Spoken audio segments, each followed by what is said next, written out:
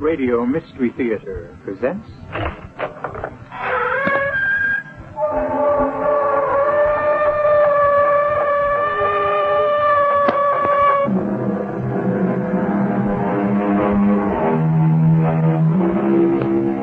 Come in. Welcome. I'm E.G. Marshall. Do you believe in monsters? They exist, you know. The Irish giant in the Museum of Trinity College, Dublin. Dwarfs, which are stronger and live longer and usually have strong passions and acute intellect.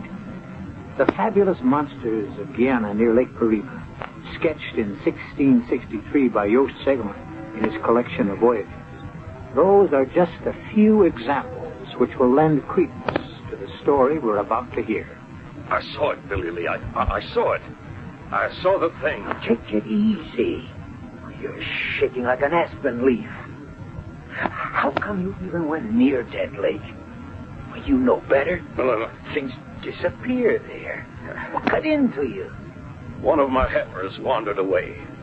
I saw him grazing down toward the lake. I just plumb forgot about the stories and went after him.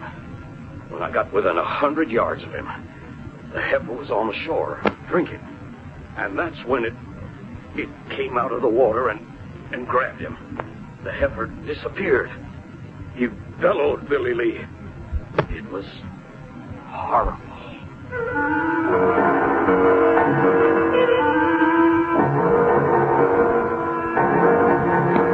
Our mystery drama, The Horror of Dead Lake, was written especially for the Mystery Theater by Roy Windsor and stars William Prince and Gordon Gould. It is sponsored in part by Buick Motor Division and Anheuser-Busch Incorporated, Brewers of Budweiser. I'll be back shortly with Act One.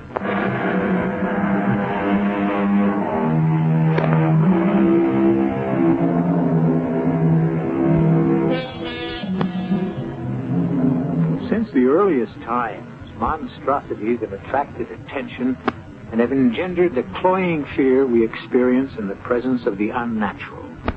The Loch Ness Monster, for example. Is it fact or fiction? The search for it still goes on. Cyclops? The monster with one eye? Oh, there undoubtedly was such a creature because there still are. Really. At a point where the nose sticks out from the forehead, there's a single orbital cavity with an eye in it. Well, in this tale, we encounter another deviate from nature when we discover the hideous thing that inhabits the dead lake. Claude, Yes? was it all right? Not too grim? No, it was all right. I know how much you loved your father. He lived a long life, and he didn't suffer. The lawyer went over things and assigned them to me. The savings, the old house, that kind of thing. It was sad, come to think of it. But it's over now. You know, Polly, there's something I never told you because I'd forgotten about it. So had my dad, for that matter. Oh? A castle in Spain? A map where the treasure's buried? You know, you're not so far off at that. My dad left me 50 acres of land near a small town in Florida, Horaceville. 50 acres? Mm-hmm. And with land down there selling for a fortune? Well, not this land. There's something funny about it. A long time ago, back in the early part of the 18th century, a certain Silas Baxter, an ancestor of mine, was, I kid you not, a pirate. Claude. He must have run a pretty good ship, because when he left the sea, he bought those 50 acres and built himself a castle. He called it the Captain's Doubloon. A castle? Oh, not a great big one, but big enough. The history of the Captain's Doubloon has been handed down from one Baxter to another. It was among my father's papers. I see. What I've been left is the Captain's Doubloon in a state of ruin, the acreage, and something named Dead Lake. Why? Because nothing lives in it. That's creepy. My father never had any interest in the property. I don't know if he ever saw it. But we do own a ruined castle and 50 acres of land. With a dead lake where nothing lives. That's right. Claude, we ought to sell it. I think so, too.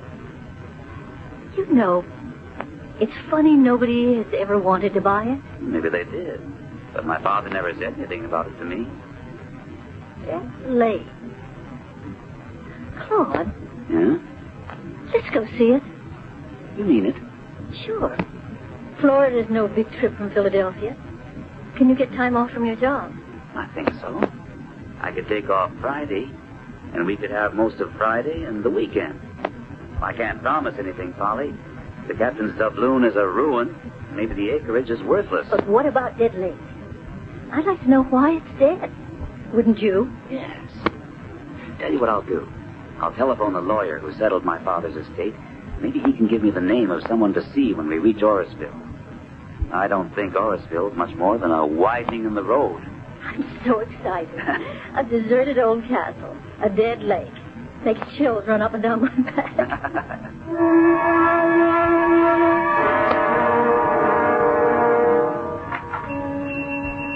Well, Mr. Micah, and how are you, sir? Quite well, I thank you. Here is my food list. Can you also obtain the chemicals I've written down here?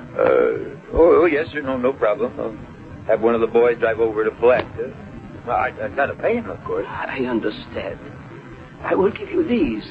I have before. Yes, sir, you sure have. Doubloons.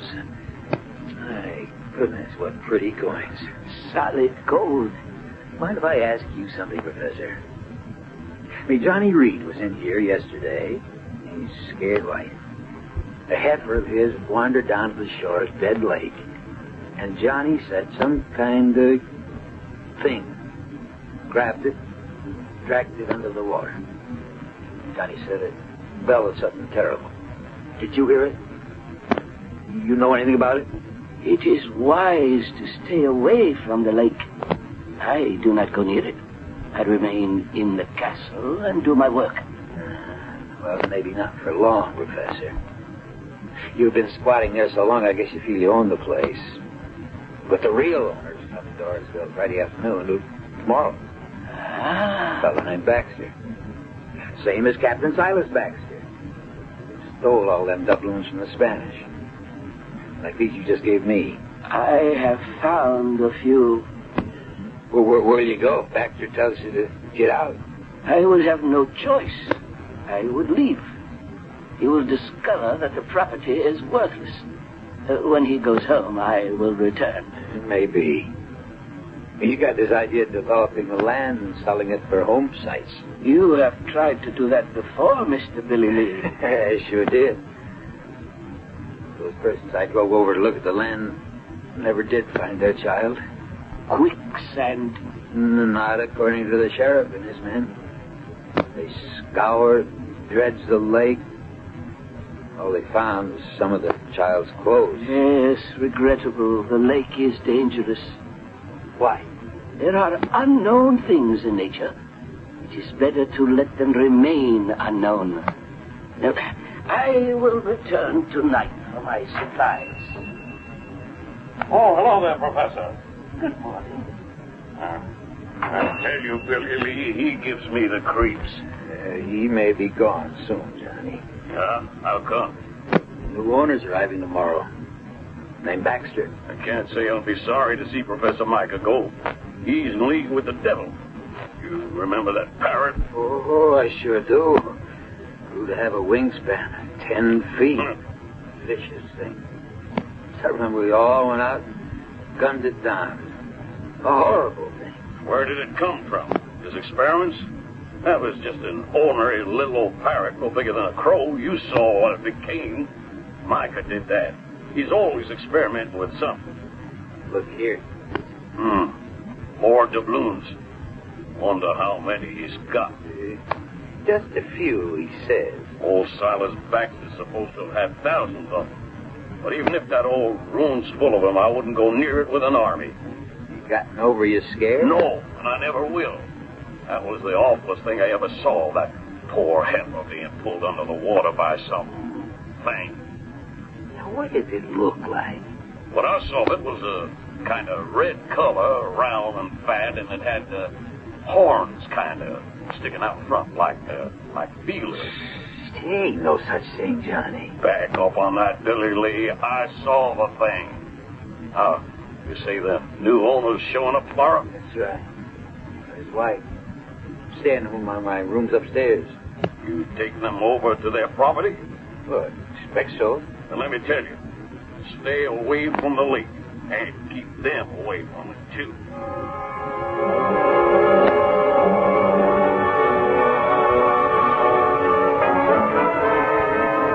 The room's lovely, Mr. Harrison. Oh, Billy Lee. Oh, I'm pleased you like it, Miss Baxter. It's fine. I like your store, too. Oh, it ain't much. Just a general store. Got just about everything in it that folks around here need. Well, it's very nice. Not bad for a one-horse town. Horseville isn't much, but those of us who've been here all our lives, we like it. You want excitement? Alaska close by. St. Augustine's only 40 miles away. Nice country. We landed at St. Augustine and drove down. I enjoyed it. There's lots of pine, isn't there? Oh, sure is. Paper pulp. It's big business down there. And cattle. He's a rancher now. Hi, Johnny. Oh. Meet Mr. and Mrs. Baxter. Hello. Johnny Reed. How do you do? Reed. How are you? You really interested in the captain's doubloon, Mr. Baxter? Well, I don't know. It's my property. I might want to sell it off or interest some developer. I should think it would be worth quite a fair amount of money. You look skeptical, Mr. Harrison. Why are you shaking your head? No, don't go scaring him, Johnny. That's just what I'm going to do. It's not fair to keep him ignorant. Is it Dead Lake?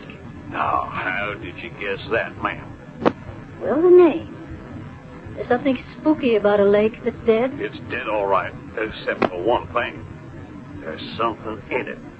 Something I saw with my own eyes, and it's really something terrible. Oh, come on, Mr. Reed. I don't blame you, Mr. Baxter, for looking at me as if I'm escaped from the mental home. But a few evenings ago, one of our herd, a nice little heifer, went to the edge of the water of Dead Lake, and some awful thing grabbed it and dragged it under. A thing? What's a thing? Nobody knows, Mr. Baxter, but Johnny saw something. And strange things have happened down there before. Oh, and another thing, Mr. Baxter. For over 30 years, a squatter's been living in the ruins of the castle. A man named Micah. He was a professor. I'll tell you about him when we drive out. Spoke to him yesterday morning and said he'd probably have to clear out. He agreed, but you'll meet him. A professor? And he's a squatter? What does he do? You'll excuse me for saying it, Miss Baxter, but I think he consorts with the devil. Oh, that's a little hard to believe in this day, Mr. Harrison. He's some kind of scientist. Always sending for chemicals to Palatka, to St. Augustine. He's, now what did he call himself? An something or other. Embryologist? What's that called? It's a branch of science concerned with the formation and development of the embryo.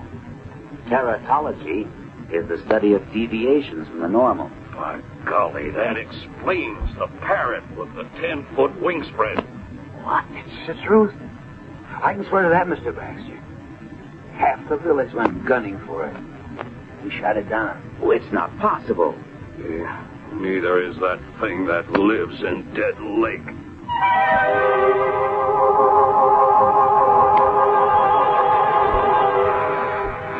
What do we know about what exists at the bottom of the oceans? What prehistoric creatures live there concealed from our sight and knowledge? Monsters? Probably. There still are phenomena which we have not fathomed. What is that thing at the bottom of Dead Lake? We will encounter it when I return with Act 2.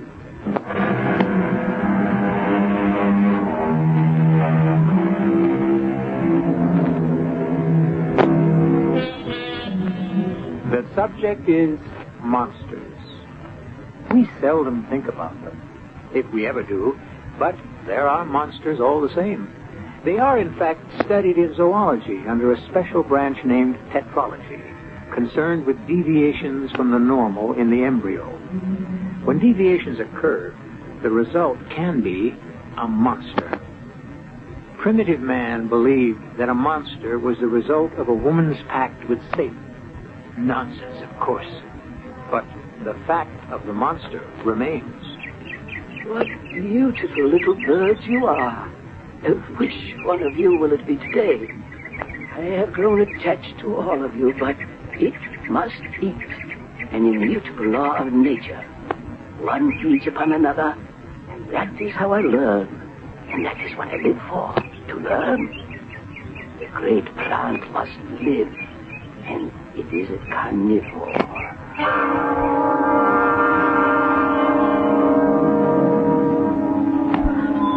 Claude. Ruin is right. The captain's doubloon isn't a castle, it's a heap of rubble. One turret sort of standing, the rest caved in. The professor's at home. Smoke rising from the chimney. Strange smell. Acrid. It's the chemicals. He's always experimenting with something. Have you been here before, Billy Lee? Oh, not to go inside. I've been around the grounds, but like the rest of us in Orisville, I don't feel comfortable here. Well, we've seen it, Polly. Maybe we should forget it and go home. That's what the dog thinks, don't you, Binks? But we've come all the way from Philadelphia, Claude. We ought to meet this professor and see what it's like inside. And ask him about those doubloons he brings to Billy Lee for food. What do you say, Billy Lee? Well, I guess I don't have to say anything. There's the professor now. Afternoon, Professor. Good afternoon. This is Mr. Baxter. That's right. This is Baxter, your dog Binks. How do you do? Yes, the dog.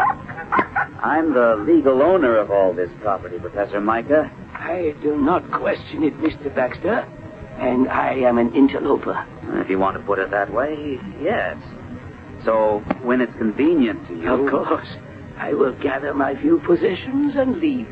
You've been here 30 years? Oh, longer than that. It is an isolated place. I do my work here, my experiments. Like that monster parrot? I told him about that, Professor. You remember how some of us in the village had to gun it down? Yes, I have not forgotten. A pity. Well, I don't know about that. I mean, killing sheep and almost dragging off a child. The destruction of the master's scientific achievement, a phenomenon, proof that experiments in tetralogy can produce new breeds of animals that could change the face of the earth. I wonder if we might see the inside of the castle. You are the owner. Well, I don't want to inconvenience you. It is no inconvenience, but I caution you, do not wander away alone.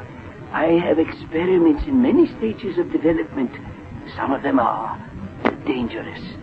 A Venus flytrap is one of them. So I know about them. They eat flies. Interesting little plants. Carnivorous. Follow me. It would be wise not to bring the dog. I'll take him back to the car, Polly. No, let me. No, come on, Binks. Hey, you folks get your fill of the castle. No, I'll be outside. Come on. Come on, Binks.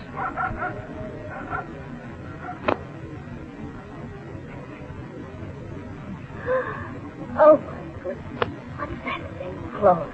It looks like a huge sunflower plant. And look at those pouches at the end of its leaves. They're bigger than a pelican's pouch. Much bigger and much more dangerous. It is a Venus flytrap. It can't be. They're small. But by controlling its growth from a seedling, I have created a new species. It is very powerful. Look, Polly. It's leaning toward me. And it's opening up. Claude. Do not approach it, Mr. Baxter. If it should seize your Oh, arm... that's horrible. Claude, stay back. Well, that's the first thing that will go. I'll take an axe to it. Let's get out of here, Claude. You live here, Professor? Yes, in the ruined tower. This is my plant room. Is there a basement? Yes, but except for me, the dungeon is unsafe. You've got more things like this down there? My experiments are varied. Professor, please clear out as soon as you can and destroy these experiments of yours. That's Binks. But Claude, that's Binks. He sounds like he's being killed.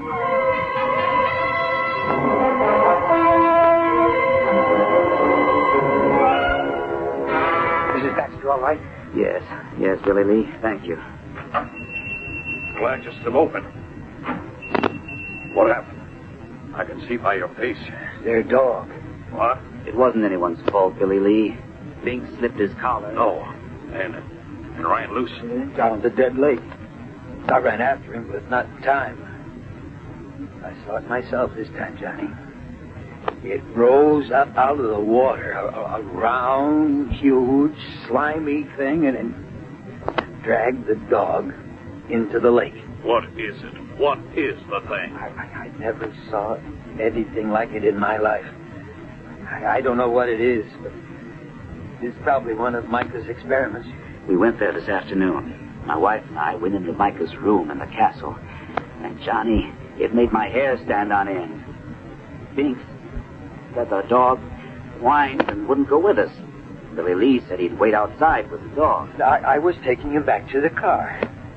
He fought the leash so hard, he slipped his collar and he flew toward Dead Lake.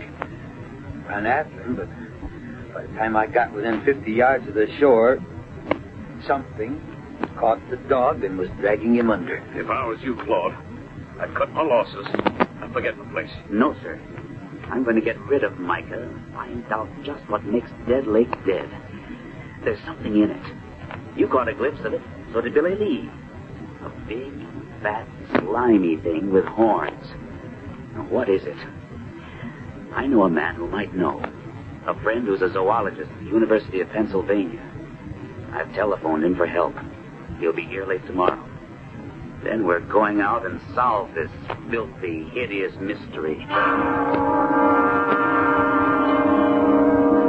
Now that you've met Dr. Petty, let's hear what he has to say. You're on, Joe. I see everyone's well armed. Well, there's something in Dead Lake, Dr. Petty. And if we catch sight of it, we're going to blow it to bits. Binks was my dog. I'm going along. I'm not afraid, and I can handle a gun. Well, all right. My plan, for what it's worth, Joe, is for all of us to go out there now. It's 5 o'clock. We ought to get there in half an hour. Then you and I will go inside and find out if Professor Micah has cleared out. Mm-hmm. If he hasn't, I'll throw him out. Then we'll destroy that awful plant. Once Micah's gone, all of us will explore that dungeon. Maybe that's where he's got the thing. You got any idea of what it might be? You described it as about 6 feet long, fat and slimy, with horns. Colored, a reddish kind of color.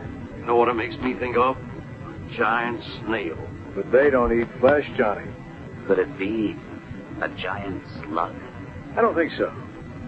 I don't like to speculate, Claude, but since you telephoned me yesterday, I've been doing some research, although I don't believe all this. It's true, Dr. Petty. As a scientist, it's hard for me to believe, but I accept what you've told me. Why, Joe? What do you think it could be? A member of the Hirudinai, which is a branch of the Chaetopod worms. What? It's a worm? No, Johnny, but it could be a monster leech. One of those things that attaches itself to the skin. Yes. In Egypt and in the Near East, there's an aquatic leech that lives in streams and ponds and does extensive damage to horses and other baggage animals. Leech? Make my skin crawl, Joe. They've been used extensively in medicine. In 1832, France alone imported over 50 million of them for bloodletting. And you think that's what the thing is that's in Dead Lake? It's hard to say, Billy Lee, but you've described the leech. Red-colored body, bloated appearance, slimy look. Of course, the thought of a leech 5 or 6 feet long boggles my mind. I simply can't imagine it. But if that's what the thing is, it could kill anything. Once those enormous suckers have attached themselves to any blood animal, the animal would be dead in minutes. Well, let's get started. Yeah, we'll take my pickup, Chuck. We've got an arsenal. Hey, dynamite. Dynamite? Sure. If we don't see the leech, maybe we can find where it lives. And that's when I blow off this cape. People around here have a score to settle with that monster.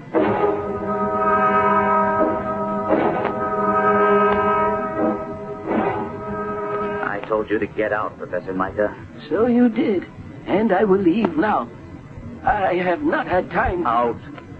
You have a rifle and a shotgun. Why? We think there's a monster leech in Dead Lake, and we intend to destroy it. Fantastic.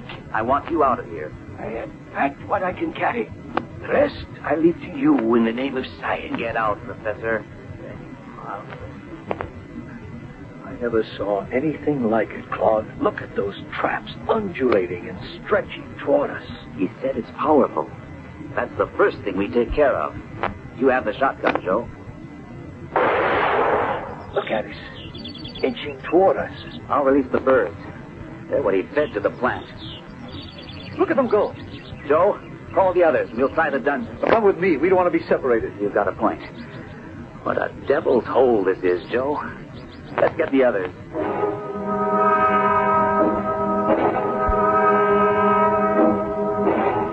Glad I brought the axe. You see that thing trying to wind itself around me? Some kind of vine? Strong as wire. It's awful down here. What's that over there, Claude? Shine your light. A huge door. Hinged with a drop lock. Do you think? Don't open it, Claude. Mister, what's that? Sounds like something breathing underwater. Wet, bubbly kind of breathing. There's one way to stop that. No, Claude, don't shoot. I've got a better idea. There is something behind that door. It's the thing, the giant leech. You won't kill it with one shot. Well, what's your idea, Dr. Petty? Well, that door must open into a tunnel, and the tunnel probably leads to the lake. Now, if we can trace the tunnel from above, on the ground, and see where it leads to, Johnny here can dynamite the entrance and block the thing in. That's when we'll have it trapped, and that's when we'll kill it. Good idea. Everyone stick together. We'll go back upstairs and out. I never want to see this place again. You'll be all right, Polly, when we get out into the air. Come on. Walk between Joe and me.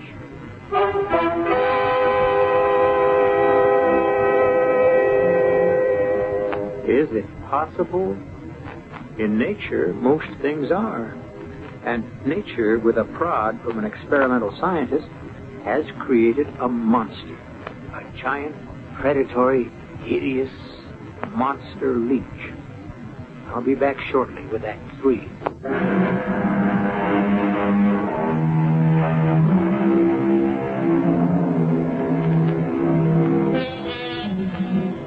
Have you ever had a leech attach itself to your skin? It happens not infrequently in many freshwater lakes. They're small and they can be flipped off with a finger, but the experience makes one shudder. Imagine the horror, then, of speculating that what Professor Micah has bred, the thing that has made the dead lake dead, is a gargantuan leech. I'll get the dynamite. Hand me the rifle, Billy Lee. Sure. I'll grab the shotgun. Hold it. Here's the other one for you, Dr. Petty. Right. Joe, let me carry it for Johnny. I'd appreciate it if you'd stay with Polly. I'm all right, Claude. But just being in that filthy basement. No way, Polly. You're going to stay by the truck and Joe. Claude. No, absolutely not. I mean it, Polly. I think he's right, Miss Baxter. I tell you what. Why don't you swing the truck around and turn on the lights and shine them on the north side of the castle? The locked basement door's on that side. Give us some light down to the shore, too. All right, Polly. Come on, hop in. Claude. No, please don't argue. You stay with Joe. Ready, Johnny? I'll lead the way. Keep your guns up. I'll be ready for anything. Joe, I feel sick.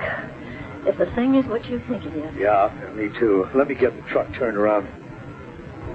Black as a tunnel. I'll switch on the lights. I see them, Claude and the others. The car lights do run down to Dead Lake. Isn't that an awful name for it? It's dead, all right, if there's a giant leech in it. Joe, look. What? This is Professor. Now, what the He's devil? returning to the castle, not through the front, but through the north side of it. I wonder what he's up to. He's disappeared now. Must be another entrance to the place. If Johnny does blow up the tunnel and the professor's in that basement, Claude ordered him out. I know that. All the same, he is a human being. And I don't think he's a human being at all. Shine your big torch over the lake, Johnny. Shore cuts through the blackness all the way to the other side. Johnny, look. Something's moving just under the surface of the water. It's moving to the other side. Look, follow it with the torch. Look at it. Just a little of its back is out of the water like a whale. Keep following it. I can hit it from here. No, Claude, no. Let it go. When it returns from the other side of the lake. Oh, no. That's a small deer over there. See? The thing is coming out of the water. We'll fire a shot, Claude. It scared the deer. Look at that thing. It's half out of the water. The deer got away. Johnny, follow where the thing swims. It's coming toward this side of the lake, a few hundred feet north of us. Come on. No, hold it. If it does have a cave or a tunnel to a cave, we don't want to scare it off. Just watch it. It's at the surface. And it's disappeared. Now, let's move.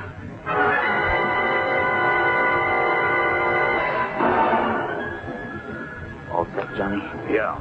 Here. Back toward the castle. That's it. Look. Yeah. The force of the explosion in the tunnel lifted the ground above the tunnel. And now we can see its path. It does go to the castle. It goes to that barred door in the basement. We've got the thing trapped. Maybe it's dead. That was a terrific blast. We gotta make sure, Claude. There's only one way to do that. We have to open that big barred door.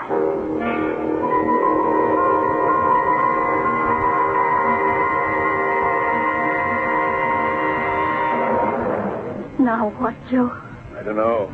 There was a big charge of dynamite. They must have found the tunnel. What about the thing? Dead, probably. Just the force of the detonation could kill it, but I don't know. Look, they're coming back. Maybe don't tell us. There, that got their attention. Is it dead? Claude? Is it dead? I don't know. We hope the explosion caved in on the thing and killed it. But we don't know. And there's only one way to find out. We have to go back into the castle. Oh, no. We have to, Polly. You saw it. Enough of it, Joe. It's a leech, all right. A monster leech. How big, Claude? At least 6 feet long. Round as a hippo and reddish in color. When it came out of the water, it writhed like a snake. And its blood-sucking cups, or whatever you want to call them, were bigger than $half. It's the most revolting creature I've ever seen. How in heaven's name did it ever come about? Experimental breeding and crossbreeding. Professor Micah developed gigantism in some strain of leech until he achieved one with monster size. Well, why would he want to do something like that? All scientists, Billy Lee, are fascinated by the subject of life. How it can be controlled and developed. He's in there, Claude. In the castle. Micah? That's right. The headlights from the truck picked him out just as he disappeared through some of those big stones on the north side. Well, then, we may have killed him. The blast. If that blast blew open that hinged door... Come on. Let's see where he went in. We'll follow him. Leave the dynamite detonating box here, Johnny. Grab this shotgun. You told him to get out, Claude. Why would he want to come back? Joe, I'm afraid. You stay here with me. There's nothing we can do to help. But if something should happen to Claude, and it was my idea to come down here, he didn't want to. And now if something should happen...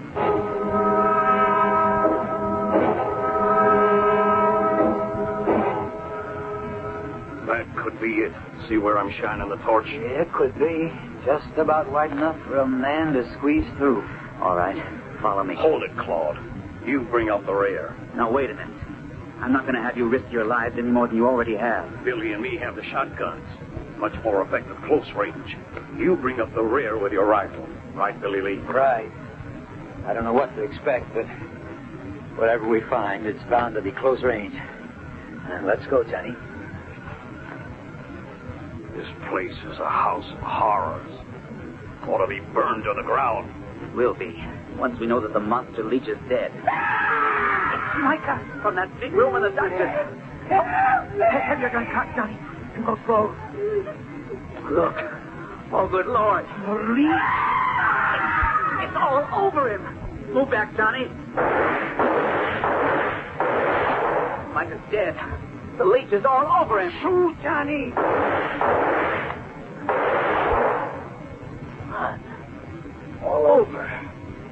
Is it dead? Don't go near it, Claude. Some of the suckers are still working away. We have to get Micah out from under. Dead, Claude. Let's get out of here. You can come back when it's daylight. Get Micah. Hack that thing to pieces.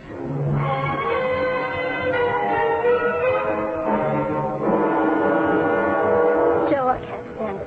Just have to, Polly. We're not leaving this truck. But those gunshots, what if they run into? I can't guess. You can, but you won't. What if that blast of dynamite blew out that hinge door? If the thing wasn't killed in the tunnel? Hold it. They're coming out of the front of the castle. See the flashlights? They're safe. Oh, Joe, they're safe.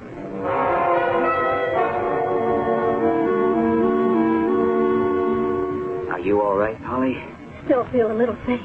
When you saw Claude safe returning to the truck, you passed out. I remember. Joe was right. Professor Micah had developed a giant leech. It lived in a tunnel which ran from the shore of Dead Lake up to a cave near the castle. When Johnny set off that blast of dynamite, the tremendous repercussion broke the hinges of the door into the cave, and the leech got out. Micah was there in the room. He was probably stunned by the blast. That's when the leech grabbed him. There was nothing we could do to save him. It must have been awful. It was a nightmare, Polly. We're returning there in the morning. So am I. Polly. No, Claude. I got us into this, and I'm going to see what's in that room.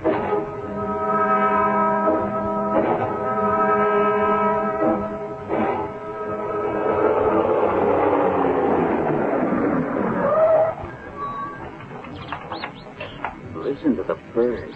Life has kind of returned to Captain Tabloon. I don't feel much like going down into that basement again. And I'm not sure it's safe for Miss Baxter. Don't you worry about me, Johnny. Now that I know the monster leech is dead, I'm not afraid. All right. But let's go in through the front. Have we got everything? Lights, ropes? And my shotgun, just in case. And camera. Watch your footing, Polly. And when we go down into the dungeon, stay between us. Let me lead, Claude. I've got the gun. There it is. Poor old Micah's under that thing. Aim that big light right at it, Johnny. It's incredible. It's 6 feet long and 4 feet thick. Micah let out one scream, and then he was dead. Hardly frightened, maybe. Keep the light trained on him, Johnny. We'll try to pull him free. Let me take a few pictures first. No one's going to believe this horror. Claude, what about Professor Micah? What happens to him now? We give him a decent burial. And Joe wants to find out, if he can, why Micah did all this.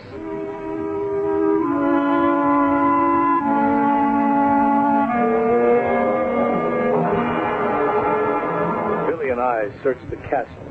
In one tower, still partly standing, Micah had a room and his books and a small laboratory. Yeah, there were a lot of papers and chemicals. But the real discovery was this diary. It goes back 40 years, back to 1931, in fact. Under an October date. Listen to what Micah wrote. Today, I was discharged as an assistant professor of zoology because I was consulted by a friend whose son was certain to die from acute itis. I urged the man's doctor to attempt a transplant. The doctor was repelled by my suggestion. I explained that in zoology, I had conducted many experiments in which I have saved small animals with various organ defects. My suggestion was rejected, and so was I. I have left.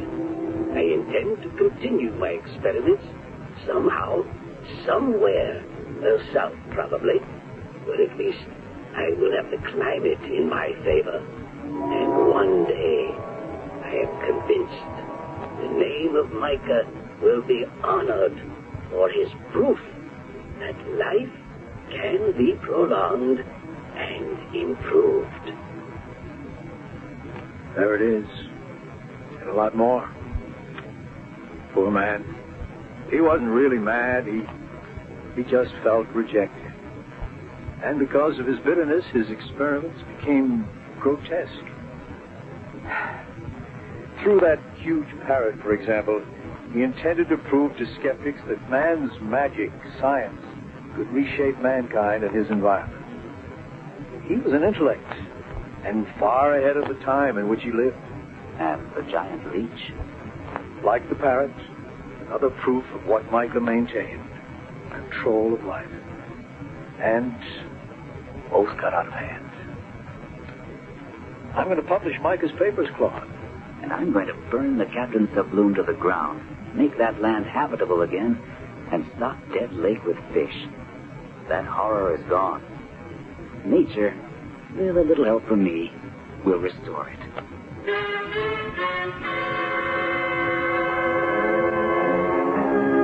Nightmares are made of such stuff as a dream about a monster leech, because the word makes the skin crawl. And when in sleep a fiend or incubus oppresses you, wake up. It will go away. But was it real or just a nightmare? I'll be back in a moment.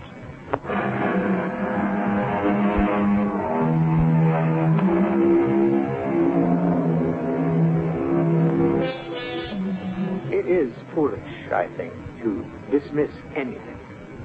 Was it conceivable years back to imagine men walking on the moon? Is the notion of a huge killer shark unimaginable? We know a great deal about Earth, something about the universe, but isn't anything, or almost anything, conceivable? Monsters are, and our story's giant leech was one of them. Our cast included William Prince, Gordon Gould, Ann Shepard, George Petrie, and Gil Mack. The entire production was under the direction of Hyman Brown. Till next time, pleasant dreams.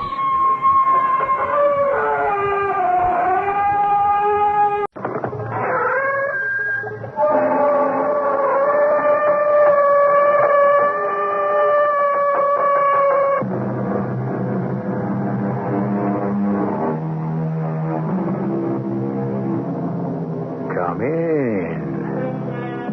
Welcome. I'm E.G. Marshall. Make yourself at home. Home is where the heart is. Be it ever so humble, there's no place like home. Home. In a single word, there is contained such warmth, such security, such completeness. Say it in 100 languages. Its meaning remains unchanged. Home. The place we all come from.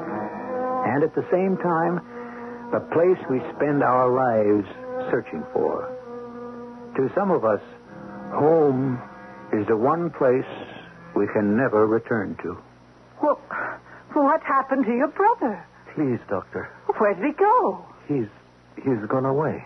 But he was lying here just a moment ago. He couldn't have disappeared just like that. I told you where he has gone. He has gone home. But I just saw him. He has gone home. Home? You keep saying home. Well, where is home?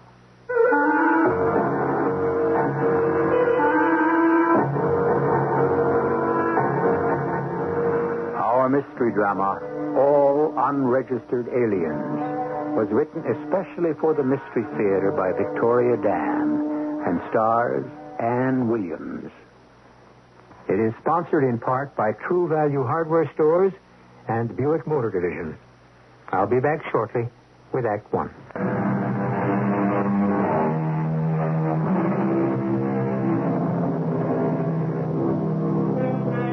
What is the force that drives us to seek our roots?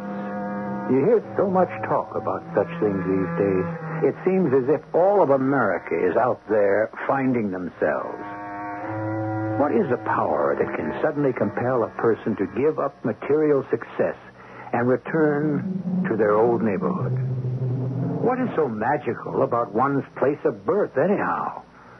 That is, if there is anything magic in the word home at all. Oh, now, sweetheart. Oh, now, that was just a little vaccination. Remember, please, Mrs. Rodriguez, bring the other children in for their shots by the end of the week. Oh, and be sure to tell your neighbors it's free. Oh, thank goodness it's lunchtime. Inez, is there anyone else waiting to see me? Who? Oh, sure, I certainly can't keep him waiting, can I? Dr. Anna Quiller? Yes, what can I do for you, Officer McKeegan? That's Lieutenant McKeegan. Kind of young to be a doctor, aren't you? What is it you wanted to see me about, Lieutenant? Well, I came to welcome you to the neighborhood. Oh, how very nice of you. After all, it's an admirable thing you're doing here. Is it? Yeah, setting up a free clinic in a neighborhood like this. A neighborhood like what? Well, Doctor, let's face it. This isn't exactly paradise. That would depend on your point of view. Oh, come on. You don't belong here. I happen to have been born here. No kidding. I was lucky, Lieutenant. I went to college, med school, on a scholarship. You know, you could be making a lot of money in the suburbs. I thought you came here to welcome me to this neighborhood. So I did. Doctor, you know, it's always good community relations to have citizens cooperate with the police. Especially if they happen to be in the medical profession. Cooperate how? Well, for example, wasn't your last patient Nadia Rodriguez? Well, she brought her baby here for a vaccination. Why are you so interested? Well, I couldn't care less about Mrs. Rodriguez's baby. On the other hand, didn't you treat her husband Carlos last week? Who? Carlos Rodriguez. Carlos? A stab wound. Don't you remember? No, I can't seem to recall. Sure. But I'd just appreciate your reporting interesting injuries to the precinct. I am a doctor, not a policeman. You're aware of the problem of street gangs, aren't you? You do your job, Lieutenant, and I'll do mine. And gang fights aren't the only problem we got here, Doctor. You know, do you know how many illegal aliens passed through this neighborhood in just 1 month? Illegal aliens? Yeah. They come into the country, stowed away in freight compartments of foreign ships. Sure, thousands of them. No passport, no entry permit. And they're here to stay. Now, you must treat some of these people every day. You're asking me to report on my patients, Lieutenant? The word is cooperate with the authorities. Well, I'd like to thank you for coming by, Lieutenant. Our conversation has been most enlightening. Are you going to have lunch now, Doctor? Yes, I am. Oh, well, it's a great little cafe right across the street run by a fat old guy named Stefan. I know. He's my uncle. Oh. Well, look, I was wondering if you... Goodbye, Lieutenant. You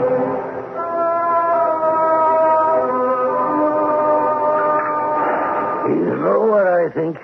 I think you're not eating enough, Anna. I'm not hungry. You're not still upset about the visit from Officer McKeegan?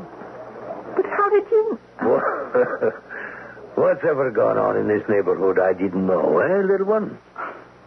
You know what he said, Uncle Stefan? What? He said that I didn't belong here. Have you ever heard anything so ridiculous? Uncle? Have you? Why did you suddenly decide to come back, Anna? This is my home. I grew up here. You couldn't wait to leave. As soon as you graduated high school. What made you suddenly decide to come back? I thought you were happy uptown in that fancy office with the carpet and the paintings. Well, I was, but... But what? I suddenly... Yes? Oh, I can't explain it. I just knew I had to come back. Why?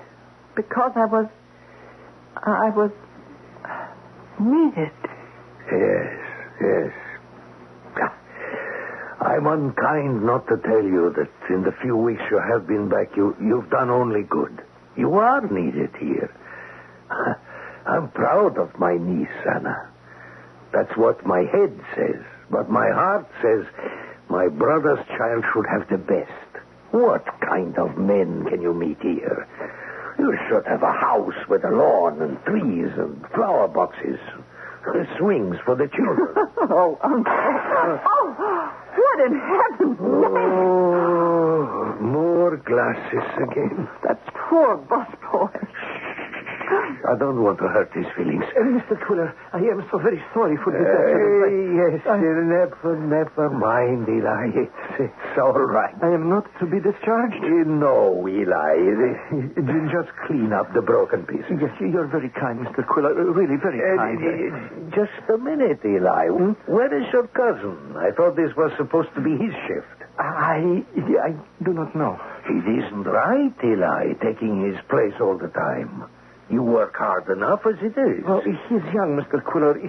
He wants to be with his friends. I try to tell him they're bad company, but he does not listen. So, what were we talking about, Anna? Still doing it, aren't you, Uncle Stefan? What? One-man Salvation Army. Taking in refugees, giving them jobs. Hey, now, little one. Don't think I'm a charity ward. No? But just look at that man, Eli. I've never seen such a down-and-out expression on anyone's face. Yes, well, things were pretty bad for him in his old country.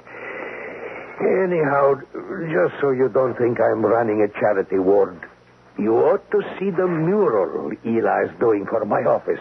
You know, he's quite an artist. Why don't you come back? Look at the time. I'd better get back to the clinic. Well, you really should see his painting. Well, maybe later, Uncle. Maybe later.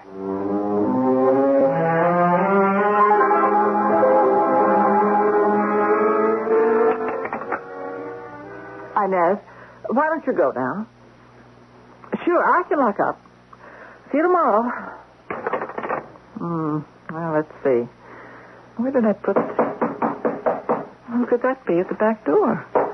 Oh, just a minute. All right, I'm coming. You should use the regular entrance in front. Doctor. Yes, you're Eli, the busboy, but who? It is my cousin. Please, doctor, can you help him? Well, of course, bring him in. What happened? Please, where should I put him? On the bed, there. Easy now, easy. He's been shot. I'm sorry. Oh, now, keep still. Look, bring me the solution in that bottle by the sink. Of course. It hurts. It hurts bad. Now, please, don't try to talk. Doctor, how bad is it? It's bad. Is he going to... What is your cousin's name? Cleo. I told him not to go around with those boys, but she wouldn't listen to me. Where are you, Eli? No, I'm right here, Cleo. I'm sorry about the night. We went to the warehouse. They said it was an initiation. Something went wrong. Eli, there was a man, an old man, he shot at us. We ran. I'm sorry. No, it's all right. No. It was bad what we were going to do. I didn't understand it. I only wanted them to like me.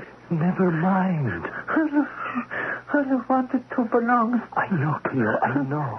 I can't do anything else for him. It's too late. Cleo. I want to go home. This is home. No, I want to go back.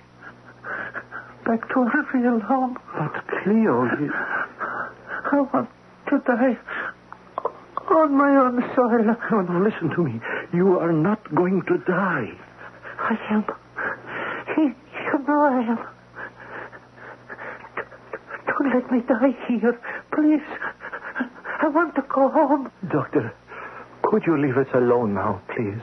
But You said there was nothing more you could do for him. Yes. I'll be right outside. Cleo, can you hear me? I want to go home. Go home. Send me home. To go home, you must listen for the wind. Yes. The wind. The wind will carry me home. Think of the wind. Eli, where am I? I'm lost. Find the wind, cousin. Find the wind. Wait. I hear it. I hear the wind. I'm going home. home, Hila. The wind is taking me home. Home. Goodbye, cousin. Goodbye. Forever.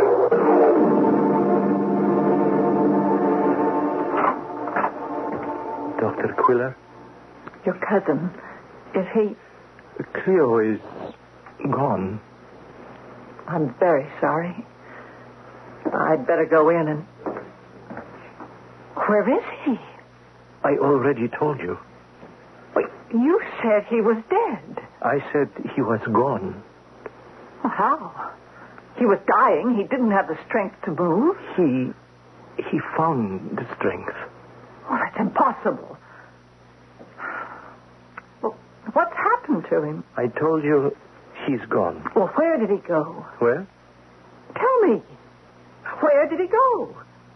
Where? He has gone home, Doctor. He has gone home. Well, that's a simple enough answer. Of course, you and I know that if Dr. Anna Quiller believes that settles that. We wouldn't have a second act. And consider this. I, for one, am rather curious about where Cleo went, myself. I intend to find out where exactly home is when we return in just a few minutes with Act Two. There are many people in this world who do not like to become involved in the lives of others around them. And, after all, there is something to be said for the uneventful but also safe habit of minding one's own business. But Dr. Anna Quiller, who has returned to her childhood slum neighborhood to open a clinic, has chosen the path of curiosity and concern. A young man, fatally injured in a warehouse prank, has disappeared from her examination room. And his older cousin calmly remarks that the young man has simply gone home. But how could he have gone anywhere? He was dying from that bullet wound. I must go now. No. No, I want answers. That was a mortal wound. The damage was irreparable. That boy had only moments to live. Yes, you are right. He had only moments to live. Then how did he leave? How? Well, you said he went home. He was carried, of course. But carried by whom? By the wind. What? That is, friends. Several friends came in through the alley and... No, you're lying. No. None of this makes any sense. Why were you in such a hurry to get rid of Cleo? Do not speak that way. It is ugly. Oh, I understand everything now. Do you? If your cousin had died in my presence, I would have to sign a death certificate. Death certificate? Oh, don't play dumb. You know what I'm driving at. But I do not. You had to get rid of your cousin's body because I would have had to call the police. And that would mean trouble, wouldn't it? Oh, I do not... You certainly do understand. You and Cleo are both in this country illegally. Do you deny it? No, I do not deny it. If the police came here and found Cleo's body, it would be over for you. You'd be deported. It would be over, but not the way you believe. Oh, don't you see? It's no use. The authorities will find out as soon as you try to bury him. He will not be buried. What? Cleo will not be buried. He is no longer in this city. But you said he was home. He is. You said he had been carried home. To his real home. Not to the dirty little room in his adopted land, but home. True home. Wait, just a minute. Back home to where he was born. His native soil. You sent him home? Literally? Like on a boat? Well... But that is what you mean, isn't it? Yes, that is what I mean, Doctor. Now I must go. No, wait. We still have to talk. About what? I mean, your cousin was involved in the shooting. I have to tell... Tell who? The police are going to want to know. Well, why must you tell anyone what happened here tonight? But... It is hard for me to hide my pain. Without Cleo, I am alone. So alone. But I must go on. So I ask you for your help. But I have to inform the... When I first brought Cleo here, I was not sure if he would die. If there was any hope, I wanted to help him. The people in the neighborhood, they say, you can trust the doctor. She is okay. Believe me, I don't want to get you in trouble, but... So, you will not say anything. I trust you still.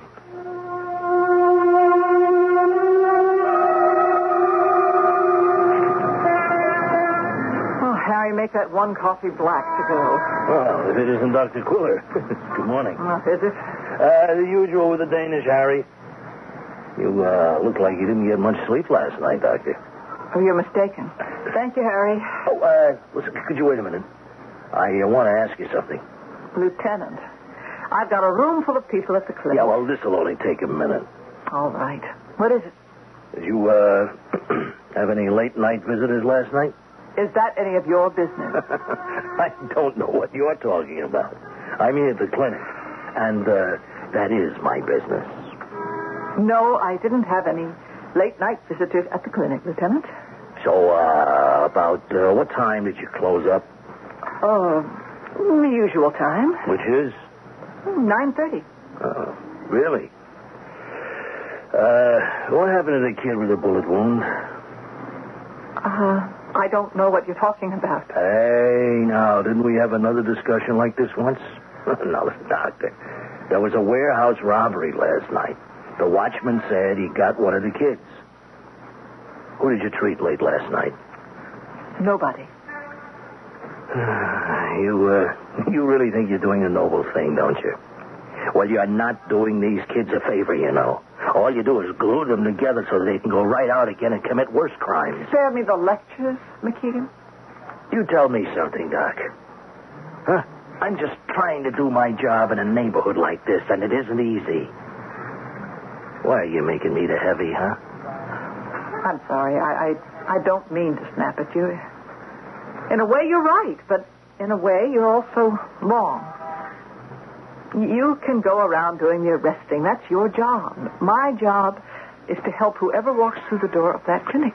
What was the name of the kid the night watchman shot? Now, officer, how would I know? What are you doing here so early in the day, Anna? Well, I have to talk to you, Uncle Stefan. You did not sleep last night. It really shows, doesn't it? Come, we talk better in my office. All right, we talk. Uncle? Come, sit in the soft chair here. Uncle? This wall. Oh, you like the mural Eli's painting, eh? I never saw anything quite like it. Oh, well, art is a matter of taste. I don't understand what it's supposed to be. Well, it's supposed to be a picture. Well, a picture of what? Landscape. Oh, sure is weird. The colors it uses, it's almost creepy. It makes you feel afraid? No, not afraid, just strange. Can't explain it. Oh, listen, Uncle, I've got to ask your advice. About poor Cleo? Oh, boy, you do know everything, don't you? So young, but so foolish, so reckless. Eli said he sent Cleo's body home. That would be right. Uncle, all my life you've helped people that came through here. You never talked about it. But I'm curious. I want to know about these people. What people?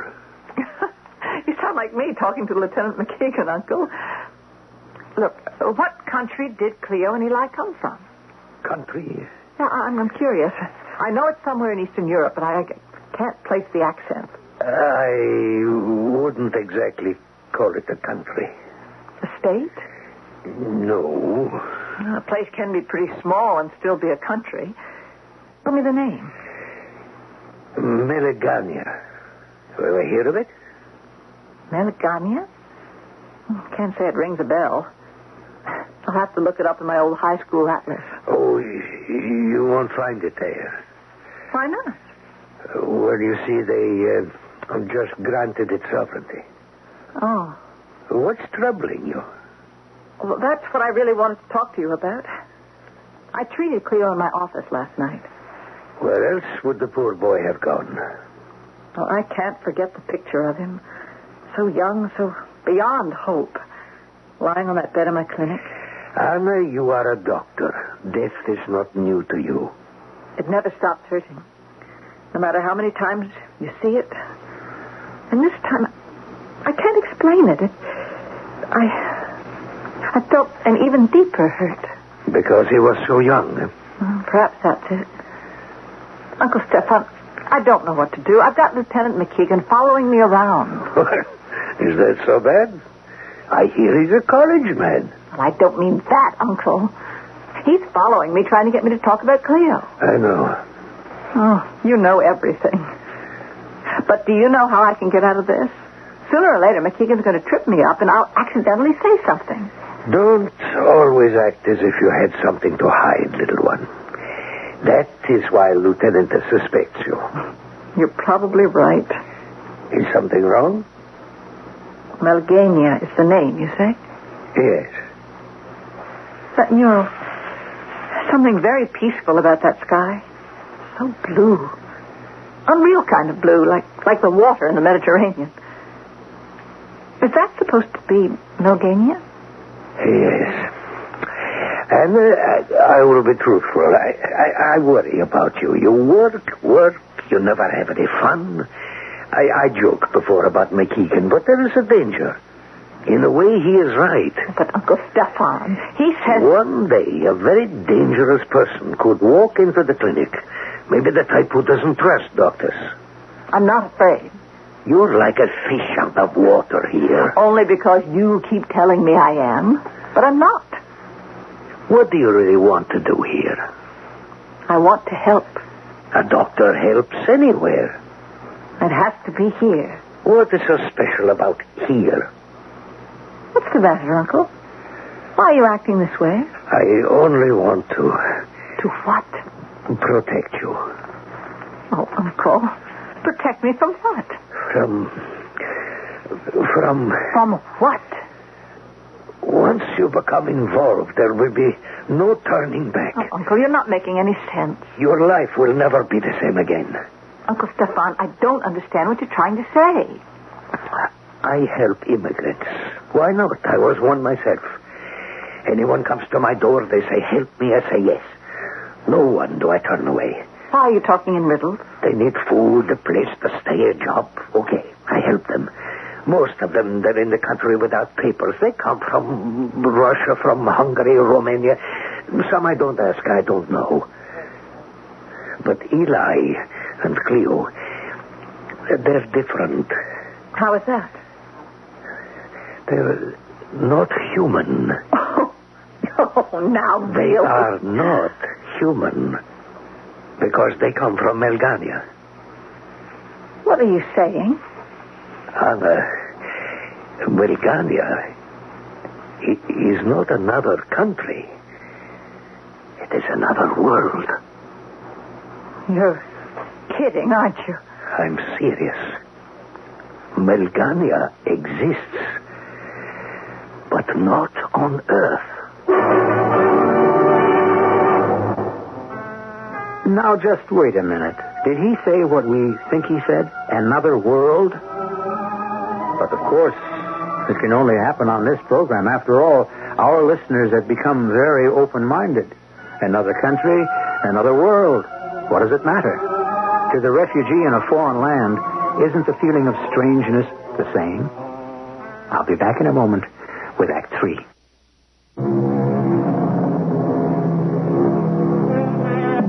Give me your tired, your poor. The inscription on the Statue of Liberty begins. More than any other country in the world, America has remained a haven for a world of immigrants. But is it conceivable that our reputation as a land of opportunity is more widespread than we would normally believe? Maybe in worlds beyond this one, people have heard the call. Perhaps Melganians are one example. Uncle Stefan. That's absurd. How can Eli be from another world? Is it so impossible? Yes. Why? Because it is, that's all. Melganians look human, but they aren't. You don't expect me to believe any of this, do you? There's one difference between Melganians and humans. When they die, their bodies disintegrate almost right away. Say what? Their bodies disappear. Where'd you get that old wives' tale? You know why you could not sleep last night? It was because you knew something very strange had happened to Cleo's body. It wasn't really strange. You cannot even explain how Cleo was gone so quickly. Well, Eli said some friends came and then... But you didn't believe him, did you? No. Not at first. But the more I thought about it... You did not believe it because there are certain instincts that tell us something is not so. All right, maybe I didn't believe him. But I couldn't think of another explanation. I just gave one to you. Little one. There are powers you know nothing about. Oh, hey, it can't be 10 o'clock already. Anna, you must listen to me. Uncle Stefan, I am in no mood for the old mumbo-jumbo about the forces that be. Anna, you did not just decide to come back here to this neighborhood. You were summoned. Uncle, I really don't have time for the... I say you were summoned. Summoned? By whom?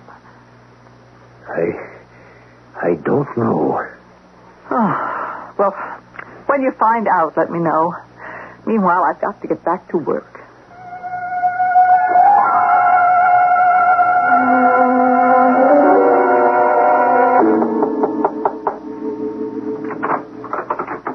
Dr. Quiller. Eli, I have a question to ask you. Oh, please come inside. Would you like a glass of water? Eli, I don't want anything. Oh. I just want to ask, what have you been telling my uncle? Mr. Quiller, I tell him nothing. You've been using Uncle Stefan. Using? Oh, don't pretend you don't understand. What kind of nonsense is this about Malgania? You know about Malgania? Don't look so surprised. He told me about it. You know?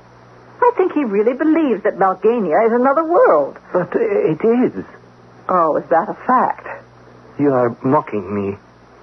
You used me, too, with Cleo. You are not to say such things. Why not? They're true, aren't they? I was not afraid of the police.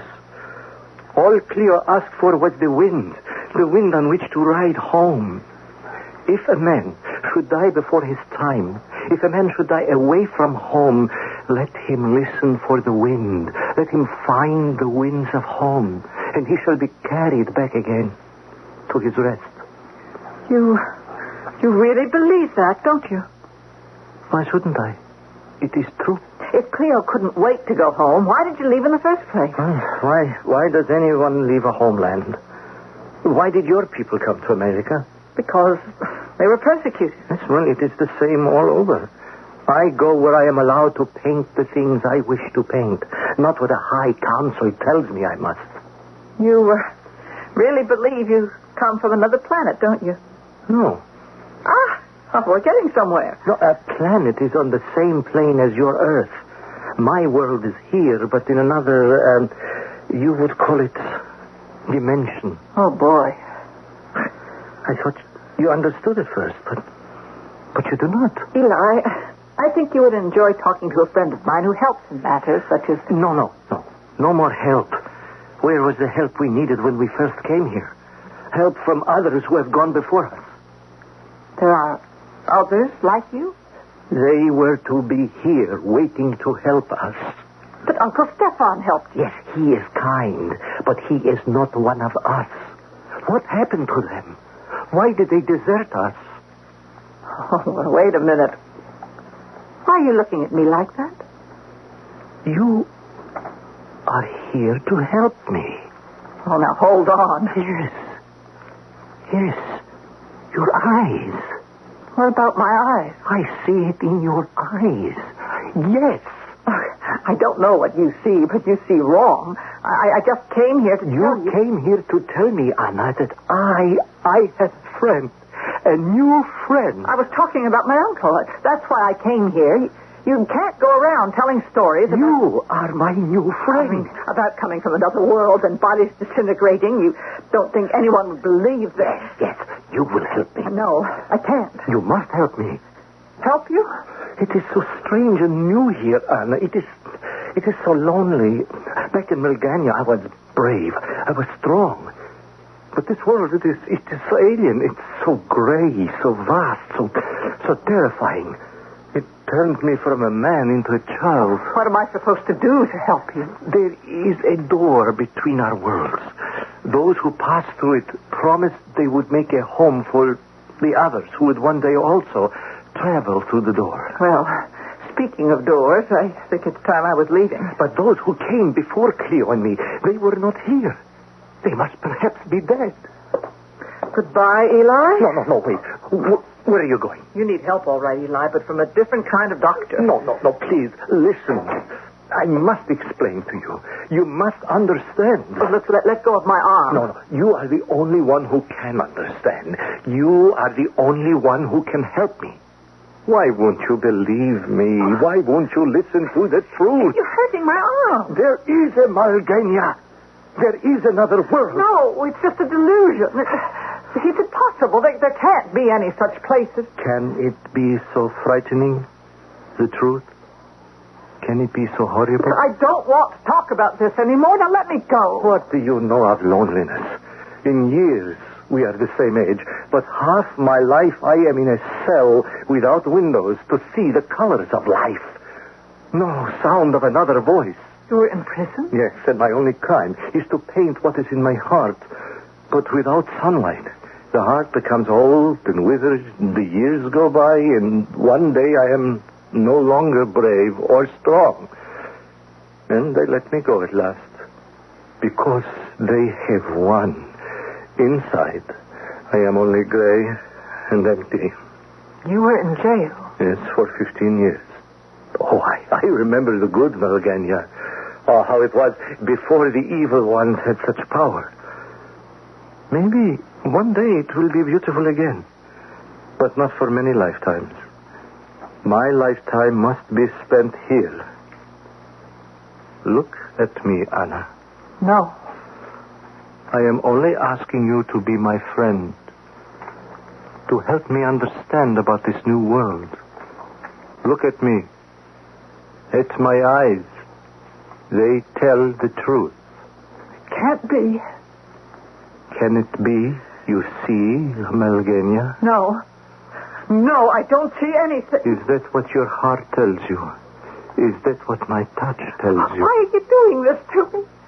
I don't understand. Tell me now I am wrong. Tell me now that you do not believe me. Tell me and I will never again bother you, Anna. I believe you. But why? Why do I believe you? You will be my friend, Anna? Eli, I will be your friend.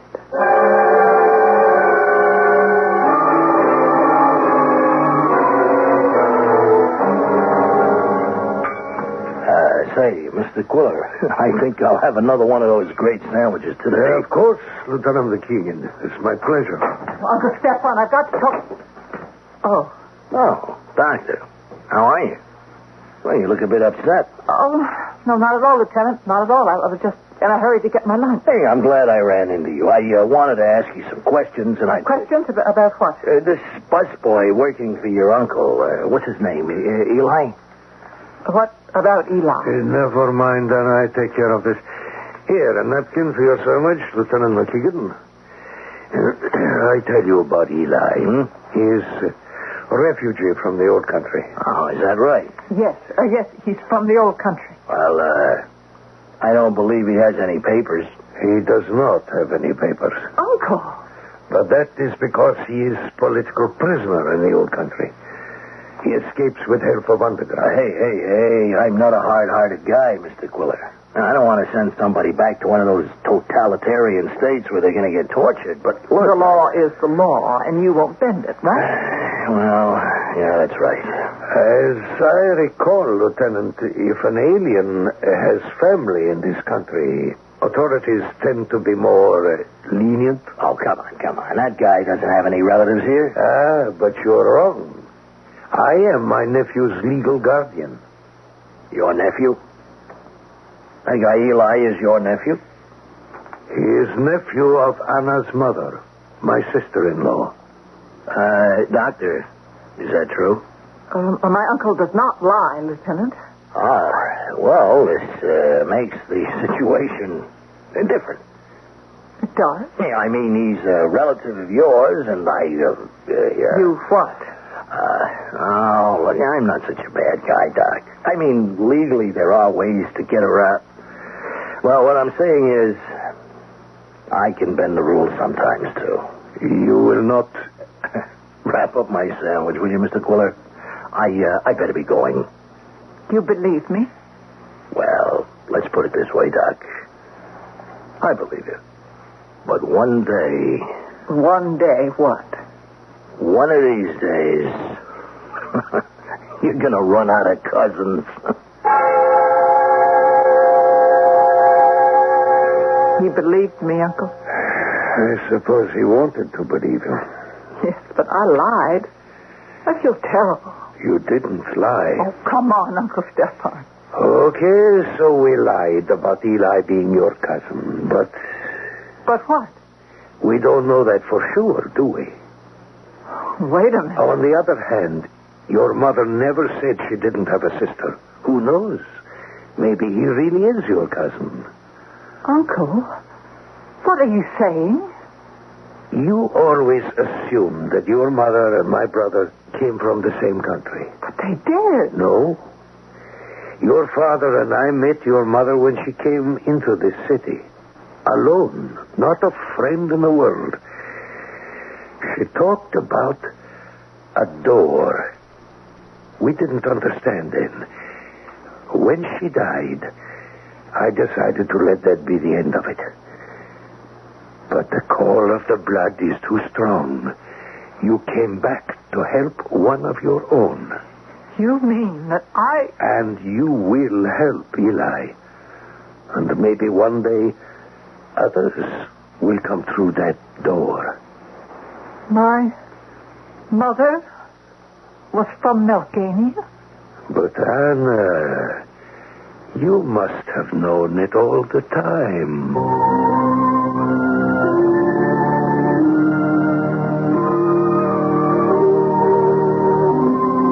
Did she know it all the time? Is blood, as they say, really thicker than water? Was that the force driving Anna Quiller back to her old neighborhood from the beginning? Or do you believe that there is no place called Melgania, and Stefan and Anna are victims of an incredible hoax? In the long run, does it really matter where anybody comes from? I'll be back shortly. Do people believe what they want to believe? Or perhaps there is a greater truth that the eyes will not accept, yet the heart knows must be. We credit logic with the mind, but what about the logic of that inner self? For in the end, do we not usually choose to act with the heart and not with the head? Our cast included Ann Williams, Court Benson, and Earl Hammond. The entire production was under the direction of Hyman Brown. Radio Mystery Theater was sponsored in part by Buick Motor Division and True Value Hardware Stores. This is E.G. Marshall inviting you to return to our Mystery Theater for another adventure in the macabre. Until next time, pleasant dreams.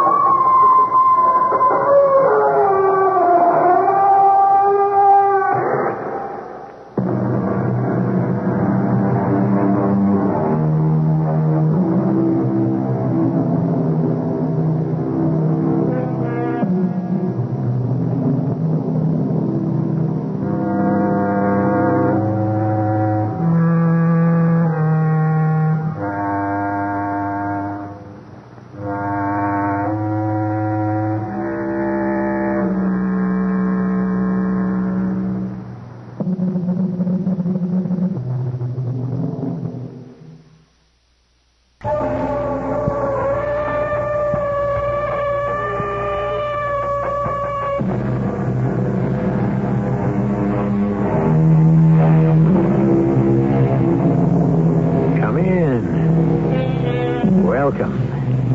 I'm E.G. Marshall, bellwether of this flock that assembles here to mull over the mysterious and the macabre. Doomsday is near, said Mr. Shakespeare. So, die all, die merrily. Or to put it another way, eat, drink, and be merry. For tomorrow... At any rate, since the very beginnings of the human race, we have had our prophets of doom. Our seers and sages who have thundered or whispered their awful predictions for a frightful finish that will overwhelm all of us. And what are you called? Gold. Gold. A very revealing name. Your hair shines like gold. What do I call you? You will call me Mistress, because you are now my slave. Do I have the right to know your name? You have no rights at all. As your slave, what am I supposed to do?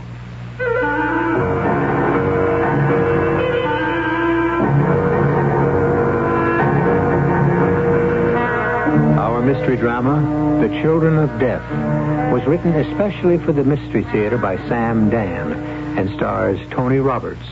It is sponsored in part by Sign-Off, the sinus medicines, and True Value hardware stores. I'll be back shortly.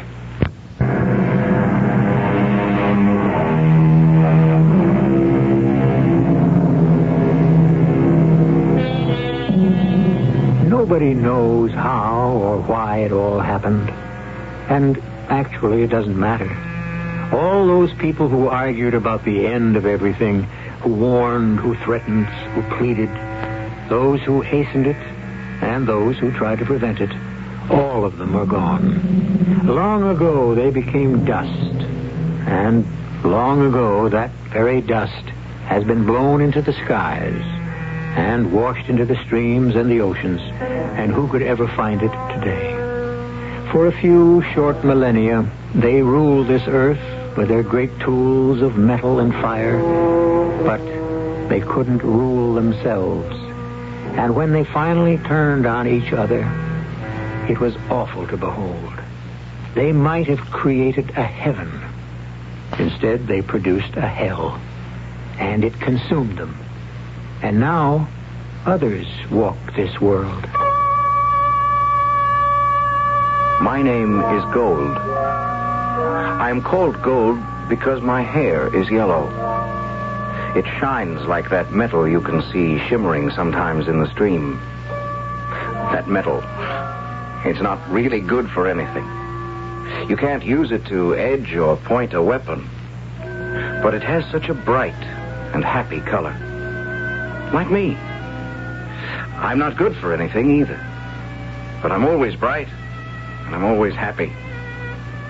There are those who say that if I were not the son of the high priest, well, it's true. I'm no good at hunting, either animals or women, and I'm no good at reciting the law either. Speak the first holy principle. The first holy principle, Woman is the embodiment of all that is evil. Oh, yes, Father. Now I remember. Speak the second holy principle. The second holy principle. Birth and death. Birth and death. She lives but to bear a child, and when he enters the world, she must leave it. Oh, yes, that's right. Gold. Yes, Father. You are my son, the only son of the high priest. One day you will be the high priest. You must be able to speak the ritual. Yes, Father. Now, repeat after me. The third holy principle warns I must admit, I never could understand it. I never could see why we couldn't live at peace with the women. We were always raiding and killing and capturing them. And they were always raiding and killing and capturing us. And why? Didn't we need each other to make the children? I once said to my father, Why can't we and the tribe of the women live at peace? And he looked at me, and I could see the storm gathering in his eyes, and he shouted, Blasphemy! But, Father... Silence! I only want to know why. All that you need to know is contained in the 10 holy principles. But, Father, those principles don't tell me anything. Sacrilege! Father, it would seem to me that peace... Perversion! Sound the signal drum. Please, Father.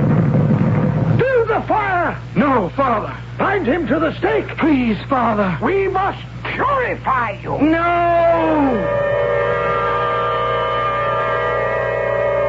I was purified. I was surrounded by leaping flames. And there's nothing like fire to teach a man wisdom.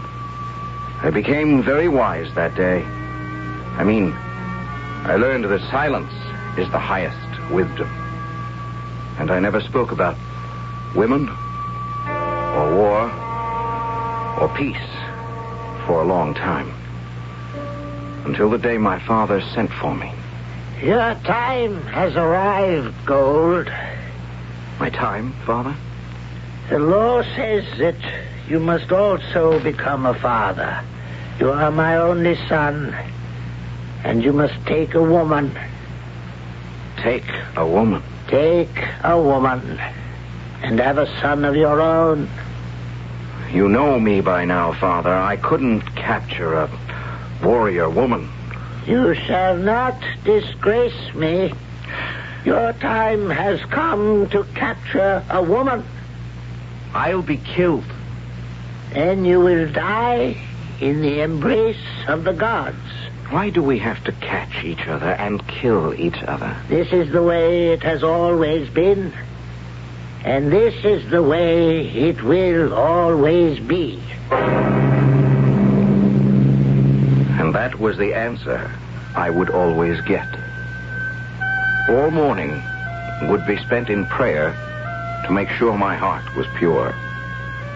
And all afternoon would be spent in sword fighting to make sure my hand was steady. And my teacher was the great hero of the tribe. An older man now. He had been the mightiest hunter of both animals and women. The mightiest hunter and the greatest killer. And that's why his name was Death. Parry. That's it. Now I shall fight like a woman. Make use of your reach, your longer reach, to keep me outside. No. Never let a woman get close. No man is a match for their blinding speed. Keep her outside.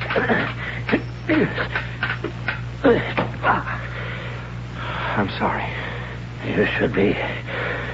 You'd either be dead or a prisoner. I'm not very good at this. I would say you're hopeless. That's true. Yes, you could be very good. You just don't care. Why is that, Gold? Well, I don't believe in killing. How is it possible for a man or a woman not to believe in killing? If we don't kill the women, they kill us.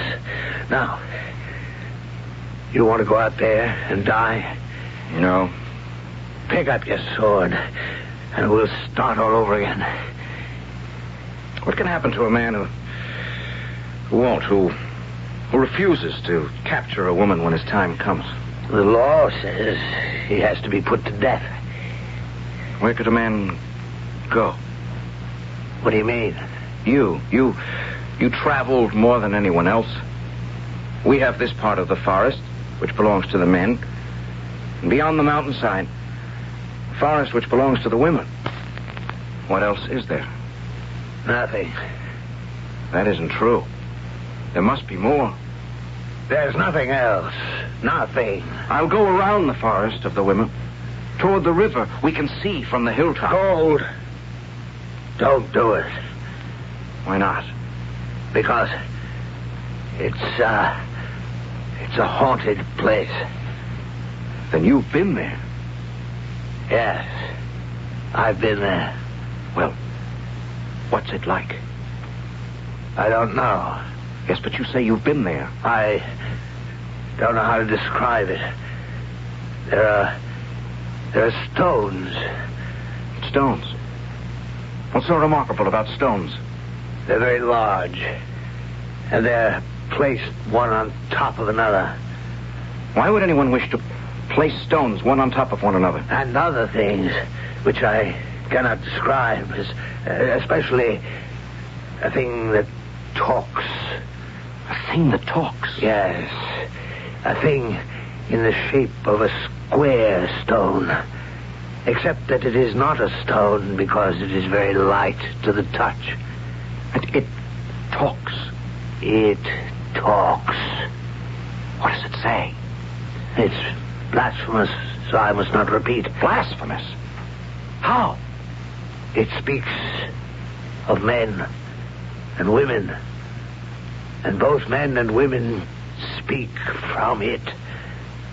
How is it done? I picked it up from the ground, and as I held it in my hand, something moved beneath my finger, and the voices seemed to pour forth from it.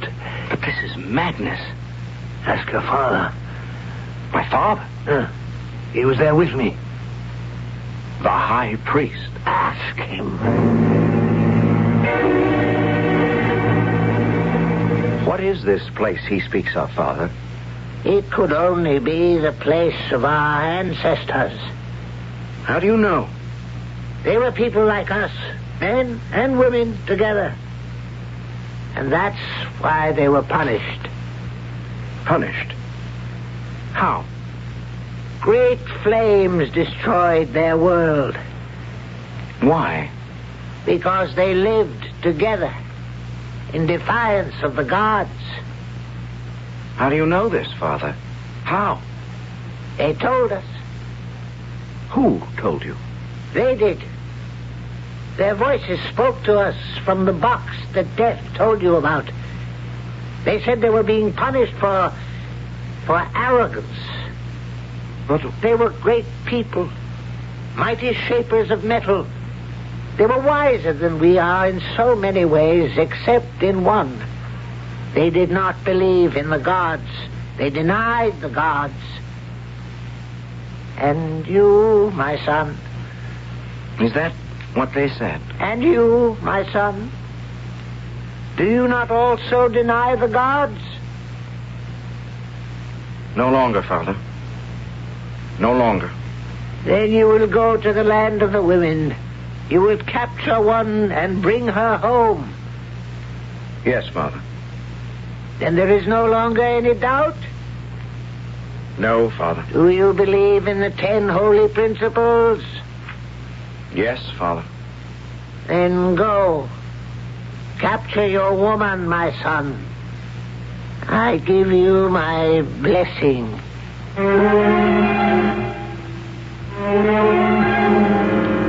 Well, the ultimate enemies, men and women.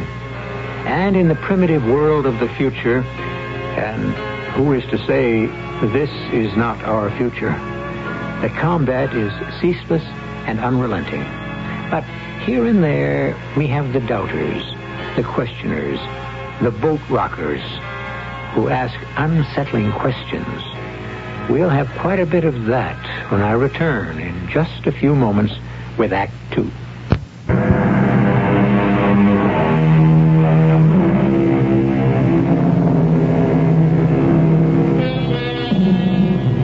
Our story has postulated a strange, savage world, far in the future, where combat is the order of the day, and the combatants are men and women.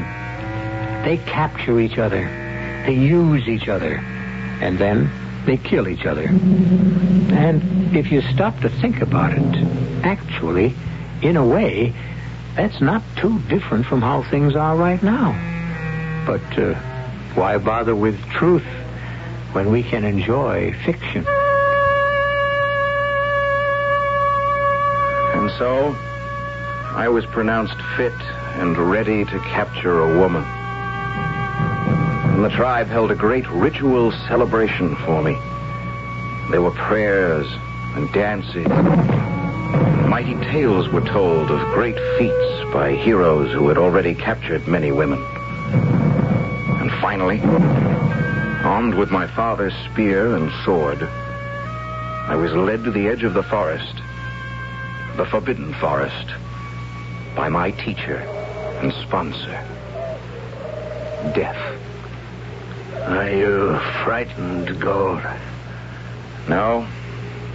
Say the truth. Well, yes. Remember what I taught you? Yes, I remember.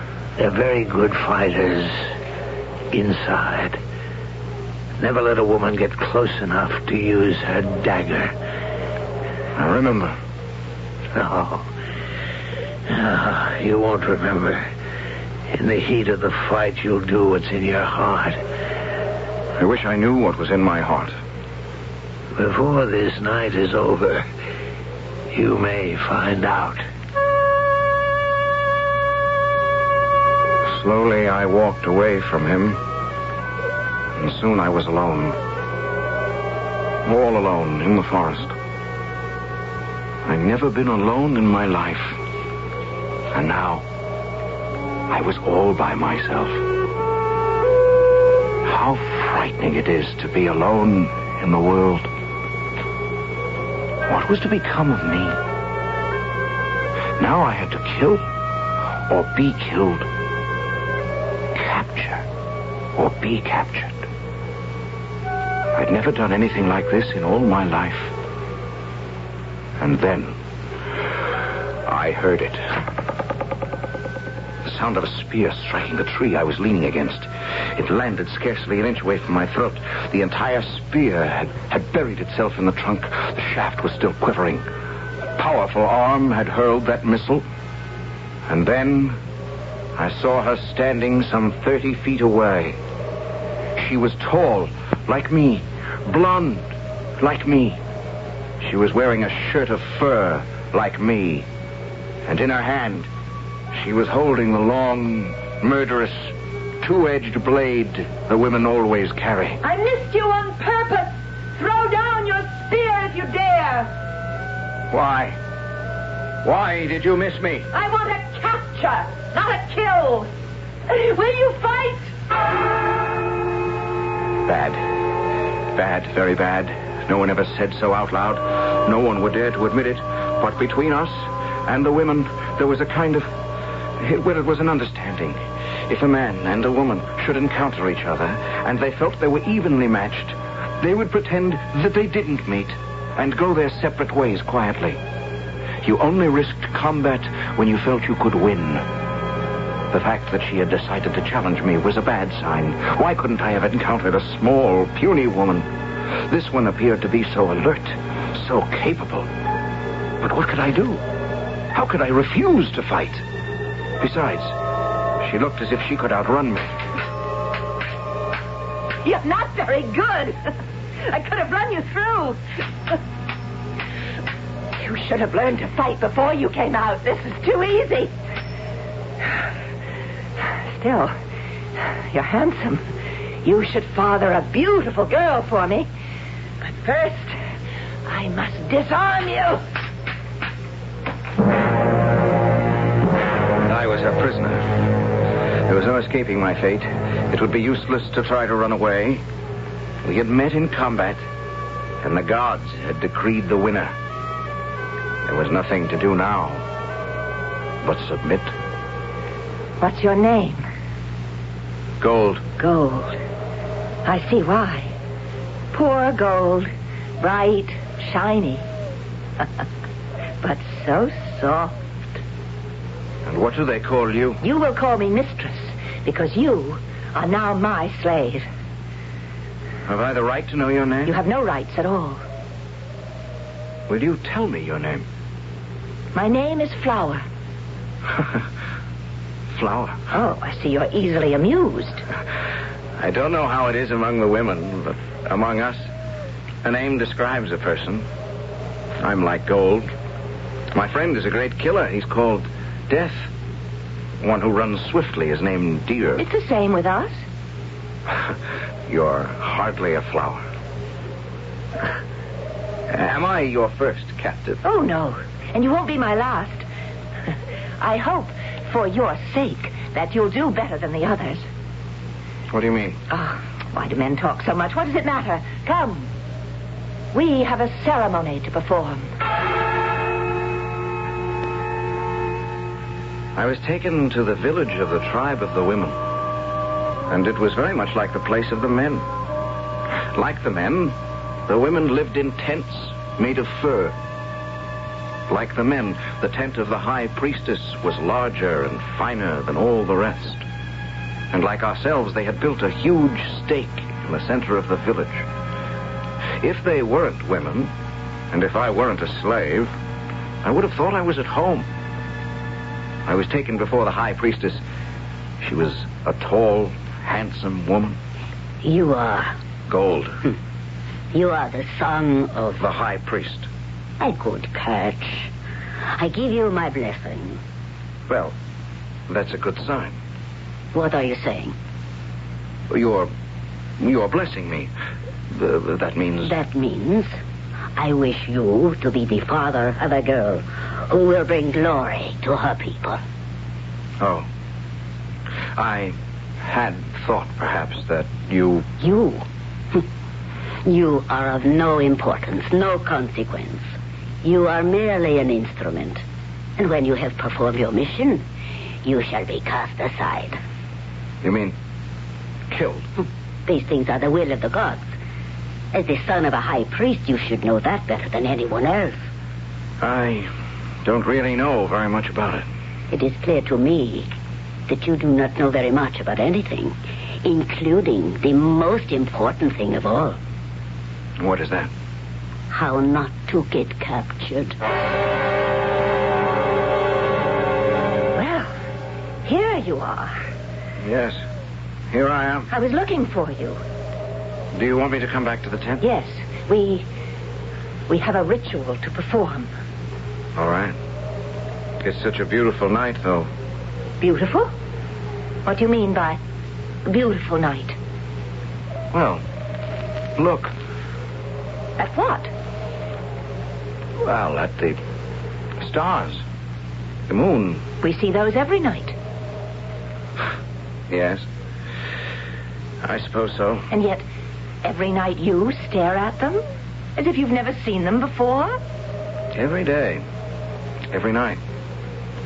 I look at the sun, trees, mountains, the streams, the moon, the stars, as if I'm seeing them for the very first time. You do? Why? Why? Yes, why? What purpose does it serve? Wouldn't you have been better off to study sword fighting? Better off? Well, if you had, I might have been your prisoner and slave, instead of how it is now. That's your good luck, isn't it? It's the will of the gods. What would you do if one day you suddenly asked yourself, what if there were no God? You shouldn't say that. Why not? Because you're very close to the next world. You know that, don't you? Yes. If I have a child, you'll die at the moment of its birth. If the child is a boy, it will be killed with you. How would you feel about that? Feel? These things are decided by the gods. And if by the time the first snow falls, there's no sign that I'm to have a child, you will be sacrificed to the gods in any event. Then I might as well be happy when I can. I don't think the gods want me to have a child. No? You're my... I have captured 5 slaves, and I've never... It's cold. There's a sudden chill in the air. Winter is coming. We should go back into the tent. You sent for me, priestess. The snow is on the ground, Gold. I know that. We will miss you. You will... I had never said anything like this before. How could I, to a man? But you are different. You make people smile. I wish I knew why. The gods, They made you different. They made you happy. Perhaps they should have realized this and protected you. Although I am not criticizing the immortal gods. And since I believe I'm due to see them soon, I'll tell them that. You must die 7 days after the first snow, since Flower is still barren. Prepare yourself for death. Prepare myself? What am I supposed to do to prepare myself? I cannot understand such a question. I would imagine that the best way to prepare yourself for death is to lead a long, full, happy life. What do you want me to do in a week? You're a madman. Do what is sensible. Prudent people always do. And what's that? Pray. Why? Do I have a chance to get the gods to change their minds? Pray that they will give you another life after this one, and that in time you will be born again, but as a woman. Gold? Gold, wake up. What is it? Gold, I want you to close your eyes and pray to the gods. All right. But why? Because I'm going to kill you. You're going to kill me? I don't know why. Don't you have a reason? Pray to the gods to accept you in the other world. I know I'm supposed to be killed. Pray to be born again. But the week isn't over. Pray.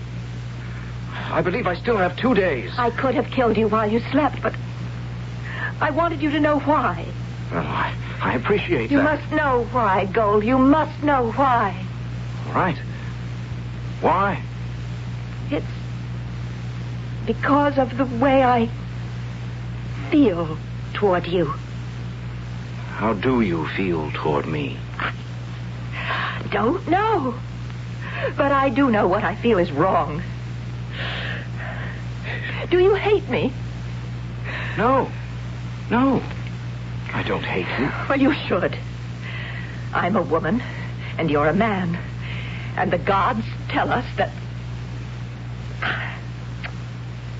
you have cast a spell on me. What do you mean? A spell? I have a feeling that it is new. Tonight I looked up at the moon and the stars, and it was as if I was seeing them for the first time. Everything seems different and exciting and wonderful. What have you done to me, Gold? I don't know. I've gone mad, and the gods are punishing me. For what? For not hating you, for not wanting you to die. And so, to prove to the gods that I still obey and believe them, I must kill you myself. Right here. Now. Flower. Don't.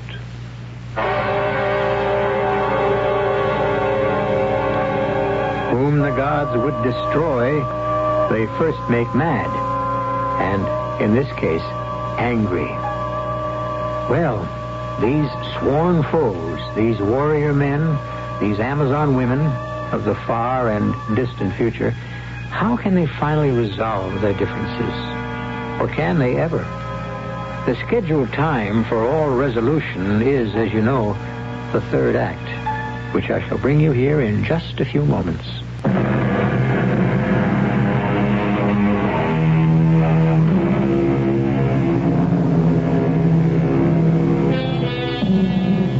Does the future repeat the past? There are those sages who will insist the future is merely the past in another variation. Perhaps. It is said that in the dim and distant beginnings of the race, men and women vied for supremacy. As we know, the men won this time. But suppose there comes a time when the world has to begin all over again. I must kill you. Very well. Go ahead. Kill me. It'll be better. Quicker. Easier for me than the stake. Go ahead. No. Why? I can't. I want you to. I would rather. I can't kill you, and that's all there is to it. Is this flower talking? Flower? Blood red flower? Something has happened to me. I'm frightened. Frightened? Of what? I don't know. I've never been frightened in all my life, and now you frighten me. Can you understand what I'm saying? Yes.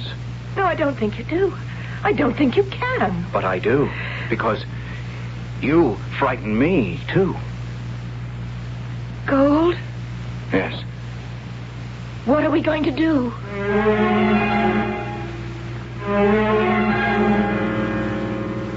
Gold. This is the ritual we must perform on the eve of sacrifice. Are you ready? Well... We must recite the 10 holy principles. You know them, of course, since you are the son of a high priest. I know ours. How would I know yours? Repeat after me the first holy principle. Man is the embodiment of all that is evil.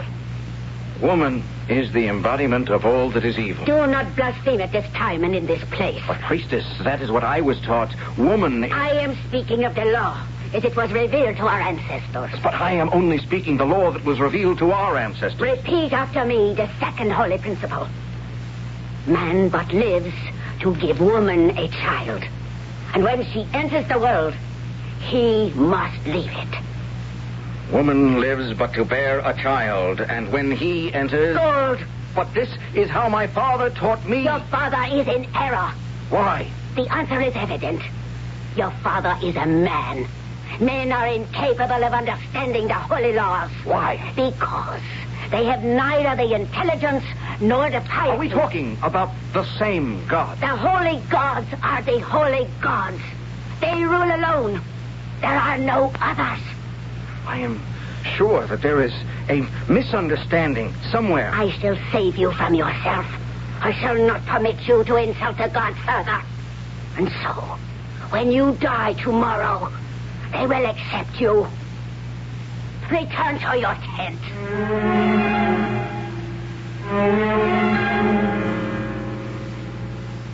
I've had other slaves. All of them had to die. I never thought about it. It never bothered me. The truth is, you've also cast a spell over me. What's it like? I don't know. Oh, Gold, I wish... It's so fantastic. I don't think I could tell you. Why not? Because... I feel that I could tell you anything. The fact is, I'm a practical person. And no one who is alive today, either man or woman, ever heard the gods speak. That's true. And so, since they spoke so long ago, we don't really know what they said. And we can never really find out unless... Unless they should choose to speak again. Flower, listen. We can hear the gods speak. How? There's a place. Do you know it? It's called the place of our ancestors. The forbidden place. I know a man who's been there. And he wasn't struck dead? No. And he said he had heard the voices of the ancestors. How? It's been so many years since the ancestors perished. He heard their voices. How? I don't know. He said the voices had been captured and placed in a thing. Magic? I don't know. Well, what did the ancestors have to say? He couldn't tell me. Why? Because he was afraid to listen. The ancestors, don't you see? The gods spoke to our ancestors. The ancestors, they can tell us what the gods said. Let's ask them. How can we? It's the forbidden place. I'm not afraid. Are you? But if we go, then you will be... I know. I will be put to death. But they'll have to capture me first. Flower, do you mean that you would die for me? Yes. Why? I don't know. I would die for you, too. And I don't know why, either.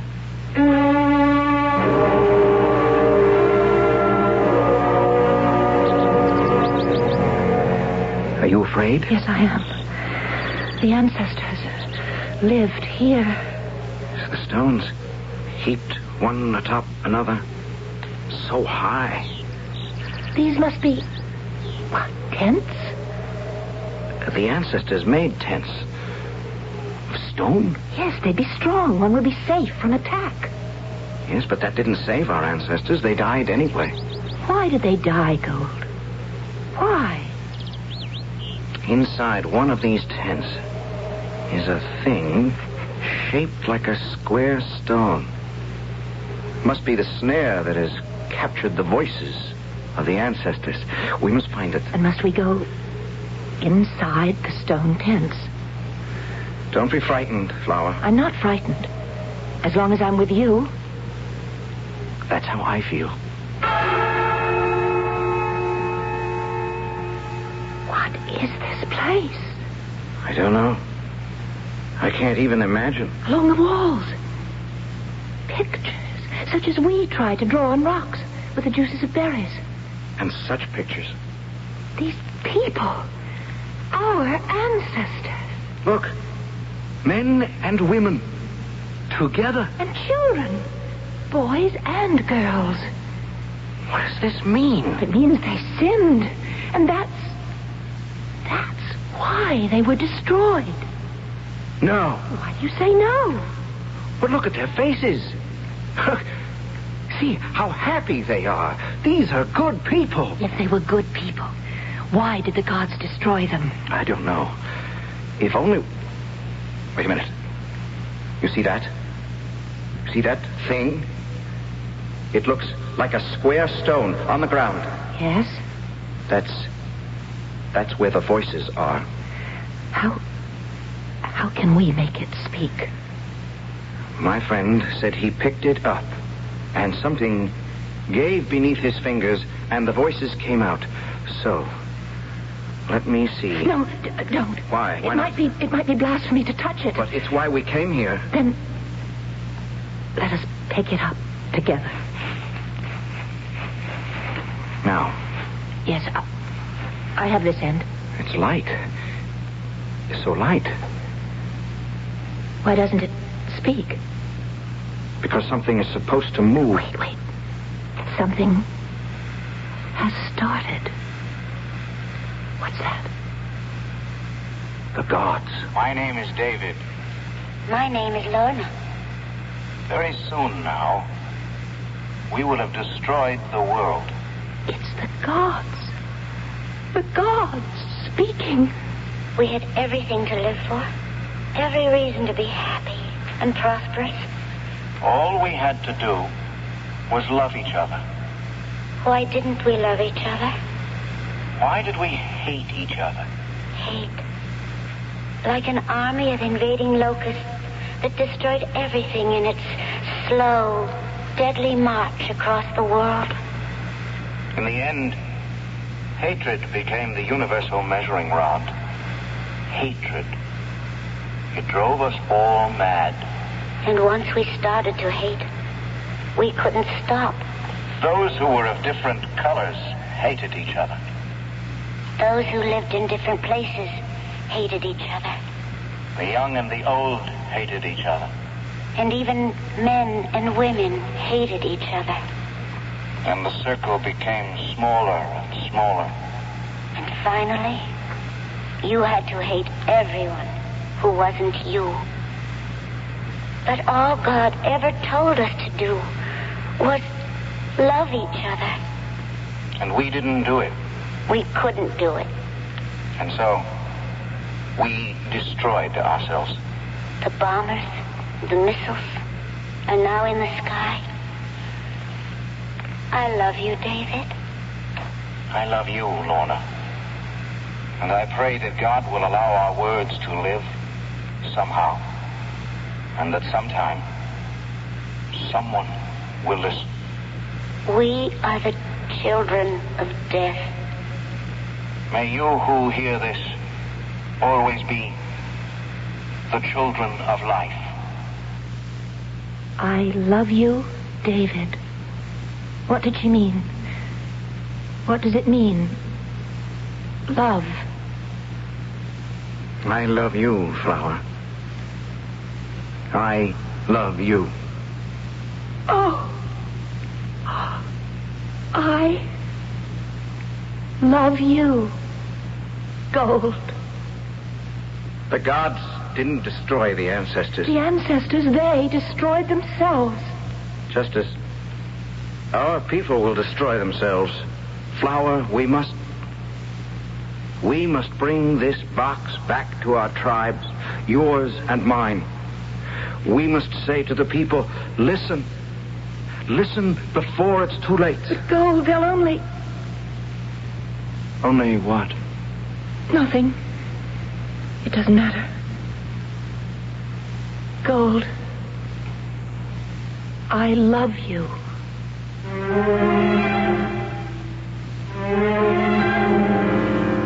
And so they took what they could only imagine as a magic box back to their people. And now we're going to let you write the end to the story. Because what is the fate of the prophet who brings the word? Is he greeted with bread or a stone? Were they hailed because they were saviors? Or were they destroyed because they were saviors? Let your own hopes and your own visions, or your own doubts and your own fears, supply the final chapter. I'll be back shortly.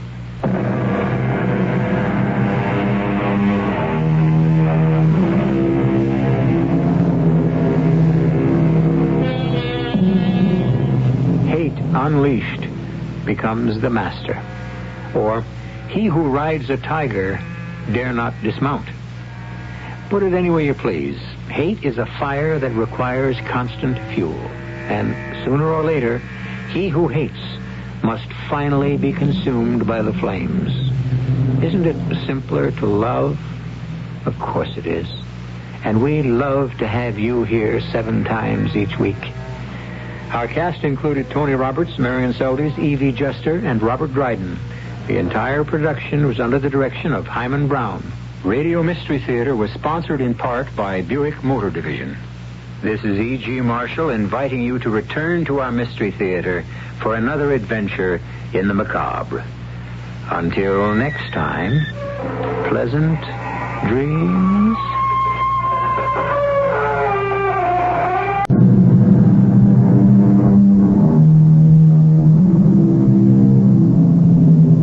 Come in. Welcome. I'm E.G. Marshall. The world is composed of many different kinds of beliefs and believers. Depending on who you are and where you're from, certain beliefs will seem quite natural, and others will not. The world, by and large, has become a more tolerant place than it used to be. But even so, or perhaps for this very reason, there are people who possess beliefs of such fantastical magnitude we can scarcely think they are serious. And yet they are. Deadly serious. We've got to keep going. We're almost there, I'm sure we are. I think we'd better turn back while we still can. Why? You saw the evidence with your own eyes, didn't you? Why do you keep calling it evidence? That guy is a crackpot. And if we keep going, we may never come back.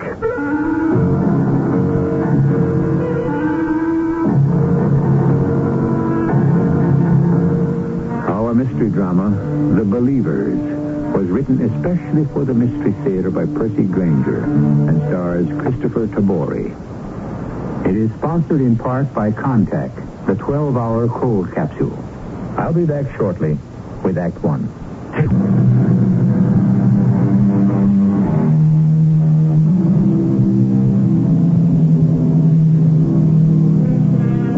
Someone once said that people believe only in the commonplace, that which they are accustomed to see. But Emerson maintained that we are born believing, and that we bear beliefs as trees bear apples. Some feel that you can even measure the depth of a person's soul by the magnitude of his belief. But belief is like most other things. Too much of it can be a dangerous thing. We're in a modest country house on the outskirts of a town in the Midwest. Mother, I'm home. Mother, are you in the kitchen? Huh. Mom, where are you? Oh, there you are. You've been in the parlor the whole time? You were sitting so still, I didn't even see you. Well, why didn't you answer me? Shh. Mom, what's the matter? Be quiet. I'm waiting. Waiting for what? Get away from that window. He might see you. Who? What's going on? Something very strange. I don't see anyone out there. I know. That's just it. Oh, no, Mother. It's that neighbor of ours. That's Mr. Bolivar. Oh, now, Mom, not that again. I tell you, Alan, something very immoral is happening over there. Now, Mr. Bolivar is a perfectly harmless old guy. How does he make his living? Well, that's none of our business. But we don't know, do we? At least you have an honest job. You leave the house at a decent hour each morning and come home from the factory at a decent hour each evening with a decent day's sweat on your brow. Mr. Bolivar never leaves his house at all. Well, maybe he works at home. I mean, we see him out in the garden a lot. You do not make a living with a garden. Maybe not. But I sure wish I could get our lawn to grow like his does. Look how green and thick he gets his grass to come in. Yes, just like a cemetery. He's probably got people buried in it. Oh, Mom, you gotta stop spending so much time peeping down the road at his house. I'm not peeping. Something is going on, Alan, and if something is going on, it isn't peeping to try to find out what. You spend your whole day at this window. It's not good for you, Mom. Listen to me. It's happened again. What? A woman came to Mr. Bolivar's house. She went in, and she hasn't come out. Is that her car in his driveway? Alan, it's begun to happen more and more often. People drive up to Mr. Bolivar's house, they go in, and that's the last they are seen.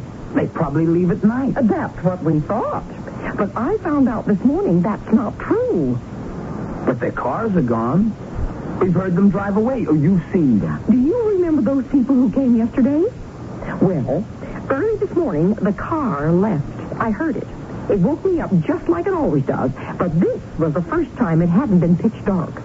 It was just after dawn. You'd already gone to work. I rushed to the window, and you know who was driving the car? Even Bolivar himself. And he was all alone. He returned about 2 hours later on foot. Now, you tell me there's nothing wrong going on. Are you sure there wasn't anyone else in the car? I'm absolutely positive. And now he's got some fresh victims in there at this very moment. It may already be too late to save them. What do you think we should do? I think you ought to go over there and find out what's happening. Me? Well, you two have always had a friendly wave for each other. Mama, I had a long day in the factory. I'm tired. Alan, he always comes out about this time of day to tend his garden. Now, you go wash yourself up, and I'll keep watch. What about our supper? Oh, look, there he is now. Hurry, dear. Now's your chance. What am I supposed to say? Well, I don't know, but you're a clever boy. Just don't let him know you suspect anything. And don't worry, dear. I'll be watching you.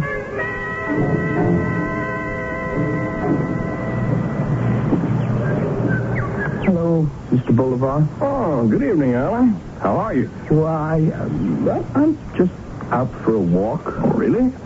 I've never noticed you were in the habit of taking an evening constitutional. Oh, it's my mother.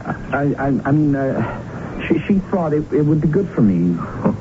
She doesn't think you get enough exercise on that assembly line, huh? I guess not.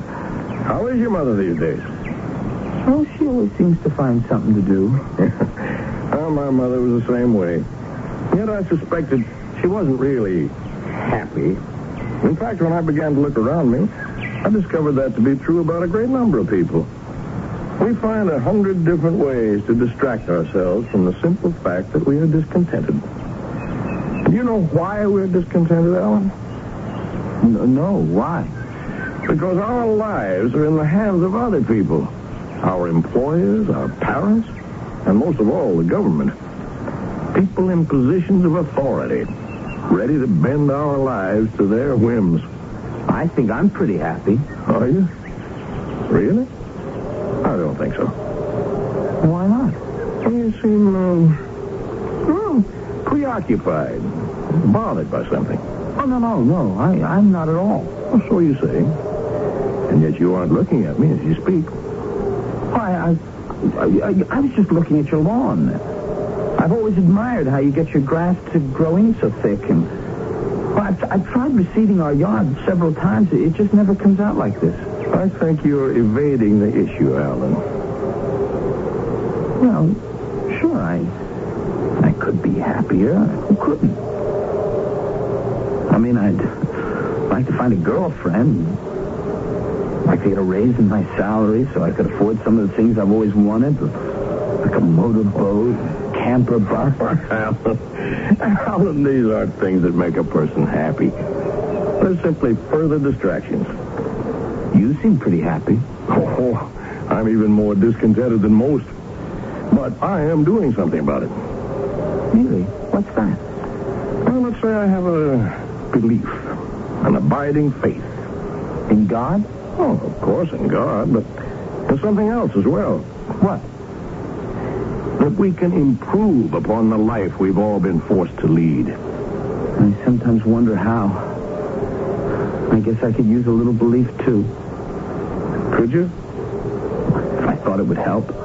Well, not everybody is capable of belief. Why not? Well, a great belief requires a great man. For there are those who would ridicule you. There are those who would ostracize you for what you believe. Could you abide such things? Yeah, I mean, if I really had something to believe in, I guess I could. But can you believe, Alan? Can you really believe in something almost beyond comprehension, and yet so wonderful, so joyous, that the mere thought of it makes you determined to take control of your own life and free yourself from your discontent once and for all, huh? Yeah, if that's what it would do, I mean, why not? And for such a reward, would you even be willing to run the risk of death? Death? Well, there may be those who would kill you for your belief. Well, that's a whole new ballgame now. I don't know. Well, how great is your capacity for belief? Is it as strong as the desires of your heart? That's the truly happy person, Alan. The one who has the courage to follow his vision. Just what is the vision? Nothing less than the chance of a new life. I like you, Alan, and I trust you. You're young, you're strong, and like so many of us, you have a native intelligence that is wasted in your present situation. Well, thank you. Can you come over to my house this evening? I'm holding a meeting. What kind of a meeting? That I will tell you when you come. I think when you hear what I have to say, you'll have no qualms at all.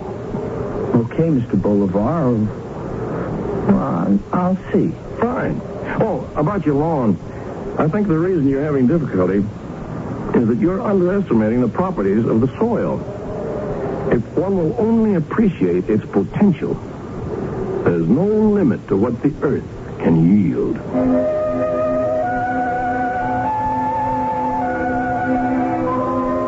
Well, what was he saying? He invited me to his house tonight for a meeting. Oh, dear. I don't think I better go. Oh, no, absolutely not. Alan, you're all I've got. I could never forgive myself if you disappeared. What did he say the meeting was about? Belief. Belief? In what? Some kind of new life. He said he'd explain it all at the meeting. Oh, but you're right. I don't think I should go. What time is the meeting? 8:00. If I make you your dinner right away, you can be finished by then. What? Now, I think you've got to go. Oh, no. We've got to find out what is happening, don't we? I mean, all those poor people. Maybe we should just call the police. No. What if they didn't find anything? Then Mr. Bolivar would be after us. But I'd be putting my life in danger, Mom. Well, yes. Yeah, but forewarned is forearmed. You'll be prepared.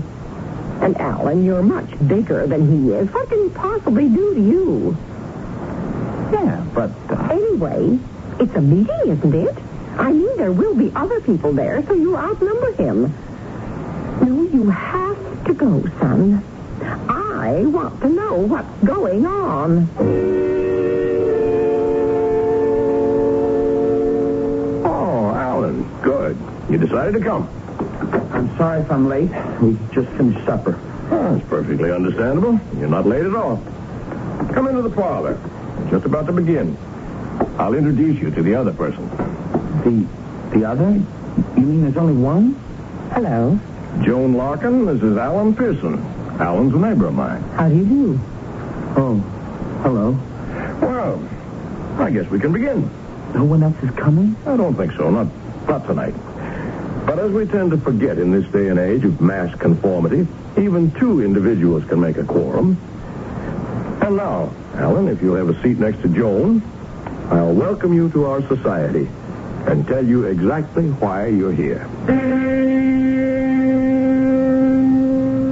A precipice is something villains traditionally leave heroes verging on at the end of an act. But no matter how high the precipice, one can always see where he will fall if he fails to hang on. A precipice of the mind is an altogether different matter, for it affords no view of the abyss that awaits the hapless victim. We'll find out what kind of a precipice Alan's mother's curiosity has landed him on when I return with Act 2.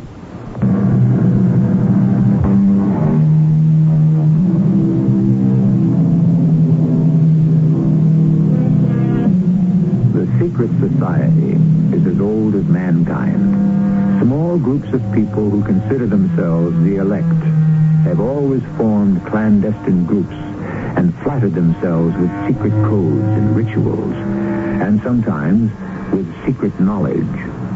Knowledge that they feel gives them insight to the mysteries of life and death. Evan Bolivar has spoken cryptically of the chance of a new life, the chance to escape this world. Let us rejoin him to find out more. Are you sure we shouldn't wait until more people show up? Oh, there won't be any more people tonight, Alan. It's just you and Joan. What kind of society is this? Doesn't he know, Mr. Bolivar? Not yet, Joan. You mean you do? Of course. Joan has traveled a great distance to be here tonight. All the way from Lipitsky, Ohio. I don't ever want to hear that name again. You mean you know what's going to happen? Of course I do. That's why I'm here. Now I'm going to have to wait. I'm sorry, Joan. Your intended partner's had a last-minute change of heart. That happens frequently under the circumstances. It's to be expected. They can't be blamed, and there's nothing to be done about it. But you'll have to give Alan time to think about it. And I'm all ready to make the journey now. Well, that'll be up to Alan. What kind of journey are you talking about? What's the name of this society? We call ourselves the Hollow Earth Club. The Hollow Earth Club? Mm-hmm. You mean you think the Earth is hollow? We don't think so, Alan. We know it is. We have proof. This is the other world I was speaking of. It's not somewhere off in space or in the heavens. It exists right here, inside our own. It's a civilization of people superior to us in every way, technically and culturally. They live deep inside the earth, in towering cities of shimmering crystal. Mr. Bolivar, excuse me, but, I mean, are you serious? Where did you ever get a notion like this? The notion has been around for centuries. There are references to the civilization of Hollow Earth in texts dating back to ancient times. The ancient Hebrews and Greeks knew of its existence. Oh, but those were just myths. Many governments have mounted expeditions to try to go into Hollow Earth. During World War II, the Germans sent a specially outfitted U-boat into the Arctic. The boat never returned. Every government-sponsored expedition has met with disaster. Why? Because governments are only interested in interfering and taking over. The Hollow Earth people do not approve of the mess we've made of surface Earth and want no part of it. That's why they've chosen to stay underground. If these people don't let government expeditions into their domain, well, what makes you think they'll let you go down there? That, Alan, is the chance we take.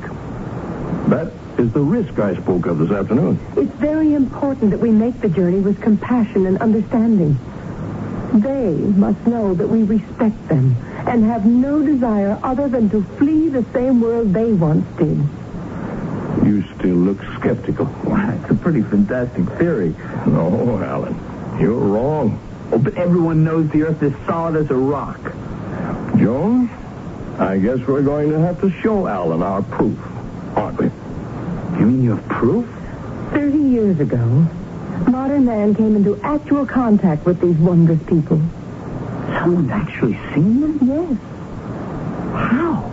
There are large openings at the north and south poles that lead into Hollow Earth.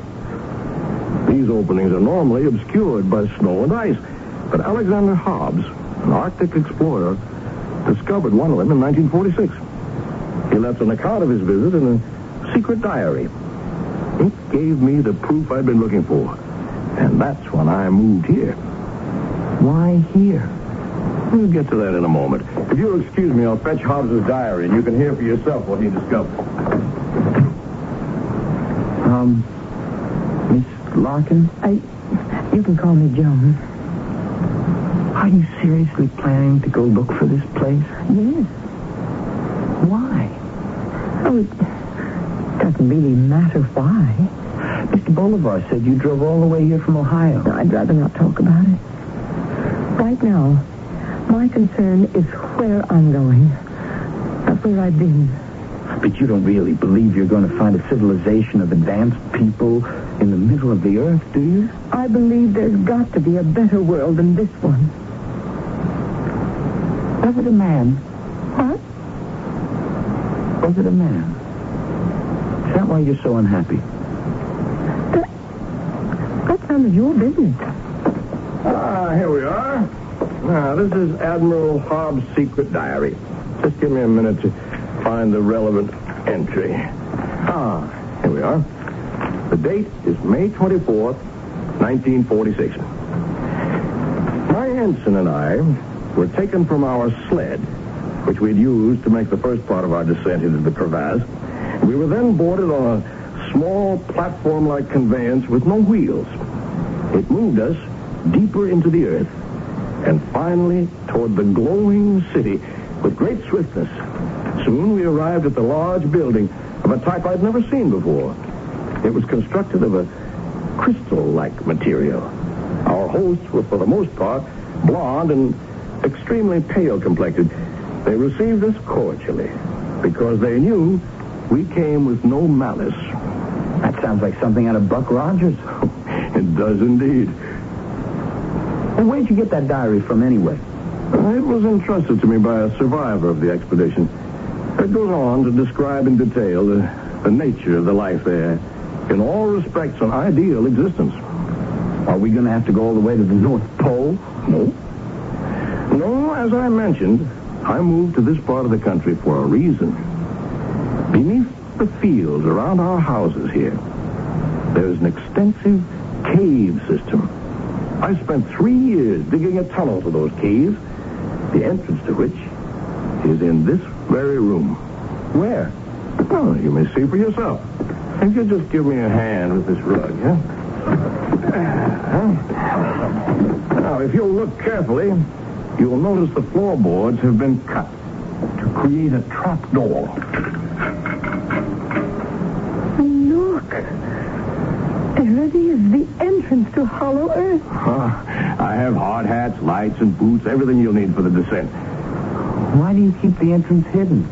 I may be paranoid, but I am convinced that the people of Hollow Earth have their eye on us at all times. Our success depends on their goodwill. And that, in turn, depends on our discretion. And you think this cave system will lead you to Hollow Earth? Just like those holes in the Arctic? I know it will. A great many members of our society have already made their descent. And not a single one has returned. Oh, there could be another explanation for that. I don't think it was a good idea to try bringing Alan into our club, Mr. Bolivar. He's not taking any of this seriously. Mr. Bolivar, just what is in this for you? Nothing. What's the catch? The members of your club have to pay some enormous sum of money or sign over all their worldly possessions to you before they can go for a ride in your magic tunnel? My only intention is to help people to a chance for a better life. I don't ask for anything in return. Well, what would you do if I decided not to go? Nothing. But I know your secret. It's no secret, Alan. It's true, we don't seek publicity, but the reasons for that should be obvious. Naturally, people would think we were crackpots. And if I say no? Well, that's up to you. You mean I could leave? All I would ask is that you be discreet about what you've learned this evening. Well, okay then. I think I'll just go home. All right. But what's going to happen to Miss Larkin? I'm going down. Alone? But doesn't it bother you that all those other people have just vanished down there? No. Mr. Bolivar, you're not going to let her go down there by herself, are you? Oh, I'd feel much better about it if she were accompanied, of course. But you won't stop her? No. What's the matter, Alan? You having second thoughts? I don't think it's right she should go down there alone. I can take care of myself. No, Joan, Alan's right. But he doesn't believe. Well, perhaps not yet. But his concern for your safety shows a charitable nature, of which I'm sure the Hollow Earth people will approve. Besides, unless I'm very much mistaken, I think I detect just a glimmer of curiosity in him. And curiosity is the beginning of belief.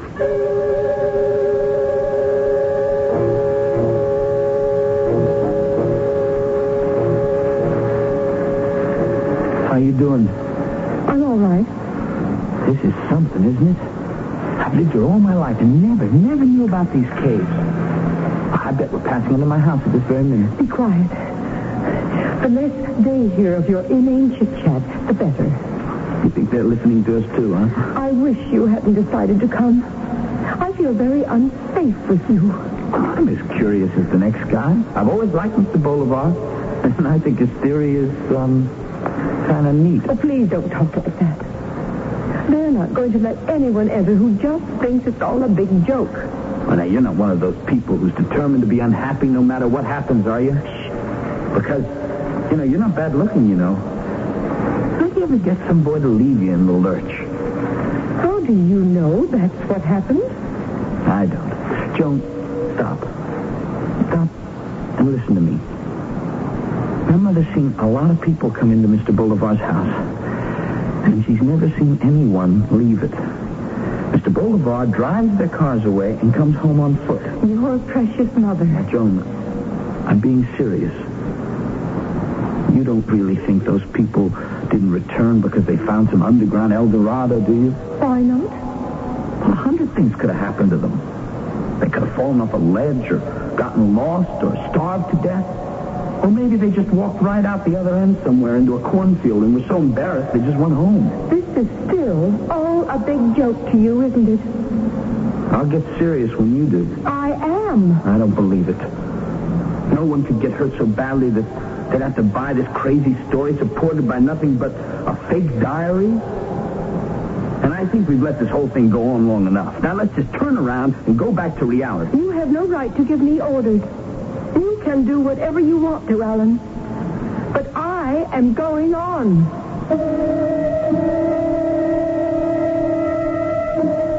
Chauncey Depew once declared that it hurt more to have a tooth pulled than a belief destroyed. Because there is no such thing as Novocaine for the mind.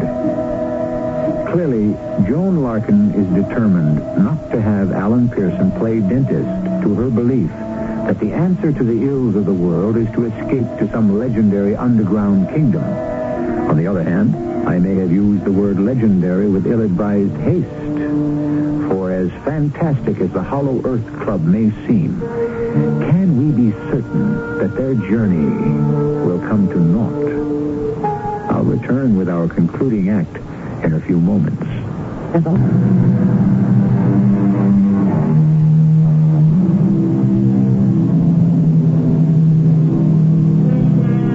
Curiosity killed the cat, and it's probably been responsible for a lot of other misdemeanors as well.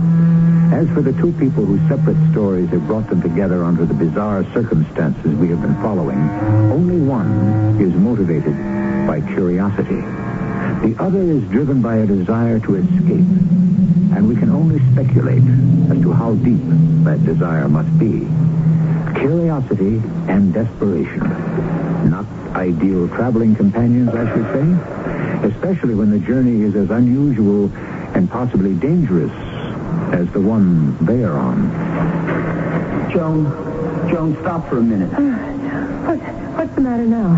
Now, don't you think we've gone far enough? We haven't found the Hollow Earth civilization yet. I mean, haven't we carried this whole crazy adventure far enough? Alan, you can turn around any time you want to. I told you. I'm not going to leave you down here alone. Go ahead. It wouldn't be the first time. Oh, what does that mean? I've been left alone before. At least down here, nothing can hurt me. I wouldn't be real sure about that. Are you getting scared? Frankly, yes. I don't have the same stake in this venture that you do. That's right. For you, it's just a lark. Have you thought this whole thing out? I mean, just how do you think you're going to make contact with this so-called civilization? They know we're coming. When we've gone far enough to satisfy them that our intentions are serious, they'll make themselves known to us and take us the rest of the way. How do you suppose these crystal cities function, huh? I don't know. I mean, what do they eat? Plants can't grow without sunlight. Life can't exist in total darkness. Please stop talking like this. If you sneer at them, they may not let us in. Suppose I don't stop. What do you mean? Suppose I don't stop sneering. Hey, you Hollow Earth people, here we come, ready or not. Stop it! They'll hear you. Well, that's the idea. I mean, what if I get them really riled up? Will you turn around and come back then? No. You have no right to do this. Oh, they may decide to get nasty on... Joan, wait a minute. I'm going on. Joan, okay. Wait up. Oh! Hey, you all right? Oh, I just tripped, that's all. Oh, almost got me, too. Hey, there's something here. What is it, anyway? Shine your light over. Oh, my gosh. It's a body. Stay back. Let me see her front. Is he? Yes. He's dead. Oh. Are you all right? Shine the light on his face. Joan. Please. Oh, it's Mr. Franklin. You know him? I met him at one of our meetings. He was a member of the Hollow Earth Club? Yes. I wonder what happened. Oh, he must have slipped and struck his head. Yeah, look, we've got to get back up and report this. No, I'm going on. Now, Joan... I've come this far. I can't turn back now. He needs to be given a decent burial. He is buried. And as for decent, this is as decent a burial as he would ever get. He was all alone in the world, too. I'm going on. Joan. I want to get away from you. Okay, you win. I'm not going any further. That's fine with me. I'm sorry I laughed at you. Oh, skip it. So long. Goodbye, Joan. Joan? Joan, what's the matter? Oh, no. What? The others. All the others. They're here. Look at that. There must be 24 bodies. Are they all members of the club? Yes. Now, Joan, look. I don't want to become a nag, but I think we'd better turn back. No. Now, listen, it's ridiculous to continue. Look at this. They're all dead. Yes. I know you're right. What's that noise? What? Shh. I hear something. Someone's coming. Yes. But from which direction? It's hard to tell. Turn off your light.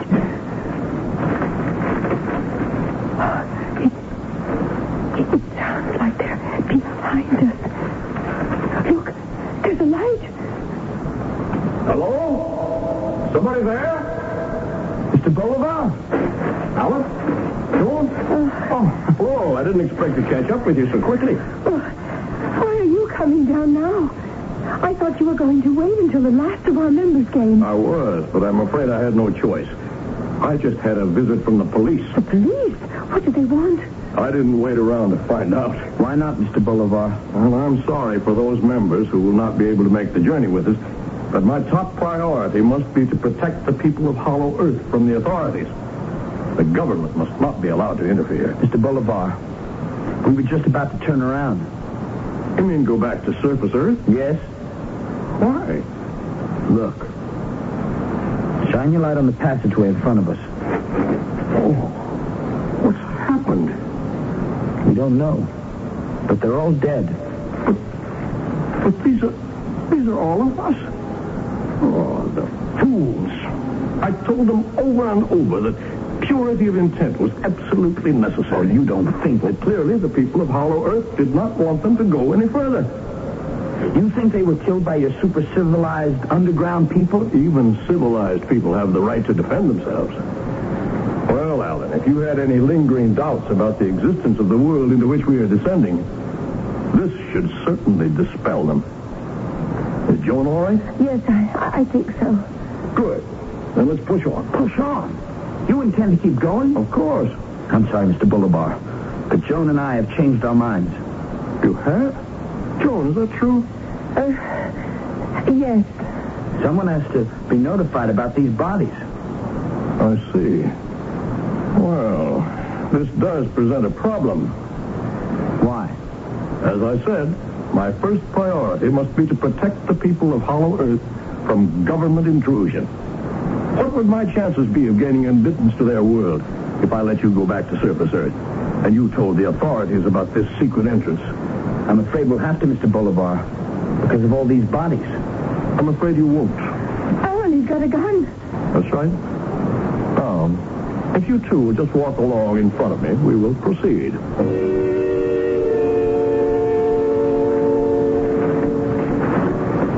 Do you suppose the people of Hollow Earth are going to want someone in their midst who carries a pistol? They'll understand that it was in their best interest, Alan. Tell me, Mr. Bolivar, what are you going to do when we come to the bottom of this cave and there's still no sign of a crystal city? Mr. Bolivar? Alan, look behind us. He isn't there. What? Mr. Bolivar? Mr. Bolivar! What happened to him? Where did he go? He must have slipped and fallen over this ledge and into that chasm. Oh, he's gone for good then. Look. Our lights don't even reach the bottom. Alan, let's get out of here.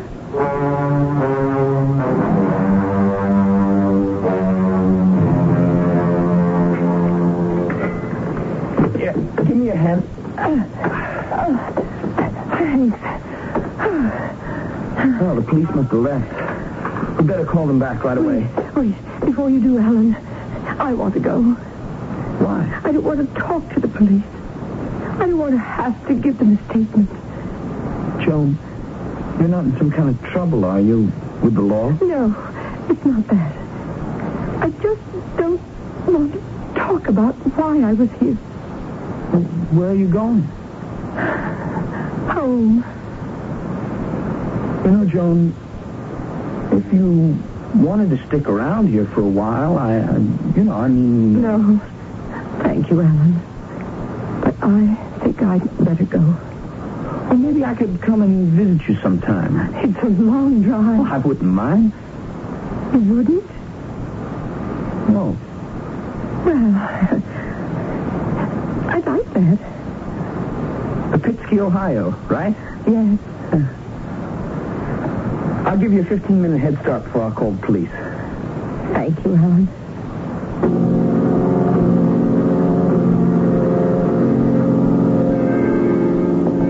Mother, I'm home. Thank goodness. Oh, Helen, I've been so worried. Where did you go? I called the police, but when they went to Mr. Bolivar's house, they said no one was there. Oh, so it was you who called them. Are you all right? Oh, look at you. You're all covered with dirt. What happened? I'll explain in a minute, Mom. I have to call the police. Why? Alan, where's Mr. Bolivar?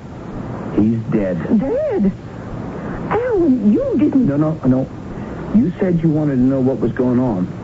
But I don't think you're going to believe it. Mr. Bolivar was president of something called the Hollow Earth Club. What in heaven's name is that? Well, it was a group of people who believed the Earth is hollow and that an advanced civilization lived down there. How ridiculous.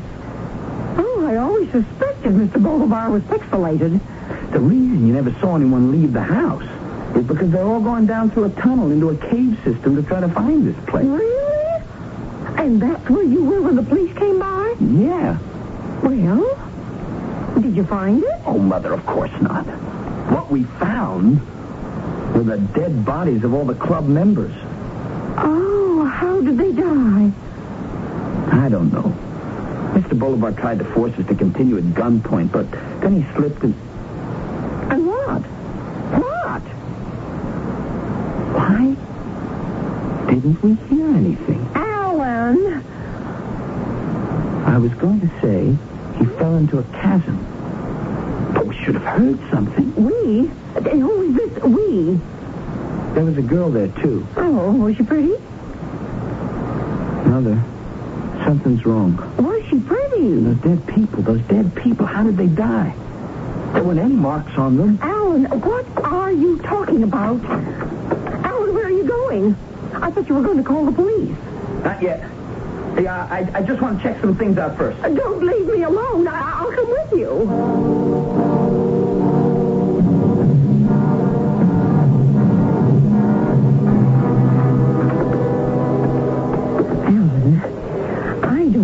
We should just go into Mr. Bolivar's house like this. There's no need to lower your voice, Mother. Mr. Bolivar's dead, remember? Now, how can you be sure? You said you didn't hear anything. You come through here now. What are you going to do? I want to go back down in that cave and have a closer look at those bodies. Now, help me move back this rug. Oh, Alan, why don't you just let the police take care of this? I want to see for myself. There we are. What? There's a trap door. It leads to the tunnel that takes you into the cave. Now, Mr. Bolivar said it took him 3 years to dig it. What? What's the matter? Mother. The tunnel. It's gone. You mean someone filled it in? The earth. It's packed solid. It's like there was never a tunnel here at all. Are you sure you have the right trap door? Of course I do. Well, looks to me like someone doesn't want you going back down there. Who? Well, gracious dear, I don't know. But we just came up through that tunnel 10 minutes ago. How could anyone have filled it in so quickly? Don't look at me, Alan. I've been at home all night. Mother, what if Mr. Bolivar was right?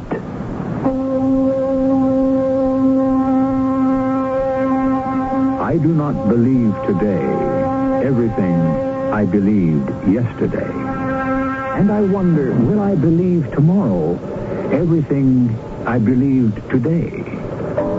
So pondered Mark Twain.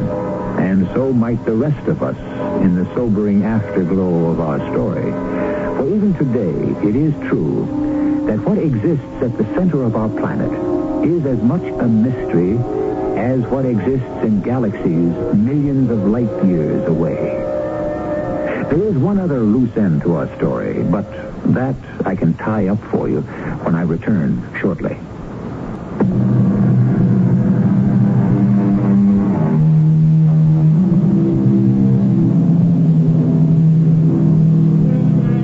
Is it possible that a race of creatures exists and thrives far beneath the Earth's surface? The possibility is a slim one. There is tremendous heat and pressure exerted on the Earth's core. There's radioactivity, and there are all kinds of practical questions. On the other hand, the Earth's diameter is nearly 8,000 miles. That's a lot of territory. As far as from New York to Siberia. A lot could be going on down there. Our cast included Christopher Tabori, John Beal, and Joan Shea. The entire production was under the direction of Hyman Brown. And now, a preview of our next tale. You are going to look for the town of Helm. Who told you? You told me. When did I tell you? Last night, when you were asleep. Oh, well, you don't want to believe what I say while I'm asleep? Why not? I can't believe what you say while you're awake. No, sure, Rivka. What did he tell you about Helm, the Baron? He told me to find it. Oh, well, you'll find it. You won't have any trouble at all. You know why? Because you're a fool. Sure, Rivka. And Helm? Do you know what Helm is? Helm is the town of fools. What are you saying? Everyone knows it. That's why the Baron has chosen you. Oh, no. Yes, Mendele Moshe. Light is sent to find light. I won't go. You must go. But the Baron thinks I'm a fool. Why shouldn't he think so? You are a fool. This is E.G. Marshall inviting you to return to our Mystery Theater for another adventure in the macabre. Until next time, pleasant dreams.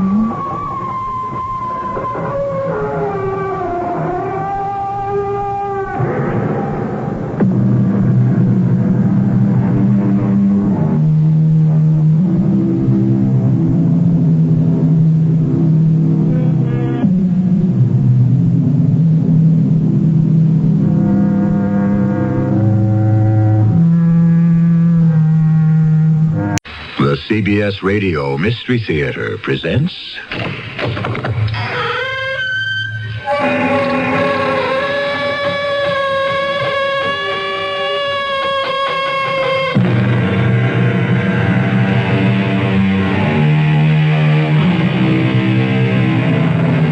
Come in. Welcome. I'm E.G. Marshall. Probably the greatest English writer of the last century who wrote with two words in mind, could be, is the novelist H.G. Wells. Wells has lifted our imaginations with The First Man on the Moon, The War of the Worlds, The Invisible Man, and so on. With extraordinary resourcefulness and creativity, he has brought life to the incredible.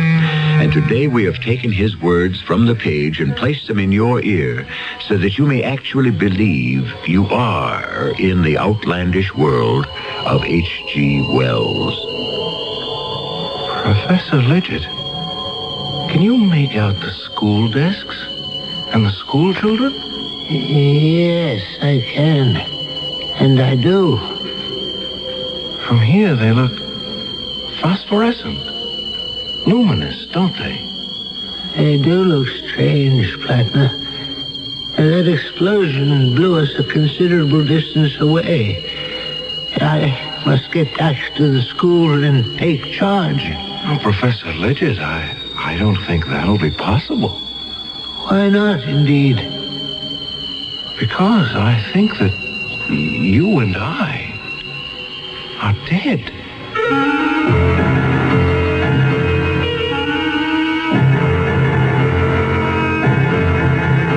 Our mystery drama, Watchers of the Living, adapted from a story by H.G. Wells, was written especially for the Mystery Theater by James Agate Jr. and stars Tony Roberts. I'll be back shortly with Act One.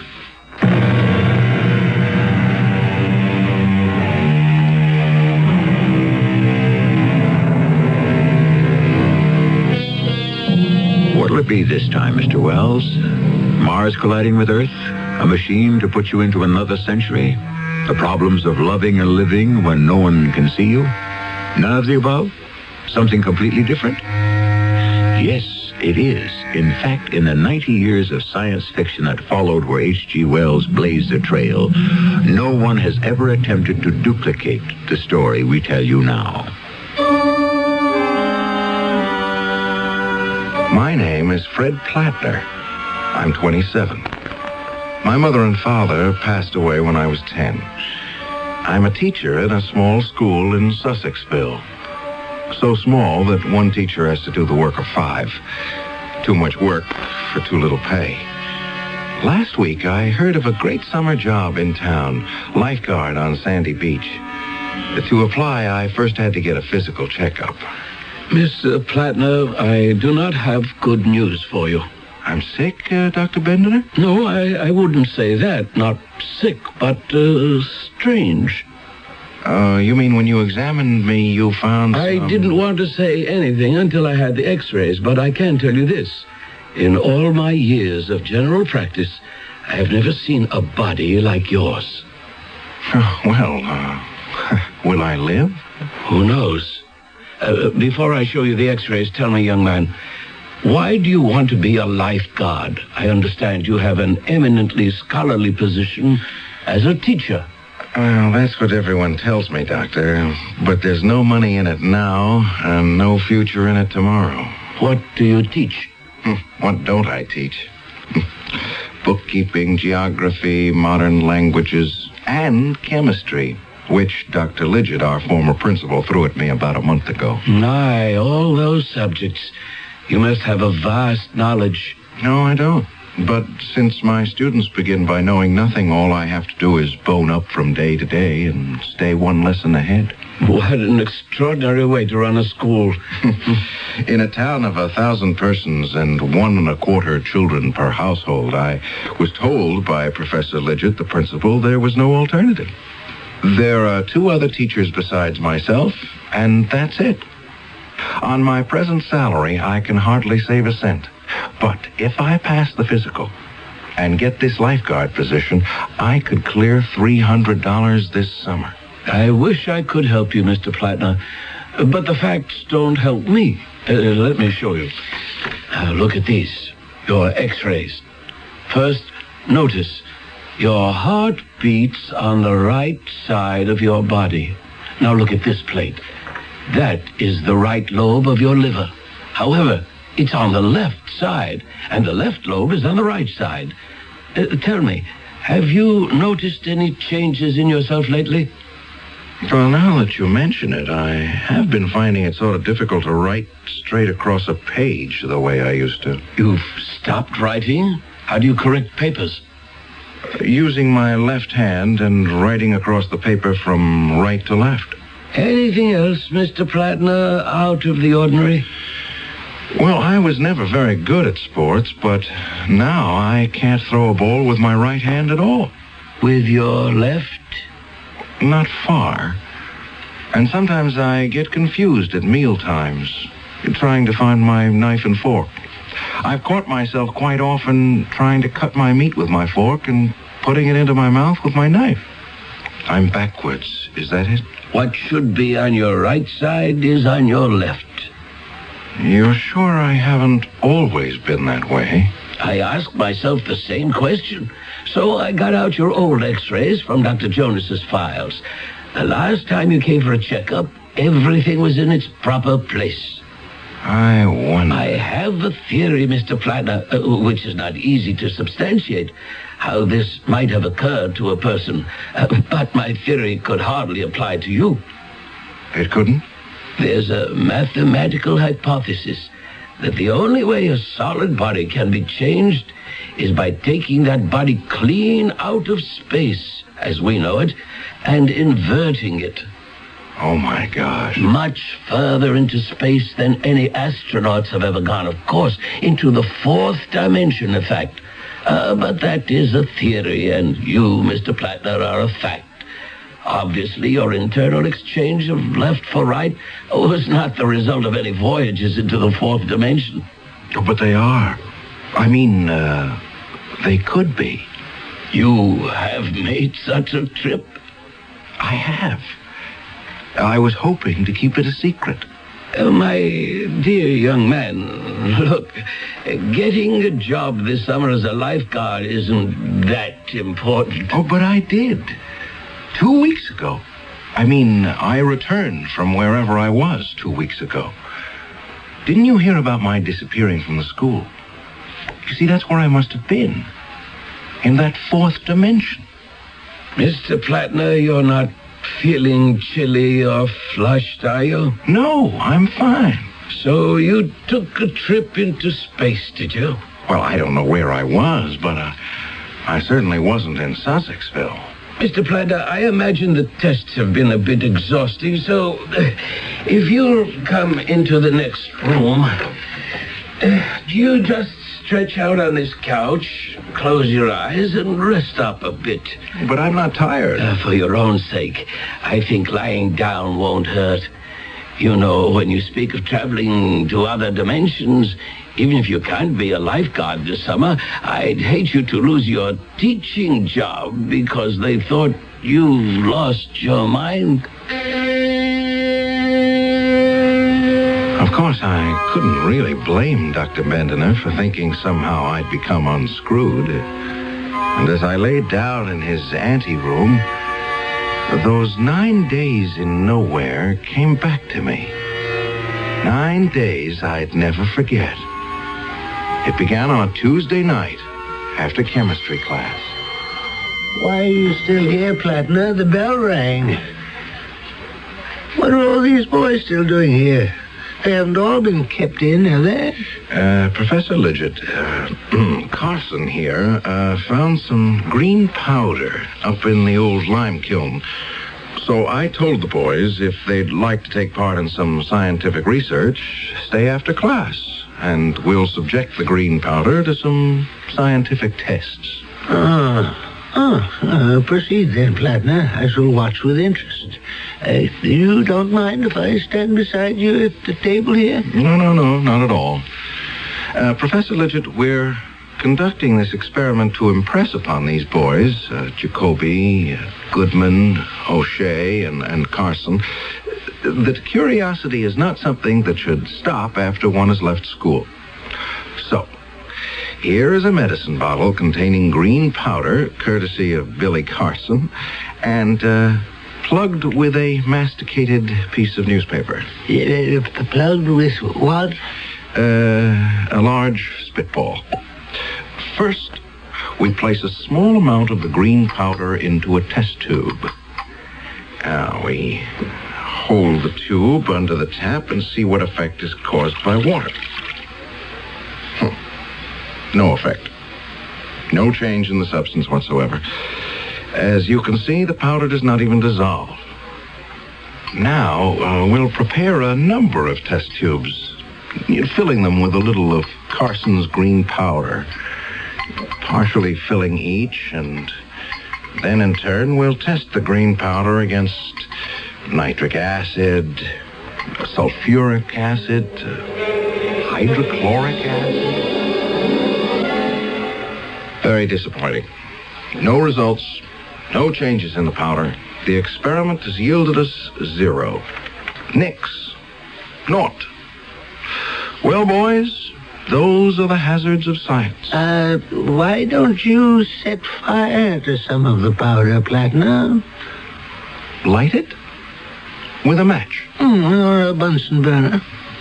Boys, our principal, Professor Lidgett, suggests a test by fire. Here we go. We knock a few grains from the bottle onto this slate on our lab table. Professor, would you oblige with a match? Oh, yes, happy to. It's smoking. The green powder is melting.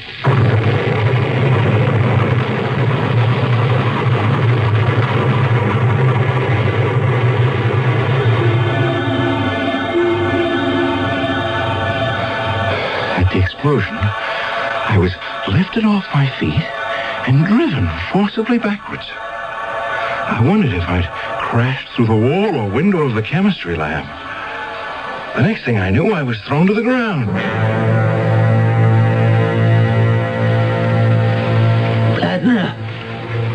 Plattner, is that you? Professor Lizard, are you hurt? Well, I don't think so. Me neither. My face seems to be all right. I still have both my ears, hands, arms, and my feet. Oh, so thank heaven. Where's the school? Where are we? None of this countryside looks familiar to me. Look. Straight in front of us. Those figures. I know those boys. They're in my bookkeeping class. But how strange they look. Sort of gray and amorphous. Almost floating. Are those gray shapes there? Those are our students? I can see their lips move. They're talking. But I can't hear a word they're saying. And they're coming towards us. The one in front is Johnson. Great heavens. He just walked right through you. I know. And I didn't feel a thing. Did you notice how dark it is getting? Above us, the sky is jet black. The only light is that greenish glow on the horizon and those black hills. Where are we? And I can still see the chemistry classroom, but seems to be receding, getting fainter. I can see it too, way off there. It's as though I had X-ray eyes and can see right through the walls. We must get back. We've been blown a considerable distance away. I must take charge. Well, I doubt that will be possible, sir. As I analyze it, A, no one sees us. B, no one hears us. C, the boys walk right through us. D, yet we appear whole and uninjured. E, to ourselves we are real, but the school seems unreal. Therefore, I would conclude, ergo... What? That you and I, Professor, are dead. Well, now, have we just heard from the living, or should I say, speaking dead? How's that for a first act curtain? The shape of things to come. Things beyond have always intrigued man. If, as some philosophers believe, ours is the world of the dying, then the next could possibly be the world of the living. What it's like, we may find out when I return shortly with Act 2.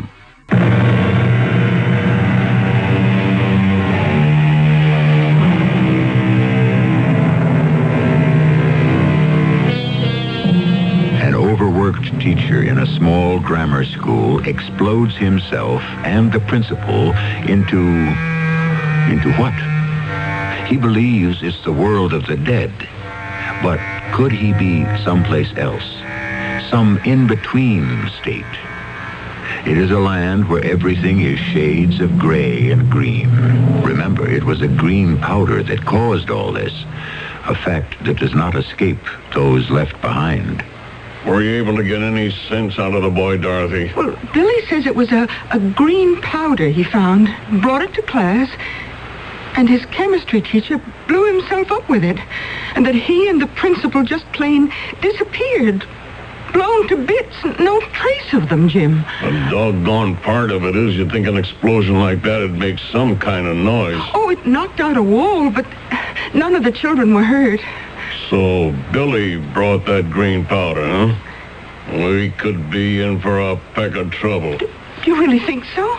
Our son brings an explosive to school. His teacher and the principal are blown away. They could hold us responsible. They could? We're his parents, and he's underage. I wonder which teacher it was. Oh, Fred Plattner. You remember him. They got Fred teaching chemistry?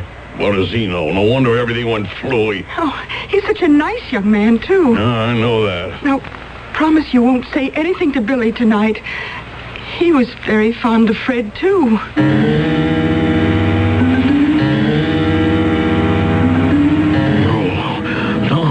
No, don't, Fred. Please, don't. Jim, wake up. Jim, what is it? Jim, wake up. Oh, Dorothy, I had such a nightmare. I was dreaming. Don't tell me.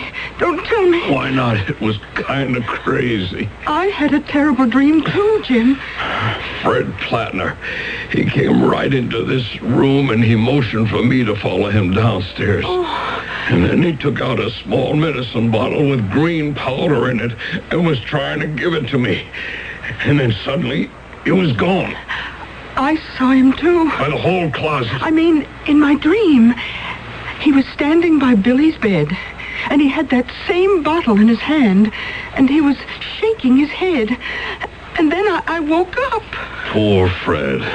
He was too young to die. It was like he was trying to tell Billy something. That's what Fred did to me in my dream. Made me feel he wanted to tell me something.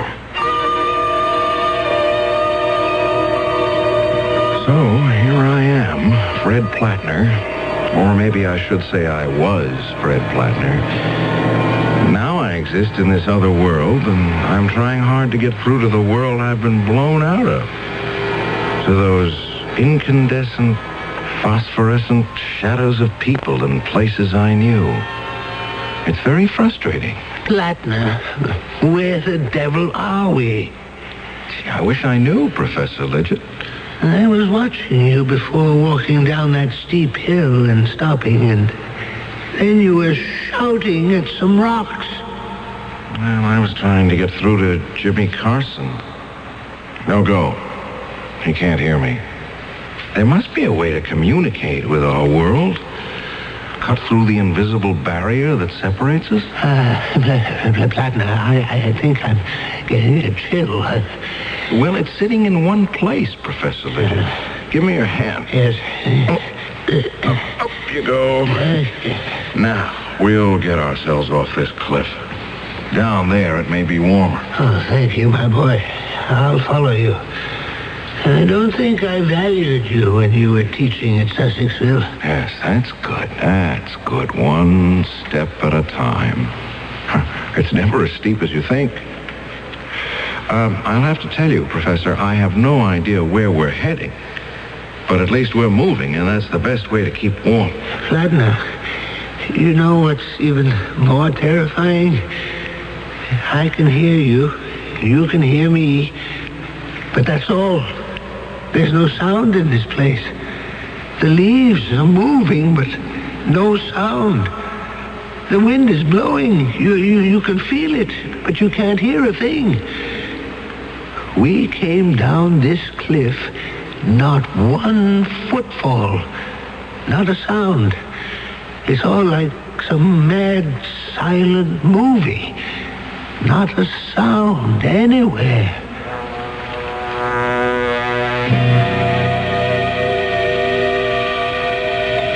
Jim, will you see who's at the door? I'm just clearing away the breakfast dishes. Billy was late getting off to school today. Honey, I've got to make tracks for work myself. Harry's been giving me the hairy eye lately, ever since that rumor went around town about Billy blowing up the school. All right. Oh, hello, Sheriff. What can I do for you? Good morning, Jim. May I come in for a few minutes? Oh, sure. Is Billy home? Who? Billy, your son? Oh, yes. I mean, no. Billy's in school. He loves school. Wouldn't miss a day. Now, maybe it's just as well. Sit down, Sheriff. Can I get you some coffee? No, thanks. Who is it, Jim? What? Hello, Sheriff. What brings you here this early? I'll get to the point. You all know about that explosion at the school? Why, yes, I did hear something about that. Accident in the chemistry lab or something, eh? We've been investigating, and I'm not so sure I can call it an accident. Fred Flatner and Professor Lynchett. Yes, that's a shame. We've questioned every boy who was in or near that class, Jim, and they all say the same thing. But Billy didn't mean anything by it. Honestly, he didn't. Dorothy, shut up. I mean, dear, let the sheriff tell us what's on his mind. I intend to. The information we've gathered is that your son brought a green powder into the class laboratory, and it was that caused the explosion. A green powder? Well, where could Billy have found such a thing? He never said anything about it to us, did he, dear? Jim, I think we should tell the sheriff. Well, there's nothing to tell. You asked where your son could have gotten such a powder. 3 boys were with him when they all went to the lime kiln. He found it there and put it in a bottle. Oh, what 3 boys? Ted Jacoby, Matthew Goodman, and Tommy O'Shea. I know those kids. They'll say anything. You know how kids are. You're not going to believe the word of little kids, are you? Unfortunately, we have no adult witnesses. But as we piece the story together, this was no ordinary school experiment. Well, I don't see how you could hold my boy responsible for the mistakes of a teacher. So far as you know, then, Jim, this whole story about Billy and the green explosive is untrue? Absolutely. Is this Billy's school satchel? Yes, it is. Where did you find it? In the chemistry lab, under one of the seats. I'll be straightforward with both of you. We found traces of a green powder inside. So, if you don't mind, I'm going to have to ask you, Jim, to come along with me back to the station house. Oh, I can't go there now. I'm due at work. I'm afraid you haven't got any choice, Jim. But what have I got to do with it? The law says that since Billy is underage, you, his father, are responsible.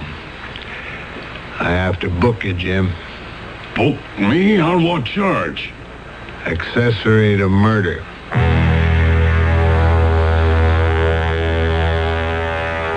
Several days and nights went by in our green world. This particular morning when I awoke, large, strange snowflakes were dropping all over me. Green snowflakes. And then, for the first time, the stillness was broken by a sound. Flatner, did you hear that? A bell. I think it comes from way down there in the gorge. Let's get down there. Maybe there are people or someone who can help us.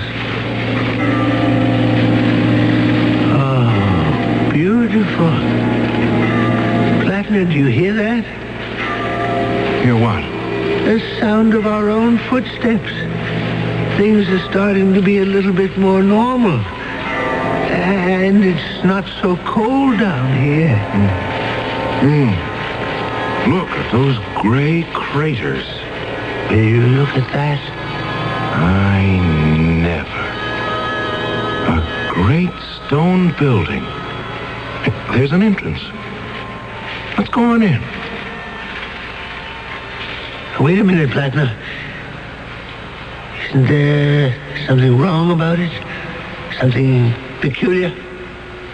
Well, nothing more peculiar than finding any gray skyscraper in a green world. It doesn't have any windows. It's like being inside a huge tomb. There are some flickering lights way down there. An altar. Something's moving back there. Where? To the right of the altar. What looks like a torch burning a green flame. Oh, yes, I see what you mean. Now, follow along the walls where that strange writing runs around the side, all the way to the right. Snowflakes. Big as a balloon, moving up and down. Let's get closer and have a look. No, I think I'll stay back here. If I go forward, Professor, you'll be alone here. Oh. Those large things.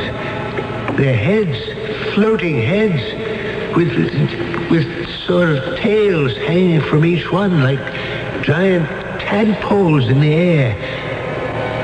They don't seem to have faces. One is turning around. It's got eyes. The others are turning now, too. They do have faces. Look at them now. They're floating away. Anyone here? Something just flew into my face. Something cold. It's one of them. Who are you? Who are you? Who are you? Who are you? Who are you?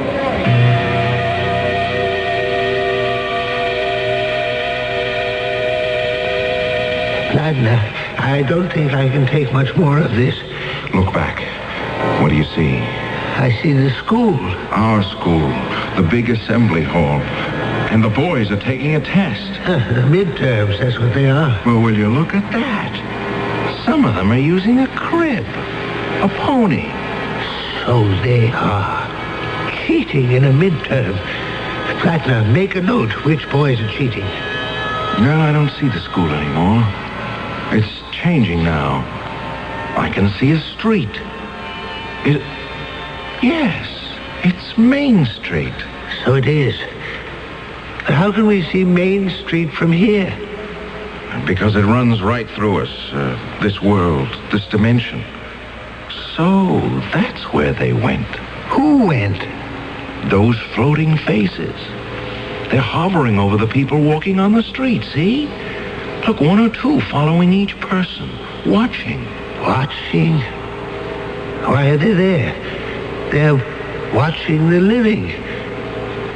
Plattner, where are you? I'm here. I just don't want to look anymore. Oh, what's the matter with you? You're crying. I know what those watchers of the living are doing. I know who they are. There are two of them above my head, aren't there? Yes. A man's face and a woman's face. I know them. I know who they are. The two faces over your head, you know them? It's my mother and father.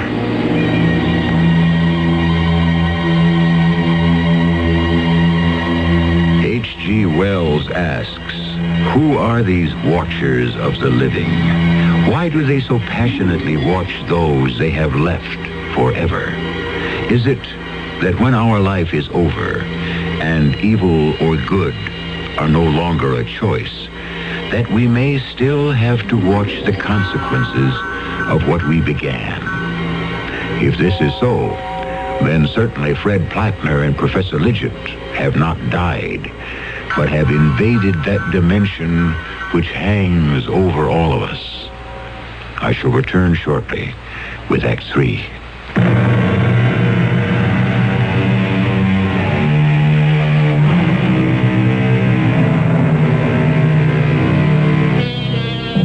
Let H.G. Wells continue his story.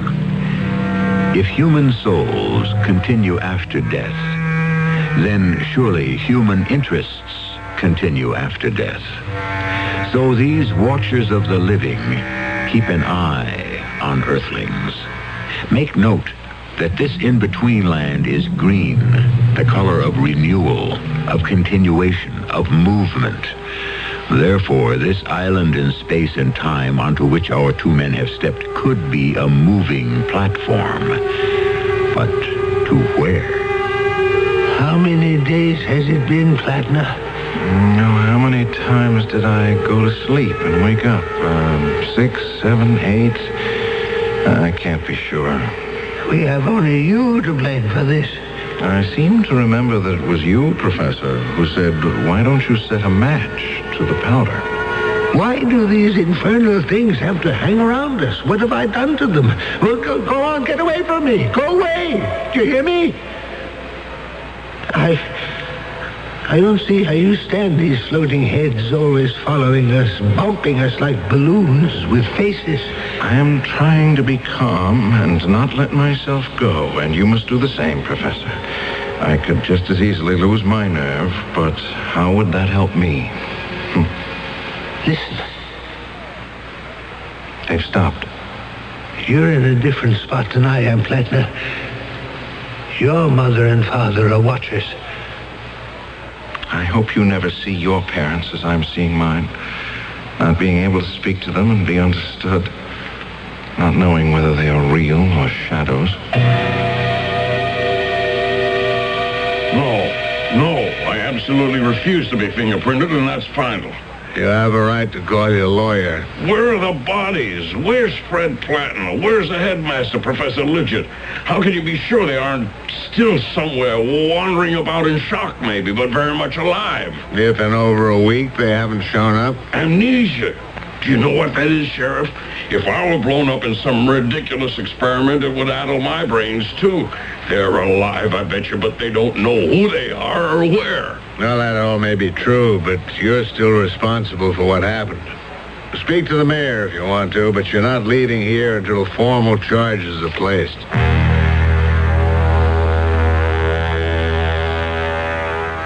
It had all changed between Professor Lidgett and myself. No longer were we of like mind in this limbo of the dead where there was no sunrise or sunset, where a green haze hung over vast cliffs and stone buildings without windows. We were enemies, and that didn't help. The day I hired you for the school, I must have been mad, Plattner. You got us into this. Now, what are we going to do? Try to keep my head, for one thing. For another, I'm going to sit here and have another try at getting through to Sussexville. Oh, you have a formula? How are you going to do it? Concentrate. Mother, Father, help me see our town. There. I can see right through that rock face. The walls of the house, like glass. Well, Professor, you got your wish. There's Billy Carson and his mother. They're standing in the kitchen listening to the telephone. There's unhappiness written on her face. I shouldn't wonder. That boy shouldn't be allowed out alone. He's a menace. They're talking to someone at the police station. Mother, Father, I want to see what is happening there.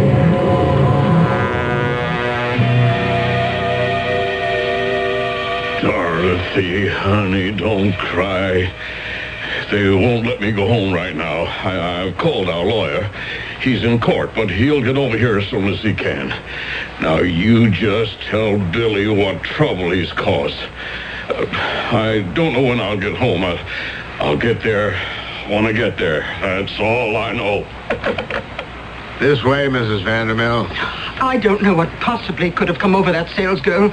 I mean, to actually accuse me. Now, Mrs. Vandermill, there's nothing I can do. Maybe something did happen to fall off the perfume counter into my purse, but heavens, to say I was shoplifting.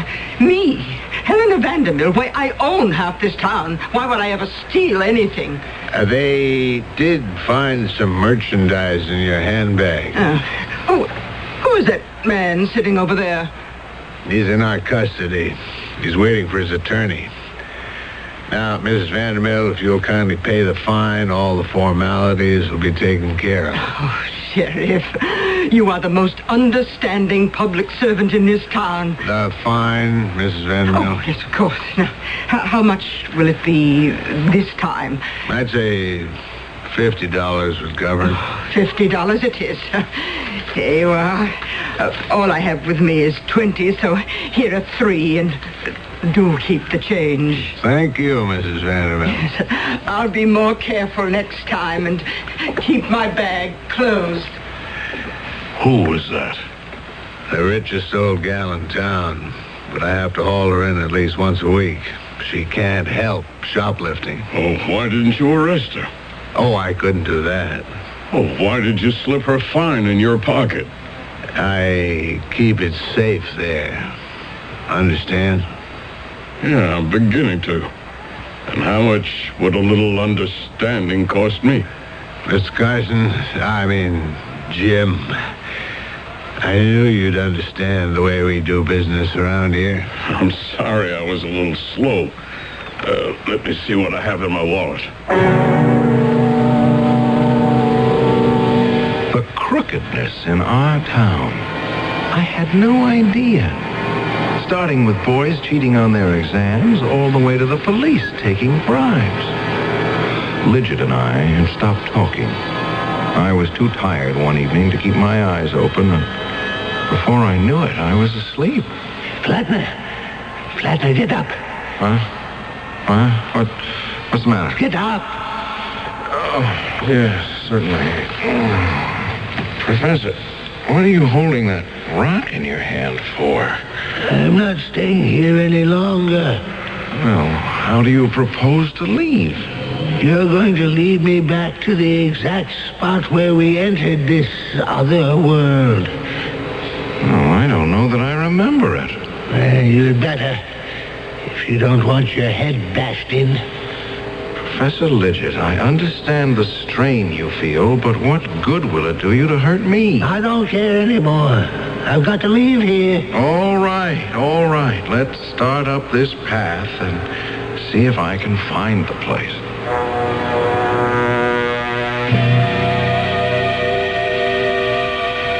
Hello, operator. I dialed 555-1212, and I got a wrong number. Would you place the call for me, please? It's the mayor's office. It works every time. Good morning, Mayor. Not too badly. We made $260. 60 from the old klepto, and I nicked another citizen for the 200. All right, will you stop by, or shall I send the cash over to the town hall? Good. I'll put 130 in an envelope addressed to you and marked official business.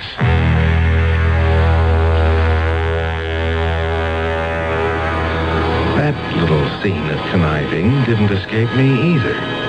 It made me wonder, did I really wish to return to the life I had grown up with? We climbed and finally reached a plateau, which I thought looked familiar. Is this where we first landed? Are you sure? I'm as sure as I can be.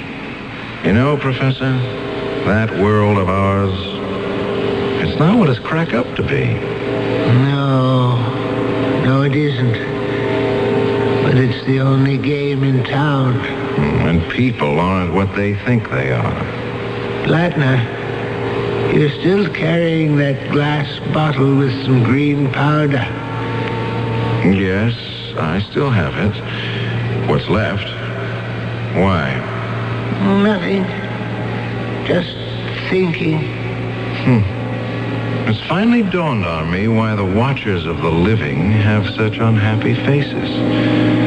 What goes on Earth is enough to make anyone sad. Greed, deceit. The people you thought were honorable, people you respected. Even you, Lidget. You're much less of a human being than I thought you were. Much less. Lidget, what are you doing to that rock? Lidget, please.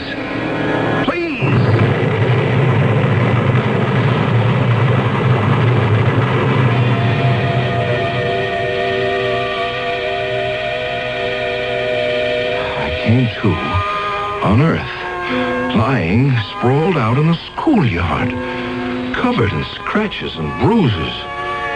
I was alone. Professor Lidget didn't get back to Earth with me. I remembered running away from the professor, and then I tripped and fell. Yes, the powder must have exploded on impact, and here I was. It was getting dark in Dr. Bendener's office, and I remembered I'd come to see him for a physical. feeling any better, Mr. Plattner? Yes, I am. I'm fine now, Doctor. Had a little sleep? Oh, not exactly. Just thinking about how my insides got all reversed. Nothing's malfunctioning, you understand, just exchanged. Are you up to getting yourself home? Dr. Bentner, I've decided I don't want to be a lifeguard after all. I'm just not the swimming kind. I didn't know there was any other kind. Oh, there are lots of ways lives can be guarded. I'd like to think about that. Think about what, Mr. Plattner? What I ought to do now that I'm back. Back? Go back to teaching. I think you should. Oh, well, they say that those who can do, those who can't teach. I think I can, Doctor. And there's an awful lot of doing that Sussexville needs. Maybe I'll just give it a try. It so happened that Fred Plattner knew quite a lot about the shenanigans of several high town officials. And come election time, when Fred started talking, everyone also knew quite a lot. So it was hardly a surprise when an unknown school teacher got himself elected mayor of Sussexville. Not surprising at all. I'll be back shortly.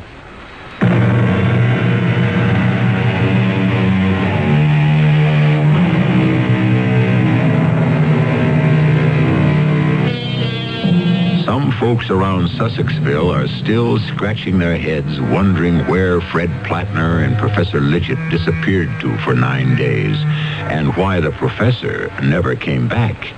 But Fred isn't telling anyone. Every now and then, though, he'll look up suddenly from his desk in the mayor's office, as if he was seeing someone he recognized. Call it an H.G. Wells fantasy, if you will, but who knows? Perhaps we are all being watched. Over there. Is that a shadow over your head? Our cast included Tony Roberts, Bob Dryden, Bryna Rayburn, and Gilbert Mack. The entire production was under the direction of Hyman Brown. And now, a preview of our next tale. I took a few steps down the rough cobblestone alley. It was dim. A place where the sun couldn't get to. There wasn't a sound.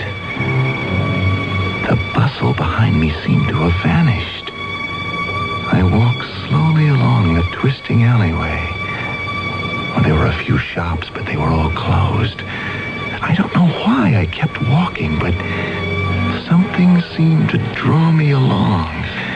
And then the alley turned. There it was. A small shop, brightly lighted with candles. In the window were clothes, leather things, beads, spices. There was no name on the door, but I knew I'd found the Devil's Boutique. This is E.G. Marshall inviting you to return to our Mystery Theater for another adventure in the macabre. Until next time, pleasant dreams.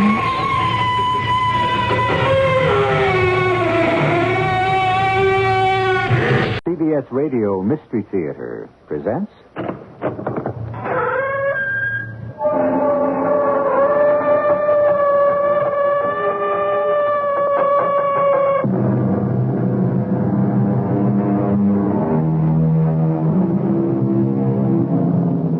Come in.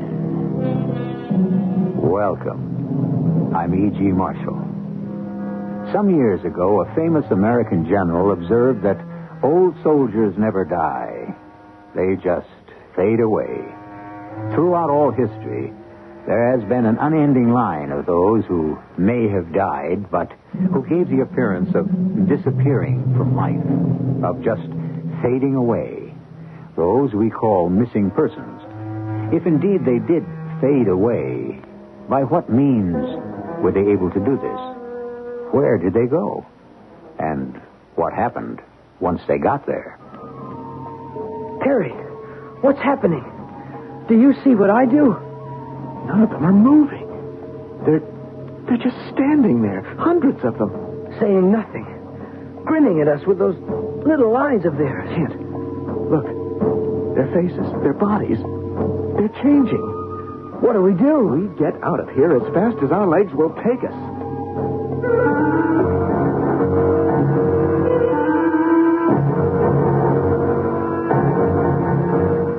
Our mystery drama, Land of the Living Dead, was written especially for the Mystery Theater by Arnold Moss and stars Don Scardino and Russell Horton. It is sponsored in part by Buick Motor Division and True Value Hardware Stores. I'll be back shortly with Act One.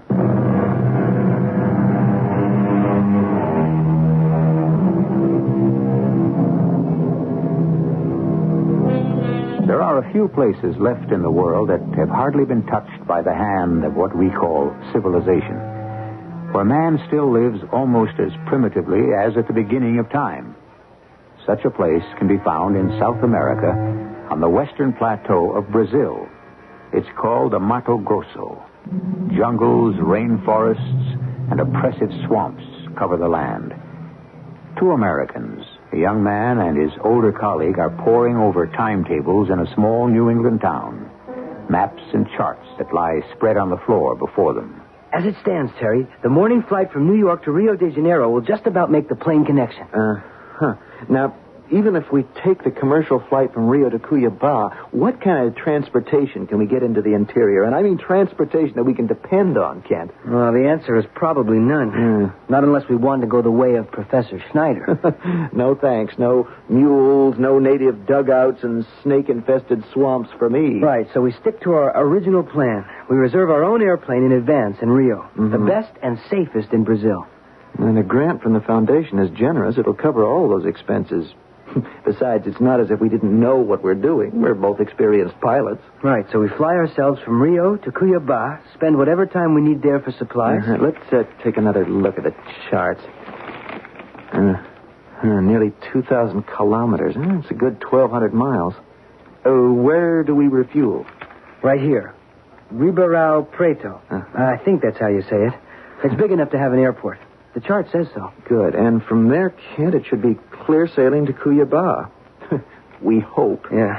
After that... Well, once we get past the heaviest jungles and the tropical forests, we shouldn't have any trouble finding places to land, right?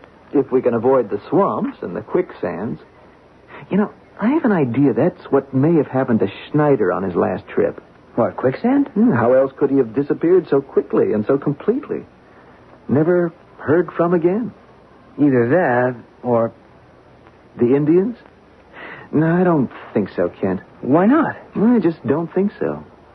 True, we know almost zero about this strange tribe of Indians we're looking for, but one of the things we do know from Schneider's report of his first trip is that they're relatively peaceful, unwarlike. Relatively? Well, what have they got to be warlike about? There's no one near them for almost 100 miles. They're vegetarians. The products of the forest are their principal diet. But, Terry, we also know that they're descended from the Jivaros, the headhunters of Ecuador. The pleasant chaps who would just as soon cut off an enemy's head, your head, Terry, or mine, and shrink it down to the size of a baseball. But you're forgetting that in the 200-300 years since some of the Jivaros migrated from Ecuador, something happened to them. They've changed. Maybe. Well, that's why we're going there. To find out how they changed. And maybe even why. You know, that's what makes life so fascinating for anthropologists. The study of the whole human family of man, his mind, his body, his culture. And particularly the study of primitive groups like this one. For me, Terry, there are 3 things about this expedition of ours that get me excited. Which are? First, the prospect of seeing with my own eyes a whole tribe of white Indians, just as Professor Schneider described them. A whole community of albino Indians. And to try and find out how that came about. And second? The possibility of finding some trace, even the slightest, of the missing Professor Schneider. I'm with you on that. How about the third and last? Well, it would be awfully nice if the both of us get back to civilization alive. When do we leave?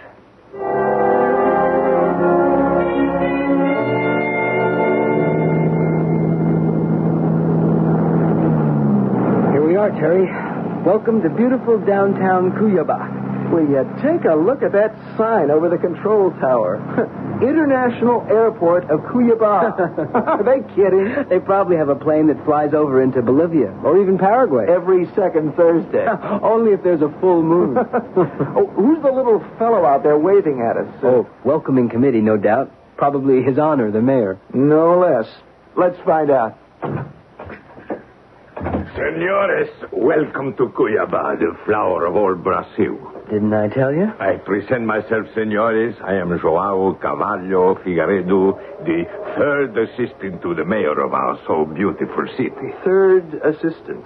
I guess we don't rate very high, do we? Well, thank you, senor. We certainly appreciate your meeting us. Oh, don't mention it. They have sent to us a radio message from Rio that we were to expect you. How can my city be of service to you? Well, we're headed for the interior, Senor Cavallo. We'll need a couple of days here to lay in a supply of food and equipment. Oh, of course. You will find that Cuyaba has the best of everything you might possibly need. If I may be bold, senores, may I ask where in the interior? Due north. Northwest, maybe. How far, senor? Oh, not too far. You do not wish to say. It's much easier to see by your replies what equipment you will need. Shovels, pickaxes, mining pans, dynamite. Mining pans? Dynamite?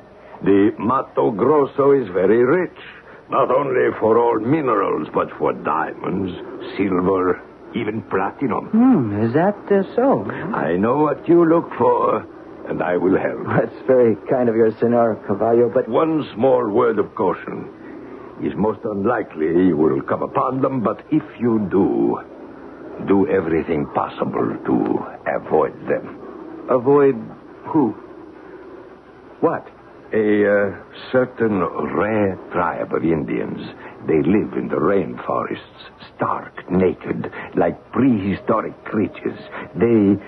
They have in them some strange kind of powerful magic that is able to make a person see most unusual, sometimes most horrible things. And the persons believe that what they are seeing is in truth real. Well, what do they do to work this thing? No one has ever found out. Is a magic that floats in the air wherever these Indians are. Well, we'll certainly do our best to avoid them, senor. For your own good. But how will we know them if we do come upon them? Well, these are white Indians. Everyone in the tribe, we are told, is an albino. White skin, pink eyes. I must wish that you will never meet them. That's very kind of you, senor. Don't mention it. Your airplane, of course, is in most safe hands, so if you will be so good to follow me, I will drive you to the hotel. In the morning, we start the purchases of supplies for your expedition to this land of most astonishing riches.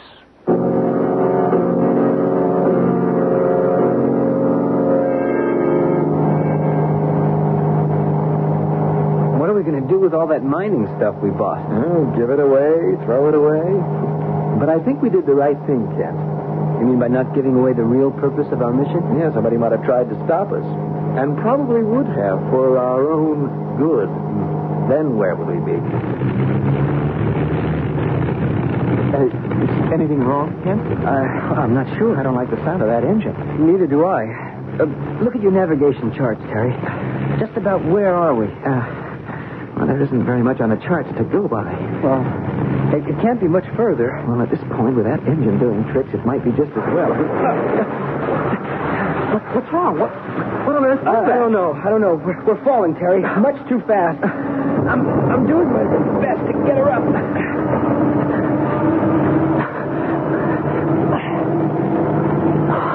Hey, I think you got it, Kent. Here we go. Up. We're all right? Probably. Funny thing. For a second or two back there, I had the uncomfortable feeling that I'd blacked out. Cold. Yeah, so did I. It's odd. Well, what do you suppose that was? It sounded like an airplane crash. Well, there can't be a plane near us for hundreds of miles. Oh, well, we better start looking for an opening to land in. Whatever it was.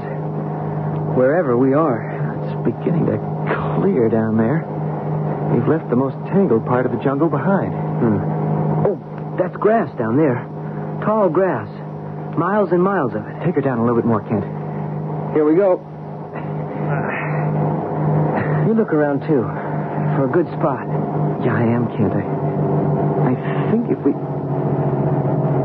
Wait a minute. We just one beautiful minute, Kent. Do you see what I see? What? Down there.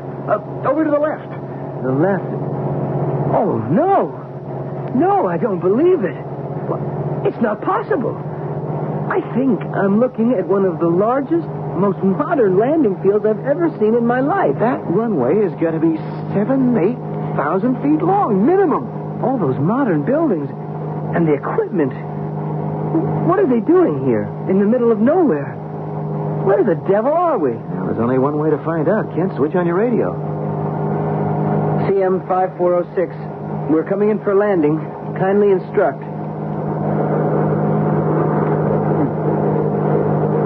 That's nothing. Well, try it in Portuguese. Okay. CM 5406. Aproximando a requer permissão para pouso. Favor instrume. Still nothing. There's only one other thing to do. Start for your landing, Kent. If what we think we're looking at is real, no problem. You're thinking of what Carvalho told us. If we only think the landing field is there, still no problem. The landing will be a bit bumpy, and like Professor Schneider, will be known as those two brilliant, those two inspiring, those two missing American anthropologists. Fasten your seatbelt, Terry. Real tight. We know that travelers on the desert will sometimes see a lake stretched out before them, where no water exists. Or a seaman will discover the inverted image of a ship in the middle of the ocean. These are what we call mirages. Scientists have explanations, optical illusions. But for some of us, they seem to take on a cold basis in reality, like the airport Terry and Kent have just discovered. I'll be back shortly with Act 2.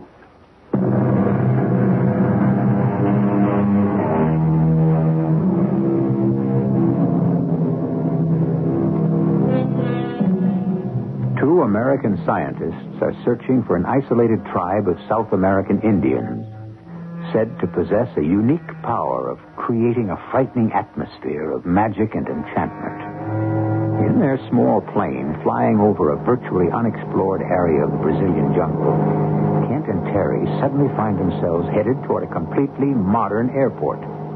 They prepare for landing. Be sure your seatbelt is fastened tight, Terry.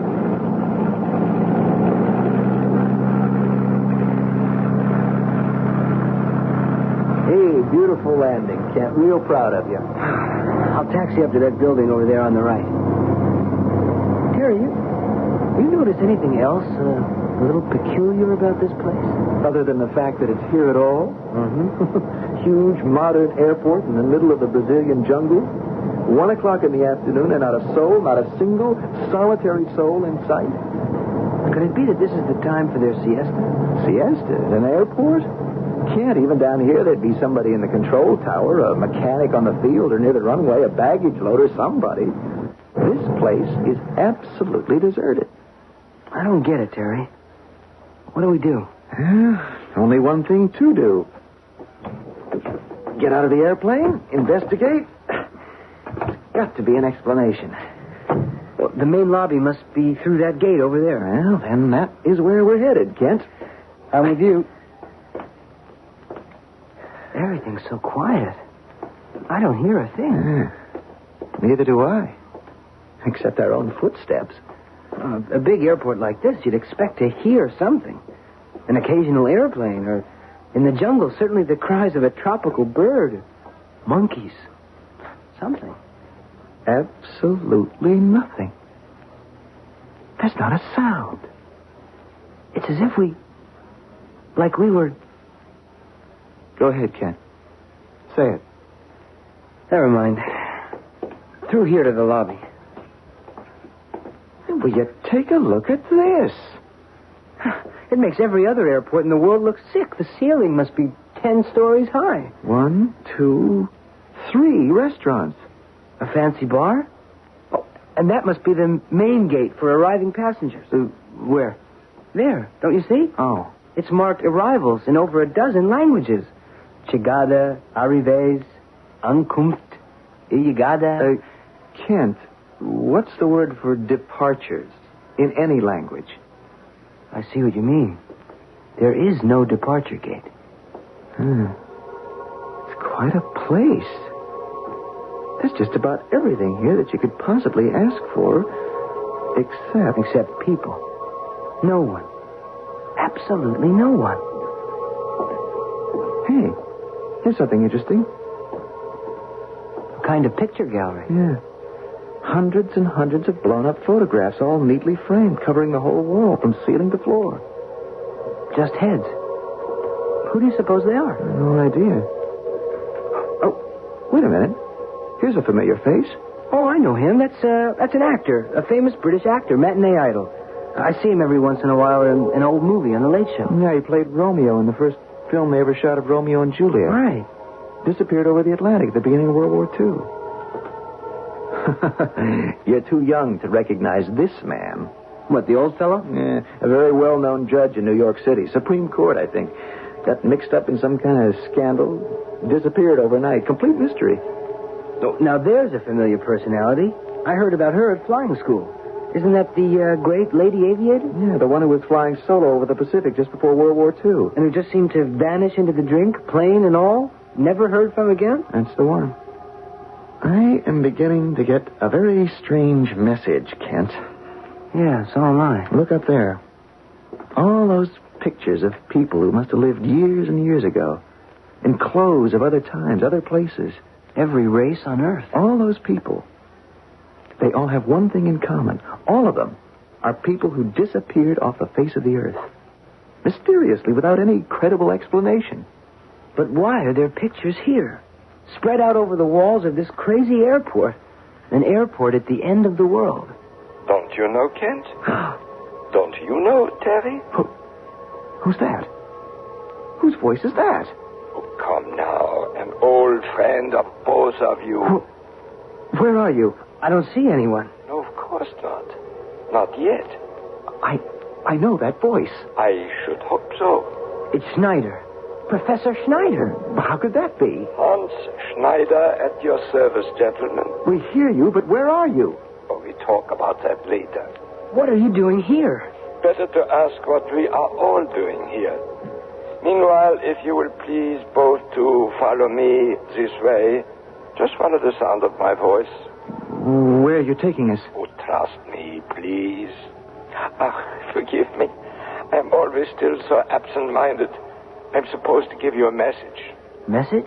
From Lilith. Who? Lilith. I am supposed to say, welcome to you both.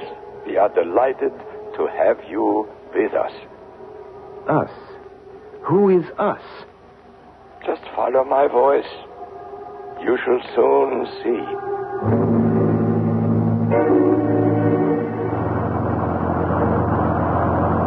We've been on this godforsaken bus for almost 20 minutes. It keeps on going without even a driver. And we're still no place. Now, you gotta calm down, Kent. You gotta take it easy. There's never been anything like this. That voice, Schneider, or whoever it was, told us to get in. We did. Just the two of us into a waiting, empty bus. The bus takes off. Look over to the right. You see that? We've come to what seems to be some kind of city, a large settlement of some kind. Oh, so we have. All of it built around that tall building with the funny kind of double spire. Looks almost like a cathedral. We're slowing down. Last stop. Everybody out, I guess. I think that's what they're trying to tell us. What do you suppose that is? Well, we're about to find out. Look at that mob of people pouring out of the tall building. hundreds and hundreds of them. Dressed in every conceivable fashion, every period of time. Like a gigantic fancy dress ball. They're all headed toward us. And none of them seems to be speaking. They're all of them absolutely silent. What do we do? And just stand where we are, see what happens. Can't. Look. Right in front. Leading the rest of them. Hans Schneider. Our Hans Schneider. But what's that immediately behind him? I don't know. Some sort of sedan chair. A closed-in platform carried by 4 men. What or who are they carrying? We are about to find out. Gentlemen, once again, I welcome you to our home. Home? What home? We're in Brazil, Professor Schneider, aren't we? We started out, same as you did, Professor, on a search for albino Indians. Indians of the Mato Grosso. I know. Where are we? I mean, who are these people, and why are they all so silent?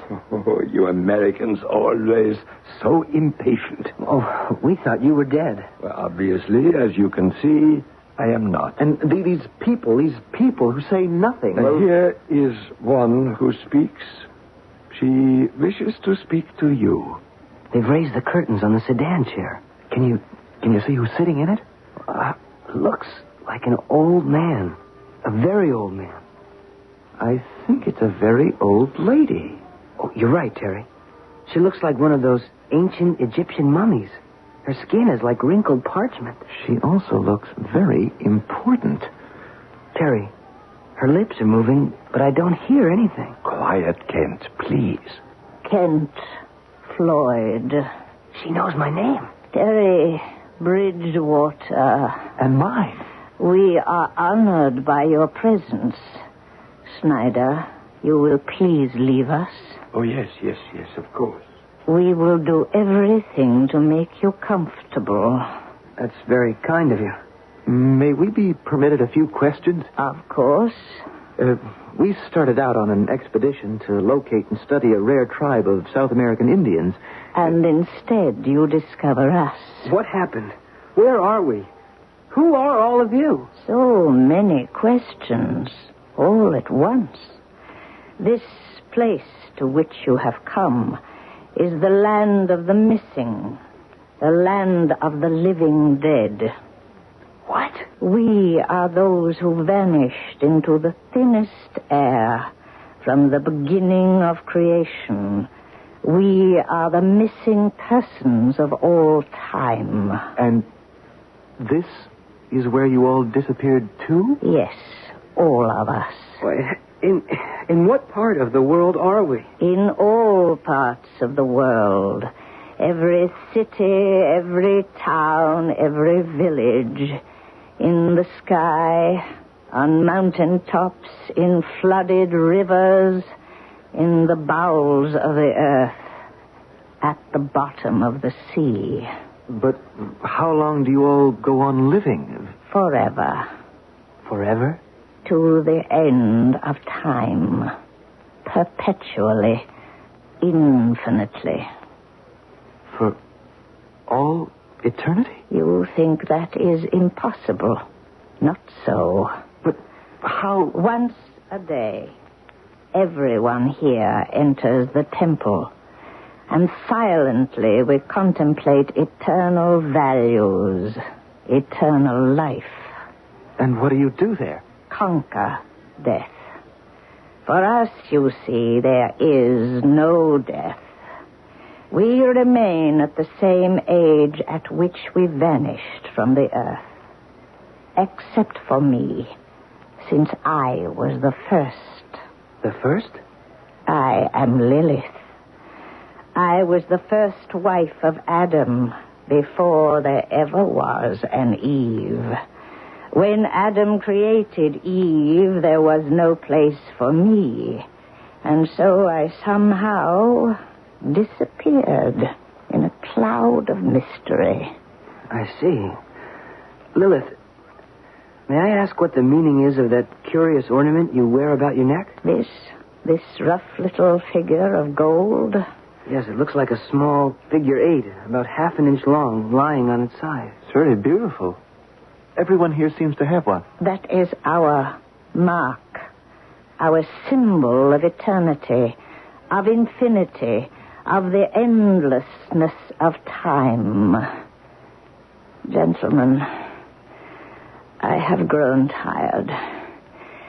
If you will excuse me, I must rest now. Terry, we've got to get out of this place, but fast. We've got to find our way back to our airplane. How do we do that? I'm not sure, but we've got to try. I couldn't agree with you more. We've wandered into some kind of madhouse. I can't explain what's happening. Missing persons, people who have become immortal. Professor Schneider? Schneider is dead. He's got to be. Slowly, Kent. We've got to find our way out of here before we both become as crazy as they are. Oh, I am with you. Terry, Kent, you are not thinking of leaving. Professor Schneider... Lilith asked me to give one of these to each of you. The little gold ornament, the horizontal figure 8. Our symbol of infinity, of eternity. Well, that's very kind of Lilith, but no thanks. We wouldn't have any use for them. Oh, but we all wear them. Now that you both have become part of us, so must you. Over 800 years ago, a Persian poet and mathematician, Omar Khayyam, wrote, "There was the door to which I found no key. There was the veil through which I might not see." Two anthropologists, in their effort to probe into some of the most ancient secrets of mankind, have come to a door to which, at the moment, they find no key. To a drawn curtain beyond which they cannot see. I'll be back shortly with Act 3.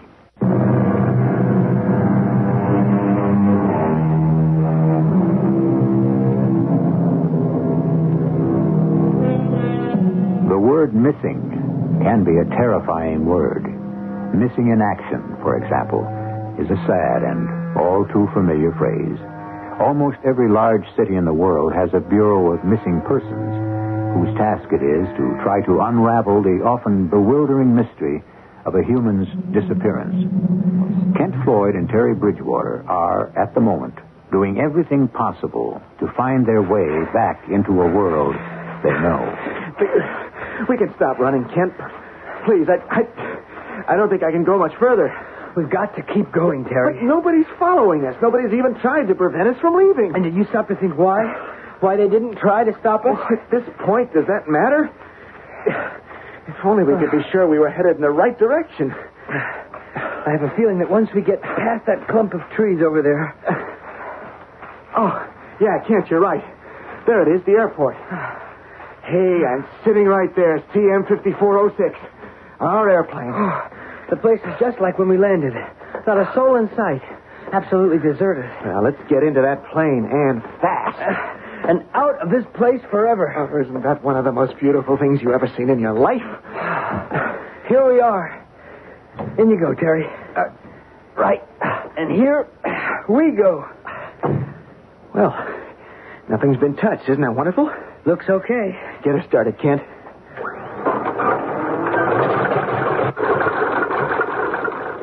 I'll try it again.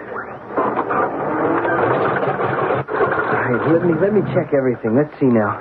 Well, what's wrong? Why doesn't it catch? They've done something with the engine. Oh, but what? That's what I'm trying to find out. Why doesn't this damn thing turn over? Oh, there we go. Whew, thank heavens. Maybe we're both overreacting. Oh, maybe. And away we go. Away we go. But where to? Any place. As long as it's away from here. Now, how's our supply of fuel, and what's our course? Oh, we've more than enough fuel to... What's the matter? The fuel gauge. It's not working. Well, what about the rest of the panel? Nothing. No, everything's dead. But even my watch has stopped. Yeah, mine too. What do we do? We keep going. As long as we can. Well, on what course? What direction? Well, we'll have to depend on our memory and our good sense, I hope, of navigation. And maybe, pray a little? Oh, it can't hurt. But I have a feeling that tells me we're on course, or very close to it. And if we're not? If we're not, Terry, praying a little won't be quite enough. Not quite.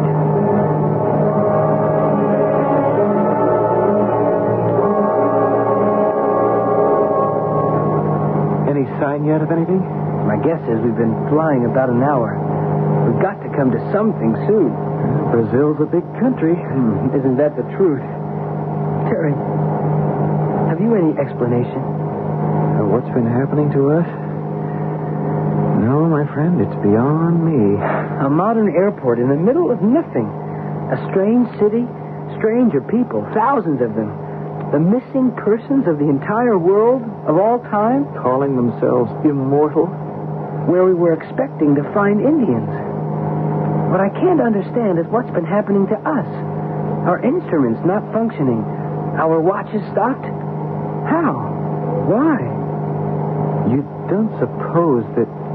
Suppose what? Remember what Carvalho told us back in Cuiabá? About the Broncos Indians? You mean about their strange power of enchantment that makes people see things that aren't really there? That's exactly what I mean. Wait, this is the 20th century. The idea of that kind of witchcraft, of voodoo, call it what you like, was exploded years ago. We're educated men, and there just ain't no such thing.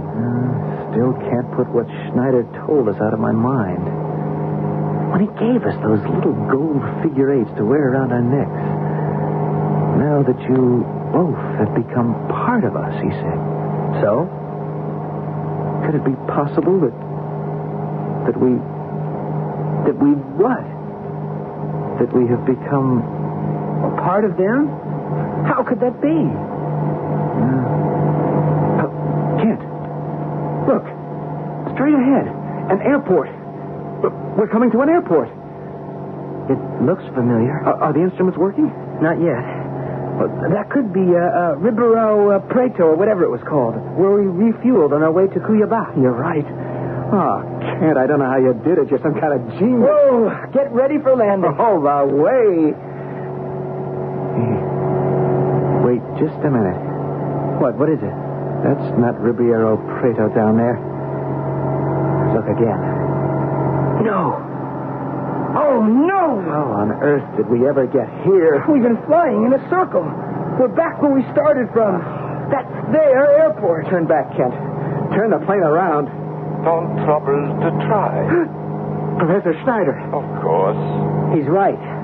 I can't turn it around. Gentlemen, where have you been? We all missed you. Again, only your voice. Just your voice. We can't see you. Does it matter? What do you want of us? I want nothing. But she would like to have a word with you. Both of you. She? Lilith, our Lilith. Prepare to land. Lilith is not the kind of person you make wait.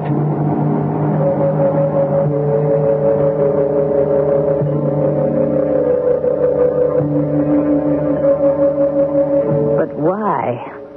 Why should you want to leave us? Tell Lilith why. Because we don't belong here. That's why. You don't? We have our lives to live, and if you don't mind, we prefer not to live them here. We're scientists. We have important work to do. The exact words I said when I first arrived. You must try to understand, both of you. You remember when you were flying here on your way from Cuiabá? Yes. You heard a strange sound. Like an explosion, like an airplane splintering, crashing into bits. What you heard was your own airplane plummeting to earth into the wilds of the jungles of Brazil. What? Neither it nor either of you will ever be heard from again.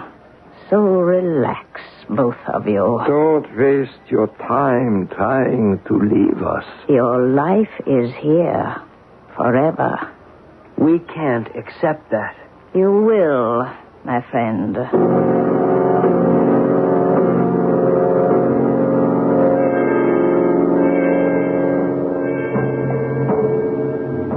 Gentlemen, the time has come. Time for what? For your first experience in contemplation. contemplation of eternal values, of eternal life.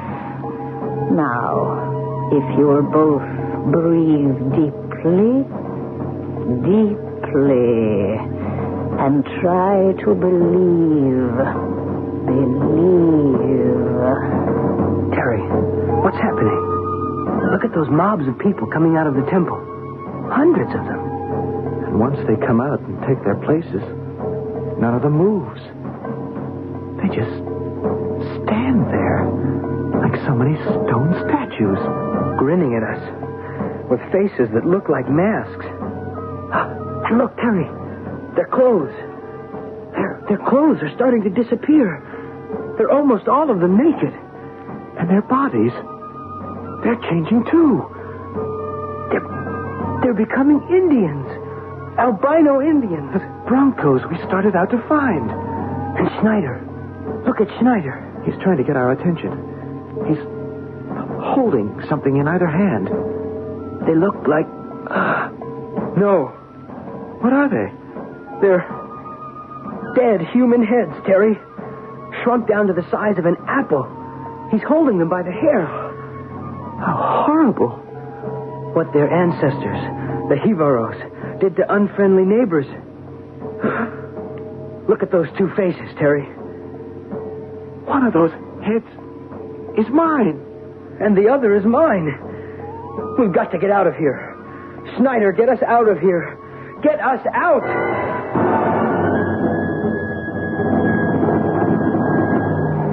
Oh, I never thought we'd make it.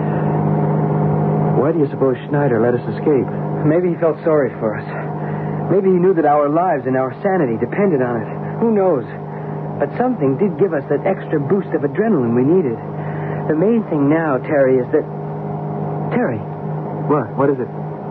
How long would you guess we've been in the air? Oh, let's see. It's, 1:15. Can't. My watch is going again. So's mine. And look at the instrument panel. Everything's working. I'm going to try the radio. CM 5406 calling. Calling anyone, anywhere. Radio and instruments have not been functioning. Come in. Anyone. We request our position. Over. CM 5406. CM 5406. Oh, isn't that beautiful? You are 12.6 nautical miles southwest of Cayo Airport. Cayo. That's the control tower in Rio de Janeiro. We're approaching Rio. Runway 4 is clear. Please use runway 4. Thank you. Roger. Terry, look. There's Sugarloaf over on our left. And Guanabara Bay. And there's the Christ of the Andes. Terry, we're back. Back in Rio. Alive. And in one piece.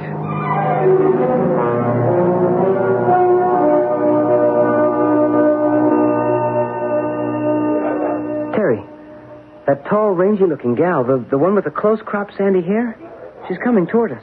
The one with the slacks and a white open-neck shirt? She looks familiar. What is she one of us? Well, I guess we're about to find out.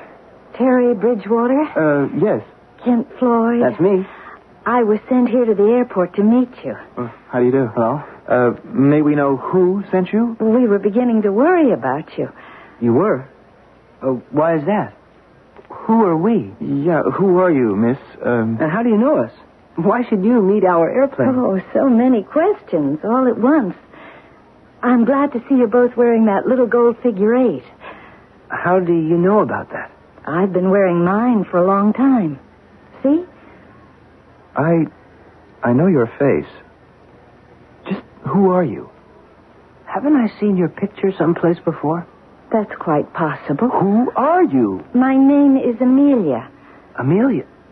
Not the one who disappeared over the South Pacific in her own plane? In 1937. Great mystery. No one's ever explained it. Well, then what are you doing here? Isn't this Rio? It's any place you want it to be. Rio, Hong Kong, Cairo, the middle of the Brazilian jungle, Detroit. Any place. We're all of us among the missing. We're all of us in the land of the living dead. Please, follow me.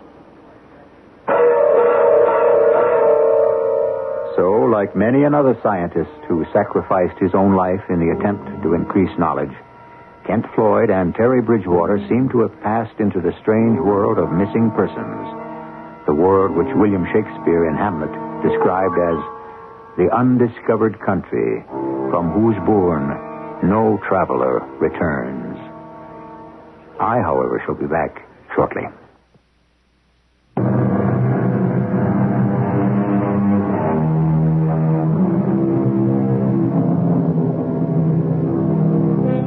When someone mysteriously disappears from the earth with no explanation, where have they disappeared to? One thing we can be sure of. At least two people, Terry and Kent, know without question what happened to Amelia when her plane vanished over the South Pacific back in 1937. And, of course, Amelia knows what really happened to Terry and Kent as they disappeared over the jungles of Brazil. Our cast included Don Scardino, Russell Horton, Arnold Moss, and Carol Teitel. The entire production was under the direction of Hyman Brown. And now, a preview of our next tale. I don't understand, Mother. Do it the way these things are done ordinarily, everywhere. The expected way. The usual way. Are you saying I should subject these men to torture? I'm saying you have to find the thief. That is not the kind of justice my people have come to expect from me. Who's to know how it was done? Let me suggest a way. Let us conveniently discover a sack. It will contain Joseph's 100 gold pieces, Abiel's 200 silver coins, and Benjamin's 10 diamonds. Mother. Choose the one who pleases you least. He will be the thief. Punish him as you see fit. The other two will be satisfied. The mob will have its judgment. The throne will be safe again. Radio Mystery Theater was sponsored in part by True Value Hardware Stores and Buick Motor Division. This is E.G. Marshall inviting you to return to our Mystery Theater for another adventure in the macabre. Until next time, pleasant dreams.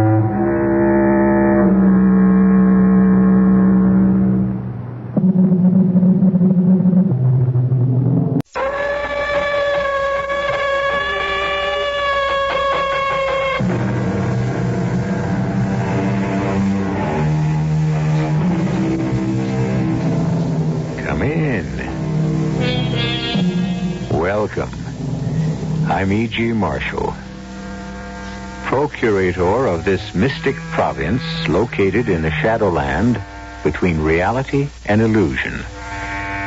It has been said, nature can often be hidden, sometimes overcome, but never extinguished. And what is nature? Do not leave me to run to Mr. Webster for the answer. The dictionary will not help you. You will only be told that nature is the essence, the innate quality, the inborn tendency, the vital function, force, or disposition. Quite so. But what is it? We may have an insight. But what's wrong with her, Melisande? She has the most dread disease in the world. Surely it can't be that bad. It's worse. She has the one disease for which there is neither remedy nor antidote. The one disease that can wipe out our society. And so it must be nipped in the bud, choked off at the source. But what can we do, Melisande? Cure her or kill her. What is the name of this disease? You know it as well as I do, Willis. She's suffering from a severe case of unhappiness.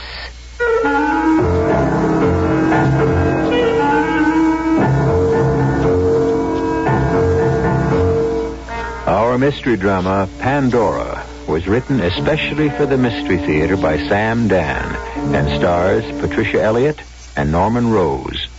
It is sponsored in part by Anheuser-Busch Incorporated, Brewers of Budweiser, and True Value Hardware Stores. I'll be back shortly with Act One.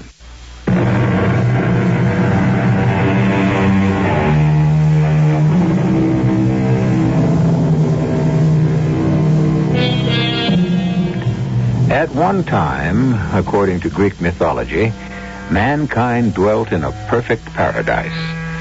And then a young lady named Pandora permitted her curiosity to get the better of her, opened a forbidden box, and thus loosed upon the world all manner of suffering and sorrow.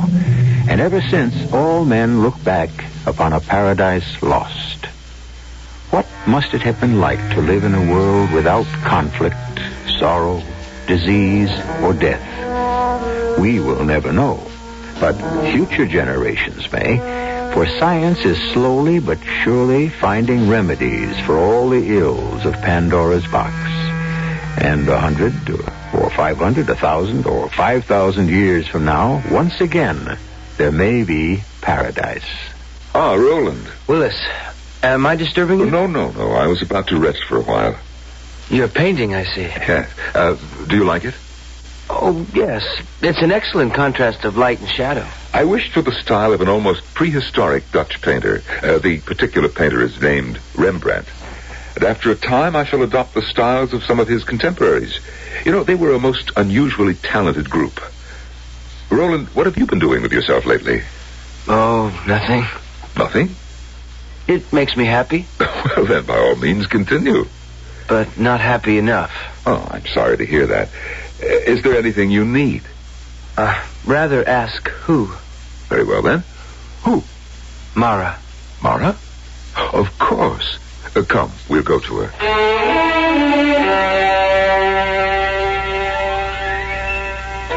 What is she doing? She decided she wanted to play the violin.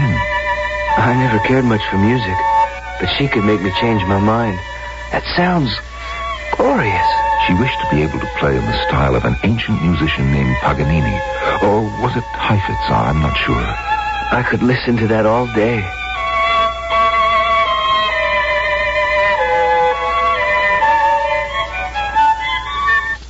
Oh, Mara, my dear, we disturbed you.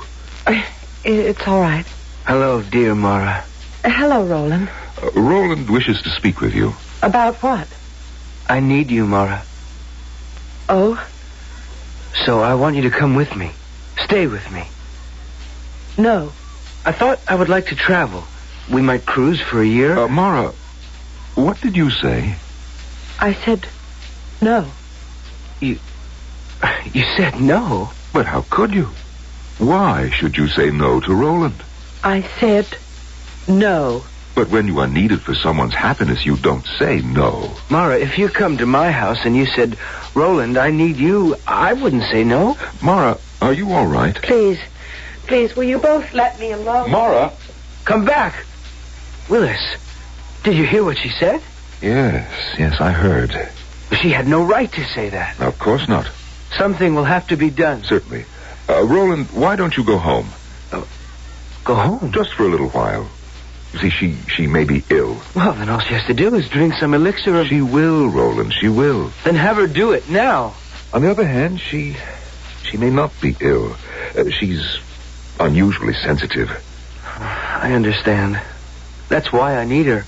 Because, as you very well know, I'm not sensitive at all. Well, then you'll have to adapt yourself to her moods.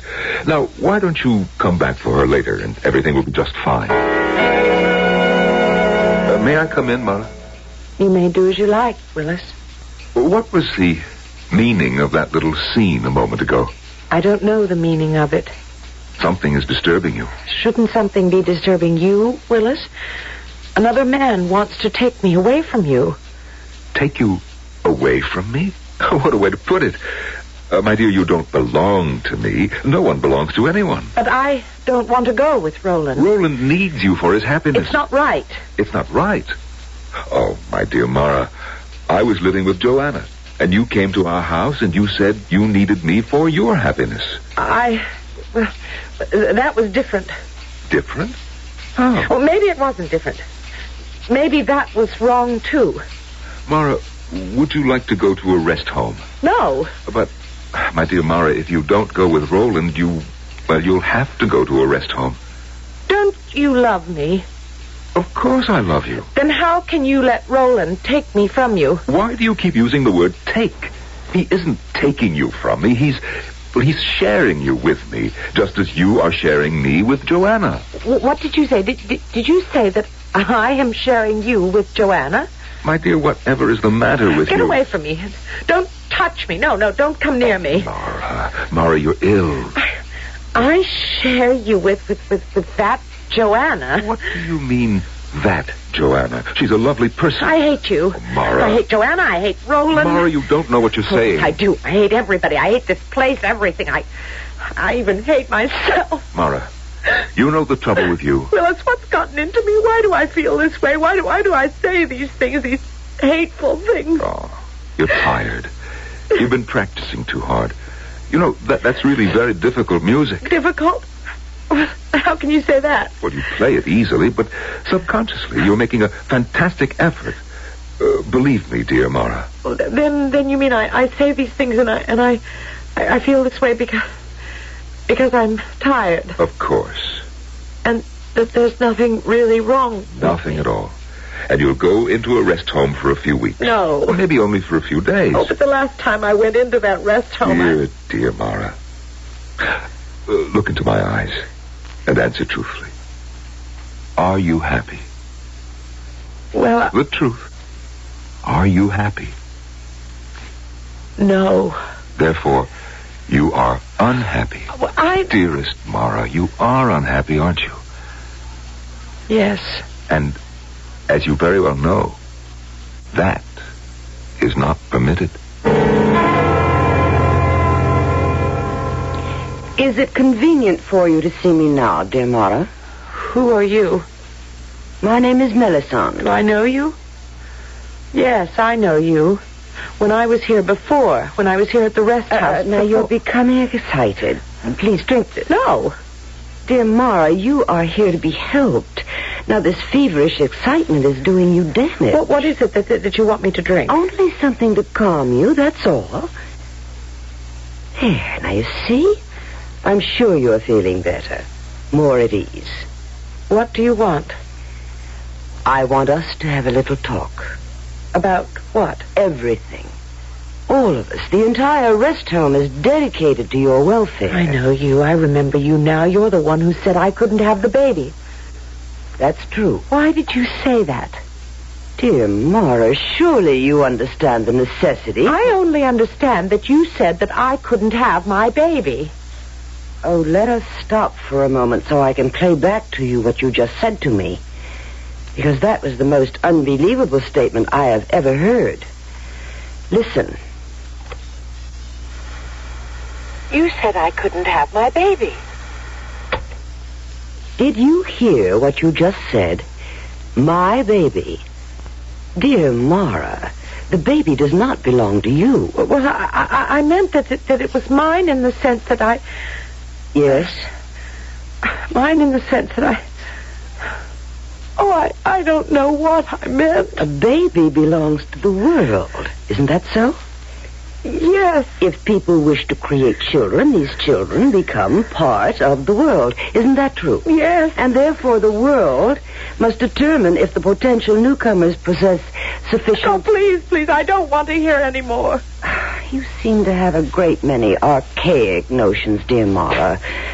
Would you rather we did things in the archaic way? Please stop. And permitted children to be born, hit or miss, diseased, deformed, lacking in... Oh, must we talk about it?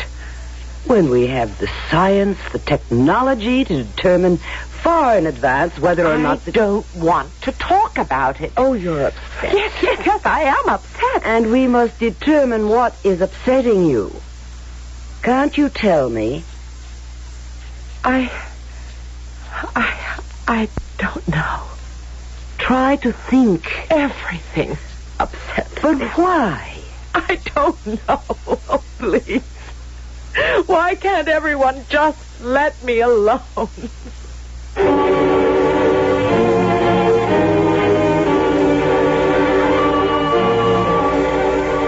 long has she been this way, Willis? Well, the first I knew something was wrong was this morning. This morning. But had she manifested any signs some months ago when she was told she was not to be permitted the baby? No. No signs at that time. And what occurred this morning? Well, this morning, Roland arrived and told her he needed her.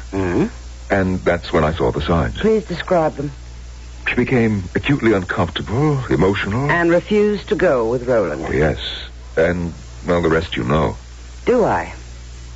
Or are you withholding anything, dear Willis? Why would I do that? What else should I know? Well, I can't think. Oh, a disturbing factor was when she became emotional over the fact that I still have a continuing relationship with Joanna. That disturbed her? Do you mean she doesn't know or pretends not to know about continuing relationships? Yes. Would it help her if we asked Roland to cancel his request that she go with him? No. But surely Roland is reasonable. Oh, of course. But the problem goes deeper. She will not go with him because, obviously, she is unhappy. Her refusal must make him unhappy. His unhappiness must, in turn, be transferred to someone else. Thus, a disease is created and spread. The disease of unhappiness. The one disease for which there is neither remedy nor antidote. The only disease that can wipe out our society. It's a disease that must be nipped in the bud, choked off at the source. What are you going to do with her, Melisande? Well, surely you know the answer to that as well as I do. We shall have to cure her or kill her.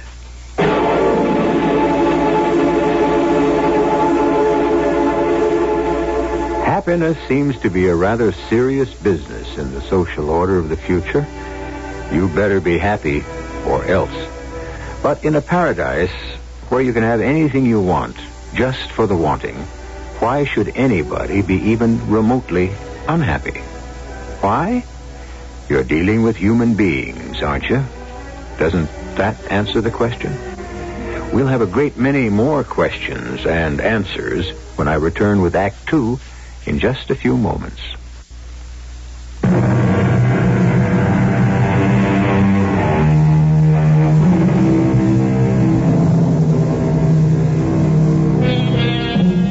Men of goodwill have always struggled to create a better world.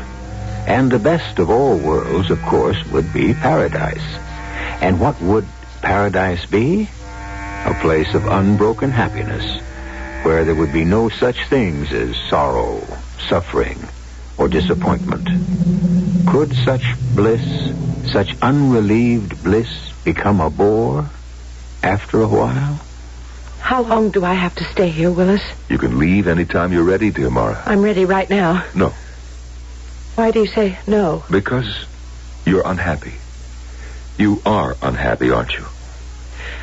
But I don't want to stay here. Dear Mara. Don't call me dear Mara. But if anybody calls me dear Mara, I'll scream. You're screaming now. Mara, you are in trouble. Why should I be in trouble? Because you're unhappy. That's my affair, isn't it? No, dear. Unhappiness is an infection. I'm sorry. I can't help the way I feel. You will have to. I don't care. Dear Mara. Don't call me please. dear. Do you know how many hundreds, how many thousands of years it has taken the world to become happy? Willis, take me home. If you insist on being unhappy, this will become your home. No. Mara, look at yourself. You're beautiful. It means nothing. Anyone can be beautiful. Talented. It doesn't matter. Anyone can have any talent they want. Just by wishing. What do you want, Mara? What do you want? I want you. But, Mara, you got me. So does Joanna. And so does anyone else who wants you. Mara, do you realize what you're driving at? Yes. What you want is for one person to own another. In ancient times, that actually existed. It was called slavery. I didn't mean it that way exactly. I only meant that you and I shouldn't share each other with others. Why not? Why not?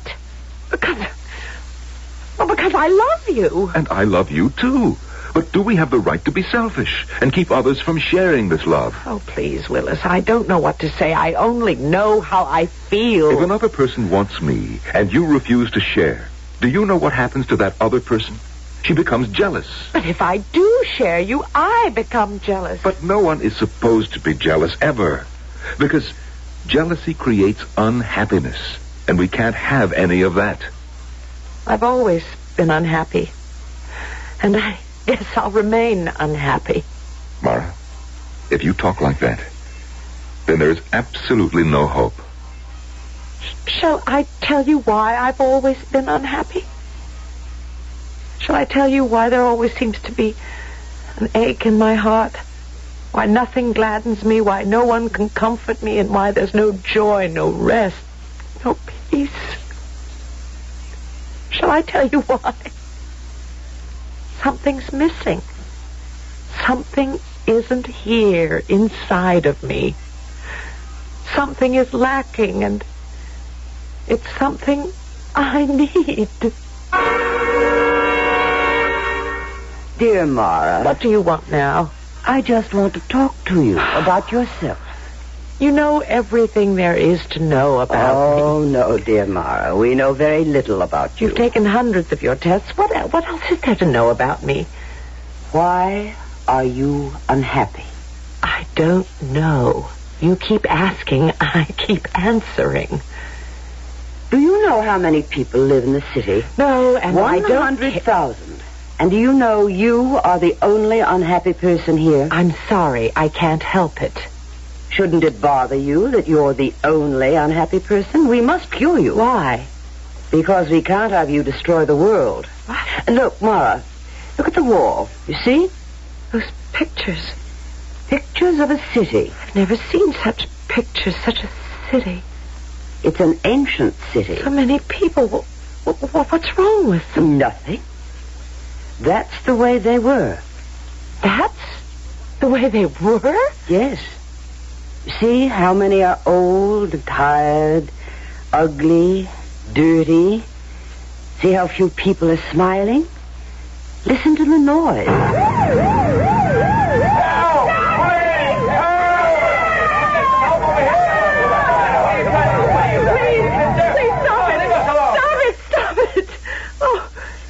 All right, I stopped it. Now would you like the smells, the choking pollution? Oh, please, just let me alone. Is this the world you want us to have all over again? Brawling, filthy, murderous. I didn't say I wanted anything like that world. Look at it again. Look at those children. No.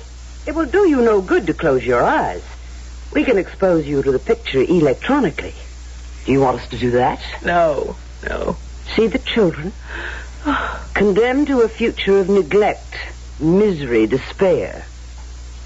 Is that the world you want us to go back to? Oh, please, I can't help it if I don't feel happy. Would you be happier with this? What's that? War? What's war? A madness, a special madness of mankind. Only man knows how to arrange it. Do you want us to go back to the time where it was arranged with nightmare regularity? Why do you make me look at all this? Because all this comes from unhappiness. I don't believe it. Unhappy people who are deprived, people who are envious, people who want something that belongs to someone else. But I don't want anything that belongs to anyone else. I only want what belongs to me. Nothing belongs to you. Don't you understand? None of us can own anything. For in that ownership lies the seeds of envy. You want Willis. Why? Because I love him. You can't own love. Love belongs to us all. Therefore, any of us can love all of us. But it's not right. Would it be better the old way? When men and women killed for each other, even started wars for each other. Was it better when love was just another mask for jealousy and hatred? Was it? I only know that I love Willis. Love. Talent. Everything belongs to each of us. The ability to play the violin, the ability to paint a picture, compose a symphony, write a play. Why should this great ability be doled out, hit and missed to a random, fortunate few?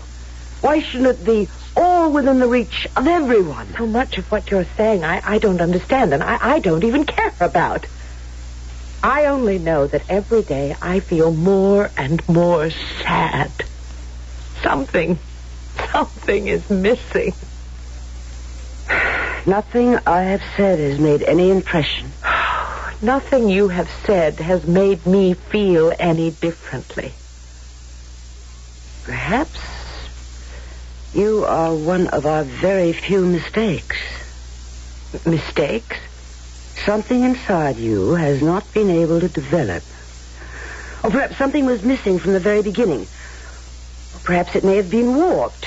Yes, it's quite possible you are a mistake. What does that mean, a mistake? Occasionally, someone is born who had no right to be. Well, what are you going to do with me?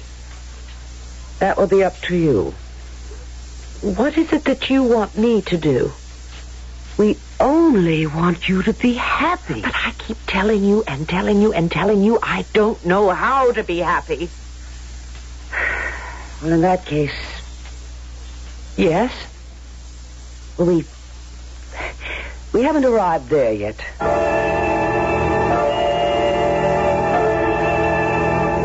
Dear Mara. Roland? Yes. I came to tell you how sorry I am. Sorry? Well, I caused you all this trouble. No. Oh, I'm sure of it. After all, if I hadn't come to ask you to go with me... I don't know, Roland. It would have been something else, someone else, sooner or later. What's wrong, dear Mara? I suppose that's what's wrong. Everybody calls everybody else dear. We all can't love each other. But we must. You know what happens when there's no love? There's war. Oh, have you seen those pictures, too? Yes. That's why I hate history. I hate it because it's so bloody and brutal. But that isn't important. Come away with me. No, they won't let me out of here. They will, if you come with me. Actually, it's the only way you could ever get out of here. Oh, please, Roland, I like you, and you're very... It will be very serious for you. I can't go with you, Roland. Why? Because I don't love you. I'm sorry, I know we're all supposed to love each other, but I don't love you. I would like to love you, but I don't. I can't. Mara, suppose you were just to say you love me. But I don't love you. I know, but couldn't you just say so? But that would be a lie. Yes, I suppose. I can't do that. I just can't lie. You're such an unlikely martyr. What do you mean? If you go back through history, everyone who died for a principle... Roland. You're just a slip of a girl. You can't be more than 200 or 300 years old. I doubt that you're even aware of the implications of what you're doing. What do you mean I am going to die? Did I say that? Yes. You said it, and you know you said it. Mara, let's end this nonsense. Just smile and say you'd be happy to come with me. Do you mean that they would kill me if I don't? Oh, that's not the way it really is. It's just... Oh, look, before it's too late, please. It doesn't matter. That's what you have to do to live. Now tell them. Tell them you're willing to come with me. Ah. Dear Roland and Mara. I've brought Mara here because there's no longer any difficulty. There isn't? No. Mara is quite happy. Are you, dear Mara? Oh, yes. Wonderful news. Mara wishes to go with me. There's wonderful news, if true. Oh, of course, it's true. Tell her. Tell her, Mara. Mara agrees to go with me. That is not what you just said, dear Roland. Let me play it back for you. Listen. Wonderful news. Mara wishes to go with me. You said originally, Mara wishes to go with me. What you said just now is, Mara agrees to go with me. Oh, what's the difference? The difference is one of life and death. You see, Mara, if you wish to go with Roland, that is a sign that you are happy, and therefore fit to live in our world. If, however, you merely agree, It means you are only making the best of a bad bargain. And you are still unhappy.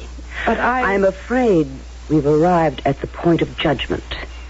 Do you wish to go with Roland? Or do you agree to go with Roland?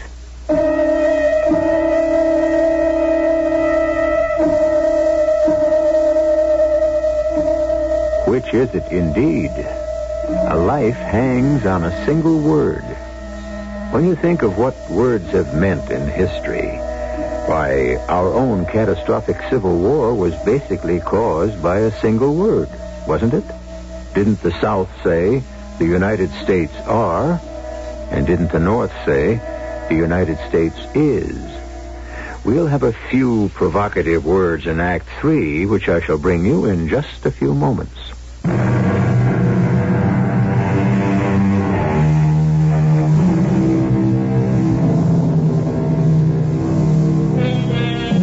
And what is paradise? What was paradise? Obviously, a place where one was completely free to gratify every desire, to know joy, and to live forever. At one time or another, man enjoyed this particular situation, or so we are told, and yet paradise has always been lost. Is there something within the human condition that rejects perfection? Willis, she loves you. Talk to her. Convince her. What can I say to her, Roland? There is nothing anyone can say to Mara any longer. From now on, Mara must speak for herself. Do I agree to go with Roland, or do I wish to go with Roland? No. No, I shall make it even more definite than that. I refuse to consider it. I will not go with Roland. Mara. I must ask all of you to be silent. But she's obviously ill. She needs the rest home. She has already been in a rest home. No. Mara can no longer live among us. And what are you going to do with me? The problem has never arisen before. Obviously, you cannot live here. But there is no other place. There is only here. We shall have to ask for a council to decide. My friends, dear people, you have heard dear Mara tell us how unhappy she is and how impossible it is for her to be happy among us. This being so, how can we possibly permit her to remain free to contaminate our society? Why do you insist Mara will contaminate us? Must we review the entire history of the world? I must ask Mara to answer this question. Is there any way you can be happy here? Well? No. In that case, since we have failed to make you happy, we must regretfully terminate your life. You will therefore return to the rest home, where you shall be pleasantly and painlessly... No. Dear Willis, can you suggest an alternative?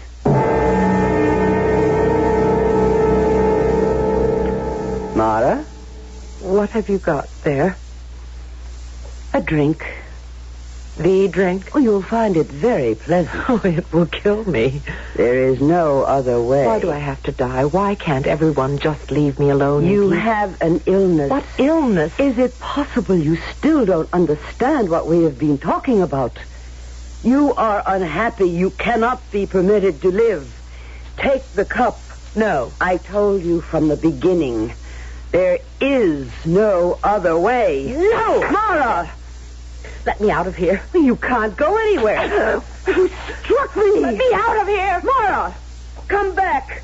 There's no place you can go. Mara! Willis? Mara. Be quiet. Someone will hear you. Are you alone? Mara, everyone is looking for you. I know. Can you hide me? It's impossible. Sooner or later, you'll be found. I don't want to die. You should have thought of that before. Is that how you talk to me? It's the truth. I thought you loved me, Willis. I do. But no more than anyone else. I'll tell you what we can do. We'll go back to Melisande and the council. No. We'll say that you will make every possible effort to be happy. I can't be happy here. You must try. Oh, don't you think I have? Don't you think I've been trying all my life? What is it, Mara? Why are you the only one who can't be happy in our world? I don't know. I feel as if I were dead. Dead? As if there's no life in me. Perhaps something physical. No, they say I'm in perfect health. But why do you feel dead? Because there's no suspense. Suspense? Mara, what do you mean by suspense? I mean, I never have to wonder if I'll ever get what I want. Of course not. All you have to do is wish. That's the trouble. It just happens, and I don't have to do anything. I want to play beautifully on the violin. I just wish for it. And that's bad? I read that the person who I wanted to play like, whose style I admired, worked and studied and practiced every day of his life to be able to do it. Is that right? That I should just wish for it? Well, of course it's right. And your painting, the man you pattern yourself after, he's a genius. Is that fair? Was it fair for only a few people to have talent? Shouldn't everyone be able to paint or perform or write if he wants to? What do I have to look forward to? If only I could just feel alive like those people.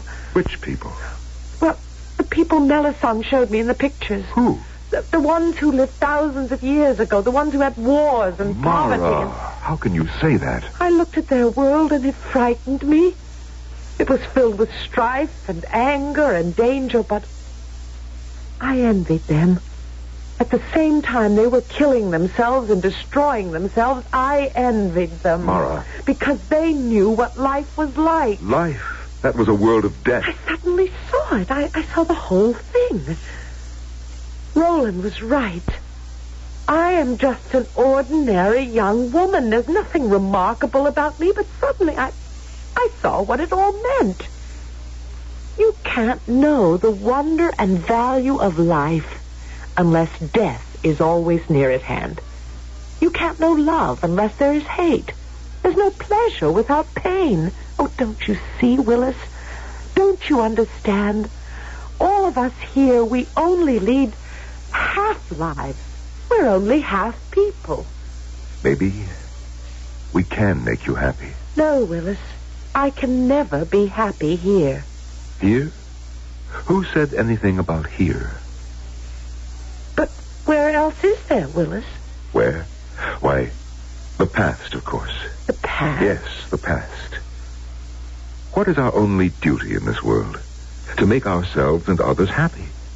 Why don't we make you happy, Mara? Send you back to a time when people, as you put it, lived. Can it be done?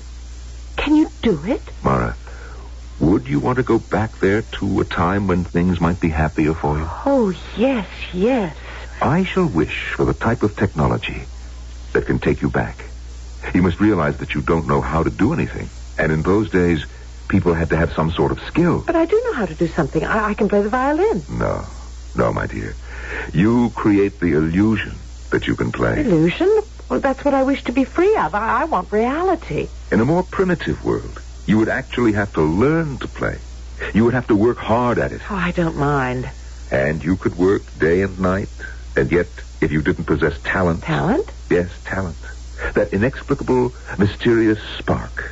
Without it, you could never learn at all. Talent? Well, how does one get talent? Do you still want to leave here, Mara? Yes. Very well. Where would you like to go? I would like to go back to a time when there was conflict and people had to fight for what they wanted. How about the latter part of the 20th century? Yes? It was very turbulent. Wars, violence, but... But what? But it was the beginning of civilization. If you got sick, medicine had advanced far enough to give you a chance. Yes, that's the time. What do you think? Yes, all right. Your name is Mara. Your father's name was Philip. Therefore, your new name will be Mara Phillips. You are 200 years old here, which would be the equivalent of, say, 20 back there. 20? Close your eyes, Mara. When you open them again, you'll be a 20-year-old girl living sometime in the 1970s. 1970s. I see you now. You work in a diner. What's a diner? You're a student of the violin. Am I good? You love a boy named Tom. Does he love me? This is the meaning of suspense. Close your eyes. When you open them again, you will be living in another world at another time.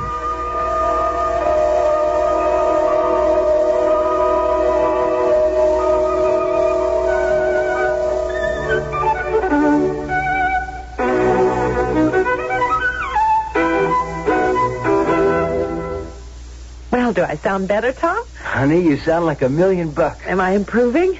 Yeah, I think so.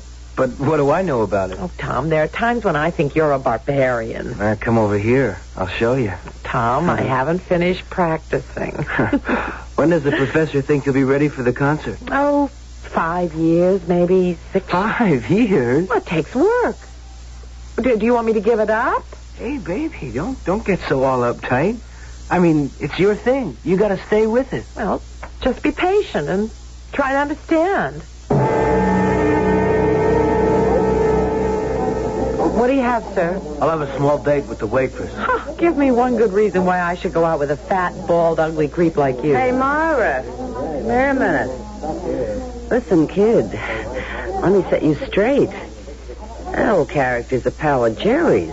Does that mean I have to go out with him? No, you don't have to go out with him, but just don't insult him, that's all. Excuse me, I gotta answer. Jerry's Diner. Oh, yeah, hold on. See you, Mara. Hello? Yes, Mr. Allenby. Well, certainly. At once. I have to go. I've got an audition. But you can't leave. It's the lunch rush. It's my big chance. Cover for me, will you please, Sally? I'll make it up for you. Okay, but if Jerry comes in and doesn't see you, kiss the job goodbye.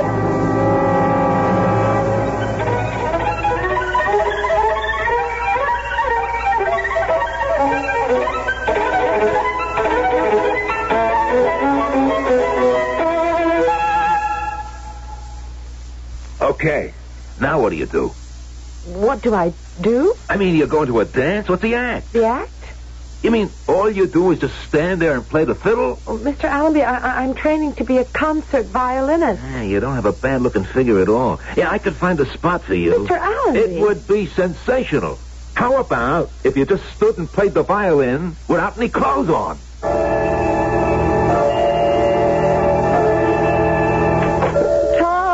I don't know what to do. I'll never find a job. And you're still years away from becoming a concert artist. Willis, what are you doing here? I thought I'd visit you, dear Mara. Where's Tom? Tom? The man you're in love with? The man who loves you? Well, what happened to him? Where is he? I found this note. Read it. Dearest Mara, it was fun while it lasted, but it was starting to drag. So the best breaks are the clean, quick ones. He's left me. I would imagine so. Oh, Willis, what am I going to do? Ah, yes, suspense, adventure, struggle. This is what you wanted? How could he leave me? He said he loved me. Back in our world, he'd be required to stay with you. See how it's all gone wrong? No success as a violinist. I'm still learning. I'm studying. The man you love has left you, and you don't even know if you still have your job in that miserable diner. Willis. Do you want to come back, Mara? Back? Back to what? Utopia. Paradise, where you can have everything your heart desires. Willis, I can't. You can't what? Go back or stay? Answer me quickly before it's too late. Don't say the words that are forming on your lips. Don't say come in. Answer me. Tell me if you want to come back. But it's Tom. It must be Tom. Tell me before it's too late if you want to come back to a life of ease, of success in whatever your heart desires. How can you even think about it? Answer me before it's too late. Come in. Hi, Mara. It's too late, Mara. Too late. Oh, Sally. Sally, I'd like you to meet a friend of mine, Willis. Who? Willis. Hey, you okay? Who's Willis? Where is Willis? Well, Willis. He was... Oh, I knew it. I knew one day you'd finally flip. Listen, kid, I squared it with Jerry. I said you was sick. It must have been a dream. What? That I lived in a place where everyone could have his heart's desire. Hey, that must have been okay. No, it wasn't. Instead of staying there, I chose to live here. Oh, you're crazy. Why? Well, because I'm human, I guess. Oh, I wish I could have dreams like that. You ought to see some of the things I dream about. Willis, Ellison, Roland. Are they the dream? Or Sally, Jerry, Tom, this place? This struggle, this suspense. Is this the dream?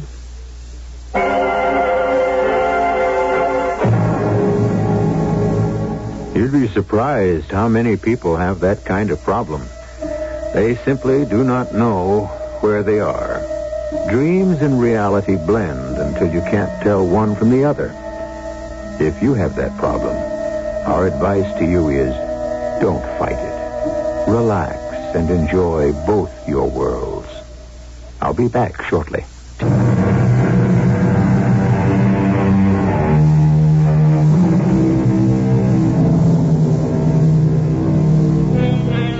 What is there about paradise that makes it impractical and impossible for humans to live there?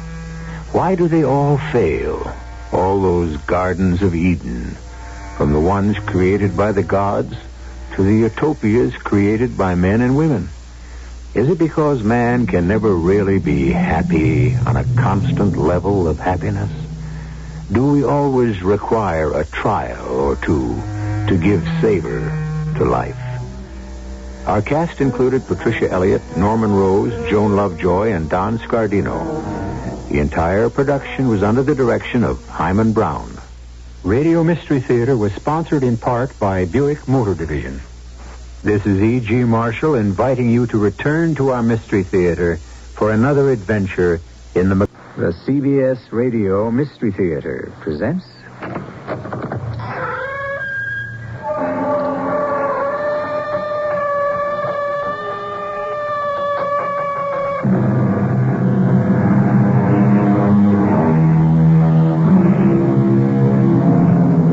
Come in. Welcome. I'm E.G. Marshall. So often we take the course of our daily lives for granted. So many of us live in a routine world, knowing pretty much one day what we'll be doing the next. And this isn't bad, mind you. But every now and then, something stops us short. Witnessing a dramatic auto accident. Seeing a building collapse in flames. Well, our story isn't about such disasters, but Doug Watson, our hero, is in for what we might call the shock of his life. Doug, you'll undoubtedly be back with your wife again, as soon as we rejoin the outside world. And when will that be? I don't know. As soon as you help us to do so. And just how am I supposed to do that? Well, I assume you know. You came to us through this terrible invisible curtain that shrouds us. We're expecting you to lead us out.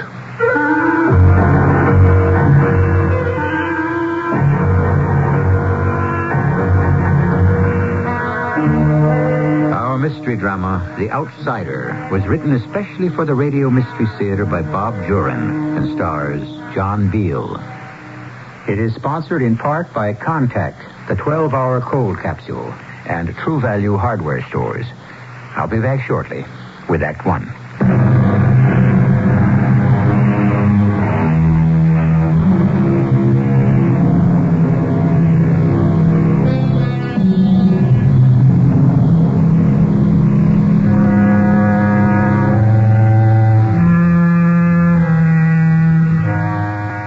Reality is a curious thing. It's so relative. To a child alone in bed at night, moving shadows can be real monsters, very real. Dreams are real until we wake up. What we experience is real to us. And to Doug Watson, his experience was real.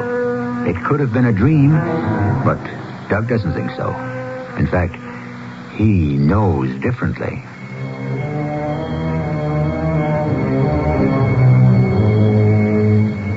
I sit here with this curious stone in my hand, unbelieving. Smooth as polished marble, still warm, blue, and lustrous. I know where I got it. But I still can't understand or believe. What happened to me? Was I permitted a glimpse of something no man should know? Did I look into a world of my own hallucination? Hallucination, I could accept that. But this stone in my hand is real. It must have happened. And it had to have been this evening. But it seems so long ago. I was on my regular commuter train going home. I had pressing work to do, but Lloyd Cox had already spotted me. Playing in the tournament Sunday, Doug? No, I'll be spending the weekend in the den. Semi-annual report to finish. You'd better not skip Millie's buffet Sunday night. She'll never forgive you. Alice mentioned something about that. Well, we'll see. Well, Sunday's my birthday. Yeah, we know. That's why Millie particularly wants you there. I'm trying to forget the years. I stopped counting 3 years ago. It happens to all of us. Well, my stop's coming up. Take care, Doug. And don't work too hard. See you Sunday night. Yeah, see you, Lloyd. I still had 3 more stops to go. I opened my attaché case and took out the forecast I'd been working on.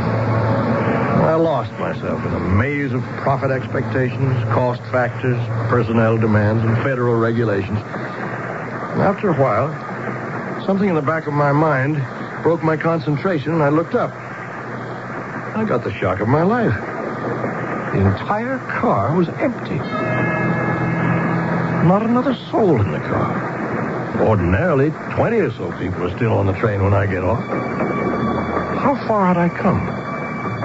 I slammed my case shut and ran to the front of the car. Looking through the door into the next car gave me the next shock. It was empty, too. The entire train was empty. There wasn't even a conductor on it. We were coming to the lights of a town. I had no idea where I was. I had to get off and phone Alice to come pick me up. Stupid of me to work right past my stop. I jumped onto the platform. The station house was dark and locked. I couldn't place this town at all. I didn't know much about the villages past my own stop, so I walked toward a lighted diner and went in to phone Alice. That's when I got my third shock of the night. A woman was behind the counter drying dishes, and she turned toward me. You? Oh, no, I can't believe it. How did you get here? Oh, let me touch you. Let me know you're real. You're here. You are real. Look, miss, I just want to use the phone. You do have... I've got to call Walter right away. Oh, sit down. Please don't go away. You won't go away, will you? Well, I can't very well go anywhere. I just got off the train. I missed my regular stop in Bloomsdale. Bloomsdale? Mm-hmm. Oh, there used to be a Bloomsdale. Oh, but never mind that now. I've got to call Walter. Well, then, can I call my home? I'll pay you for the call. Only local calls. It's because... Walter? Walter. He's here. At last. On the train, he says. Yes, this very minute. Of course, I'm sure. I touched him. It's the outsider. I had to get out of there. Obviously, this girl was deranged in some way. And I had no intention of waiting for Walter, whoever he was, but I did have to phone Alice. Walter will be here in a minute. He only lives half a block up Turtle Street. May I use the phone now? Or a payphone if you have one. Let me look at you. Oh, let me touch you again. Now, look, miss. I don't know what bothers you about me, but all I want to do is call my wife and have her pick me up. What town is this, anyway? Hanover Hills.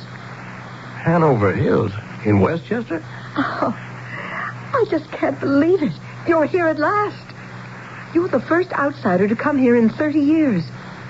Oh, we've been praying and waiting for you. Yeah, sure. Oh, you don't believe me. You'll believe Walter. He's the mayor.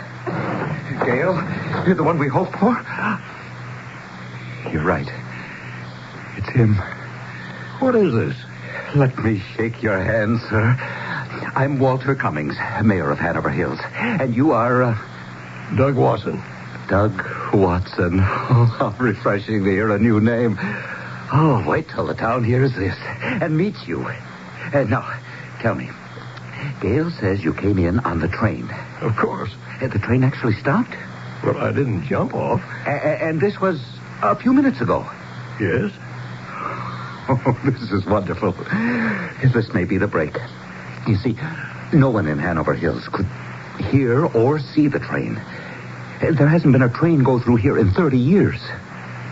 You, Doug Watson, are our savior. I was now convinced that I'd met up with two genuine lunatics. I started edging for the door, thinking I could either find the police station and some real help or at least get away. Oh, no, you cannot go, sir. You will accept my hospitality and come home with me for a celebration. Gail, close up and spread the word. Well, thank you very much for your kind invitation, but I really have to get home. I've work to do, and it's getting late. My wife's going to be worried. Oh, yes. Yes, by all means, call your wife. See if it works. Gail, this will be the first test of the outsider's power. Here, sir. Call your wife. Thank you. At last. I can dial Bloomsdale, can't I? Try it. Keep the fingers crossed. Is it ringing? No. Nothing. Oh. Like a dead line. Okay, you win. Tell me what this is all about. Am I a prisoner? We're all prisoners here, Mr. Watson. And we believe you've come here to save us. Come home with me now. You can't go anywhere else. Curiously, now I didn't feel menaced. I had a slow, creeping sensation that these people were serious and sincere, and that I had stumbled into something totally incredible. It hadn't occurred to me before how old-fashioned the lunch counter and counter stools in this diner were. Not one item smacked of the 1970s or 80s. We'll have a bite of dinner before the others arrive, and I'll tell you why we have such hopes for you. And what we expect of you.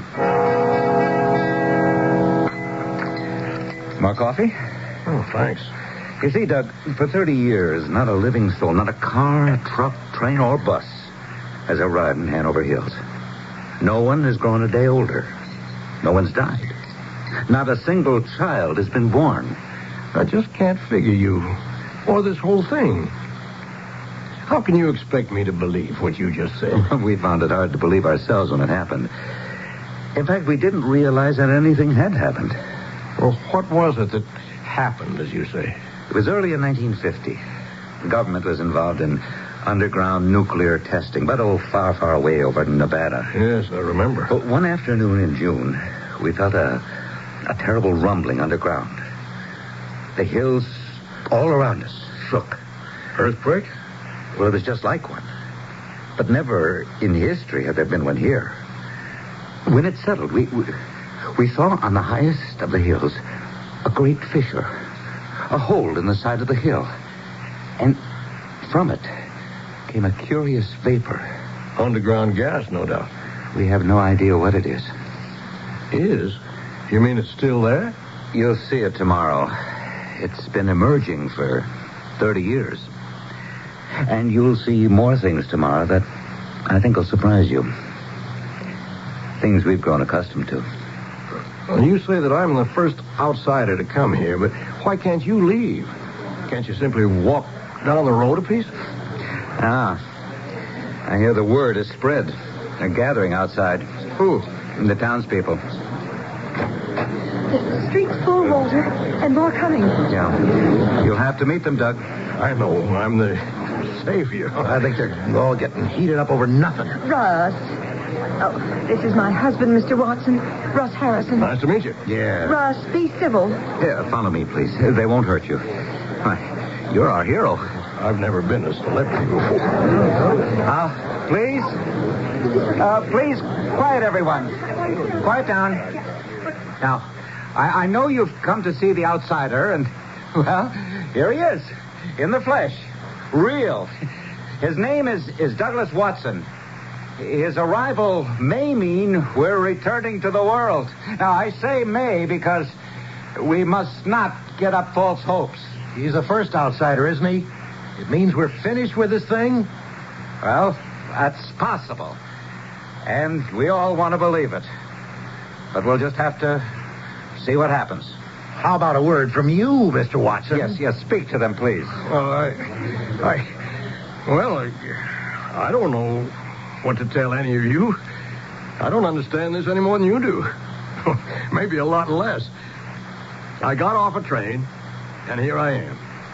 Your mayor here, Walter, was explaining something to me earlier, but I don't know the whole story. Well, that's about all I can say. All right, friends. You can go home now. Mr. Watson and I have some work to do, but as soon as we see positive results, you'll all know it. You'll see it and feel it. Is there anything Russ and I can do, Walter? No. Why don't you run along, too? Mr. Watson, you'll stay here with me tonight. I have plenty of bedrooms. Good night, Walter. Mr. Watson. We'll see you tomorrow. Good night. Good night. You know, I was going to ask you, why can't you just leave? There are roads in and out of town, aren't there? Yes. Well, hasn't anyone tried to go to the next town? Call people up on the phone? Of course. And what happened? You'll find out tomorrow, Doug. Tomorrow, when it's daylight, I'll take you around Hanover Hills. But what about my wife? She'll be frantic if I don't even call. Yes, it's unfortunate, but I'm afraid you can't call her. Our phone makes local calls only. We've never been able to dial a number outside the town. Nor have we ever had a call come in.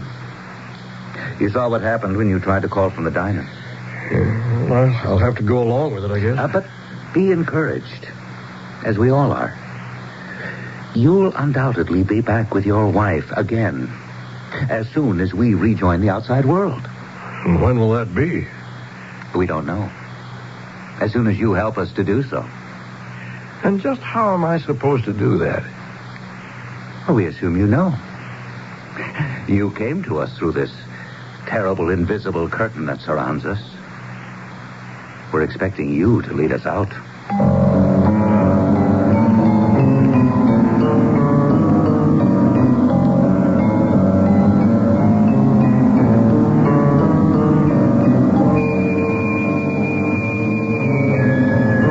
Doug Watson seems to have become the unwitting Pied Piper of Hanover Hills, a village caught in a strange and incredible time warp into which he stumbled.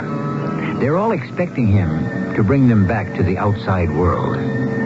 But I wonder if they really know what they're letting themselves in for.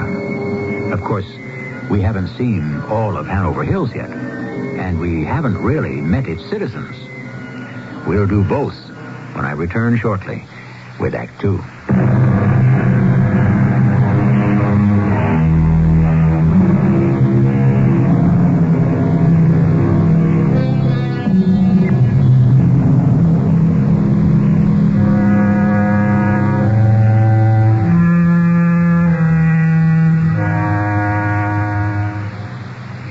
Now to return to Hanover Hills, that curious town that claims to have lived in suspended animation for 30 years.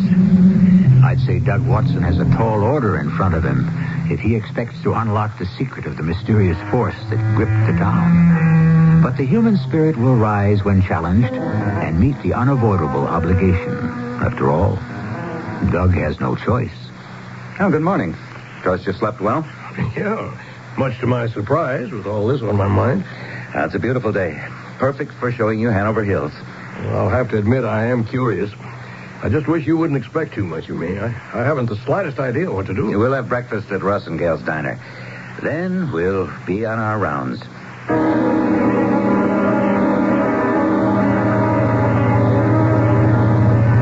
Your car's in fantastic shape for a 49. How do you do it? It's never changed. Nothing's ever worn out. Nothing ever does in Hanover Hills. Oh, I polish it regularly, though. Well, what about gas and oil?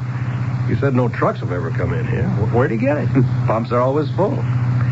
Ed Hanley runs a filling station. Oil and gas are always there. We gave up questioning it long ago. And electricity and water. Abundant supply. Well, what about food? Fields are always full of fresh vegetables. In summer, of course. The shelves of the supermarket never go empty. Nor the meat freezers. And you want to change all this? It's utopia. Not really, Doug. You'll soon see. Is that the vapor you're talking about up there on the hill? That's it. It's much farther away than it looks. It comes from that black hole in the side of the rock. Like a deep wisp of steam. Disappears into the air. Well, like I started to say last night, can't you just take the main road out of town? Rather than tell you what happens, I'll show you. We're now on Route 52. Runs north and south, supposedly to New York City. Right. I take it into the city myself from Bloomsdale. In fact, if we keep going south, we should come right into Bloomsdale. Look up ahead. Nothing but fields, huh? Yeah, we seem to be leaving the town behind. Oh, we are. Or better still, exactly as you put it, we seem to be. And we're not? Well, notice how the road curves up ahead? Yeah. Wait till you see what's around that bend. We rounded the bend, like you said, and there in front of us was the main street of the town we just left. It seemed impossible. We'd driven more than a mile in the opposite direction. The railroad station was on the right, and the diner just ahead of us. Not a single car on the street was more recent than a 1950. Walter pulled up in front of the diner. Like this with every road into or out of the village. We always end up right where we started. Well, shall we have breakfast? Oh, you're still here. Oh, I thought last night was maybe a dream. Oh, he's very much here, all right. Tell Russ to get some eggs over easygoing. All right with you, Doug? Suits me. 2 double hands over easy, Russ. Walter and Mr. Watson are here. Yeah, okay. Oh, you have to excuse my husband, Mr. Watson. He's not exactly Mr. Personality. That's all right. He used to be before this happened. It affected lots of people in different ways. That's putting it mildly. You see, we know it's 1980, but we have no idea what the world is like. All TV and radio stopped with whatever is coming out of that hole in the mountain. How do you know 30 years have passed? Oh, we've kept track of the days, the years. Birthdays are the hardest in most people. They know they're a year older, but don't look it or feel it. And that's hard? Listen, I know 100 people who'd give their left arm to be in that position. Yeah, it sounds great, don't it? You got any idea how boring that is? You got any idea? Oh, of course you don't. Russ, please. Get up every morning and see the same woman looking the same year after year, driving the same car, seeing the same noisy brats, never growing up, just being the same noisy brats that, well, you want to choke them. Only it don't do no good because you can't shut them up. They ain't never going to grow up, and they ain't never going to die. Russ. Let him. I know what you're thinking, Mr. Outsider. Ain't it grand? I was 40 when this thing hit, and if anyone had told me then I was going to live like this forever, I'd have said, whoopee. But I'm so sick of this diner, this town, I could die. But the funny part is, I can't even do that. I'll be out back. I'm so sorry, Mr. Watson. No, I'm glad he sounded off. He's right. I wouldn't have looked at it that way. Well, Russ isn't the only one. We would all like very much for time to resume for us again. To change, to grow. And you think I'm the only one who can make that possible? Your coming has given us the ray of hope. Now, after breakfast, I want to show you the fissure and the vapor. It has a very curious property, and I'm anxious to see how it reacts to you and you to it. There it is, up ahead. What is this strange property you mentioned? I want you to see for yourself. We'll have to go on foot from here. We're going up there? Yeah, just wait and see. From this closer perspective, you can see how large that fissure really is. Yeah. And vapor is much more profuse than it appears from the village. Notice that the slope of the hill is a gentle one. Base is about 200 yards away. Nothing at all obstructs our view of the fissure high up there as we approach the bottom of the hill. That's right. Now, just a few seconds. Notice what happens. Well? You don't seem surprised. At what? Don't you see that the fissure and the vapor have completely disappeared from view? Although there's nothing between us and it. We have never been able to approach any closer. They're both still there. I can see them as clear as ever. You still see them? Yes. Let's get closer. Quickly. You mean you can't see the vapor? Or the fissure? Not at all.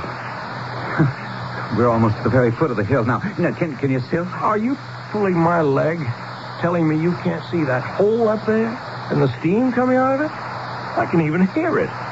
Would I pull your leg about this after everything else that you've seen? We have tried since the crack first appeared to investigate it from every angle. We can never come close. The fact that you still see it must mean that you're not affected by it. You can approach it. You can learn its secrets. Well, I'm not going up there for an atomic steam bath or whatever that thing is. Oh, but you must.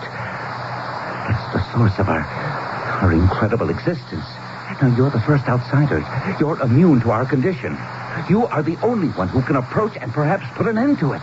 You're asking me to go into what looks like a live volcano? There's a sort of a pulsating blue light inside there. There is? We've never seen it from the village. Well, this is as far as I go. I'm sorry. You're right, Doug. I must try to understand how you feel. Let's go back to the car. I see it now. We've all been too anxious. You haven't even been here 24 hours, and we're expecting miracles from you. He was right. I'm no miracle worker. I was getting more worried about Alice all the time. She must be frantic. She had no idea where I was. And, of course, neither did I. At least, I knew I was alive and well. Walter left me alone for the afternoon while he conferred with the city fathers. For the first time, I had a chance to think. I decided to try leaving the place the way I came in, along the railroad tracks. It was worth a chance. I took my attaché case and started back down the tracks in the direction last night's train had come. They stretched as far as I could see. Mr. Watson, you mind if I join you? Well, no, of course not. Well, out for a stroll. Well, I'm going to see how far I can go along the tracks. I should come to Bloomsdale. I've had enough of this nightmare. Well, we won't be run down by any trains, that's for sure. Do you mind if I take your arm? Oh. It's so nice to touch someone different. You are going to lead us out, aren't you? Look, up ahead. Oh? A train station. It's got to be the next town down the line. Do you think so? Look, at the sign on the station house. Hanover Hills? It can't be. It is. We've never left the tracks. We've never changed direction. Hanover Hills was behind us. Why are you so surprised? I don't know. I should have expected it. Let's get back. I want to talk with Walter. If you really think I can find something to help you up on that hill, I'm willing to try. We do, Doug. The fissure's our only answer. And even then, who knows? You may enter that fissure, walk through a tunnel, and find yourself back in Bloomsdale, was it? Yes. You may leave us all behind. Well, that won't help you. True. But help is not coming from any other quarter either. Well, I guess you're right. A few precautions do occur to me. I think we should have a knapsack for food and water and some protective clothing. We? Of course, I'll go with you. Well, how can you? Well, even though the fissure is not visible to me, I can still accompany you. Oh, I'm ready. We'll go tomorrow. Well, why wait? It's mid-afternoon now. I think we should start early in the morning. And we have to get our things together.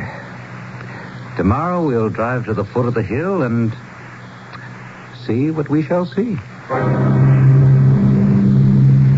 In the early evening, just before twilight, I walked alone along the road that led toward the hillside, where the vapor rose silently into the sky.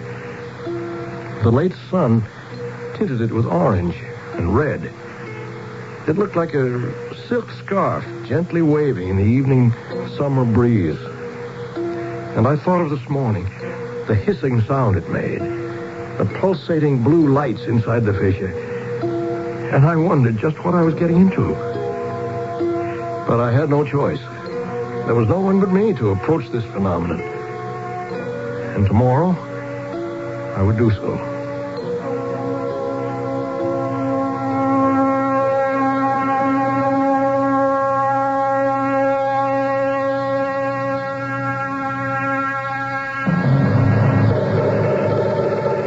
Doug Watson seems to have found the fountain of youth, a land where no one grows older, nothing wears out, and nothing changes. But no one seems happy about it. Of course, Doug himself really ought to get back to Alice and the family if he can.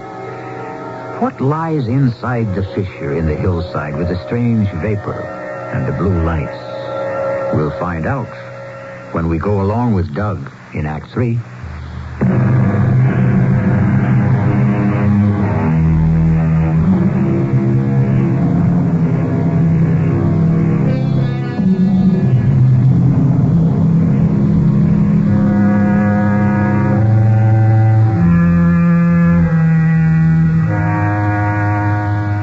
The morning has dawned bright and pleasant in Hanover Hills. A wisp of vapor rises from the hole in the hillside in a straight, unwavering line in the still air. And on the highway leading, you should pardon the expression, out of Hanover Hills, Doug Watson is riding with Mayor Walter Cummings on their way to explore the strange phenomenon that has kept the village a virtual prisoner. Doug, you can't imagine my feelings at this time. We're on the threshold of an answer. You hope. I know that something will change when you explore that fissure. Well, I don't know what I'm going to do when I get there. You will know. All we can do is try. Come on. I want to get this thing over with. Doug, whatever happens, if you find a way out and leave us behind, or if tampering with that vapor only increases our condition, I want you to know how much we appreciate your help. And your courage. Oh, forget it. Courage is the last thing I've got. I just want to get out of here. Well, this is the vanishing point, or I'll stop seeing it. But I'll try to stay with you as long as I can. Well, let's go then. It's up there. Big as day. I can still see it and hear it. I can't. Well, what do you see then? Nothing but the hillside. Exactly as it was before this happened. Now, keep describing it for me. We're starting up the hill now. I'm right behind you. I can see the blue lights now. They're much brighter as we get closer. The opening is larger than it looks from down below. It's weird. It doesn't seem threatening. It's almost inviting. It's a shame you can't see it, Walter. Is there any heat from the vapor? No. The lights pulsate with a definite rhythm. Well, how close are you? A few yards from the entrance. Looks like a cave. Big enough to stand up in. I'm going in. No turning back now. Walter? Walter? I turned, and Walter was gone. The hill behind me was deserted. And before me, the entrance to this fantastic opening in the hillside. I stepped inside the entrance. And it was like a disco. Hypnotizing, fantastic, fascinating. The walls and ceiling flashed with the pulsating blue and white light. The vapor swirled and danced inside the cave until it swept out the front of the fissure. I felt nothing. No heat. No choking sensation. Nothing but a force urging me deeper into the recess. And then I saw it. On the ground. Resting in a shallow hole. A small blue stone. Like polished marble. And from this jewel surged the light and vapor. This was the source of Hanover Hill's predicament. But where had it come from? The earth obviously upheaved it during the quake Walter had described. hypnotized, I was drawn closer. The force was irresistible. I was completely in its spell. I knelt beside the hole and reached forward slowly. My fingers closed around the cool blue marble. I knelt alone in darkness, stillness. In an instant, the lights and the vapor had stopped. And ahead of me, I could see the daylight at the opening. I hurried outside. The morning seemed just as I'd left it, bright and beautiful. The hillside and the road below were empty. Walter was nowhere in sight. I started down toward the road and looked back. There wasn't a trace of the fissure I had so recently explored. The hillside was as unscarred as it had been for centuries. I scrambled the rest of the way down to the road. I heard it before I saw it. Coming from the south, toward Hanover Hills, was a small delivery truck. I waved and shouted, and the driver pulled to a stop. Hop in. How far are you going? Into town. Your lucky day. I got a couple of deliveries there. Yeah? Baked goods, I see. You know this Hanover Hills pretty good? A little. Why? Never been there before. You know where the diner is? That's my first stop. Yes, I think I can show you where it is. But right now, I'm not too sure. Town ain't all that big, is it? No, it's not. So where are you coming from? I'm up the line. Bakery's in Mount Vernon, but I deliver all over the county. You sure you got a delivery in Hanover Hills? What's the matter with you? Would I be asking if I didn't? Right there on the dash. See them slips? Top one says Hanover Hills. Diner, handy food store, and landmark hotel. How come you never delivered there before? Never had an order that I know of. I only been working for the bakery a couple of months. Hey, we're coming into town. Which way do I go? Straight ahead. I'll tell you where to turn. It's right across from the railroad station. Holy Moses. You sure there's anyone living in this place? He had a point. The place was the most run-down-looking town I'd ever seen. A nice row of houses that only yesterday were so clean and neat were in complete disrepair. Paint peeling, vines all over. The street was cracked and broken. The gas station was deserted. The roof sagged and the glass on those old-fashioned pumps was broken. We parked in front of the diner, and I held my breath as we got out of the truck. First-rate bakery. Anybody here? Hello? Anybody here? Yes? I'll take it. Oh, thanks, ma'am. Just sign here. Say, how do I get to the handy food store? Just 2 blocks down the main street. You can't miss it. It's half gray and half fresh painted white. Oh, okay. Thanks, ma'am. See you again on the next order. So long, buddy. Good luck. Doug! Why, I didn't see you standing there. You came back. We were wondering. Gail? Oh, what's happened? You've aged so. What happened to the village? Well, we caught up with 30 years. You did it, Doug. You did it. Doug, you're back safe. I saw you get off the truck. Walter, you're all taking so offhand. Don't you know what's happened to you? Well, of course. Just what we hoped for. And wait till you see this town a year from now. Old Martin Briggs has a run on paint and lumber and nails like he'd never had before. We've got a town to fix up. Thanks to you, Doug. Thanks to you, we got a reason to get up in the morning. Oh, and we were so hoping we'd see you again, too. We thought perhaps you'd gone home through. We owe you a lot, Doug. I'm glad you got back. I've still got your briefcase for you.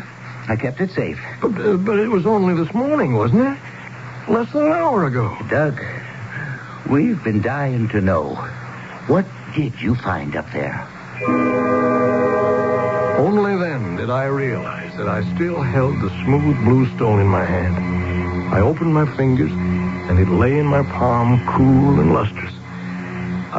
I picked this up inside the cave, and everything stopped. And for us, everything moved forward. How long are you staying, Doug? I can put you up again tonight. I want to get home as fast as I can. Well, trains are running now. You can get the southbound 607 into the city. It stops at Bloomsdale. And that's what I'll do. Oh, brother, will I ever. Here she comes, Doug.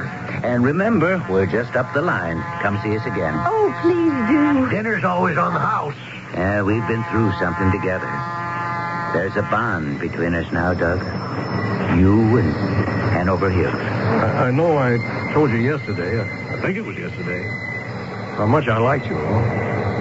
And I'll still be saying it 10 years from now. So long, friends. So long.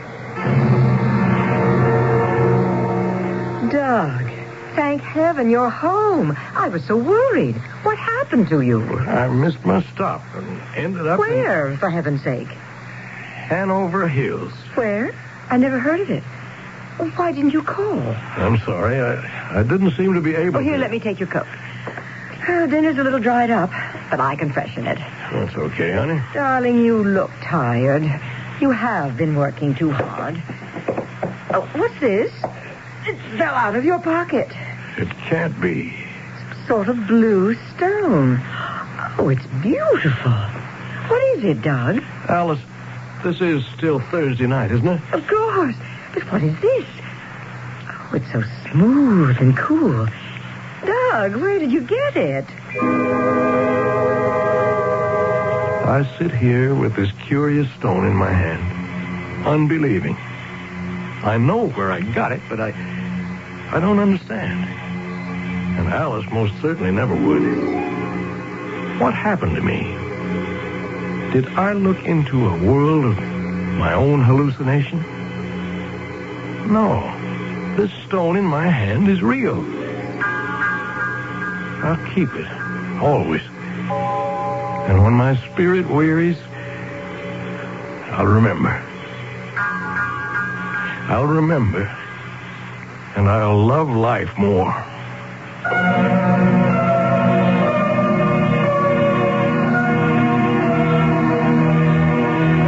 Time is a curious phenomenon. We hate to see it pass, but we're quick to waste it. We often want to kill it, but we rarely work it to death. And we often wish that time would stand still. Well, we just saw what happened if time could stand still. I don't think I'd enjoy that any more than the good people of Hanover Hills.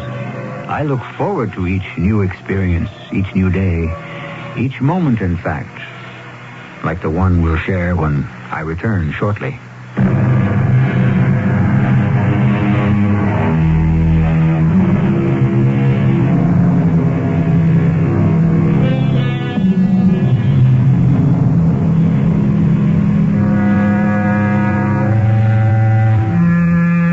Tomorrow brings something new and exciting into your life. Variety is the spice of life, and change is inevitable. When things get you down and everything seems boring and monotonous, just remember, it won't always be that way. There's another day, a bright day on the way, even if you happen to live in a place called Hanover Hills.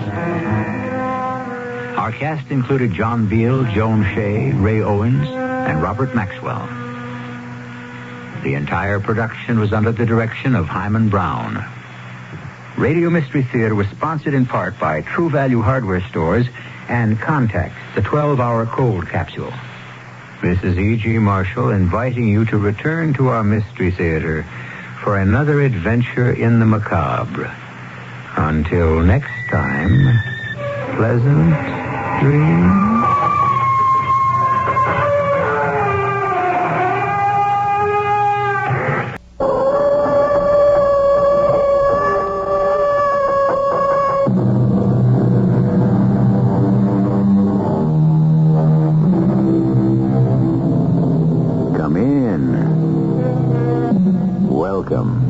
I'm E.G. Marshall, guardian of the flame that flickers and flares here 7 times each week. The incredibly sophisticated jet crashes. The absolutely safe luxury liner founders. the beautifully engineered bridge collapses. The reason can be picayune, almost paltry. The malfunction of a part that might cost all of 22 cents could destroy a machine worth millions. A simple but undetected mathematical error might insidiously multiply itself to a point where a magnificent structure suddenly becomes a heap of ruin and rubble.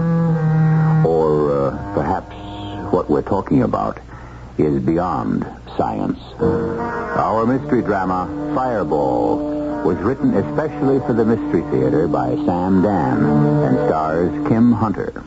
It is sponsored in part by Buick Motor Division. I'll be back shortly with Act One.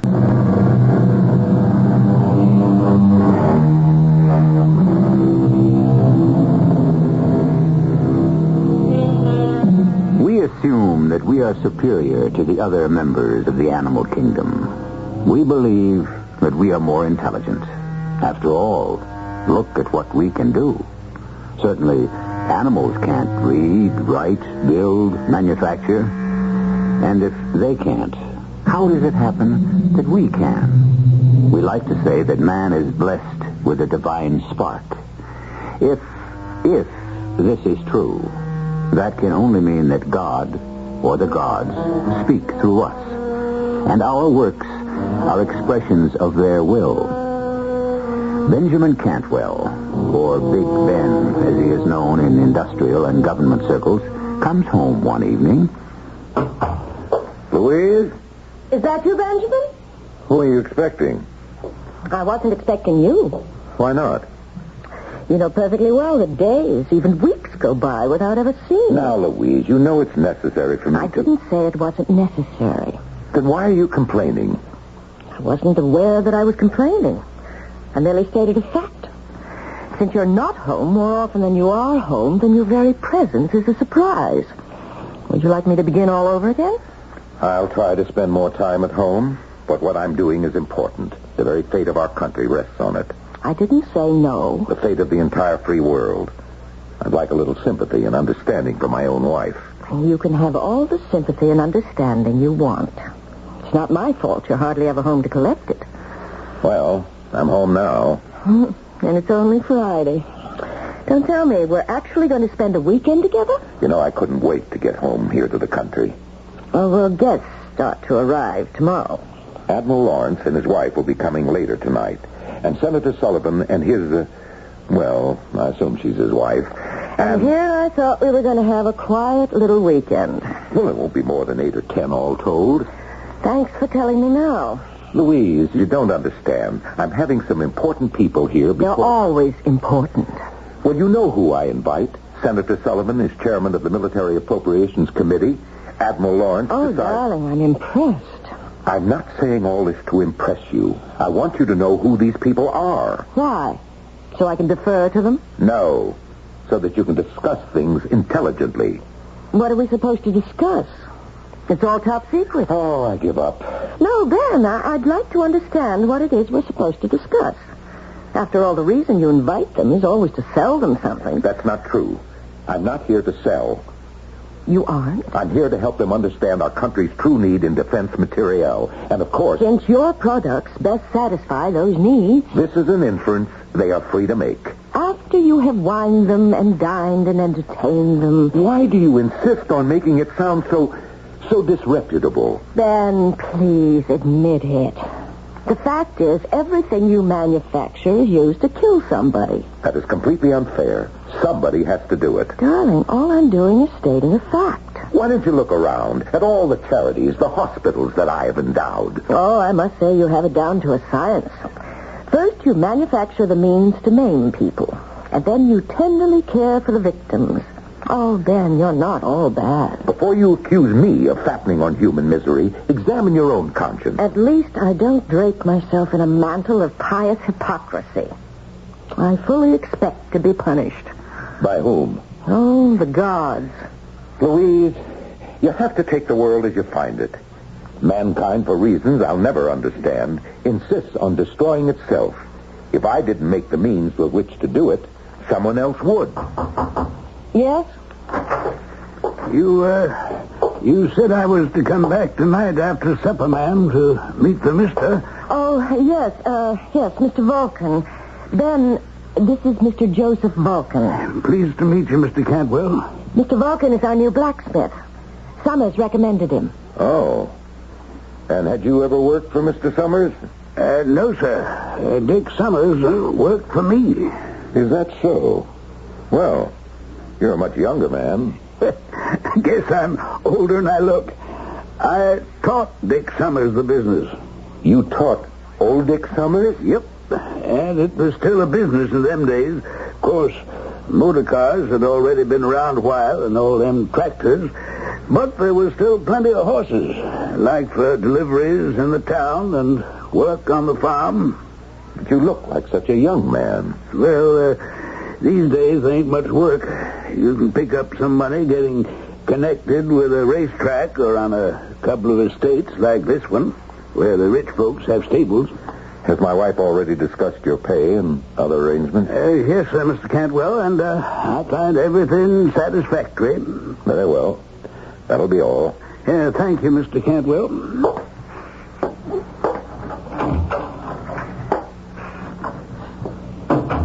Louise? Yes? I want you to fire him. Ben, why? I want you to fire him. Well, not unless you tell me why. I can't. Oh, yes, you can. I know you. You have sudden automatic responses. You're a creature of violent first impressions. What have you got against that man? I said I don't know. Something bothers you. Try to analyze it. Why? Isn't it enough that it bothers me? Tell me. All right. This is as good a reason as any. I don't like to farm people. But he's not... Well, obviously he's very lame. You see how he walks. You hear how he walks. Can this be your conscience? Suppose he's a veteran, and he was maimed by one of your instruments of destruction. For the last time, I am not ashamed of what I'm doing. It's work that is legitimate, necessary, and moral. It's sanctioned by the law. Why do you protest so much? Because Oh, forget it. Do you really want to know why I hired him? I hired this one because of his name. His name? Yes. It was just too delicious to resist. His name is Vulcan. Vulcan? Vulcan was one of the ancient gods, the god of fire. He was actually a blacksmith. He made all the weapons for the other gods. Are you sure you're all right? I think he was married to Venus. Now, Louise, what kind of the nonsense... marriage didn't work. She was always cheating on him. All right. All right, you've had your little joke. Let him catch up with whatever shoeing he has to do, and then let him go.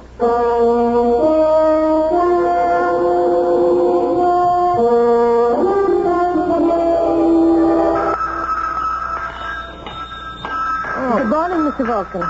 Oh, morning, Miss Cantwell. How long have you been doing this, Mr. Vulcan? Oh, a long time. They've always been smiths. Did you know the ancient god Vulcan was a blacksmith? No, ma'am. I never was much on all them heathen gods.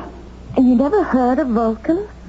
I thought there might be a relationship. No, ma'am. I can't say that I know of any. Mr. Vulcan, may I ask you a question? Well, you go right ahead, ma'am. How did you happen to become lame? Oh, I don't know. You don't? No, ma'am. Oh, I'm sorry. I didn't mean to pry. It's all right, ma'am. I understand my father dropped me when I was a small baby or something like that. Mr. Cantwell, as you may know, has endowed a great many hospitals and medical research centers. Oh, I've made the rounds of all of them, ma'am, and the verdict is this is how I have to be for the rest of my life. Well, if there's a breakthrough somehow, then you will be able to benefit. We'll see to that. Oh, thank you. I must say, you and Mr. Cantwell are the best folks I ever worked for.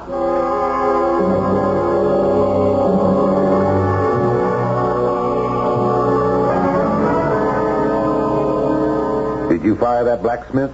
That, what's his name? Vulcan? Joe Vulcan? No. No, but I thought we agreed. We didn't agree. You merely suggested it. But he intrigues me. Why? I told you. He's a blacksmith named Vulcan. So is the ancient god, Vulcan. He's lame. So was the ancient god. Oh, please. Oh, this gets better. I asked him why he was lame. Do you know what he answered? How would I know? Oh, you really are touchy. He said when he was an infant, his father had dropped him. Oh, for crying out loud. No, you must listen to this. Vulcan's father, or at least his mother's husband, I'm trying to be delicate about this, was Jupiter. Oh, who cares? His mother gave birth to Vulcan, and Jupiter was so angry that he seized the child and hurled him from Olympus down to the earth below. And that's why Vulcan became lame. Do you see the similarities? What I don't see is what you're really driving at. Well, they say the ancient gods would, from time to time, visit the earth, disguised as mortals.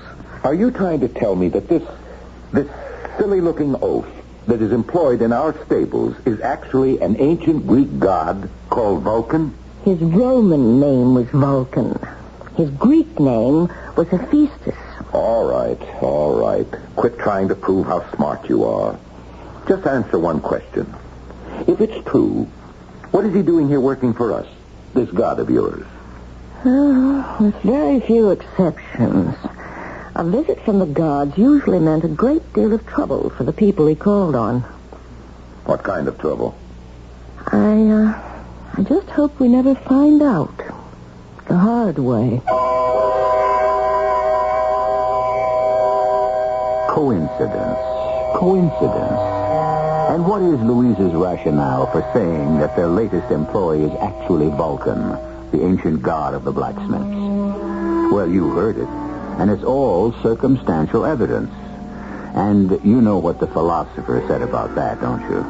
Some circumstantial evidence is very strong, like when you find a trout in the milk. What will we find in Act 2?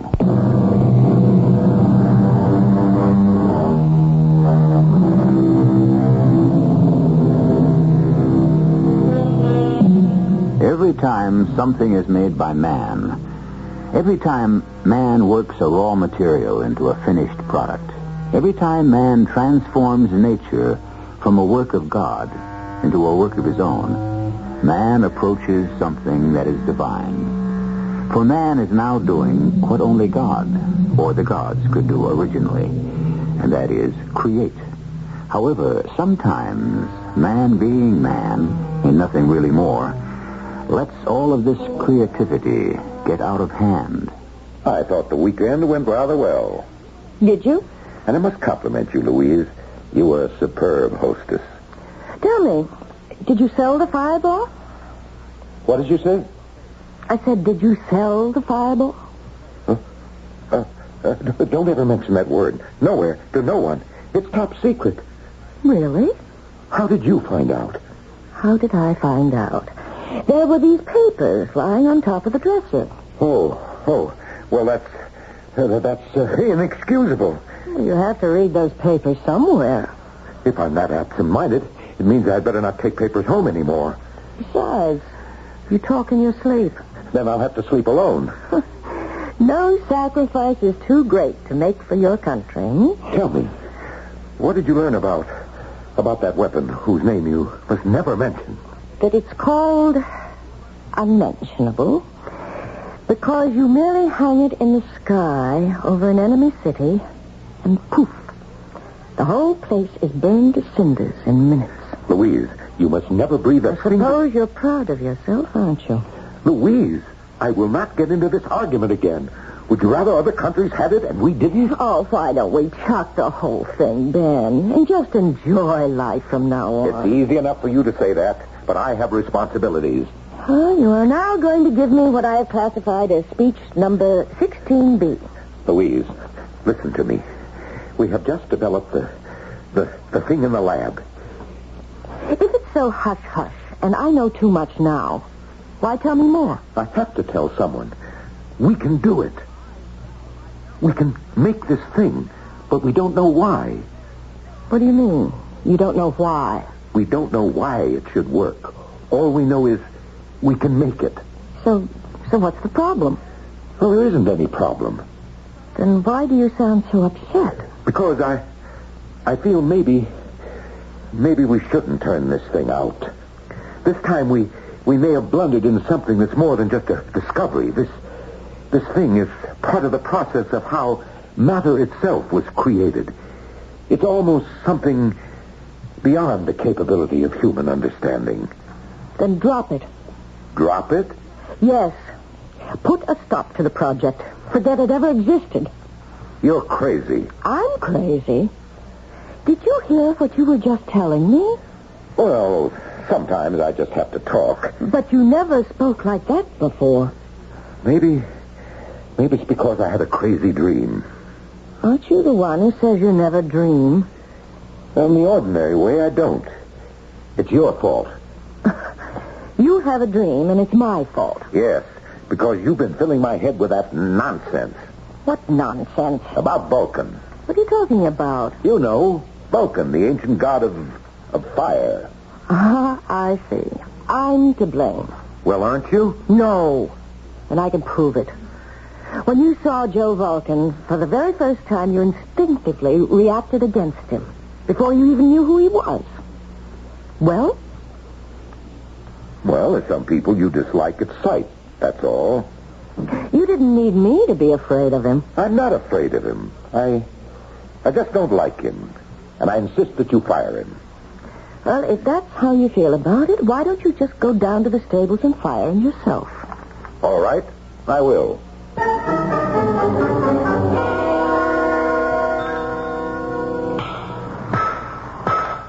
Oh, morning, Mr. Cantwell. Vulcan, I'm going to have to let you go. Yes, sir, Mr. Cantwell. When do you want me to leave? Well, I want you to finish up around here. Take 2 or 3 weeks. Yes, sir. Vulcan, I don't want you to feel badly. No, sir. It's nothing personal. You can see that for yourself. We don't require a full-time blacksmith. That's true. And if you need references for your next job... I don't think there's going to be another job. Oh, don't say that. Good men are hard to find, especially in the kind of work you do. No, sir. I think I'll quit roaming all around the country. You may have done me a favor. A favor? Yes, sir. I don't spend nearly enough time with my wife. Oh.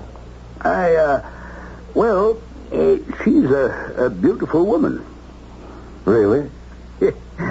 I know what you're thinking. An ugly cuss like him, how do you ever get a beautiful woman to even look at him, much less marry him? Oh, I didn't mean to imply that. Oh, it's all right. I'm used to it. Funny. A lot of folks say that she steps out on me. You know what I mean? But even if it's true, it's my fault. What do you mean? Because I'm also being untrue to her. Oh? Oh, not in that way. But I'm still cheating on her. How? Well, I'm giving time and energy that you might say belongs to her, to my job. You see what I mean? A lot of fellows do that. And then they wonder why their wives find something else or someone else. Well, sir, if you don't want me on the place, I'll be going.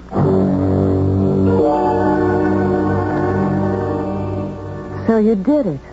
It's economically unfeasible to have a full-time blacksmith.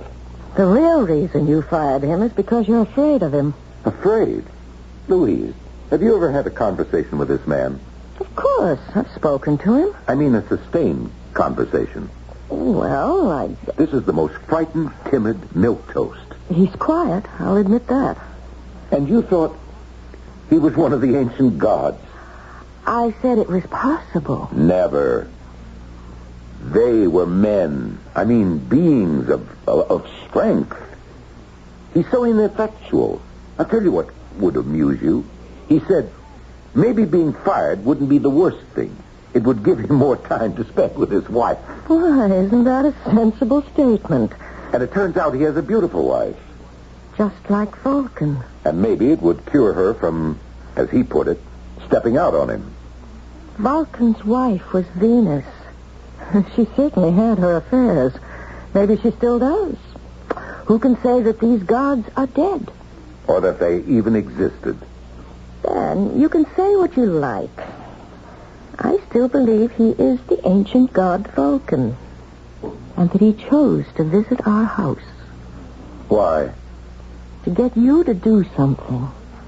Like what? I don't know. Then why didn't he come out with it? Maybe he did. Maybe you just didn't want to understand. If he's a god, why does he have to beat about the bush? Why not just hurl a thunderbolt or something? And say, do it my way, or else. Because a god wants things to happen, not by threats, but through enlightenment. The thunderbolts are only a last resort. What am I supposed to be enlightened about? I don't know. What's bothering you?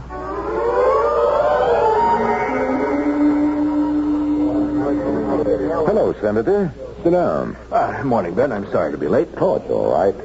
Our starting time is whenever we decide to show up at the first tee. Well, shall we order? No, I'm on the diet. Say, that's a pretty big spread on you in the Post. I was afraid of that. They go all the way back to the 30s to find a phrase to describe me. Merchant of death. Actually, it's a rather philosophical article. Philosophy? In the Post? Well, as a matter of fact, the writer calls you Vulcan. Vulcan? Yeah, you know, the ancient god of fire. Where does he come off with? Well, he calls you the modern god of fire. You must admit there's a basis for it. A basis? Well, you're perfecting a thing for us, and it's almost supernatural. Is this Senator Sullivan talking? Oh, come on, Dan. Whatever happened to your sense of humor? I'm too busy to have one. They even write that you run the risk of being punished for hubris. You just lost me. Oh, well, a hubris is a kind of defiance of the gods. You know, by taking unto oneself one of their attributes, by challenging them in their own speciality. Is that a fact? Oh, yes. There was a girl named Arachne in ancient Greece. Now, she claimed she was the finest weaver in the world. This annoyed the goddess Athena no end. I can't believe this conversation. Well, you see, Athena held a distinction for herself. So, poor Arachne, for her hubris, was punished. Now, do you know how? I can't even begin to imagine. She was turned into a spider. Am I going to be turned into a spider, too? Well, you haven't annoyed Athena. Your problem is with Vulcan. Oh, I see. And since you've set yourself up as a master of fire, he just might decide to have at you that way. Need I tell you, I am terrified. Oh, and also on a personal level, you may have affronted him. What did I do now? Well, he was married to the most beautiful of all women, Venus, and your wife... Oh, come on. She's a good-looking woman, but... No, don't say that. Louise is beautiful. You know what I think? You're trying to psych me. You have to have an edge, but it won't do any good, Senator. I'll still beat you on the course today.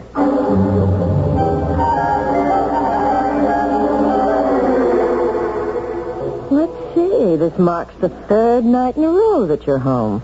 How do I win? If I'm detained somewhere on business, I get complaints because I'm never home. When I stay home, I still get flack. I was just making a comment. Did you read that article about me in the Post? Oh, I didn't want to mention it because I know those things annoy you. I had my secretary clip it out for me, and I've got it right here. The vengeance of Vulcan. It's stated as a question. What annoys me is that they're factually inaccurate. Oh? You see, Vulcan, assuming there's a basis for this nonsense, Vulcan doesn't have a vengeful bone in his body. He was the kindliest of all the gods. He wasn't jealous of anyone. He didn't mind what anyone did to him or said about him. So, he wouldn't take vengeance on anyone. And how do you know all this? Because I did some research. Why? Why should you take time from your busy schedule? Because I have to set certain people straight. About what? You know, if this conversation were ever made public, both of us would be prime candidates for a sanitarium. Well, so, even if I did have the hubris to offend Vulcan, he wouldn't do anything about it anyway. Oh. Well. Now, do you feel better? Who says I'm feeling badly to begin with? Oh, I'll get it. No, I'm right here. Hey, guess who? Senator. Hello, Ben. I'd know your voice anywhere. Ben, I just called to let you know that you can expect to have clear sailing in the Senate committee tomorrow. That's great. Yes. Well, I thought you'd like to hear that. I certainly do appreciate it. Yeah, well, I'm glad. Goodbye, Ben. Goodbye. That's funny. What is? The senator. He called to tell me about the committee hearings. Well, doesn't he usually? Except this morning at the club. I told him I'd be out of town. Maybe he forgot. He hasn't forgotten anything since the day he was born. No, he thought I wouldn't be home tonight. And that's why he called.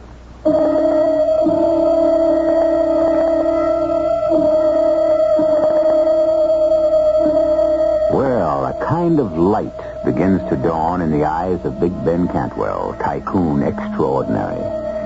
And he looks at his beautiful, desirable wife, and all of a sudden it occurs to him that perhaps the phone call from the fun-loving senator was not really for him after all. This little cloud will assume larger proportions when I return shortly with Act 3.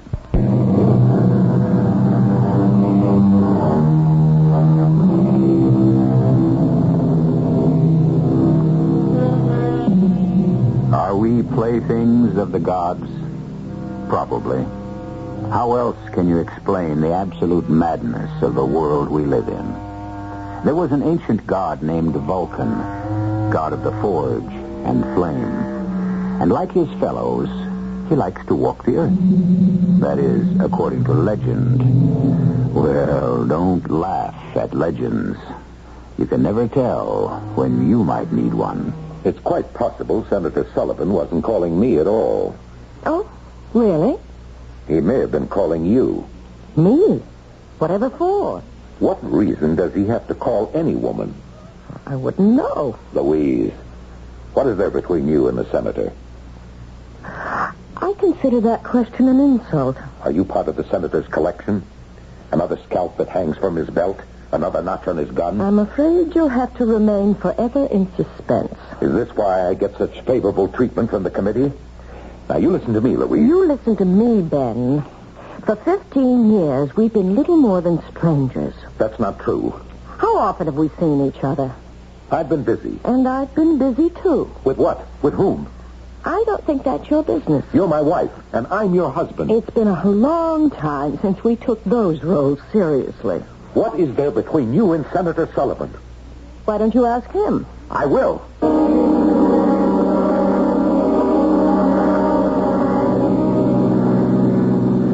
Everybody's probably laughing at me while my back is turned.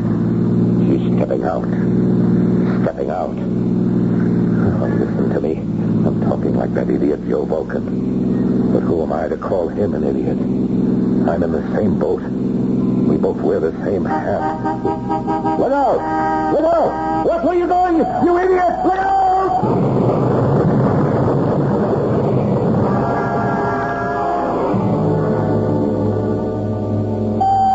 It was a miracle, Louise. A miracle. You say he's all right, Dr. Corman? The car was totaled. All he has is a few scratches. Are you sure? Positive. Now come inside. See for yourself.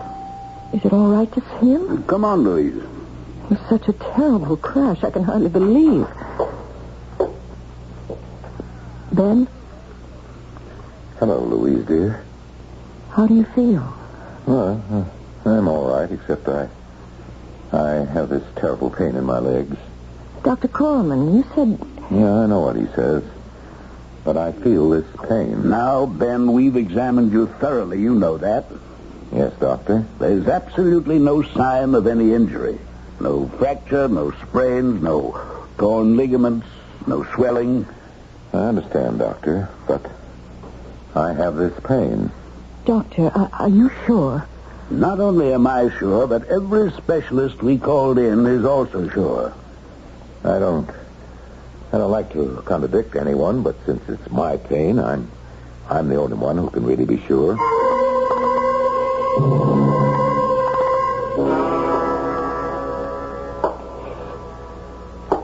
Louise. Ben. I'm home. It was a very busy day. Ben, I think we should have this out. Why do you limp? Why? Well, it should be obvious. My legs hurt. But the doctors say The doctors are simply mistaken. But Ben... I wish I could oblige everyone. I hate to cause anyone distress. Ben, what are you talking about? Yeah, well, it's just that my work itself is so turbulent. It deals with elemental forces that, well, I like my personal affairs to be calm, peaceful. What has come over you, Ben? I don't know what you're talking about. Nothing's come over me. What kind of a game are you trying to play with me? Game? Look, when you got into your car and you decided to confront Senator Sullivan that night... I don't think we have to talk about that. Oh, we do. I admit that he and I had seen each other a few times, but... Louise, dear, please. I don't wish to discuss this. It isn't necessary. But Ben... If you'll excuse me, Where are you going? To the forge. The forge? Yes, you know, the factory. Don't go. What is it? You called it the forge. Of course. Why? I'll tell you why. Because that's what Vulcan called his workshop. Vulcan? Yes, Vulcan. Now I know what's happened. You actually believe you're Vulcan. Now, why would I want to do a thing like that? You've affected his limp. My feet hurt. Ever since that accident. And you can even accept the fact that your wife might be having an affair. Is that who you want to be?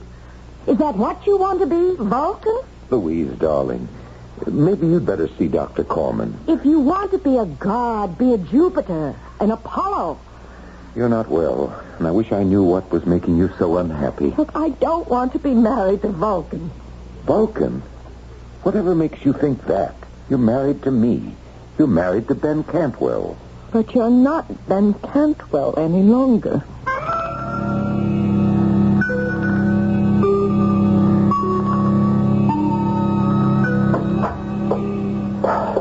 Well, I got here as quickly as I could, sir, but there was all this traffic.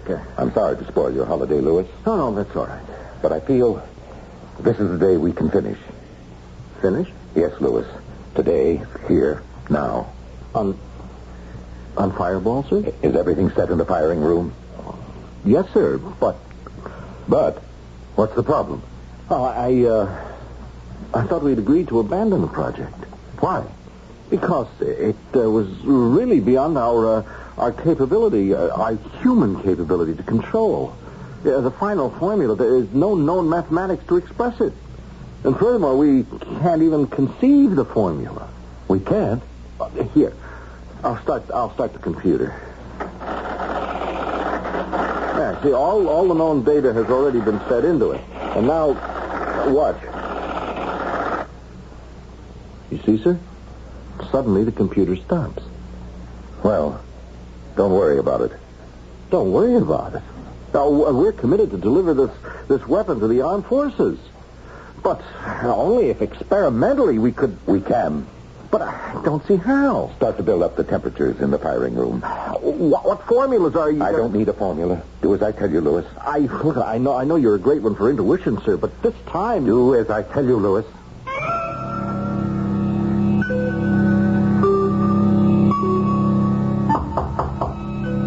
Come in? Afternoon, Miss Cantwell. Oh, it's you, Mr. Vulcan. Yes, ma'am. Mr. Cantwell said to take a couple of 3 weeks to get all the work done around the stables. Well, it's finished. You're leaving us, are you? Yes, ma'am. come to say goodbye. Well, good luck, Mr. Vulcan. I wish you the best. Thank you, ma'am. Same to you. Goodbye. Wait. Well, what is it, ma'am? Who are you? Well, I'm just Joe Vulcan. That's not true. You are the god, Vulcan. Who? That just ain't true. That's right. It's not true anymore. But it was true, and I can prove it. Prove what, Miss Cantwell? I can prove it by something you just did. What did I do? Come with me. Please, come with me.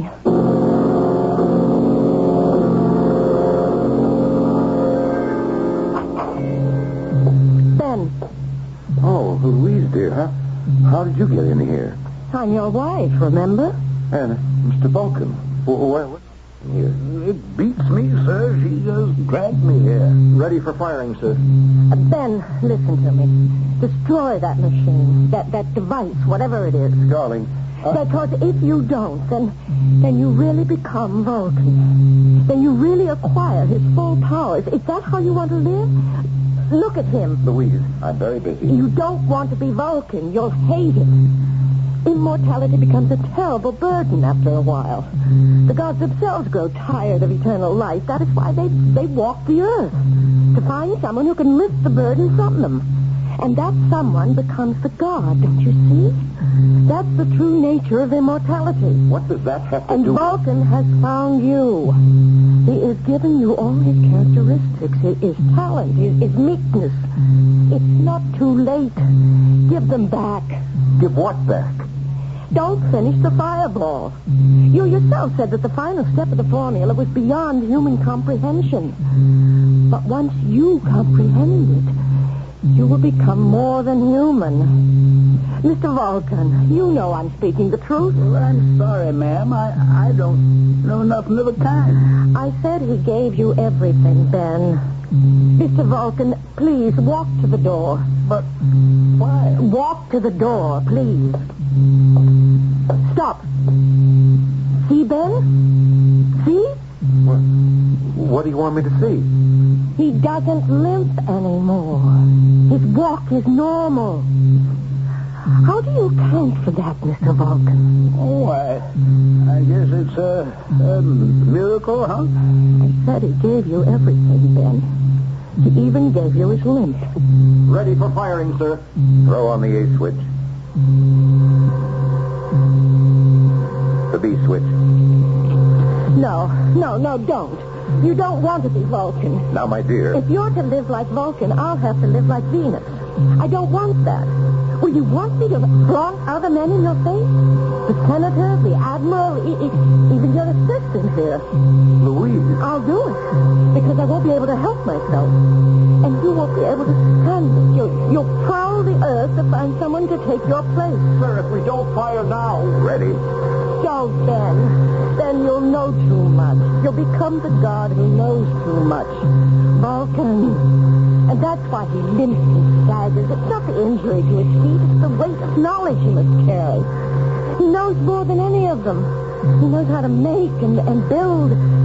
Oh, turn off that switch. Turn it off, Ben. You heard her, Louis. Turn off the switch. Ben. I turned them off, but nothing happened. The reaction could have gone too far. We can be destroyed in here, sir. The whole world can be destroyed. What are we going to do? I don't know. As I said, it's beyond human comprehension. Maybe it'll just stop itself. Mr. Vulcan, please, stop it. What are you talking to him for? You know why. Mr. Vulcan. What's the matter? My legs, I can hardly stand straight. My legs hurt me again. Listen, it stopped. I guess you were right, Mr. Cantwell. It just stopped by itself. We could never understand it. Thank you, Mr. Vulcan. And I think I'd best be leaving. Ben, look. He's limping again. And look at you. You're standing straight.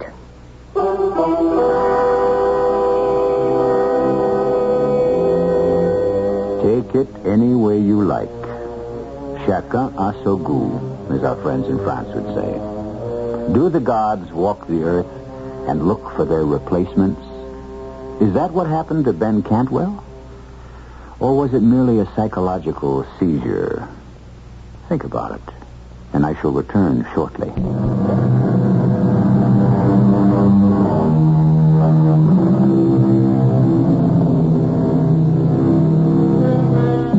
The gap narrows. Our ancestors looked upon the gods as supernatural beings who knew everything.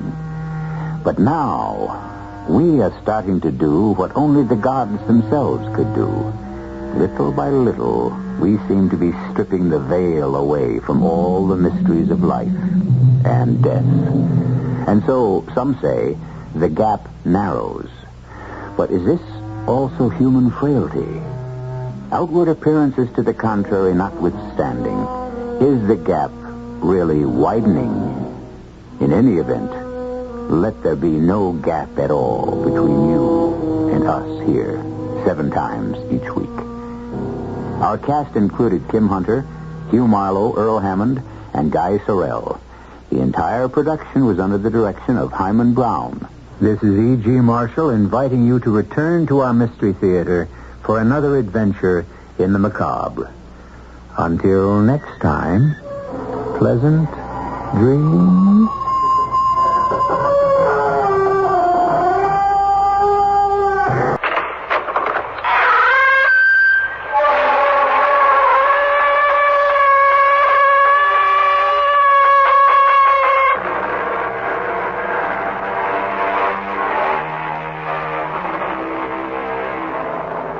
Come in.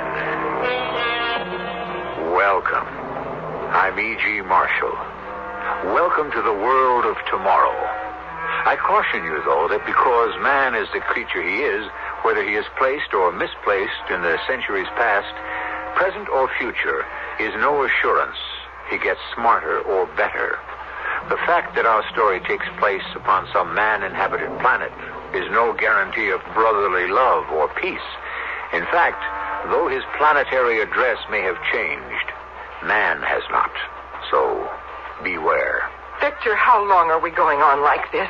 What are you talking about? You have shut yourself up in that laboratory. You've given up all your other patients. That's my business, isn't it? It's no life for me, Victor. We're never together anymore. All I do is bring you pounds and pounds of baby food 3 times a day. We could feed an entire nursery on that amount. I want to know, what have you got in that laboratory?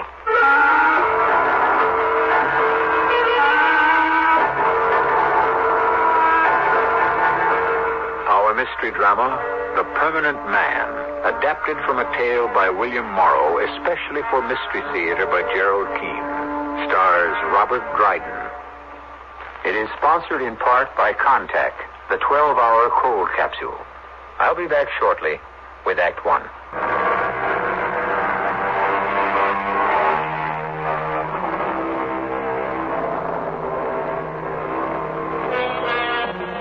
It is a lunar year 2120 in a small colony of men living on Neptune.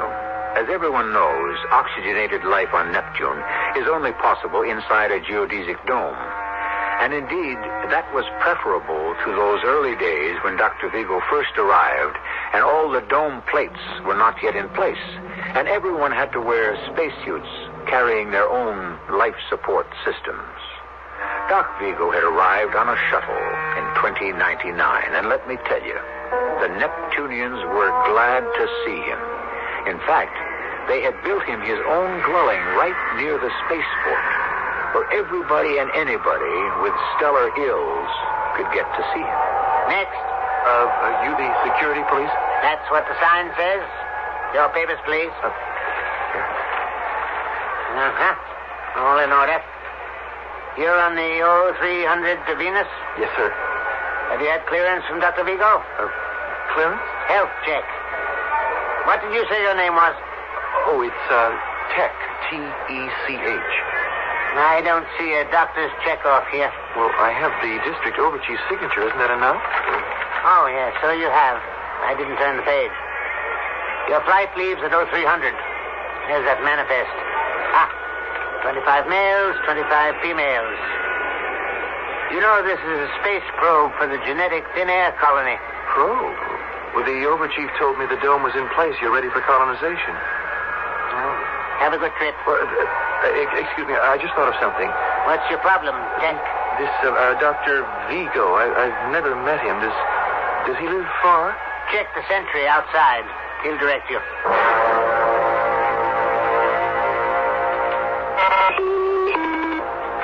Who is it?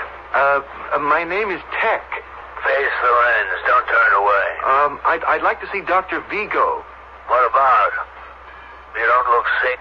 Well, it's a little hard to explain being outside and talking into a camera lens in the door. I can't take any more charity patients this month. Well, I'm not asking for charity. I have 300 credits in my account. Well, why didn't you say so? Just a minute.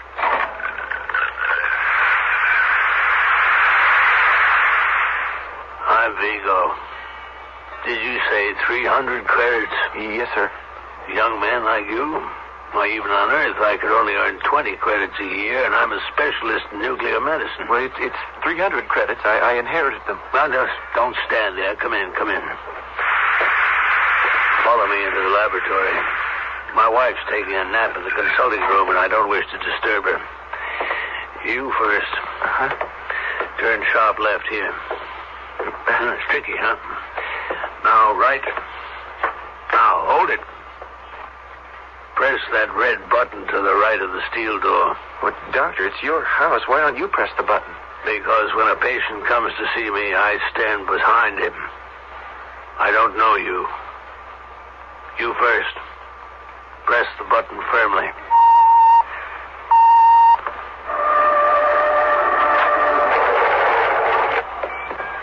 Go to that chair you see facing the marble desk and sit down. Right. Hey, excuse me while I take a look at this scope. What is it? It's an adaptation of the heat-seek installations. Well, what does it show you? That you're not armed. Doctor, don't you trust me? On Neptune, I don't trust anybody. Well, you're clear. So I suppose we find out what's troubling you. Doctor, I'm 25 years old. I was born on Neptune, and I shall die on Neptune. No doubt. Unless you'd like to get into the Mars or Venus colonizations. The dying here is more civilized, I'm told. You're joking with me, but I'm serious. I don't think I have long to live. What did you say your name was? Tech. I'll tell you something, Tech. 75% of my patients also believe death is around the corner. My own wife, same thing. It's due to the rationing of oxygen inside the dome. It's affected many people here. But you've got to fight it. Things will get better. You'll adapt. Already they've clamped down on immigration, so there'll be more oxygen for those of us who live here. I can give you some medication to heighten your awareness and desire to go on from day to day. But I don't want that, Doctor. You wish to die. We're all going to, isn't that so? Someday. So I've decided the most rational thing to do is to give my body to science. When did you decide that? Oh, I've had it in my mind for some time. It's not a hasty thought. It's a noble thought, Take. Well, if you just fill out this form and have it notarized and put through the interstellar biorecording channels, when I get it back cleared, I'll put it in the files. When your time comes, it's all automatic. Science will get your corpus. But you don't understand, Doctor. I wish to donate my body to science now. You wish me to kill you? Yes. I have no patience with that nonsense. If you're serious and wish to do away with yourself, go do it by yourself. Put on a suit, head for the airlock, leave the dome, open the suit, and let the atmosphere squash you flat. Now, will you please go? I didn't mean to make you angry, Doctor. You've taken up enough of my time and insulted me to boot. If you please, the way out is the way you came in. Dr. Vigo, don't dismiss me until you've had a chance to hear me out. Now, isn't it more valuable for medical research to have a healthy young specimen for examination and teaching than a decayed, aged corpse? Tech, you're simply foolish. You think you're in trouble. Life has no meaning. I don't want to know what it is. Well, Doctor, wouldn't my body, dead or alive, help blaze a trail? Did you say dead or alive? Oh, why not? A human guinea pig. You're insane. You better surrender yourself to the authorities and be sent to an asylum for treatment. Doctor, I've heard about you. You think I came to you by accident? I could have taken the shuttle to Johns Hopkins or the Lennon Institute and made them the same offer. No, I didn't, sure. If I'm handing over my body for research, I want it to be new research. New trails, as you put it. Not some tired old experiments on DNA or longevity or prenatal determination. I know you've been doing analysis and verification on humans. Well, experiment on me. But why does your conscience bother you now? That's a good question, Tech. I've never denied there's some research which can only be conducted while the subject remains alive and conscious. But that's not what I want. You can keep my heart beating or my organs functioning. If I say yes, that's up to you. But I will only hand over what is mine to give. My mind, if you can guarantee I will no longer be able to think or to remember. No thinking. No memory. What is it you wish to forget? There's nothing on Neptune I wish to remember. You see, all my life, I wanted to be a priest, to devote myself to God's work, and that's been denied me. I was born at the wrong time, too late. 900 years ago, I might have joined the Crusades. I was born into this world of scientific know-how. No room for the spirit, no room for miracles or devotion to a deity. So, I hope that if my brain no longer has to deal with insignificant man, perhaps God will rescue me and take me to a world no rocket can reach. Doctor, I'm willing to take that chance.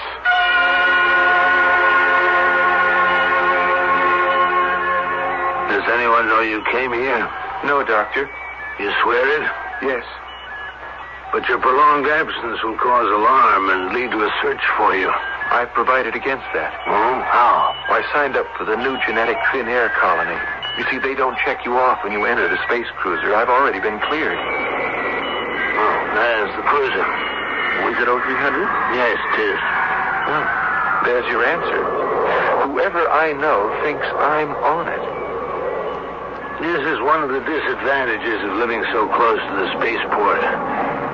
But my wife and I weren't about to look a gift house in the mouth. So, no one knows you're still here on Neptune, eh? Who is going? 25 females, 25 males. Now there'll be one short. Where did you say they were headed for? Well, Venus, where else? I shan't be missed there. Or here.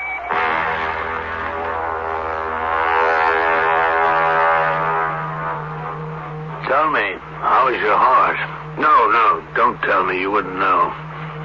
Lie down on that couch and we'll soon find out. Give me your wrist.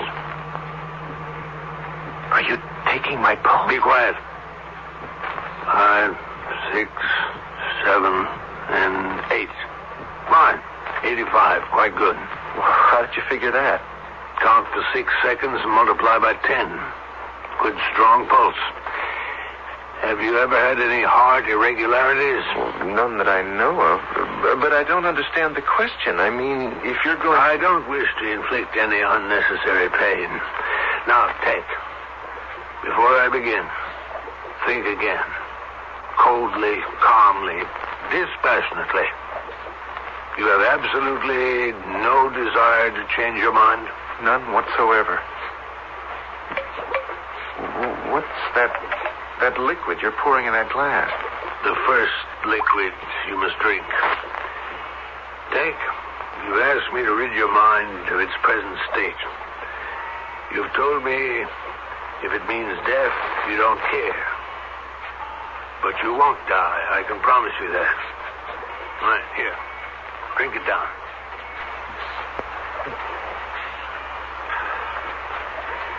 Thank you. What have I swallowed? How long will it take to have an effect? 10 minutes. You have reached down from your seat with the gods, Doctor, and have lifted me up to glorious peace and rest. Close your eyes, young man. If you only knew how I have prayed for this moment.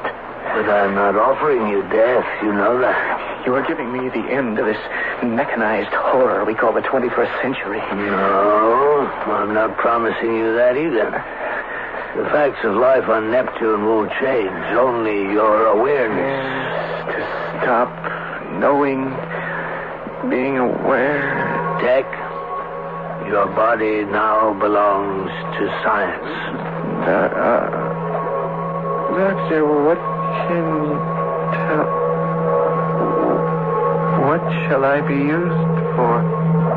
You will be the first human ever to undergo a brain transplant.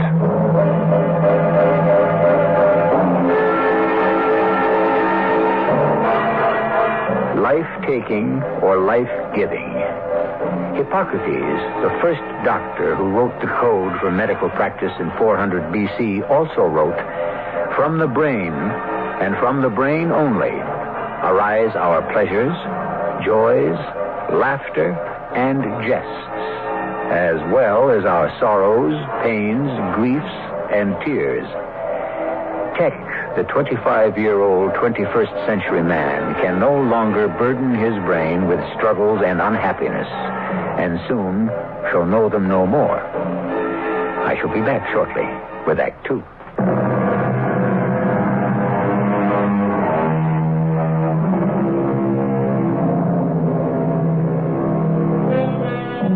We are revealing life in the year 2120 under a crystal plexiglass dome rising 700 feet at its peak.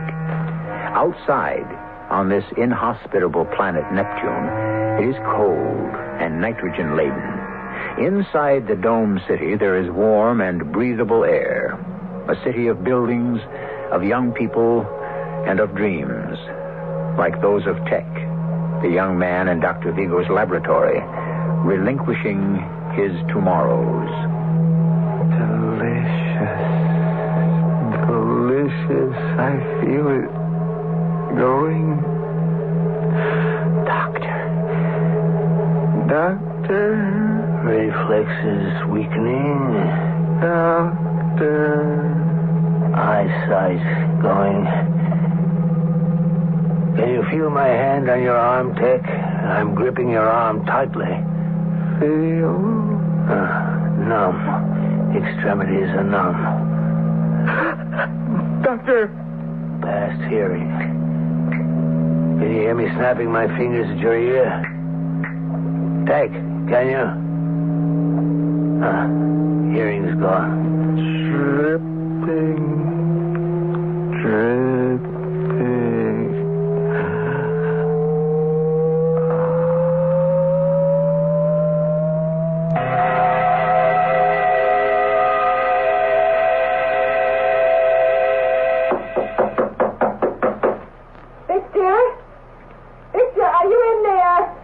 Go away. Victor, I must have fallen asleep in the consulting room. Are you in there? Well, of course I'm in here. I'm busy. Victor, please come out. I'm worried. What is it, Vivian? Victor, don't make me stand out here in the hall. Let me come in and sit down. I'm so tired. Now, you know no one is admitted into my laboratory. Why am I always so tired? Because you haven't adapted. Because you don't do the prescribed exercises. You don't do one thing to help strengthen your lungs. Don't be angry, Victor, please. Fine example you set, the wife of the doctor. I keep making excuses for you all the time. Now go away and let me get back to work. Victor, I had this terrible dream. I woke up with this ominous dread. Did someone come in? Someone? In here, in the house? Could it have been my dream? But I heard... What did you hear? I thought I heard someone in the house just now. I don't know. I was sure I heard footsteps. Walking up the stairs. 2 people. Yourself and someone else. Lillian, I'm shutting this door. I do not wish to be disturbed. If the security people call and they need me, tell them not today. I can't see anyone today. I don't care how many space travelers need health clearances. Understand? Oh, yes, dear. You'd better go to bed. You're dead on your feet.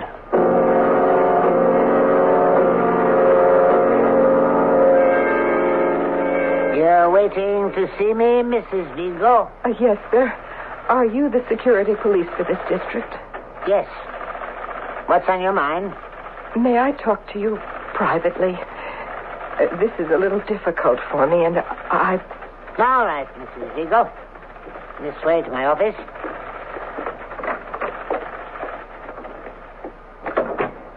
Please do seat yourself. Does, Dr. Vigo know you're here? That's just the point, sir. He doesn't. Oh?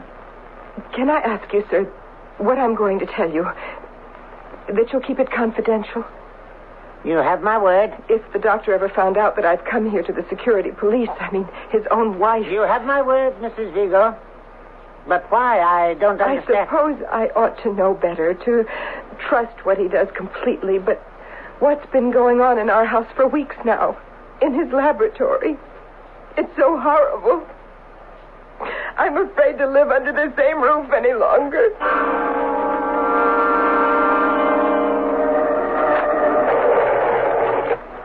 Vivian, where's our dinner? I mean, my dinner. I'm coming. The steps get harder every day. Just hand me the tray as you always do. Here. So much food I could barely carry it. But nothing spilled. Thank you. Breakfast at the usual time. Good night. Victor? Yes? Now what is it? Victor, how long are we going to go on like this? What are you talking about? You have shut yourself up in there for 2 months now. You've given up all your other patients. You don't give health clearances anymore. That's my business, isn't it? Victor, it's no life. It's certainly no life for me. You've moved into the laboratory. We're never together.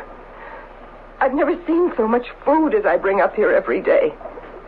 Baby food, nothing but baby food and sandwiches for you. We could feed a whole nursery of babies on what I carry up here. Are you quite finished with your complaints? Don't you think my animals eat? That's what experimental surgery is all about. You've got to keep them fed and healthy. But I never hear them bark anymore. Victor, there's something going on in there. And I wish you'd level with me. There's nothing going on in my laboratory, so go away. And the next time I ring the bell, I'll expect all the food that's ordered. Good night.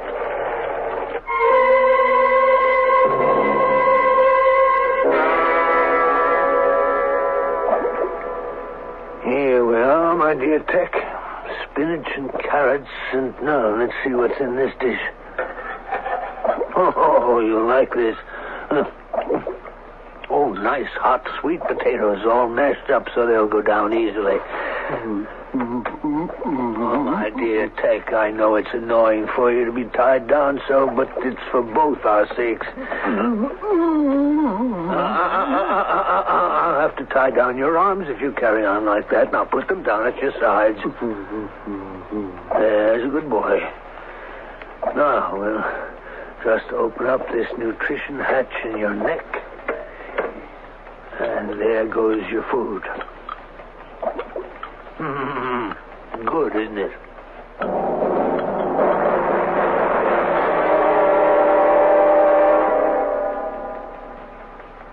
The beginning of the 4th month, and I'm very pleased with Tech.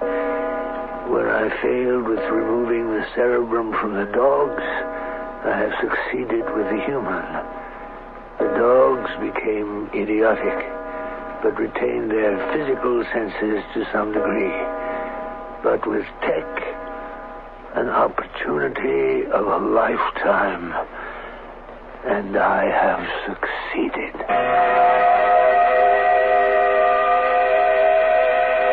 An opportunity of a lifetime, and I have succeeded.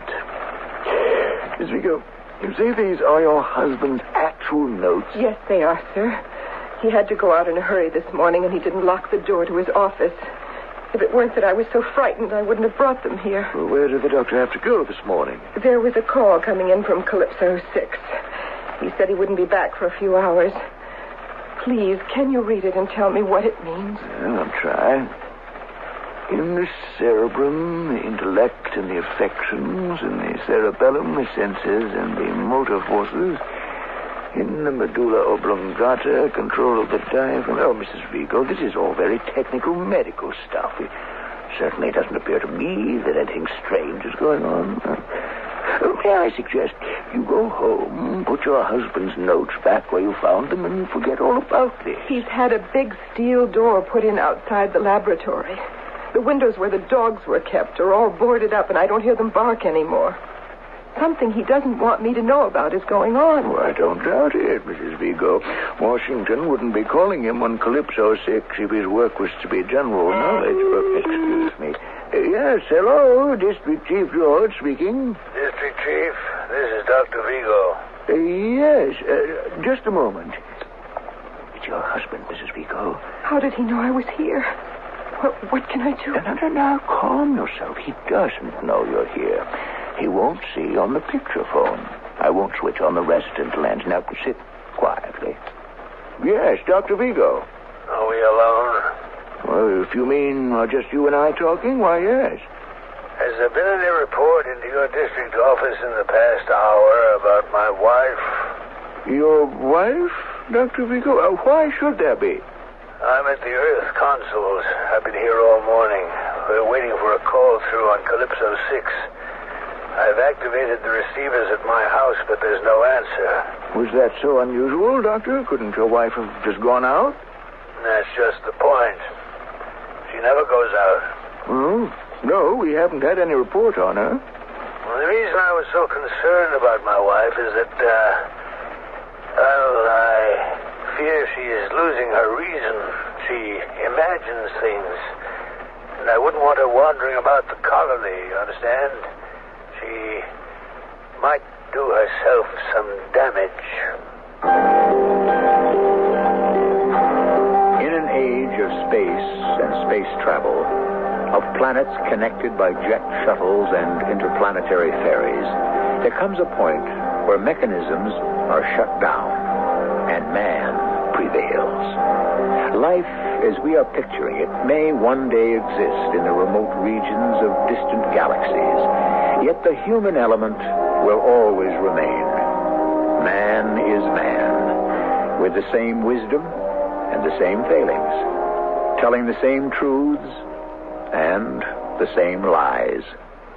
I shall return shortly with Act 3.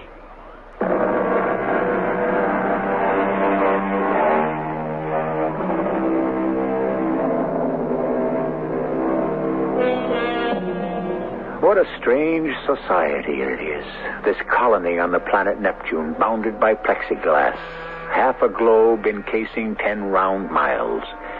Picture it, the tallest structure on an airstrip outside the sphere, a tail-standing spaceship, 300 feet high, dwarfing humans around it.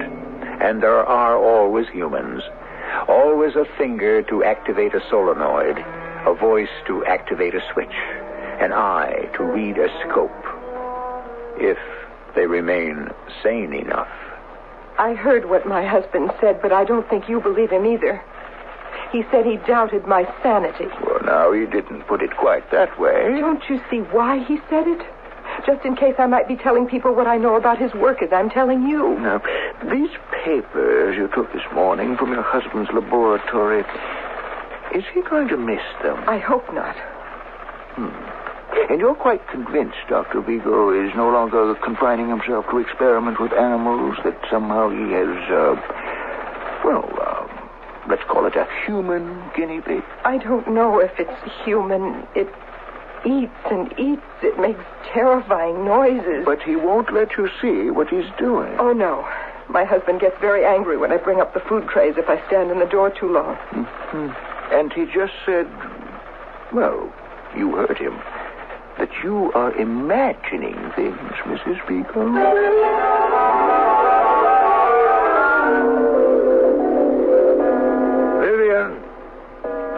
Vivian, where are you? Vivian, I'm back. Oh, look at the time, 6 o'clock. Where is she? I better hustle up some food for Tech or I'm in deep trouble. What's in this pot on the stove? Looks like some sort of cereal. Oatmeal, maybe. Well, Tech, it's oatmeal for your supper, old boy. Don't blame me. Which burner is it? She's back. Stupid, forgot her key. Coming! Dr. Vigo? Who are you? Oh, we spoke a few hours ago. District Chief George. Oh, yes. Come on in. I thought you were my wife. Well, it's about your wife I've come to see you, Doctor. You know, part of my job is to smooth troubled waters, especially if they concern our important colonists. You found her? Yes. As a matter of fact, we're holding her right now. Yeah, but I need her here. I'd better get her. No, I can't leave right now. Would you please bring her along? Doctor, we're inclined to agree with you. Your wife does talk a little irrationally. Yes, I know that. I told you that. But right now, I need her here. Well, I was going to recommend... does Mrs. Vigo have any relatives on Earth? You mean still alive? I don't know. I think so. Well, I was going to recommend... Dr. Vigo, do you smell something burning? Great galaxies, it's the oatmeal.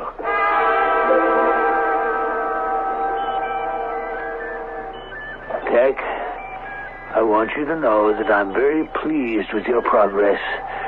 You're becoming stronger every day without the encumbrance of a mind. It's the mind that defeats man. Oh, you agree. I admit I haven't done a perfect job on you. The nutrition hatch is imperfect. I know you're getting air into your stomach, and that causes discomfort. I'm going to replace it with some kind of valve. But the silver vent pipe to your lungs works fine. And you're getting to make intelligible words by breathing air through it. Now just try to speak more clearly. More clearly. Understand, Tech?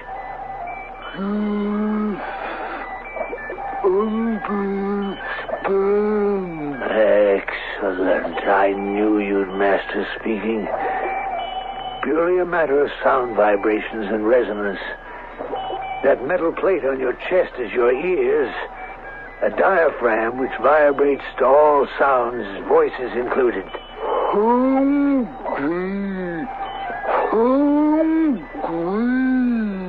You're still hungry? I've given you plenty to eat. No more until morning. Hey, what are you doing? Let go of me. Put your arms down, you big ox. Let go of me. You're squeezing the breath out of me. Stop.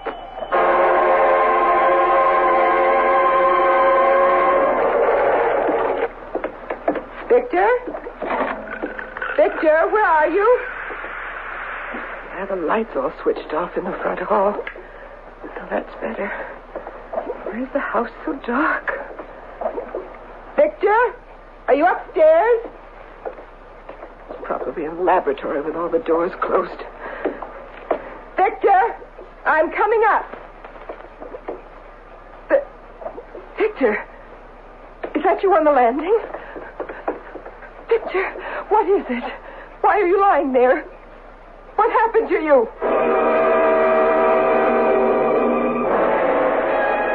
Oh, my poor darling. How do you feel now? I'm all right. I must have fainted or something. You're overworking, that's why.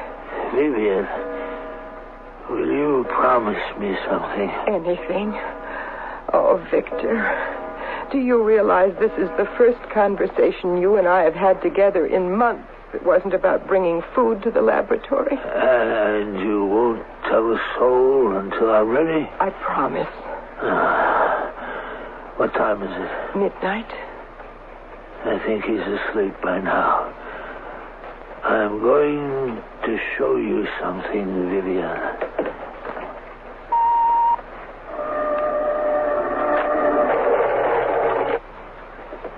What is it? It's so dark in here, I can't see anything. No. I don't want to turn on the lights. He's very susceptible to radiation changes, and even the low level of amperage into a lamp would disturb him. Him? Try and adjust your eyes to the dark. What is it? Is it alive? Very much so. I see it. No, it isn't. A giant. He's sitting in a huge chair, covered in a blanket. I had the chair specially made. It's iron and bolted to the floor. Does he... I don't see... Is his head bent over? He has no head. Not the kind that you would recognize. But why, Victor? Why? It is the human mind that controls the body. The aging process, the survival process. I have done away with those limitations. I've done a transplant. But what have you put where the head is? Vivian, come closer. Now can you see what I've done? Oh, the poor creature. But why? Why? What's the good of it? Tech is twice the size of an ordinary man. You are looking at a boon to mankind. But that thing up there where his neck was... Hair, ears, cheeks, nose, mouth, they're all useless appendages. They stop up, they sag, they interfere.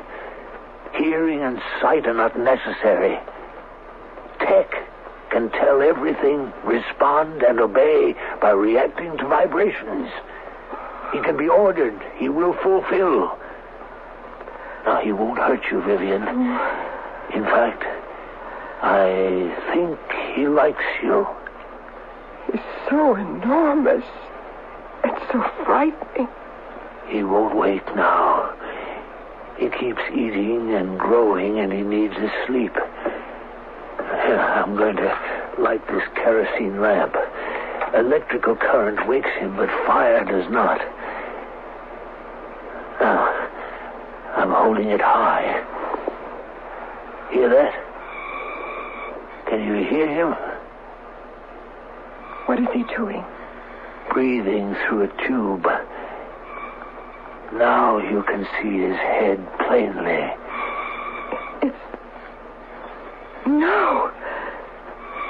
No, a round metal ball on top of his shoulders.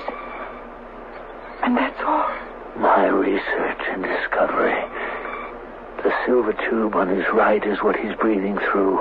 And here on the left, the nutrition hatch leading to his stomach. Those gigantic arms and fingers. Was he a real person once? He was Tech. A young man who came to see me 6 months ago, unable to bear his thoughts, unable to live in a scientific world. Victor, let me go now. I can't bear to look at him anymore. What use is such a monster? Didn't I tell you, Vivian? Tech, my own Tech. If he is housed and fed, he could live forever.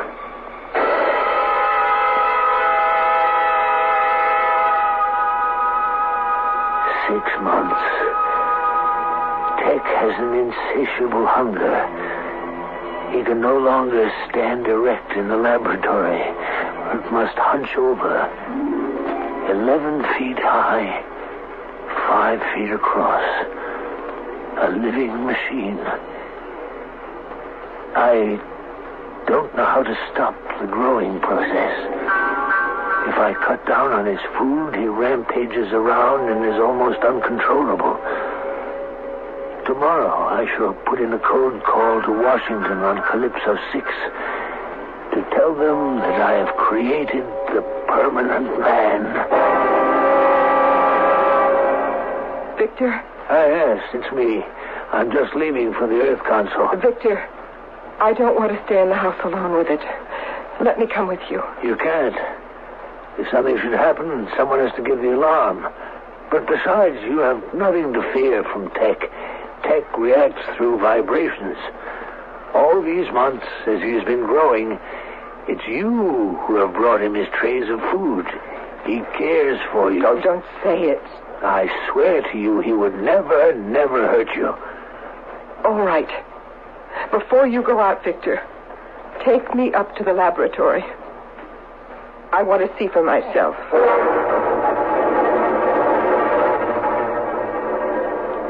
Good morning, Tech. I brought you Vivian. Good morning. His talking is getting so much better. How are you this morning, Tech? Nice Vivian. Lady. Good. Go on over to him. Hello, Tech. Good Tech. He's putting his arms around me. It's like being folded into a rug. Yeah, I told you he wouldn't hurt you. He is very gentle, sort of cuddling me. Why is he pointing to his head sphere? Trying to tell us something. Yes, Vivian has a head and you have a head. Now put your hands down. Goodbye, Tech. I'll visit you again. You head piece. My head good. You too. I think he wants me to have a head like his. That's what he's trying to tell us. Yes. Why, yes. That never occurred to me. He's very fond of you, dear. Victor, why are you locking the door? Sit down, my dear, and let's talk.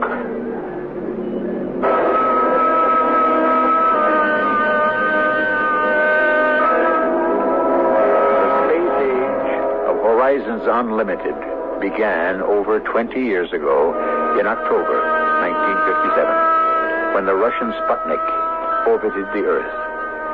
Since then, landing on the moon and probes into infinite space, life on Neptune is no more improbable than the predicted landings on Mars and Venus, but always by man, bringing with him ambition and failure. I shall return in a moment.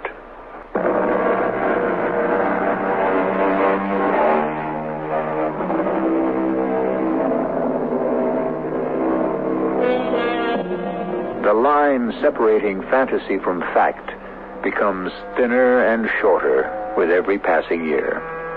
Man is constantly chinning himself on his own dreams, trying to outdo himself, avoiding death, seeking permanence. What he will do in the worlds beyond is beyond imagining. In the meantime, we of Mystery Theater will try to guess.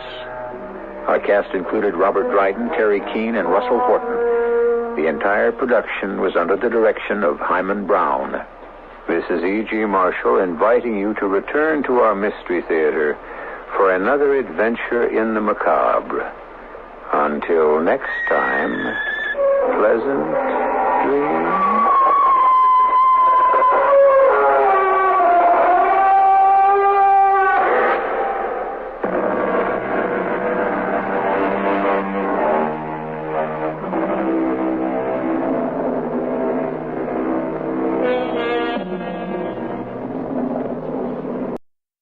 The CBS Radio Mystery Theater presents...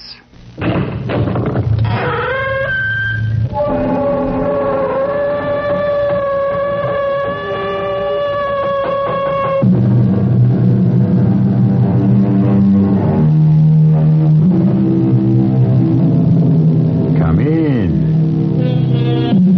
Welcome. I'm E.G. Marshall. For centuries, we have heard of the search for the fountain of youth, for the magic elixir of life eternal. Oh, to be young always, to hold age and death at arm's length. Put it this way, if you could live forever, would you want to? A word of caution before you reply. What might seem at first blush to be a vision of delight could also be a reality of horror. I just thought I'd call. I'm your neighbor. Welcome to Lake Raymont. Well, thank you. Would you come in, Mrs. Mallory. Mrs. Mallory. Eleanor has gone to town on an errand. Oh, such a lovely-looking child. Must be wonderful to have a granddaughter like that. Granddaughter? Well, she is your granddaughter, ain't she? Eleanor happens to be my wife. Oh, well, me and my big mouth. No, that's all right. She does look young, doesn't she? Oh, yes, she does. Well, how old would you guess? 16, 17, 18 tops. Deceptive. She was 18 the day we were married. Oh, are you newlyweds? Newlyweds, my dear Mrs. Mallory. We're about to celebrate our 45th wedding anniversary.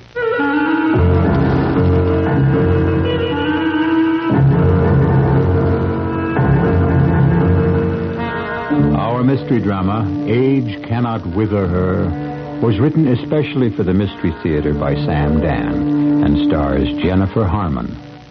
It is sponsored in part by Buick Motor Division and Anheuser-Busch Incorporated, Brewers of Budweiser. I'll be back shortly with Act One.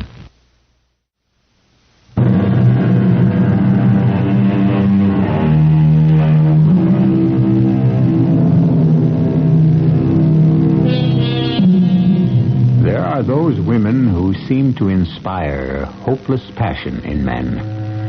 They are women whose love can never be won, and, if captured, can only be held for the moment. We tend to sympathize with the unfortunate men who are caught in their web, but the truth is, it's the woman, as usual, who pays the price in the end.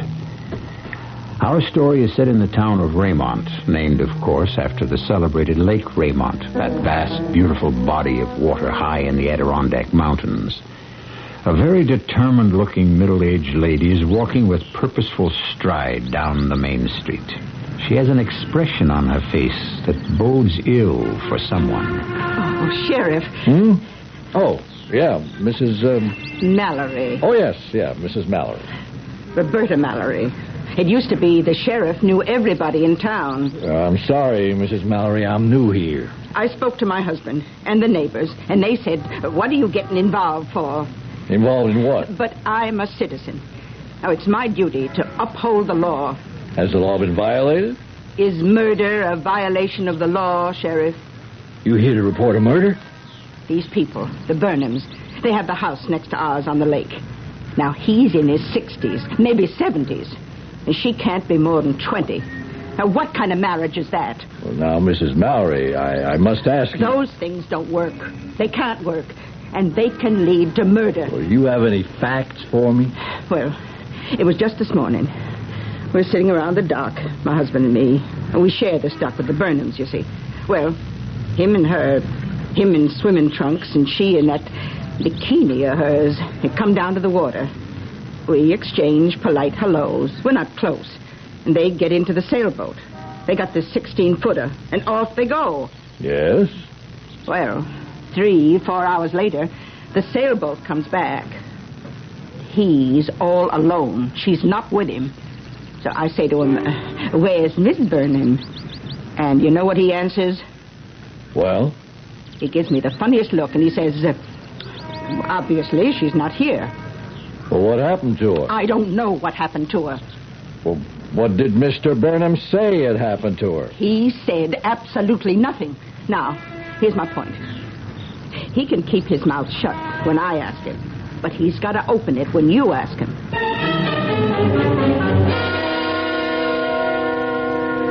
Mr. Burnham, you tell me what happened to your wife? I don't know. Sir, as I understand it, two of you went sailing this morning, and you came back alone. Yes. Where's your wife? Sheriff, I've already told you. I don't know. Did she leave the boat? Well, obviously. She wasn't there when I returned to the dock. Mr. Burnham, are you feeling all right? I have a headache. I suppose it was carelessness on my part. See, we had a very strong breeze on the lake, and she let go of the boom in order to tack, and it swung free. Well, you know how swiftly it travels during that maneuver, and it just caught me across the head. I must have passed out. For how long? I don't know. When I came to, she was gone. When this accident with the boom occurred, where was the boat? Well, we were quite some distance, well, several miles from shore. Is your wife a good swimmer? Well, no. Then if she did fall overboard, she'd drown. No, because, well, she couldn't. Well, how can you say that? Because nothing can happen to her. Mr. Burnham, you better explain what that means. I can't explain it. I can only tell you that nothing can ever happen to her. Mr. Burnham, I'm afraid you don't understand the seriousness of your situation. Oh, I understand. I understand that my marriage of 45 years is over. But when a man and a wife go sailing and the man returns What did you say about being married for 45 years? Well, today was our 45th anniversary. Mr. Burnham, your wife has been described as a woman of about 20. I know she hasn't changed one bit in almost... Do you realize it's almost half a century, Sheriff? This has been a devastating day for me. I'm required to rest in the afternoon. I'm sorry. I got to get these answers. What happened to your wife? Well, as I say, she had decided to leave me. And, of course, she was right. I was making it difficult for her. Well, when I was knocked unconscious, she may have thought this would be the best time to go, so she sailed the boat to shore, got out, and then she set me adrift again. And where would she go? Away. Lose herself once again in the world. Wearing nothing but a bikini? Carrying nothing? Oh, I'm sure she had access to whatever she needed. I see. You got a picture of your wife? Well, we have only one picture in the house.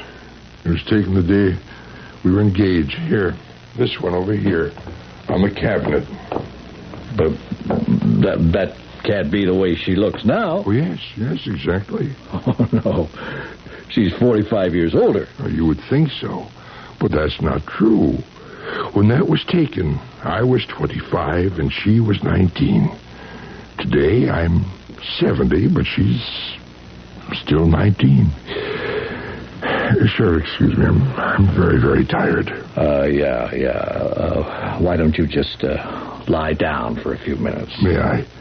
Thank you so much.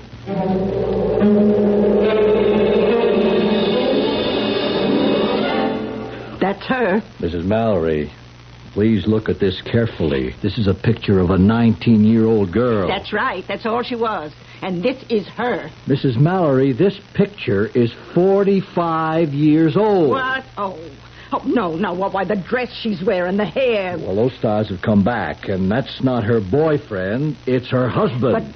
But she's a young girl. Examine this photo very carefully. Could it be somebody who resembles her? Let's say her daughter. Look, I'm a student of people. Mrs. Burnham had this slight squint in her left eye, you see? And a little mole, right side of her chin. And a kind of curved little scar just above her left eyebrow. Oh, this is Mrs. Burnham. And I saw her just this morning. She can't be close on 70. Well, that would make her older than me.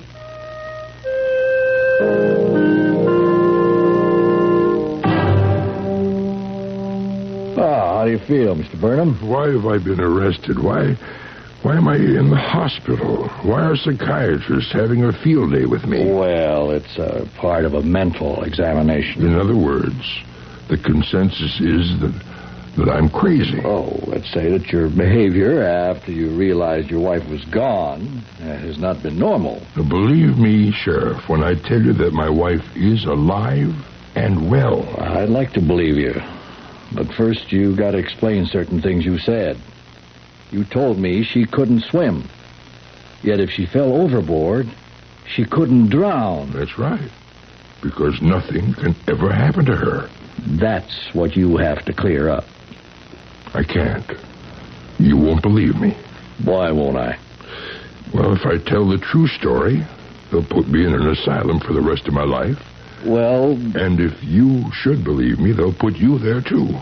Believe me, Mr. Burnham, you've got nothing to lose.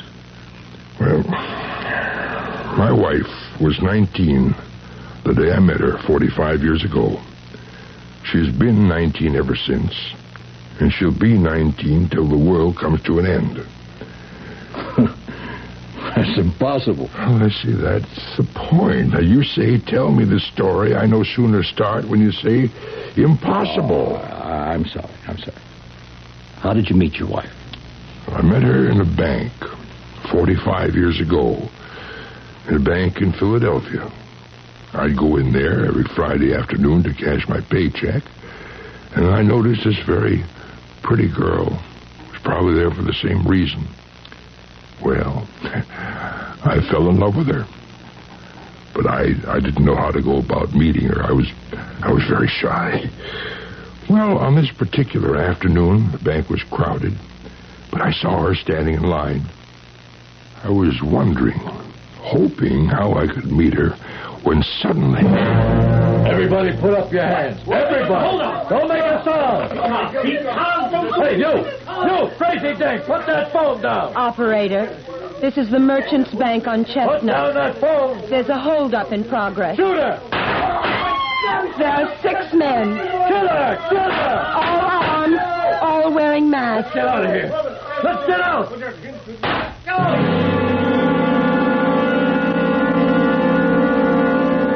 I'm not sure that anyone in the bank was fully aware of what was happening. At the sound of the shooting, everybody threw himself to the floor or jumped behind desks. But I couldn't take my eyes off her.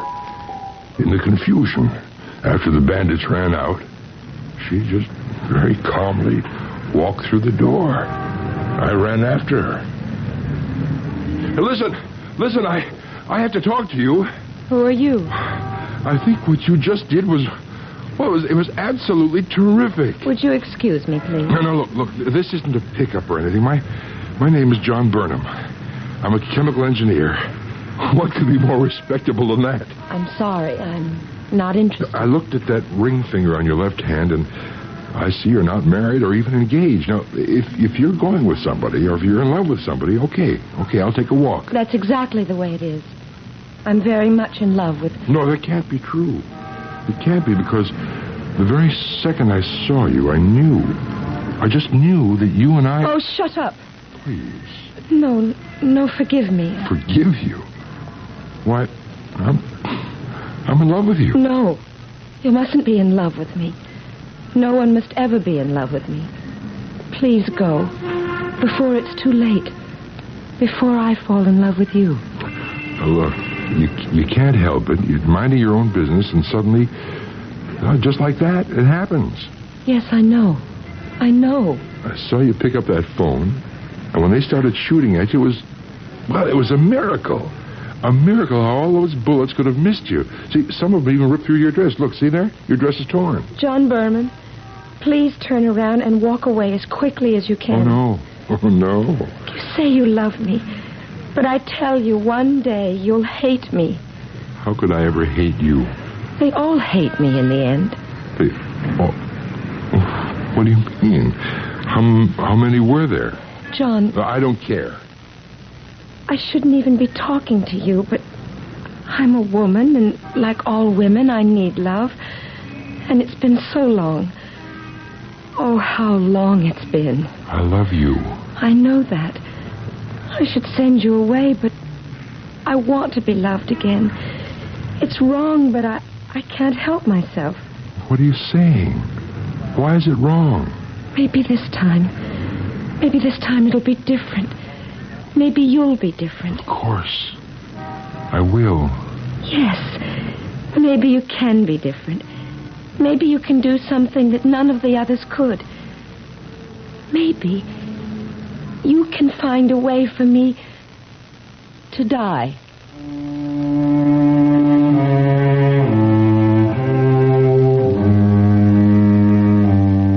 All right. That's a request you don't hear every day.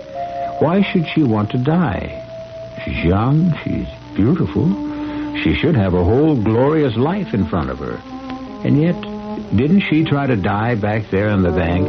Didn't she force the bandits to fire at her? Could every bullet have missed her? We'll try to answer all these questions for you when I return in just a few moments with Act Two.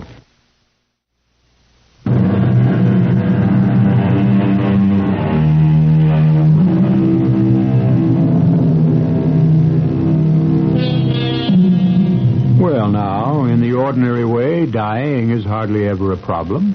It's living that presents us with all sorts of difficulties. Here we have a young lady who is about to become Mrs. Eleanor Burnham. And what does she want her husband to give her for a wedding gift? She would like for him to find a way for her to die. All this is part of some explaining that John Burnham has to do to the sheriff. And he's describing how things were the day he met his bride-to-be some 45 years ago. What do you mean, find a way for you to die? You should know something about me. Like what? My age, for instance. 19 or 20? Let's walk inside that restaurant. Oh, sure. How about lunch? You'd better be sitting down when I tell you how old I am. It would be wrong for me to let you go one step further without telling you the truth about me. Okay. Let's have the truth. Not that it matters. My age. You said I looked 19 or 20. I'm only 18. Well, that's great. I'm 25. I was born in the year 1554. Well, every girl should marry a more mature man. Did you hear what I said? I was born in 1554. Sure. That means you have to be more than 400 years old. It's the same thing for men. They should also marry mature women. John, I was 18 years old in the year 1572. I've been 18 years old ever since. I simply don't grow older. I can't grow older. That's fantastic. Do you realize how long I've lived? How many lives I've lived? What an absolutely tremendous imagination. I'm telling you the truth. I can't grow older. I can't be killed. I can't die. Well, what's wrong with that? You don't understand. You'll be 30, 50, 65, and I'll still be 18. Oh, is that bad? You'll die, and I'll still be 18. Oh, come on. Now, let's always talk about dying. Everybody dies when his time comes. Not me. My time never comes. I can't die. Now, how do we ever get on this subject anyhow? You saw. In the bank. They all fired their guns at me. Nothing happened. Well, that's because they all missed. Let me tell you why I can't die. Okay, if it'll make you feel better. I must tell you. Please listen, and then afterward, You still want to marry me. Look, I am going to marry you no matter what. I was born in Paris. Paris? Darlene, where's your French accent, huh? I've had enough time to lose it. I was born in the year 1554.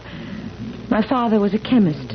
Well, so am I, you see? You see, we have something in common. Well, today you would have called him an alchemist. He was always experimenting, trying to find what he called the elixir of life. The elixir of life? The elixir of life everlasting. I was 18. I remember it was August 23rd, the eve of St. Bartholomew's Day. I was to marry a young lieutenant in King Charles' regiment. Oh, come on now. No. You must let me tell this. It was late at night, and I heard a knock on the door, and when I opened it... Philip! Let me in, quickly. I must not be seen here. But it's bad luck to see your bride the night before the wedding. Come with me at once. What are you saying? There is no time to lose. I can hide you in my uncle's house. We can trust him. Philip, what are you... The king has planned a massacre. All the partisans of Prince Henri of Navarre and all the Huguenots. You can't be serious. My own regiment is entrusted to carry it out. But it's impossible. Please, there is no time to talk, to argue. It has already begun. Oh, my father. You and your father, both of you are marked for death. Now come, quickly. I won't leave without my father. Get him. We have no time. He's downstairs in the cellar. Hurry. Father? Child, do not interrupt. Father, This is almost complete. Father, listen. That glass bottle from which the vapor is steaming. Hand it to me. Father, we must leave here at once. Hand me the bottle, child. Carefully, it may explode. Oh, my poor girl. Here, let me see. Oh, dear me, how fortunate. The breaking glass missed your eye and struck you just above the brow. Father, there's going to be a massacre. Philip has come to help us escape. Now, press a clean cloth to the wound. It is not deep. We cannot stay here a moment longer. You must wait a moment longer. A moment is all I need to mix the potion. You ancient gods, in all your might, lead my way. Grant me light. Father. I know. Philip has come to rescue us, but there is no rescue. Philip will never get us through the streets alive. We cannot stay here and be murdered. No. You will not be murdered. Here. This is now ready. Drink it. Oh, what is it? I think I have found it. It's the elixir. Oh, Father, such a thing... Such a thing is impossible, you say?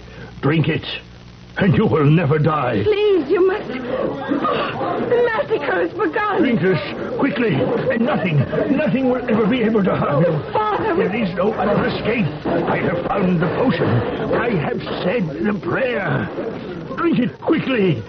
Save yourself. Father, you drink. There is only enough for one. I don't want to live if everyone else is good. I am your father. I command you to drink. Drink. That's it. All of it. All of it. Now, my child. Nothing can harm you.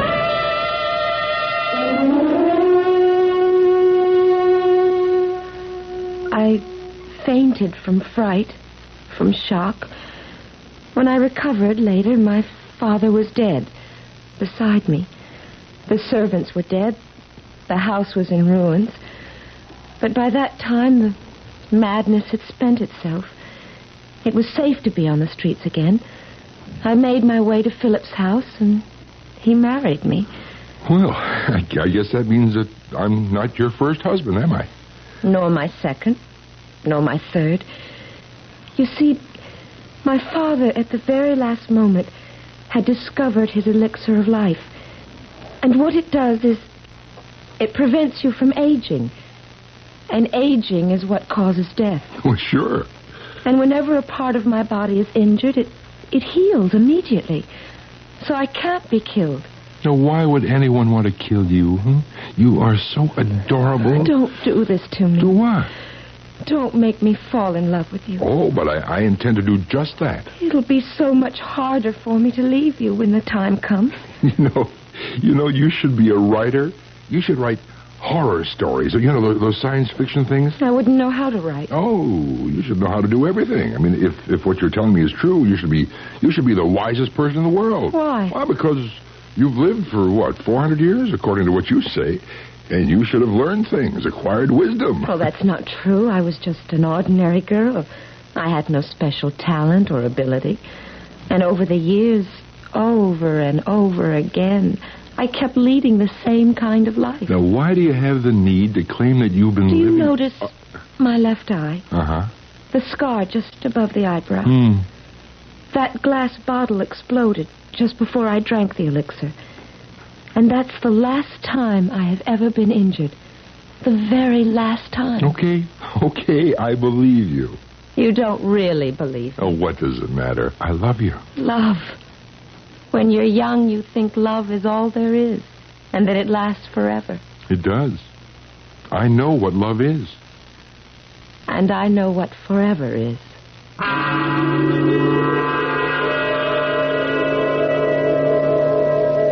Didn't her story strike you as kind of peculiar?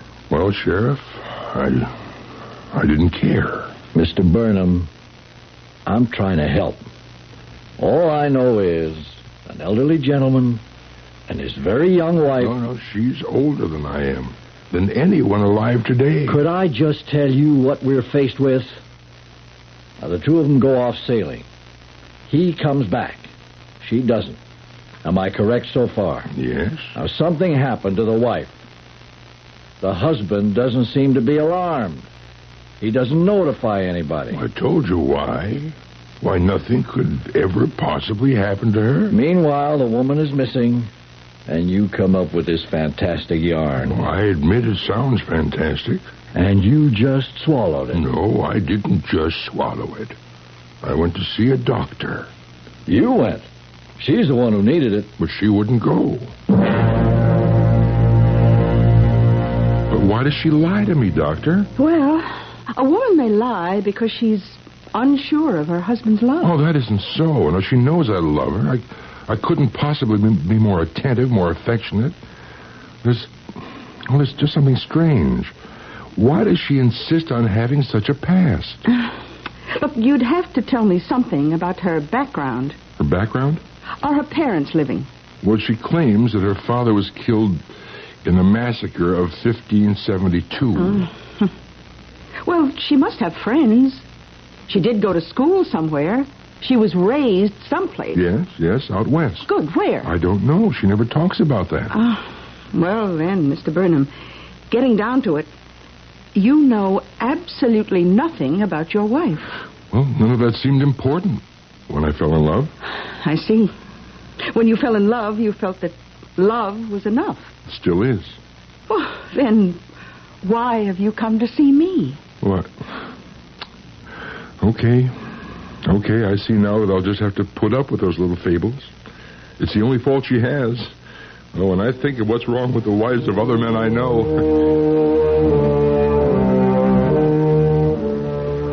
Well, a few years went by. We were happy. I started doing well financially. It seemed to me that there was no reason. Well, see, I'm old-fashioned. And I think one of the basic reasons for marriage is a family. No. But you like kids. I've seen you around children. I don't even want to talk about having children. We've been married 10 years. You're 28. I'm 18. You should have kids before... Well, your first one before 30. Look at me. Do I look a day older? Well, You look 10 years older. You're still young, but you're over 30, and you look it. All I want is for us to have children, but if you have a good reason... The answer is no. Well, let it be no, but tell me why. I don't want to bury any more of my children. I can't go through all that again. John, there are certain things you must never ask me. Have you had children?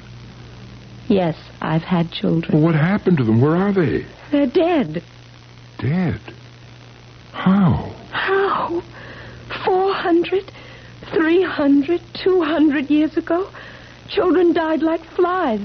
The ones who weren't killed by fever died of old age. I refuse to outlive another child. All right, Eleanor, now look. I think it is time for this nonsense to end. You've got to rid yourself of this terrible delusion. No. Keep away from me. Don't touch me. Eleanor. Let me out of here. Oh, you look like that soldier who stabbed my father. Like the Indian who scalped my daughter. Eleanor! Let me out of here. Eleanor! She ran out of the house. Her car was parked at the curb, and she got inside and drove off wildly, madly. My car was in the driveway, and I started after her. We lived in the hills. We always loved the country. I was barely able to keep her in view. We were climbing higher and higher along a narrow, twisting road along the side of the mountain when suddenly she took a turn too quickly. The car swerved out of control right through the wire guardrail and down the side of the hill, turning over completely and landing on the rocks hundreds of feet below. There was an explosion. The wreckage was a mass of bright flames, a fiercely burning funeral pyre. I climbed down the hill as quickly as I could. I stood helplessly by the car. And then she just walked out of the wreckage. Every stitch of her clothing had been burned away. The gold ring must have melted off her finger. But not a hair was singed. There wasn't a mark on her body. She looked at me and smiled. Darling, you'd better lend me your coat.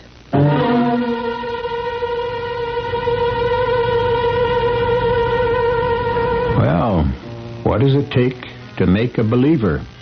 She was in the car. It did crash. The impact, the flames, would have been enough to kill anyone. Or perhaps anyone not fortified by the elixir of life. It's quite a drink, but it needs a chaser, as we shall discover when I return shortly with Act 3.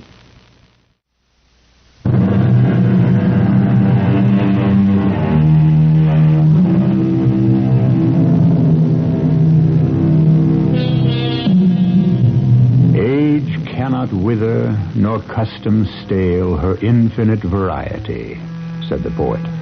Well, our friend William Shakespeare was talking figuratively. For someone whom age really cannot wither, we present Eleanor Burnham, or Mrs. John Burnham, if you prefer. Eleanor claims she was born in 1554, that she drank a mysterious elixir of life when she was 18. And she's been 18 ever since. Or at least that's the story her husband John is telling the sheriff. Eleanor, it's a miracle. No, it's not a miracle. It's the elixir. To live through that crash. John, do you believe me? Now do you believe me? Yes, Eleanor. Yes, I have to believe you.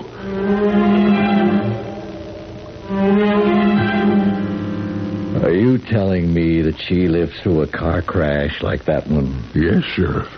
Yes. Mr. Burnham, you're an intelligent man, but you evidently found yourself in, an intolerable situation. You were jealous of your wife's youth, beauty.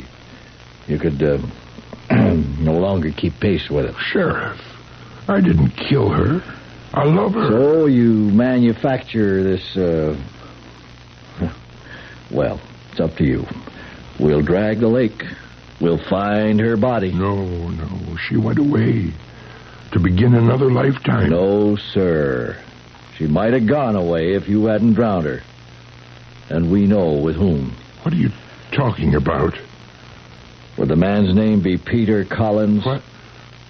What do you know about Peter Collins? I've been doing some investigating. Your wife has been having an affair. No, it wasn't an affair. We talked about it, Helen and I. Well, if it wasn't an affair, what was it? But Eleanor, if it isn't an affair, what is it? I was driving into the city, and the car started acting up. I had to pull over to the side of the road, and he happened by. He was very nice enough to fix it. How many times have you seen him? How many? Just a few times. Why? Oh, John, the day you and I met, I said, John Berman, walk away. Turn around and walk away fast as you can. One day you'll hate me. That day is here. Why? Do you have to ask why? Look at yourself. You're almost 70. I'm still 18. But, Eleanor... I can't help it. I can't help myself. Please. Oh, John. I've never had a chance to become anything but an 18-year-old girl. My blood is 18, my heart, the things I want, the things I need. I'm sorry. You're no longer the... Eleanor, I love you. It's no longer the kind of love I need. Eleanor. Oh, John, please pity me. Pity you? Yes, me. How many times have I stood like this, talked like this, had my heart broken like this? And I must do it again and again. Each time I hope, I pray, maybe he'll be different. Maybe he'll be different. I thought maybe you'd be different. I tried to love you more. But I don't want love. I've had too much love. I want death. If you really loved me, you'd kill me. Kill me, and I'll be free. How can I kill you? You can't die. Find a way. How? I don't know how. What do I know? I'm just a young girl who was born at the end of the Dark Ages. This is a new world. Civilized. Scientific. Can't you find a way? You're a part of that world. You want me to kill you? Kill me. Take me with you when you die. I'll go with you. I love you best. I love you more than any of them. But I don't know... For the first time, I have hope. You're a man like my father. You're a chemist. No, I'm a chemical engineer. And he was an alchemist. It's the same mystery, isn't it? Well, He found an elixir of life. You find me an elixir of death. I thought it was crazy. But what could I do? I tried. I had to try, and so I went about it scientifically. Something existed in her blood, her tissues. I boned up again on pathology, biology, hematology. I analyzed her blood. I searched. I tried every approach I could think of. But there was nothing to be seen. Nothing to be found. Did you ever hear your father mention any names of things, of chemicals? Sulfur, nitrites, I think gold, silver, mercury. Yes, and? Oils. What kind of oils? The only kind of oils used in those days were olive oils. They were used for everything, for cooking, for soothing wounds. For soothing wounds. Burns, yes. Now, this elixir, this potion you drank, what did it taste like? I can't remember. You must remember. Well, it was so long ago. Try to remember. They were breaking down the door to kill us. I was so frightened. Please try to remember. Well, he recited a certain verse. What do you mean, a verse? It was a prayer, a magic prayer. I guess you'd call it an incantation. I don't mean nonsense like that. Don't call it nonsense. My father believed it. Without the incantation, it couldn't. Nothing could have ever been done. Listen, I remember how he would say it. You ancient gods in all your might, lead my way and grant me light. Well, all I can do is try. Keep trying.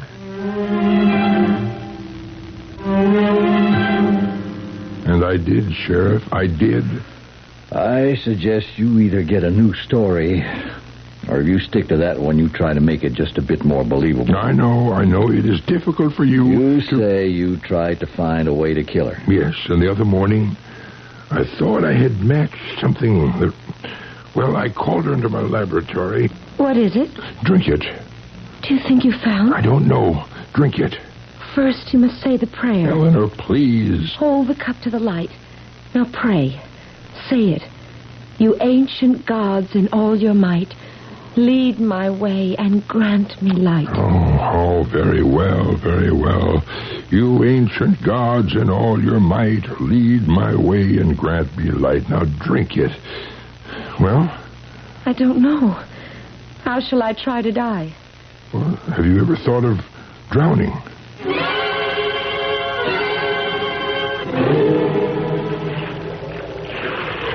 Well, Well, darling, we're out of sight of everyone now. I should have gone out alone. Why? I want to be here. Well, the Mallorys, they saw us leave.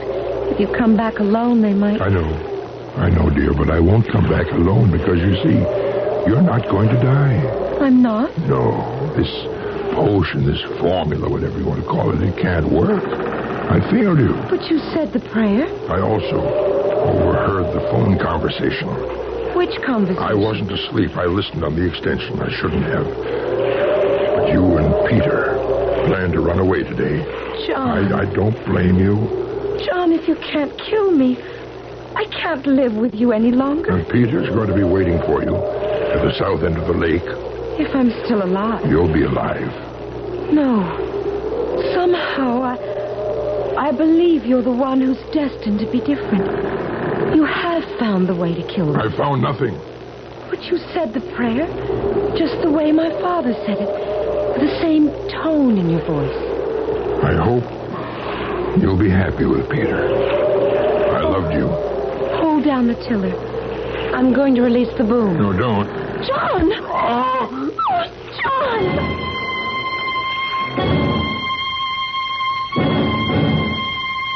The swinging boom caught me. I heard her scream, and then I blacked out. When I came to, well, I told you the story. So you think she ran off with the guy, Peter? Yes, it was what she had planned, and I don't blame her. Mr. Sheriff? Yeah. Uh-huh. Sure. Okay, I'll bring him right over. You want to put on your robe and slippers, Mr. Burnham? Well, where are we going? For a little walk. Just down the hall here. Around the corner. Stop at the next door. Why did we come here? That lettering on the door, what does it say? Morgue. Why did we come to the morgue? After you, Mr. Burnham. Why are we here? On the table, Mr. Burnham. You see who that is on the table? No. Eleanor. They just got her body out of the lake. She's drowned. Then I found the elixir. I don't even remember what I mixed. But the important thing... You know what the important thing was, Sheriff? The prayer. The prayer. But Doc says she didn't die of drowning. She's been poisoned. Of course. It was the elixir of death. And now she's free.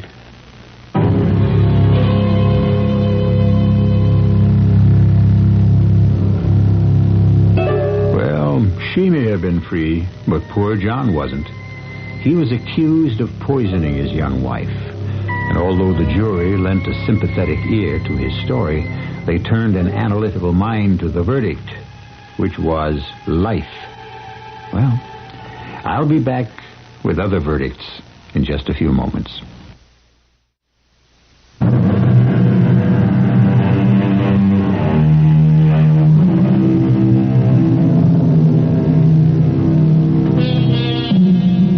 Fountain of youth, the cult of the young. How we worship them in this country. The young, the strong, the beautiful. How we hate to age, to mature, to grow old, and yet to stand still while the world goes by is to be left behind in a strange alien place forever. Our cast included Jennifer Harmon, Joe Silver, Bryna Rayburn, Ken Harvey, and Earl Hammond. The entire production was under the direction of Hyman Brown. And now, a preview of our next tale. I'm only saying what everybody else is saying. Yeah, that's what everybody keeps saying, all right. But what? It ain't true. You had the identification down cold. What made you change your mind? Oliver, you were paid off. How much did you get? I didn't get anything. Do you expect me to believe that? Yes. Then you're a fool. You're the one. You're the one who kept saying, don't get involved, don't identify him, think of the safety of your family. You also had a duty as a citizen. Now you're hopping on that bandwagon. What bandwagon? Before the trial, you were saying to me, Ollie, you're crazy. They're going to fish your carcass out of the river. What are you getting mixed up in it for? Okay, so I backed off. And now everybody said, on account of guys like you, crime's going to take over the country. How much did they pay you to keep your mouth shut? That's what I want to know. How much? Radio Mystery Theater was sponsored in part by Anheuser-Busch Incorporated, Brewers of Budweiser, and Buick Motor Division. This is E.G. Marshall inviting you to return to our Mystery Theater for another adventure in the macabre. Until next time, pleasant dreams.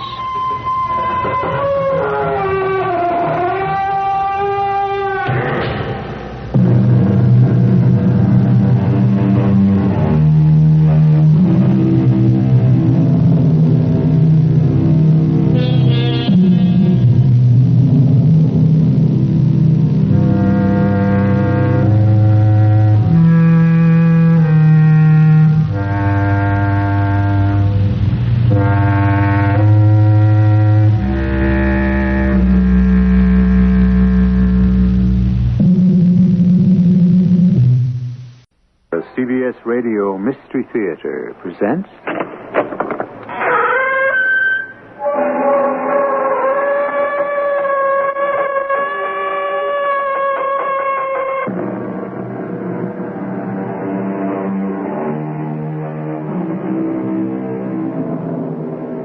Come in. Welcome.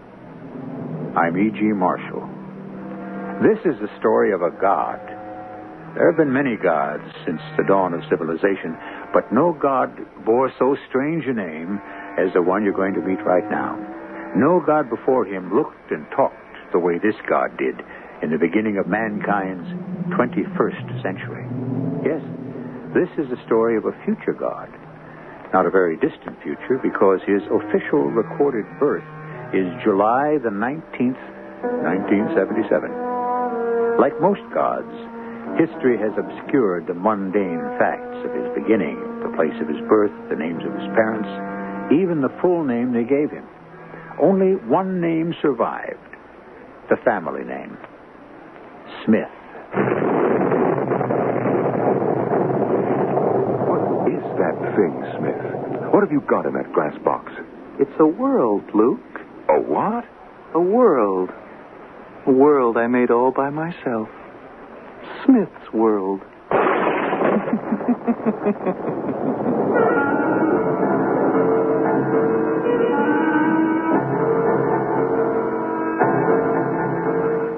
Our mystery drama, A God Named Smith, was written especially for the Mystery Theater by Henry Slessor and stars Norman Rose and Russell Horton. It is sponsored in part by Greyhound Package Express and True Value Hardware Stores. I'll be back shortly with Act One.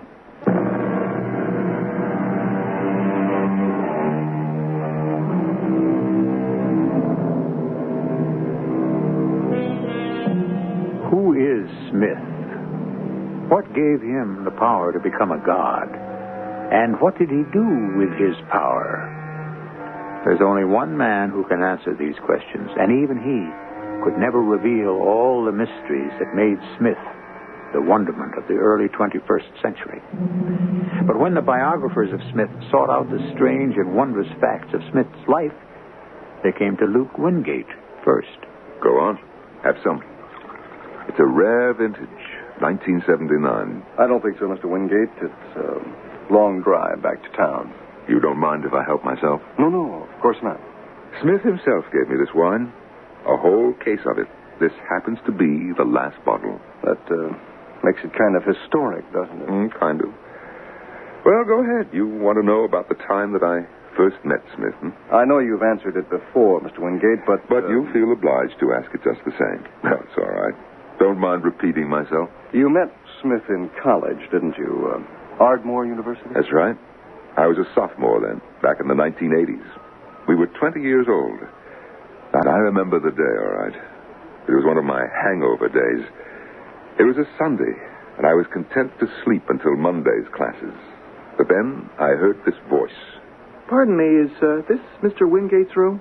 He was something I didn't expect. A long-headed kid about 12 or 13, with a sad mouth and hair the color of dry straw. He was carrying a suitcase that was putting a strain on his thin arms and shoulders. I'm sorry to disturb you, but I was told to come up here. My name is Smith. Then I remembered who he was. For a month, we'd been hearing rumors about a boy prodigy who was being transferred from Crowley College to Ardmore. Obviously, Smith had the misfortune to run into Gil Curtis on his first day. Curtis was the class clown, a senior with a heavy-handed sense of humor.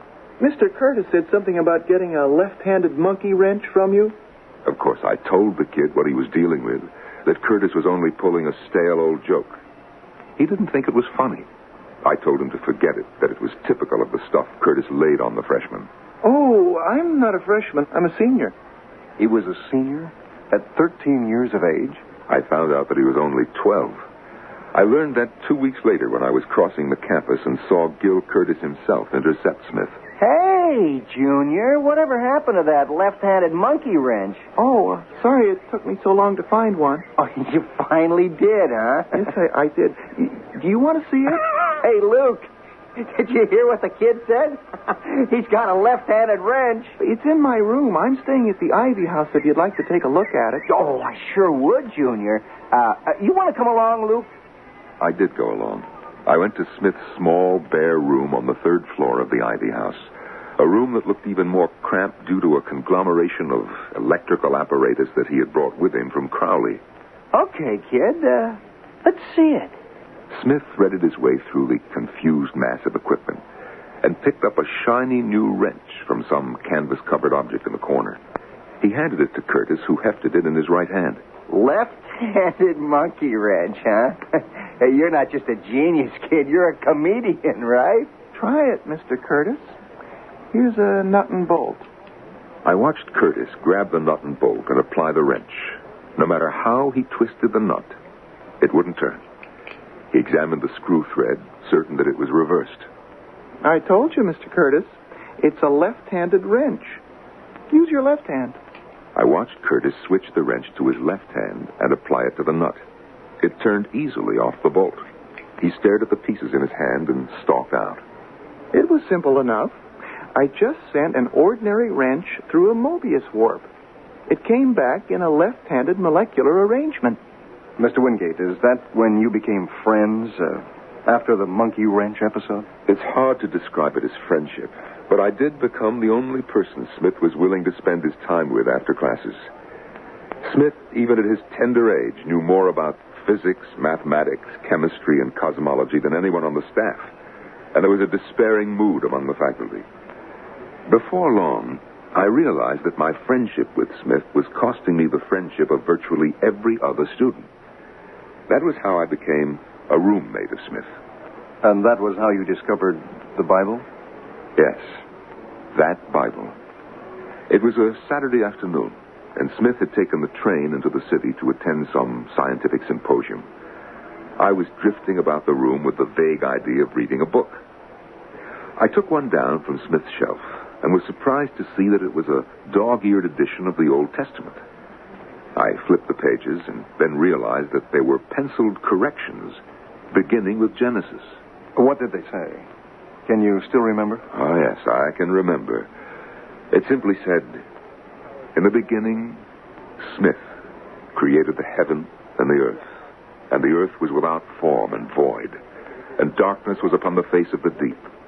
And the spirit of Smith moved upon the face of the waters. And Smith said, 'Let there be light.' And there was light." Well, didn't you think he was just a little bit mad? I don't know what I thought. I have to admit that even though I was a professed atheist, the sight of that altered page turned me cold and fearful. Well, did you ask him about it? Oh, yes. I made the mistake of asking him. He invited me to see something. It was the large object in his room that he always kept covered with canvas. It was a cabinet, about 5 feet high, the top enclosed with glass, and the sides studded with dials and buttons and switches.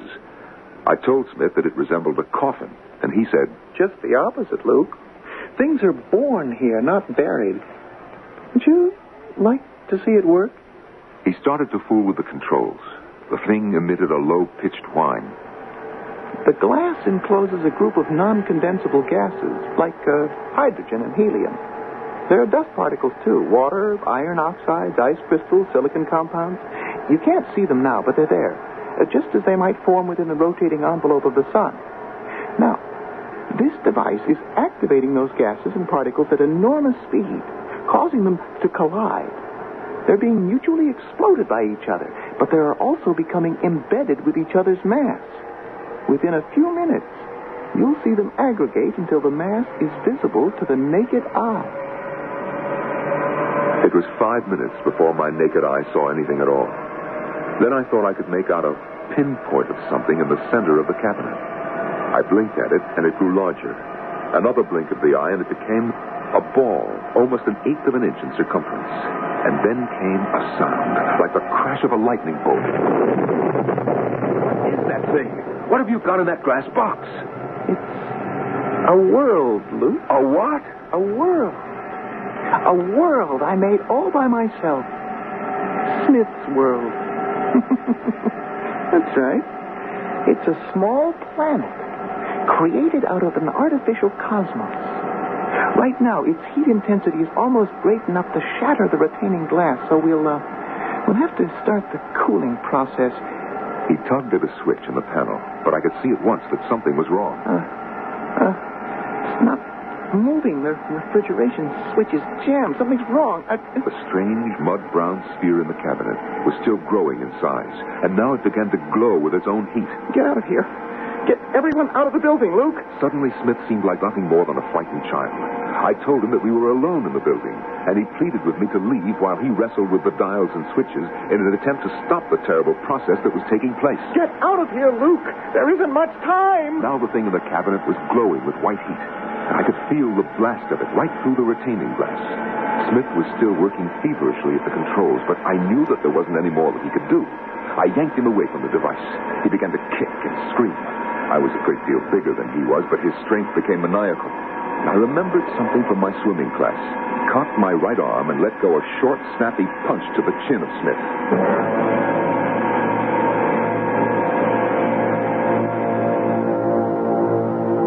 You saved his life, didn't you? You know what Smith said later, of course, that I was his guardian angel the day of the explosion. He called it a miracle. The miracle was that nobody was killed. The entire building was demolished. The area was radioactive for a good 3 months after. And, of course, Smith was expelled from Ardmore. In fact, it was on the day of his departure that he told me the only facts I'd ever learned about his childhood. His father had died when he was 3. His mother had been a God-fearing woman who was frightened by her son's precocious abilities and thought that a heavy dose of religion would balance things out. You know, Smith had learned the entire Bible, Old Testament and New, word for word. But then his mother had died, too, and an uncle named Howard Cherney had been appointed Smith's guardian. Cherney made quite a bit of money out of Smith's genius, didn't he? Oh, yes. Cherney made a lot of money. But can I ask you something, Mr. Wingate? Did Smith ever thank you for saving his life? Oh, yes. He did that same day. Thank you for my life, Luke. My life is very important to me. To you, too, for that matter. You'll see. Then he climbed aboard the train, and I didn't see him again for 6 years. And when I did, he was well on his way to becoming Smith, the god, the man who created his own world. Smith, the god. Can any mortal ever reach such a position? Even a scientific genius who can build worlds out of dust particles and electrical energy. Is that enough to qualify for the job? We'll find out how and when Smith made the attempt when we return with Act 2.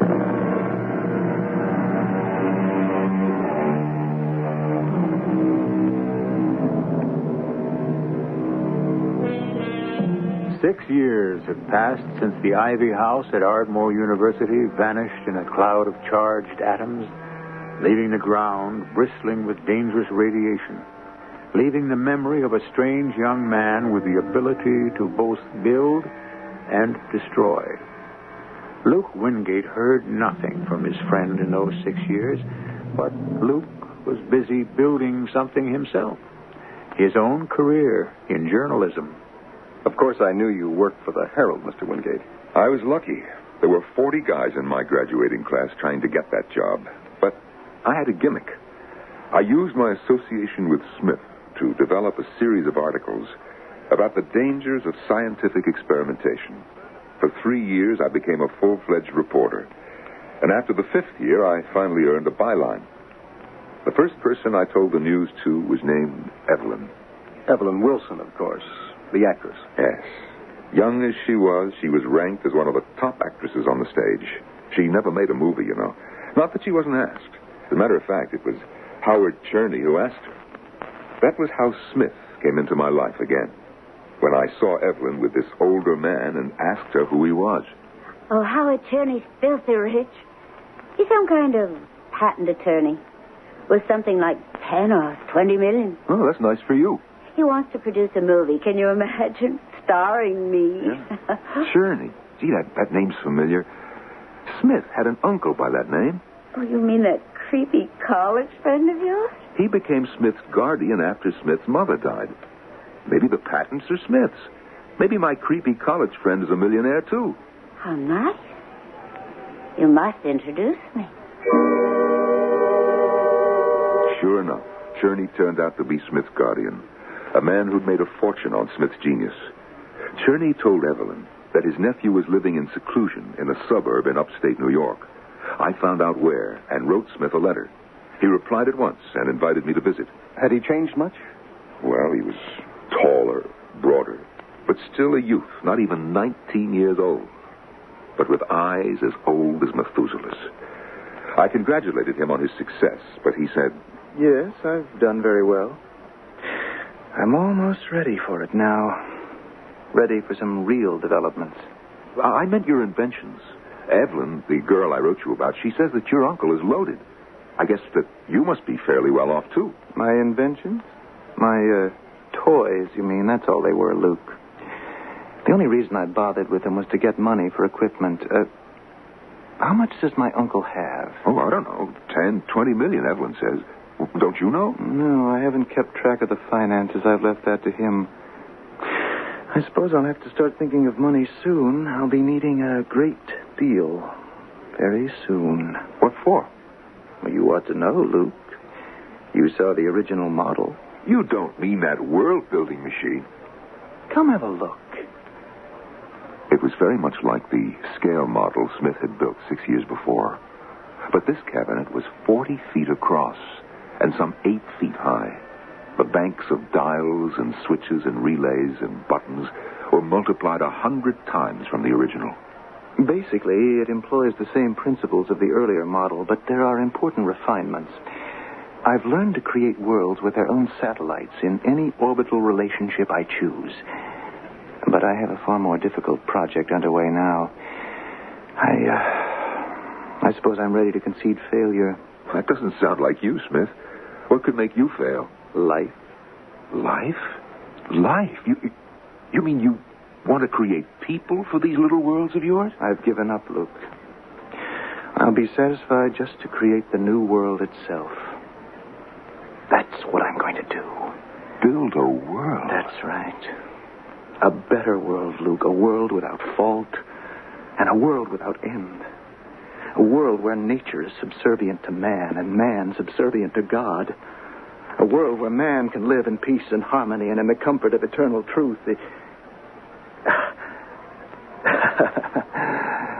How do you like my little speech? Smith, are you serious? Deadly serious, Luke. Within 2 or 3 years, I'm going out into space and add another planet to our solar system. Another planet? Another Earth. I can do it, you know. It's all a matter of time. And of money, of course. Enormous amounts of money. How much did you say my Uncle Howard has? Between 10 and 20 million. Yeah. Yes, that'll do for a start. Do you have any connections in the stock market? Oh, no. Doesn't matter. I can learn what I don't know. Luke, would you like to join me in this enterprise? Me? To do what? To assist me, to be my companion, my friend. I know it's a great deal to ask, but I'd like you to be on Smith's world, Luke. When I create it, people it, bring it to a state of perfection. No, Smith, I don't think so. You're being foolish, Luke. I'm offering you the opportunity to be my principal assistant, to be God's right hand. Thanks, Smith, but no. I like the world I have. And don't forget, I'm an old atheist, remember? I don't believe in gods. Not even when they're you.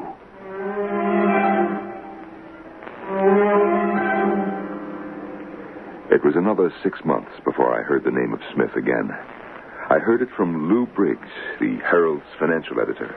You know Smith, don't you? Yes, I know him. Why? Been following the Wall Street news? Not particularly. What's happening? Your friend Smith decided to take a flyer at the market. The talk on the street is if he keeps it up, he might make the biggest killing in the history of the market. You look worried about it, Briggs. Well, if he continues to be successful, he'll cause a panic. Excuse me, Briggs. Wingate. Luke, it's Evelyn. Oh, yeah. Hi, how are you? I'm terrible. Luke, an awful thing has happened. Can you see me right now? What's the matter? It's Howard Cherney. He's dead. He shot himself. Something to do with the stock market. I didn't think people did that kind of thing anymore, but he did it. That was how Smith's uncle died. That was how the fortunes of thousands of so-called market experts were wiped out. But Smith had his millions, and Smith had his dream. And shortly after that, I had no job. I don't understand it, Luke. Why would the paper fire you? I'll tell you why. It's because Smith told them to. From when I heard Smith bought a controlling interest in the Herald, one of his first acts was to get me canned. What's so flattering about that? I wrote Smith and accused him of getting me bounced. And this is the telegram he sent me. You're correct. However, greater employment opportunity awaits you immediately.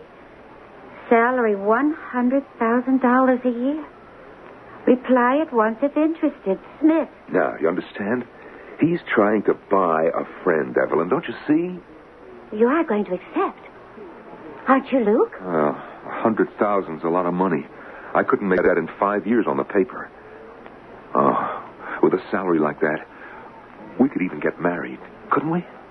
But you didn't marry, did you? No, we didn't marry. At first, because I was too busy. Because I was the first employee of Smith Incorporated to move into the 87-story Smith building in Flushing Meadows.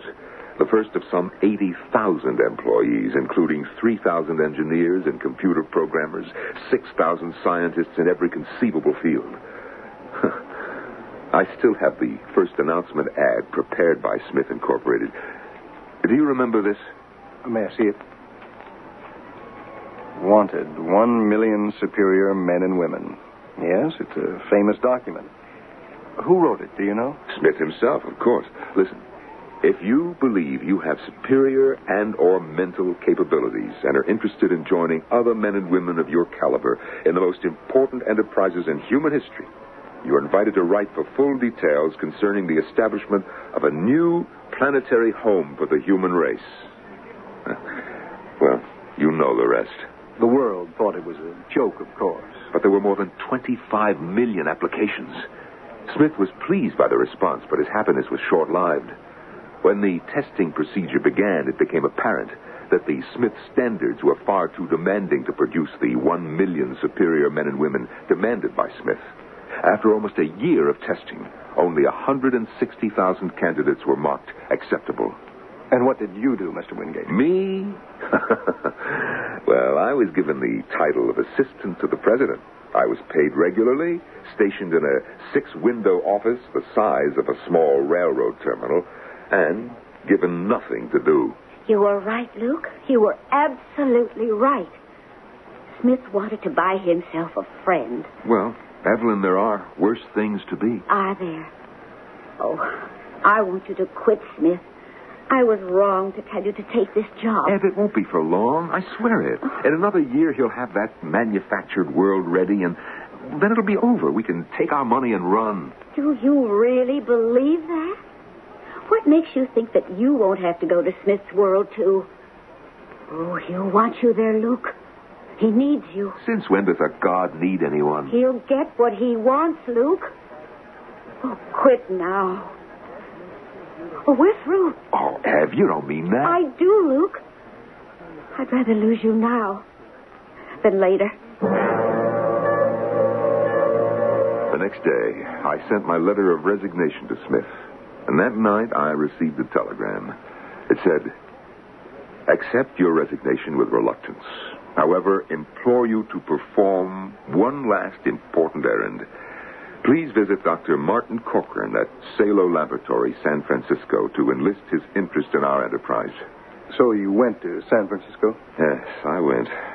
It was a long and difficult task, convincing Dr. Corcoran, and it took me 35 days to get his affirmative answer. My first stop when I returned home was Evelyn's apartment. And there was something strangely different about her. Of course, there's nothing the matter. I feel wonderful. But you look different. What have you been doing since I left? I've been working, rehearsing. Rehearsing? Yes.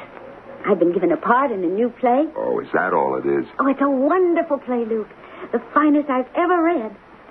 It's a chance like nothing I've ever had before. That's why I'm so excited. But, there's something I have to tell you about it. What? Well, it has something to do with Smith. Smith? He hired Arthur Trumbull to write the play. It's about, well, it's about Smith's world, I suppose. Oh, but it's very beautiful. Well, okay. If Smith's behind it, the play's bound to be a smash. I knew you'd understand, Luke. Yeah. What's the part like? I play Eve.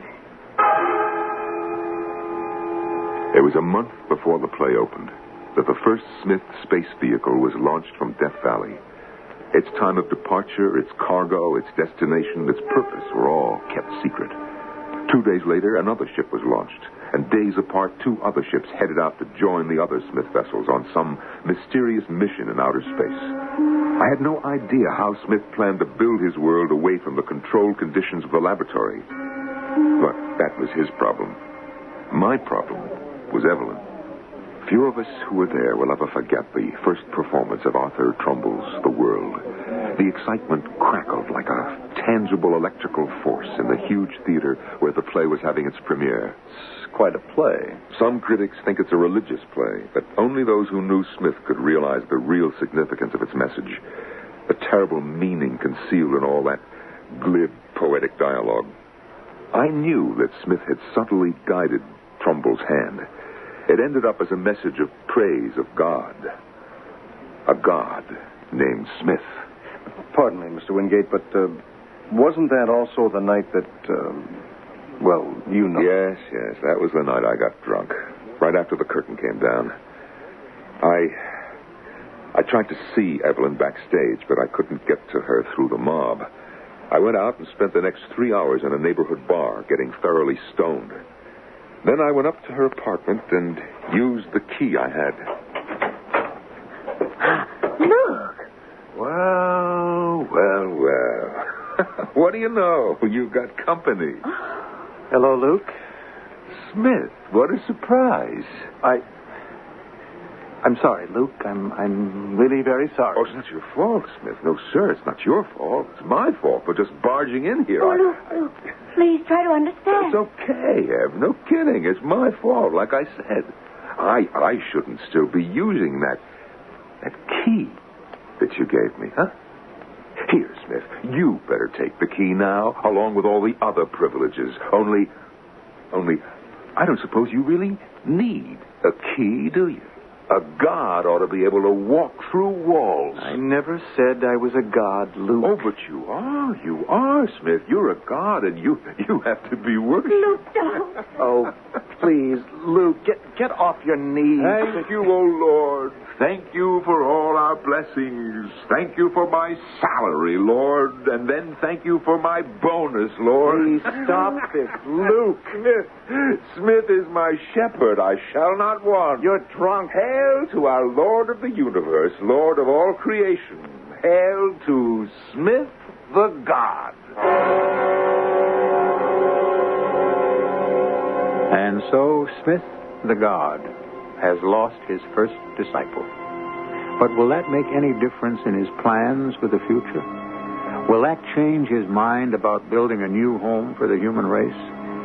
And what will become of Smith's world when it enters the orbit of Earth? We'll find out shortly in Act 3.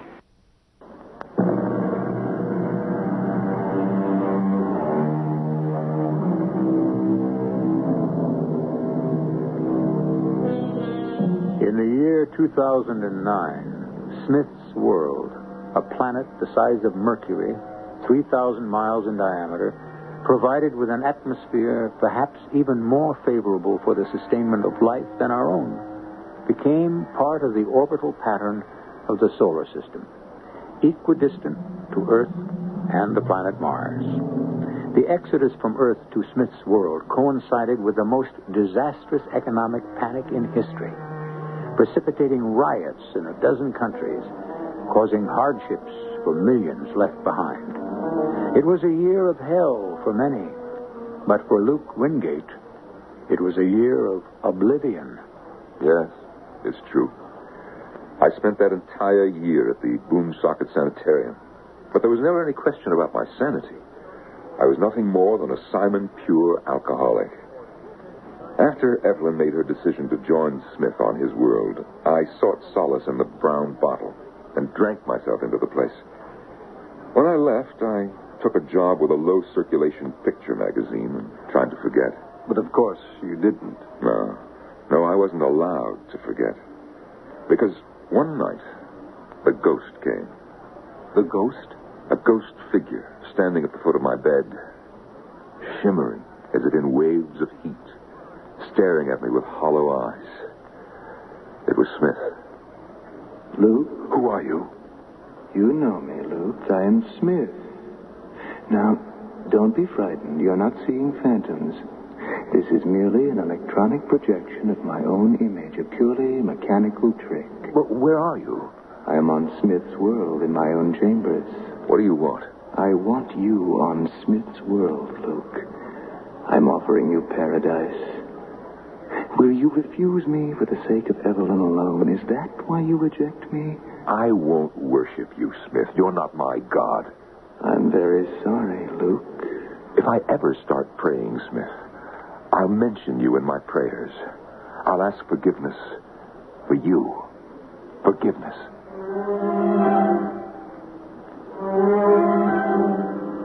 I suppose that was the first contact Smith made with Earth since his departure. But it wasn't the last. 5 months after that, the first Smith vessel made a return trip to Earth, containing a delegation appointed to establish relations with the planet of their birth. Trading began with Smith's scientists exchanging electronic and mechanical marvels for the products of Earth, things which seemed to be unavailable on Smith's paradise. Simple produce like oranges and lemons, tomatoes and lettuce, and all things made of wood. Smith's world was evidently not as perfect as he suggested. Mr. Wingate, can you tell me about the assassination plot? Well, the Anti-Smith League was formed without my knowledge. But they did enlist your help. Yes. And that was how you met Alita Morgan? Yes. Wasn't she angry because her fiancé passed the Smith test and she didn't? No, you have that wrong. Alita never took the tests. Only her fiancé. And he left without her. But you did attend a meeting at Miss Morgan's home. Yes, I attended the meeting. I heard George Burgess speak there. He was a professor of sociology, I believe. No, history. Ladies and gentlemen, almost 750,000 people have made the transference from Earth to Smith's world. It is the caliber of the people we're losing, our best scientists, our engineers, our artists and writers, many of our best business executives. We must be realistic. attractions of Smith's world are great, but the drain on this world is cataclysmic. The crisis point looms for all of us, a crisis that will result in chaos. But what can we do, Professor? We must fight with every means at our command, with legislation, with pressure, with sanctions. Or even with force? Oh, we'd lose. I know Smith. He would defeat us militarily. We outnumber him by 1 billion. His brain power is greater. It won't work, I swear it. And I know a way which will work. And what's that? There's only one way to fight Smith. We have to kill him. So that was when you finally took the Smith tests? We took something else first. The marriage vows. Why was that? I mean, was it because you were in love or because you knew that married couples were more desirable on Smith's world? For both reasons. And what happened? Oh, you know what happened. Please, Mr. Wingate. All right. We took the tests. I realized that Smith would hear of our applications, of course. We left for Smith's world within the week. For only one purpose? Yes. To kill its god. Smith's world was nothing like its legend. It was a practical planet. Its terrain was almost Spartan in its simplicity. There were only artificial trees. There was mathematical precision in the areas marked for farming, for residences, for recreation. There was no surface traffic at all. The air was used for all transportation. Uniformed Smith officials were everywhere, gray-suited men with no weapons and polite manners. But there were so many of them. So many. And when did you see Smith himself? That first day, we were taken from the crowd of new arrivals and brought to the white steeple of a building where Smith made his headquarters. We were scanned for weapons, and my belt buckle set off a warning buzzer. I removed my belt, and we passed inspection. But if you had no weapon, how... Well, we had one. But it wouldn't respond to Smith's warning system. And in that moment, I lost some respect for Smith's godlike powers. About this weapon? It was in Alita's hair. Her hair? I saw her hand go to her head, as if to pat a stray lock back in place. She took out the thin bamboo cylinder. It was an ancient, primitive weapon. Maybe the most fitting kind to end the life of a super scientist. A blowgun? Yes, she put it to her lips, and a puff of her breath sent the poisoned wooden splinter right into the heart of Smith. But the attempt failed. Yes, it failed. Because the poisoned splinter went right through the body of Smith, or what we both had presumed was the body of Smith. He was aware of what had happened, of course, and he looked at me sadly. I must congratulate you, Luke, on the simple ingenuity of your plan. Other assassins have used far more sophisticated techniques and failed, but you almost succeeded. Except for one thing, Smith. You're not here. No, my friend, I'm not here. My projection system works very well on short distances, as you can see. Yes, it's perfect, Smith. Like your world. But you didn't really mean it was perfect, did you? No, I didn't mean it. Because on the perfect world, there wouldn't be any need for prisons. And there was one on Smith's world, as Alita and I soon learned. It was underground, hidden from the sight of the contented citizens. Long stone corridors leading from one dismal chamber to another. It was more a dungeon than a prison, a storage place for the human refuse of Smith's perfect world. The earth looks red tonight. What? What did you say? My cell window faces west. I can see the earth glowing at night. It glows redder and redder all the time. They say that a day will come when the earth will bleed and Smith's world will burn. What did his words mean? Well, it was a code, a rallying cry for the revolution that was brewing against Smith. I learned that there were 3,000 prisoners in those dungeons, not thieves and murderers, but rebels. How did you escape from that prison, Mr. Wingate? I've heard so many conflicting stories. Most of them are false. I didn't overpower any guards. I didn't use any clever stratagem. You see, I was released by a friend. Luke! Luke, wake up! It's Evelyn. What? Evelyn? What are you doing here? I'm not here. I'm at home, in the Citadel. Then you're just a ghost, a projection. Yes. But Smith doesn't know what I'm doing. He's in the farmlands. There's some kind of trouble there. Then you know about his machine. Oh, Luke, I've been so wrong. About him, about you, about what I wanted. Evelyn, why did you come here? Something's happening. There have been strikes, riots, outbreaks. I hear talk about something called the Bleeding Earth. Oh, I'm so frightened, Luke. Please help me. I'm the one who needs the help, Evelyn. I'm the prisoner, not you. No. I'm a prisoner, too. Get me out of here. Use your authority as Smith's wife to get me free. Now. Right now, before he comes back. That was how I made my escape from the Smith prison. I was brought back to Smith's Citadel as a guest instead of a prisoner. I found Evelyn waiting for me in Smith's chamber. Luke, what was that? I don't know. It sounded like an explosion somewhere. The sky. Look how red it is. I've almost forgotten what the sky looks like, Evelyn. Oh, come to the window. Luke, what is it? I don't know. There must be flames somewhere, flames in the east. Oh, the farmland. They're burning the fields. Oh, those could be fuel storage tanks. Oh, Luke, I'm so frightened. You said that there was trouble on the farmlands? Oh, hold me, please. I'm shaking all over. Evelyn, listen to me. Oh, Luke, I was so wrong. I've missed you so much. I was so terribly wrong. Well. What's fair is fair, isn't it, Luke? Smith? That's what the Bible says, of course. An eye for an eye, a tooth for a tooth, even a kiss for a kiss. Your world is burning, Smith. Yes, I know. I've just seen the farmers put the torch to it with their own hands. It started then. Oh, Smith, has it started? The Bleeding Earth? You see the mistake I made, Luke? I should have developed my own form of life.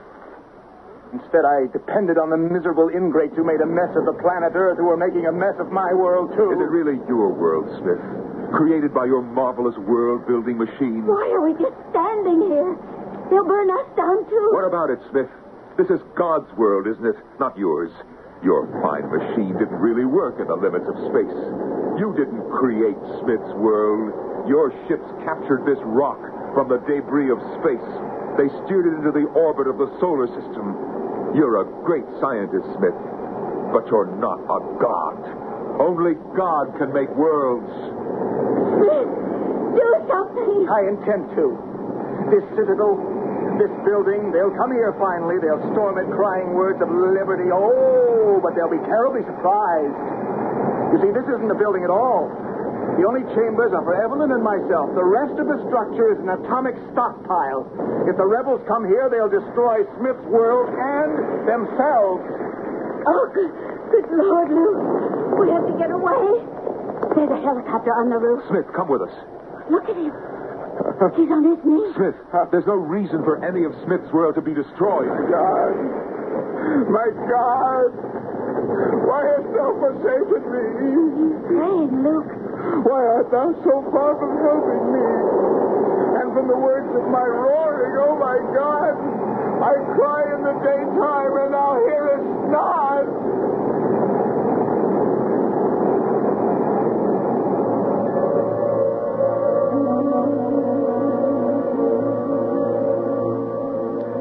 How many made it to the spaceport, Mr. Wingate, before the final atomic reaction? Only 20,000, they say. All those others, they died out there. Smith's world became the tombstone of the solar system. And, of course, you found your wife on one of those spaceships. Yes, I found Alita. You must have been very happy. Yes, I was happy. For the first time in my life, I said a prayer.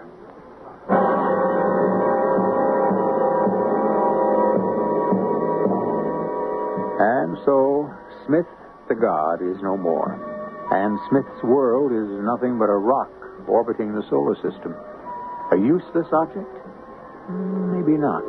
Maybe it will always appear in the skies of Earth as a memento of man's folly, of what can happen when men not merely forget their gods, but try to take their place. We'll be back shortly.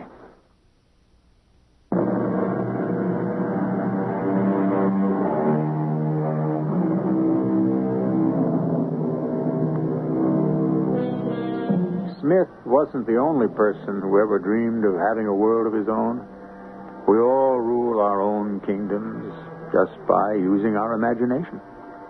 We hope our story exercised your imagination and that you'll come back for more miracles and more mystery at our next meeting. Our cast included Norman Rose, Russell Horton, Evie Juster, and Bob Caliban. The entire production was under the direction of Hyman Brown. Radio Mystery Theater was sponsored in part by Buick Motor Division. This is E.G. Marshall inviting you to return to our Mystery Theater for another adventure in the macabre. Until next time, pleasant dreams.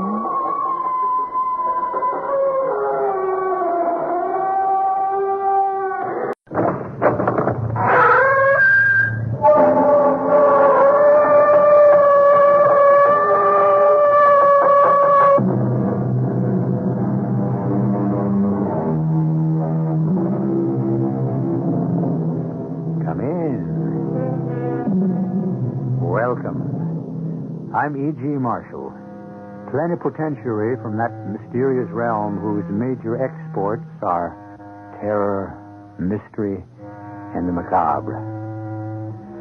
In silence can man most readily preserve his integrity. Or, to put it another way, no one ever got into trouble by keeping his mouth shut. Test the premise for yourself. What has brought you the most grief? Speech or silence? Our mystery drama, The Frammis, was written especially for the Mystery Theater by Sam Dan and stars Howard Da Silva. It is sponsored in part by Listerine Lozenges and Buick Motor Division. I'll be back shortly with Act One.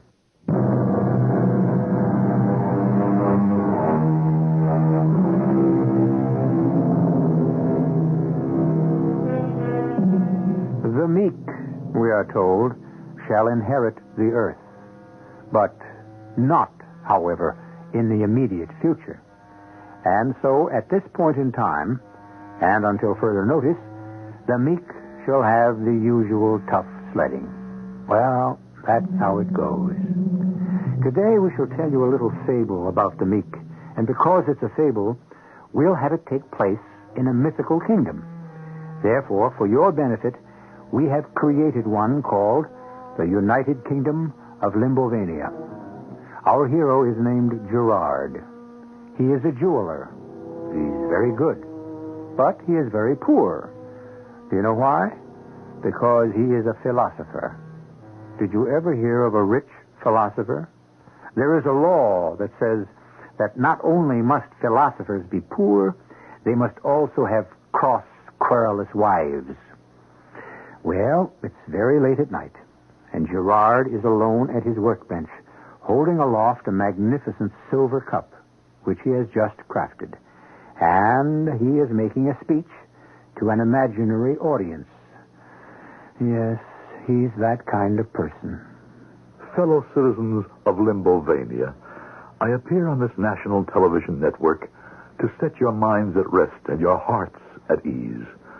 Though I have been besieged by envoys from the Louvre in France, the Prado in Spain, the Metropolitan in America, this magnificent silver cup that I have just created shall remain here at home. This does not mean that I support our corrupt and oppressive monarchy. This does not mean that I have now joined the lifeless, bloodless, decadent charlatans at the Royal Academy.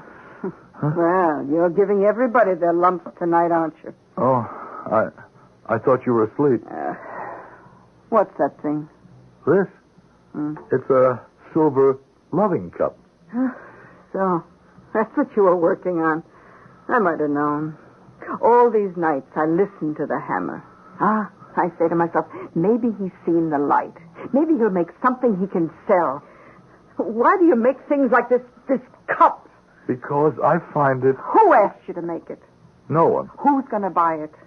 Nobody. Then what's the point? What are you after? Immortality. What? Immortality. Oh. In this cup, I make my statement. Oh, forget it. In this cup, I say, look, world, here in precious metal... Forget it. But I want you to understand. I don't want to understand. But when you don't understand a person, you may grow to hate him. Settle for that. Because when you do understand a person, you may want to kill him. What was that? What was what? That's a terrible noise. My dear, what is it? Gerard. Look there. What?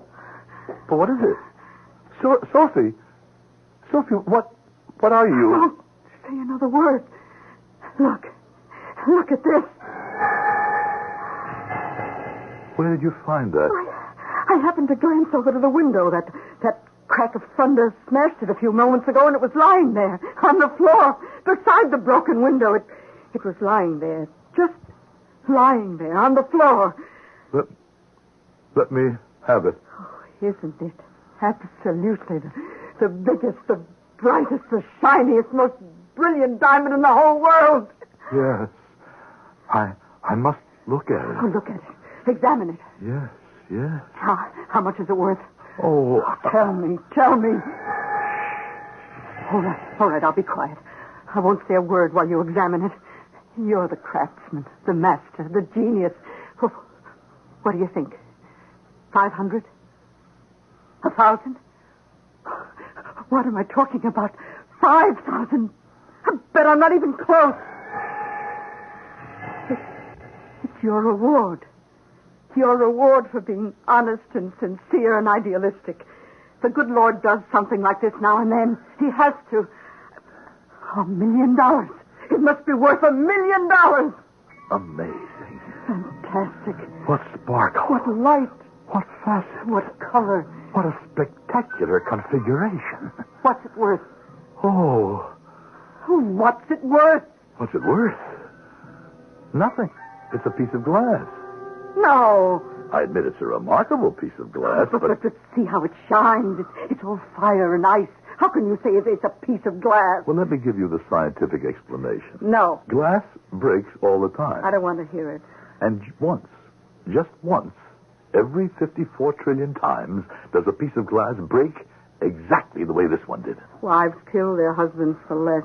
You see, it broke along the fulguration of the guideline of serenity instead of splitting in the ordinary way down the altercation of the plumb line of stress. You follow this? Wives shoot, stab, strangle their husbands. And the result is called a Frammis. With a good lawyer, she's home free. So ask me, what's the remarkable thing about a Frammis, huh? I still have enough appeal for a jury. The remarkable thing is that only I can tell it's a Frammis.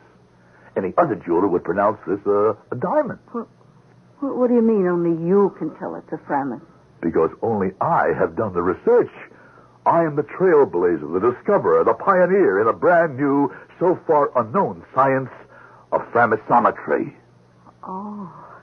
Well, then, Angel, were you to put that into a gold or a platinum setting, it would look exactly like a diamond ring? Well, sure. I don't believe it. It's impossible. Impossible? You're talking to the man with the fingers. Watch. See how I do it? Just a touch. Now a tap. Now a twist. Turn. Tighten. Tight. And here it is. Fit for the finger of the king. Oh, magnificent. I'll print a sign. Beautiful diamond ring for sale. Sweetheart, you cannot sell this as a diamond. Why not, beloved? Because, precious, it's not a diamond. Who's going to know the difference? I will. Oh, it'll be so easy to call this a diamond. And I'm tempted. That's why you must help me. Help you do what? Help me withstand temptation. Help me keep my honor. I'll do nothing of the kind. Sophie, every man's integrity is tested once in his life. How do you know this is the test? This is a Frammis, and it's a fraud. Oh. Well, in that case, there's only one thing a man of honor can do. Destroy it. Destroy it. Well, as a man whose integrity is being tested, you have no other choice. All around you are the means of destruction. Acid. Dissolve it. Fire. Burn it. Or pick up your hammer and smash it to powder. I can't. After all, it's a lovely thing. Oh, it surely is. I don't have to sell it. Mm-mm. I can keep it and enjoy it myself. Of course. And so, to bed.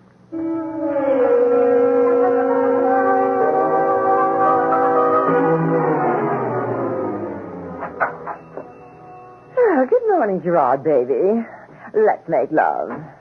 Please, don't talk like that, Marissa. Oh, why not? I'm a married man. Well, that's why you need loving. I haven't looked at another woman since I've been married. Well, you're overdue. Marissa, why don't you find a nice young man? Why don't you come with me? Come with you, where? Where all the action is. Let's go to the capital. Let's go to Autoclave City. Marissa. A man of your genius. Well, you're wasted on these peasants. Oh, and so am I. Nobody really appreciates me here either. What a team we could make. You're the fingers, I'm the frame. You could become the king's jeweler. I could become the king's mistress. What? Well, do you doubt your ability? No. Then don't question mine. Somebody gets to be his mistress, just like somebody gets to be his doctor, his lawyer, his barber. Marissa, I'm busy. Oh, now I remember why I came in. A cute lieutenant will be in here any minute. Who? No, I don't know who. He's drilling his men in the square. Couldn't keep his eyes off me. I'll, sell him that bracelet. I've always liked it. How do you know he's coming here to buy you something? Am I ever wrong? Marissa, how will you end up? The same way you will. Dead. Well. Oh, good day, sir. I'll see you later, Gerard. What's her name?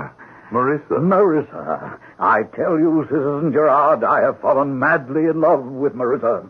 Please, Lieutenant, be kind to her. Have I ever been unkind to anyone? Have I ever used the privilege of my noble birth to abuse my inferiors? Now, what have the two of you arranged for me to buy her?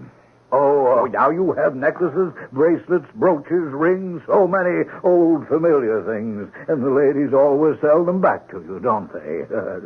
Well, my friend, this is my final go-round. You see before you the last Baron Melvin, the final withered branch of the dead family tree. Oh, come now, Lieutenant. The house of Melvin shall be no more. I have squandered the last of the family fortune. And here, these few coins.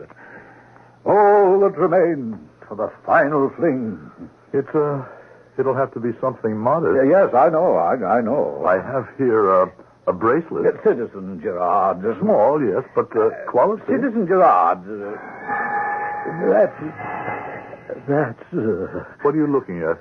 That's ring. I must have that ring. But it's not a ring. It's not a ring? Well, yes, it's a ring, but it's not a diamond ring. The stone you see is a Frammis. A what?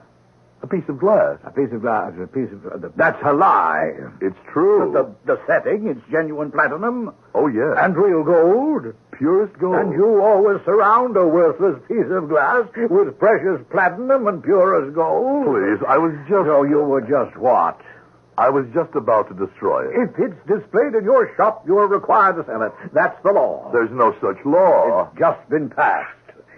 It's a piece of glass. Say that again, and I shall run my sword through you. Oh, please, Lieutenant. Tell him to sell me the ring. Oh, sell him the ring. I can't pay for it now, but I will one day. Please, put away your sword. Well, whatever it's worth, 100, 1,000, a million. Sell him the ring. But I don't want to cheat him. The ring. He thinks it's a diamond. He'll kill you. The ring. How can I convince him? Give him the ring. But I... Take it, Lieutenant. Here, take it. Now, put away your sword, please. Yeah. The ring is my ring. Send the bill to the house of Melvin.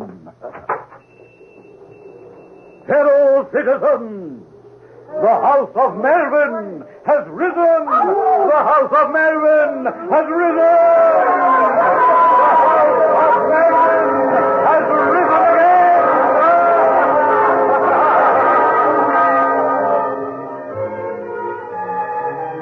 House of Melvin has risen again.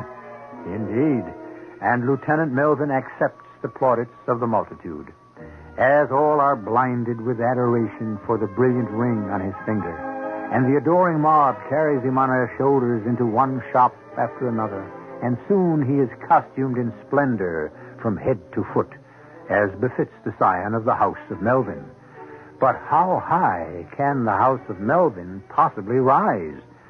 You'll be here when I return in just a few moments with Act Two.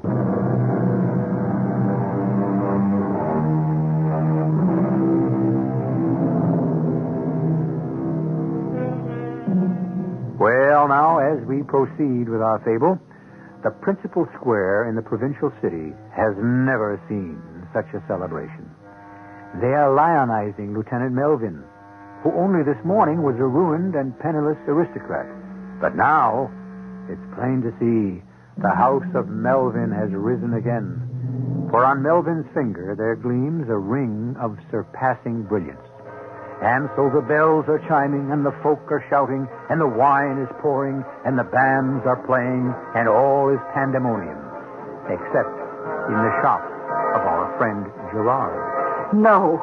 Don't you set foot out of the shop. He must know the truth. What truth? That ring, it's only a piece of glass. Mind your business. But he's under the impression that Forget it. it's only a Frammis. Now what's happening? Where? Look through the window. What do you see? What do you mean, what do I see? I see the crowds. But it's quiet.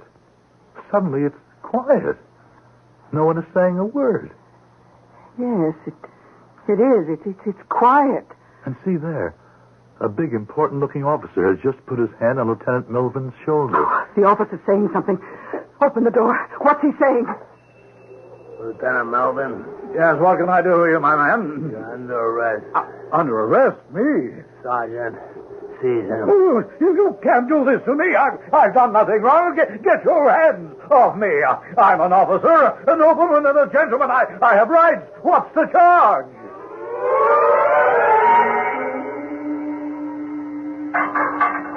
What's the charge? You can't just throw me into prison. No, notify my colonel. I demand to see my colonel. Oh, stop the shouting. Oh, Colonel Ramrod, I'm saved. Lieutenant Melvin, I shall read to you the verdict of the court-martial. Court-martial? What court-martial? Whose court-martial? Your court-martial. The accused, Lieutenant Baron Melvin, having been found guilty as charged, shall be hanged by the neck until he is dead. Signed, Millard Ramrod, Colonel Royal Cavalry presiding. But I don't remember any court-martial. The court-martial was duly convened, legally conducted, and arrived at its verdict in accordance with the law. Yes, but I wasn't there. That's not important. The verdict would still be the same. But that's not justice. If the court had acquitted you, would that have been justice? Well, certainly. Well, then you're not complaining about justice, only about the verdict. But you can't hang an innocent man. I don't want you to hang, Lieutenant. Oh, thank you, sir. I should not like to see you disgraced on the scaffold. Oh, bless you, sir. Here's my pistol. Heaven will reward you, sir. Shoot yourself. Shoot myself. No, I tell you, I'm innocent. I have here your confession. I never signed any confession. It was signed for you. Oh, Melvin, stop fighting justice. Now just shoot yourself. Oh, please, Colonel. Look at yourself in that stolen finery. Why, that ring alone, that ring must be worth our fortune. That ring. Oh, you like the ring? Take it. No. God, I wish to leave. Stop, Colonel, or I shall shoot you with your own pistol. I am not afraid to die. That's because you're afraid to live. You're afraid of life. That's why you vegetate here in this provincial post. Oh, shut up. Colonel Ramrod, military scientist and global thinker. And what are you to the brass in Autoclave City? A petty drill master. I order you to be quiet. The most brilliant officer in the army, and you'll die without a general star. Buy one. With this ring, you'll be able to. Buy one. Maybe I'll die without my general star, but I'll die with my honor. Oh, Colonel, what is honor? Isn't the highest honor love for king and country, isn't it? Yes. Doesn't the very life of the nation depend on the armed forces? I would say so. Isn't the safety of that country best preserved in your hands? Doesn't it make it absolutely necessary, then, for you to become a general? Would certainly help. Don't fight fate, Colonel. I was meant to obtain this ring so that you might use it to save our country. Yes. Yes. They're old, senile, and set in their ways. It's a cesspool of intrigue. I must clean it out. That's why you were born, Colonel. May I assist you in your holy mission? This ring.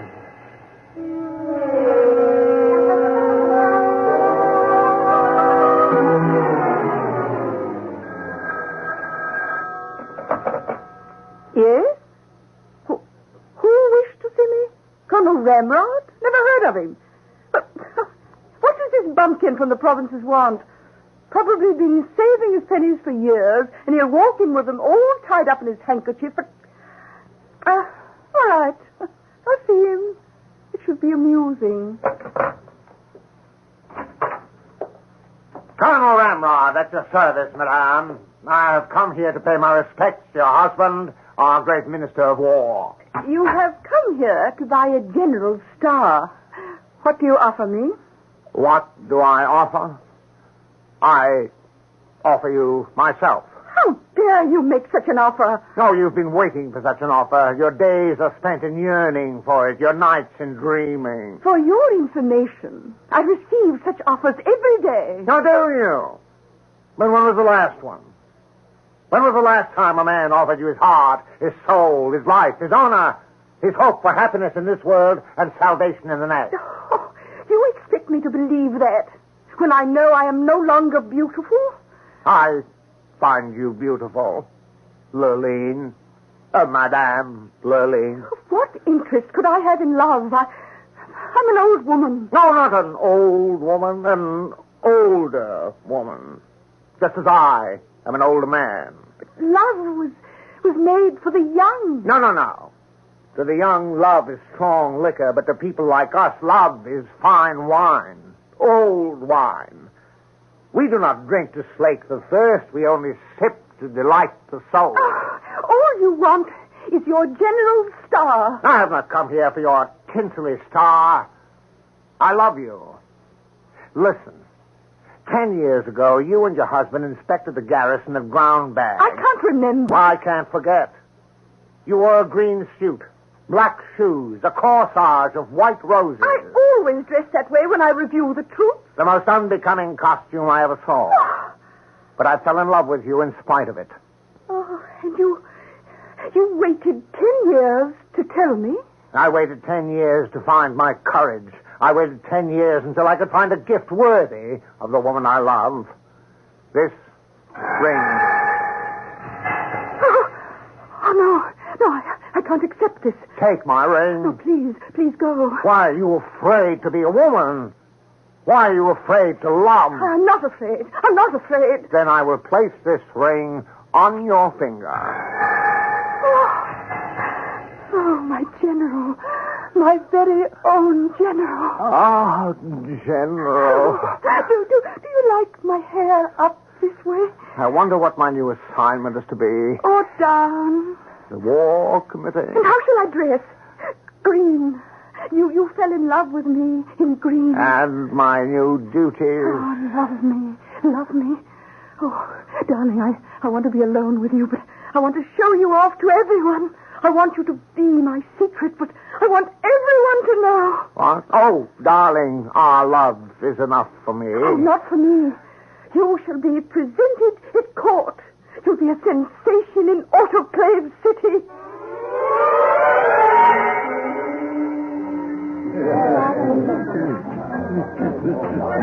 Well, my darling, all that the king wants to do is listen to rock music.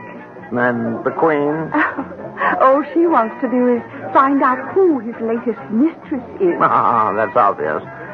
That slim blonde girl. What's her name?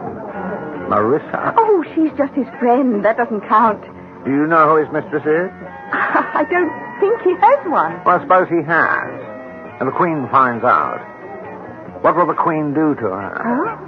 She'll have her steam. Steam? Yes. That's why this place is called Autoclave City.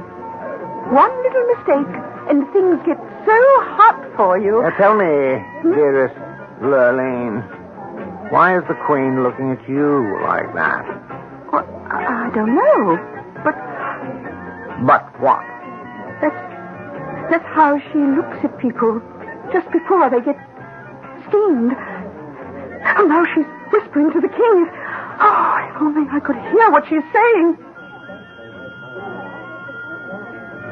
Look, would you quit bugging me, baby? I don't have no mistress. You do, and I know who. I think you flipped your wig. Don't talk to me that way. I'm the king. I can talk any way I like. Oh, some king. This 2x4 nickel and dime. Maybe if you spent less time with your mistress... Will you get off my back? I don't have no mistress. Oh, go figure. You'd go for an old bag like her. An old bag like who? And to my face. She's my best friend. What are you saying? The Lady Lurleen. Oh, you are out of it. I am? Look. Look at what? The ring. The ring on her finger. Who'd give her such a ring? Her 98-year-old husband? Hey. That ring. And who would dare wear such a ring at court? Who would dare outshine the Queen? Only the mistress of the king. You gave her that ring. Ooh, the ring. To show me up. I'm gonna have her steamed. Leroy? Yes, Your Majesty. Steam her. I am going to be steamed. What does that mean? The whole court will turn on me, say things, accuse me, taunt me, bait me, harass me, until they destroy me. But why? I don't know. I do know. It's the ring. The ring? The Queen. See? Look at her face. She thinks you're the king's mistress because you're wearing the ring. Oh, but I'm not. Look at the king's face. He can't take his eyes off the ring. Save yourself. Give him the ring. Oh, no. Can't you see the king wants that ring? Give him the ring before it's too late. Ladies and gentlemen, your attention, please. Lady Lurleen has an announcement to make. I have known our wonderful king since he was a child. I have watched him become a great king. And so, as a grateful and loyal subject, I wish to present him with this token of my esteem, this ring. The ring? Oh, thank you. That's some ring, Your Majesty. Yeah, this ring, Marissa Berry. Hey. Well, what do you think this ring is worth? Huh? Big money. There are diamonds, and then there are diamonds. Oh. Some of them, no matter how big they are, they just lay there. You know what I mean? Oh, yeah. Oh, but this one, you can feel all that brilliance kind of explode like inside of you, huh? You know what I wanted to be ever since I was a kid? A king? Not just a king, not some little scared slob of a king that fell into it, but a ruler, a mighty ruler of men. This ring, what do you think it's worth? Oh, a fortune. You can feel it, see? You can feel the fire burn, the ice freeze. Get it appraised. Yeah, by who? The royal jewelers. Those clowns. You know what they'll say? It's a precious gem beyond price. But I wonder what it's really worth. Oh, it must be worth millions. If only I could find a real, honest jeweler. One who isn't scared to tell me the truth, like. I know a guy who couldn't tell a lie if his life depended on it. And what good is he to me if he's not a jeweler? He is the jeweler. The greatest jeweler in the world. Baby! What's his name? Gerard.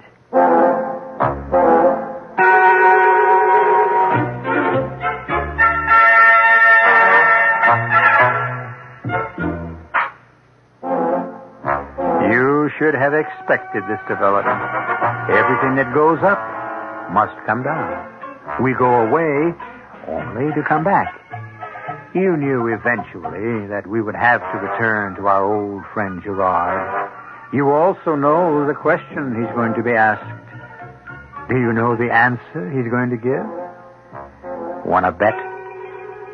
I shall return in just a few moments with Act 3.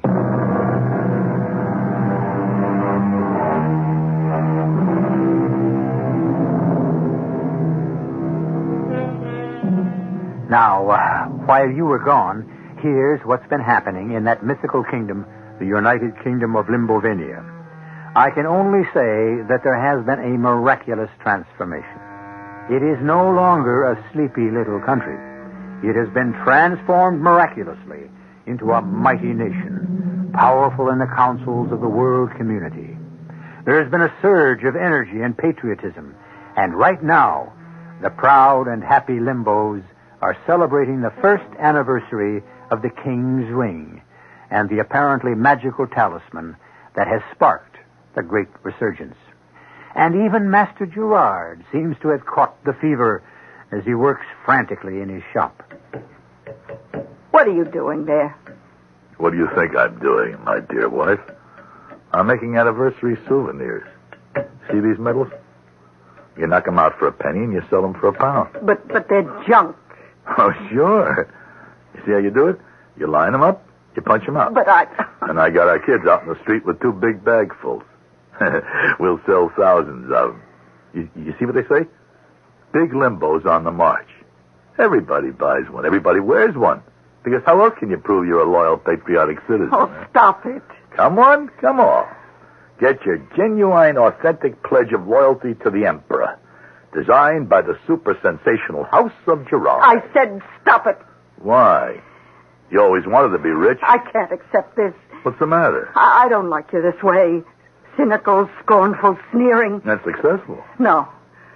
Hard, cruel, contemptuous. Was it better the old way, when I was stupid and we starved? Oh, please, Gerard, be kind, be sweet, the way you always were. You see the world dazzled by dishonesty, enchanted by incompetence, transfigured by trivia. You say, it cannot, it must not go on forever, but actually, it can.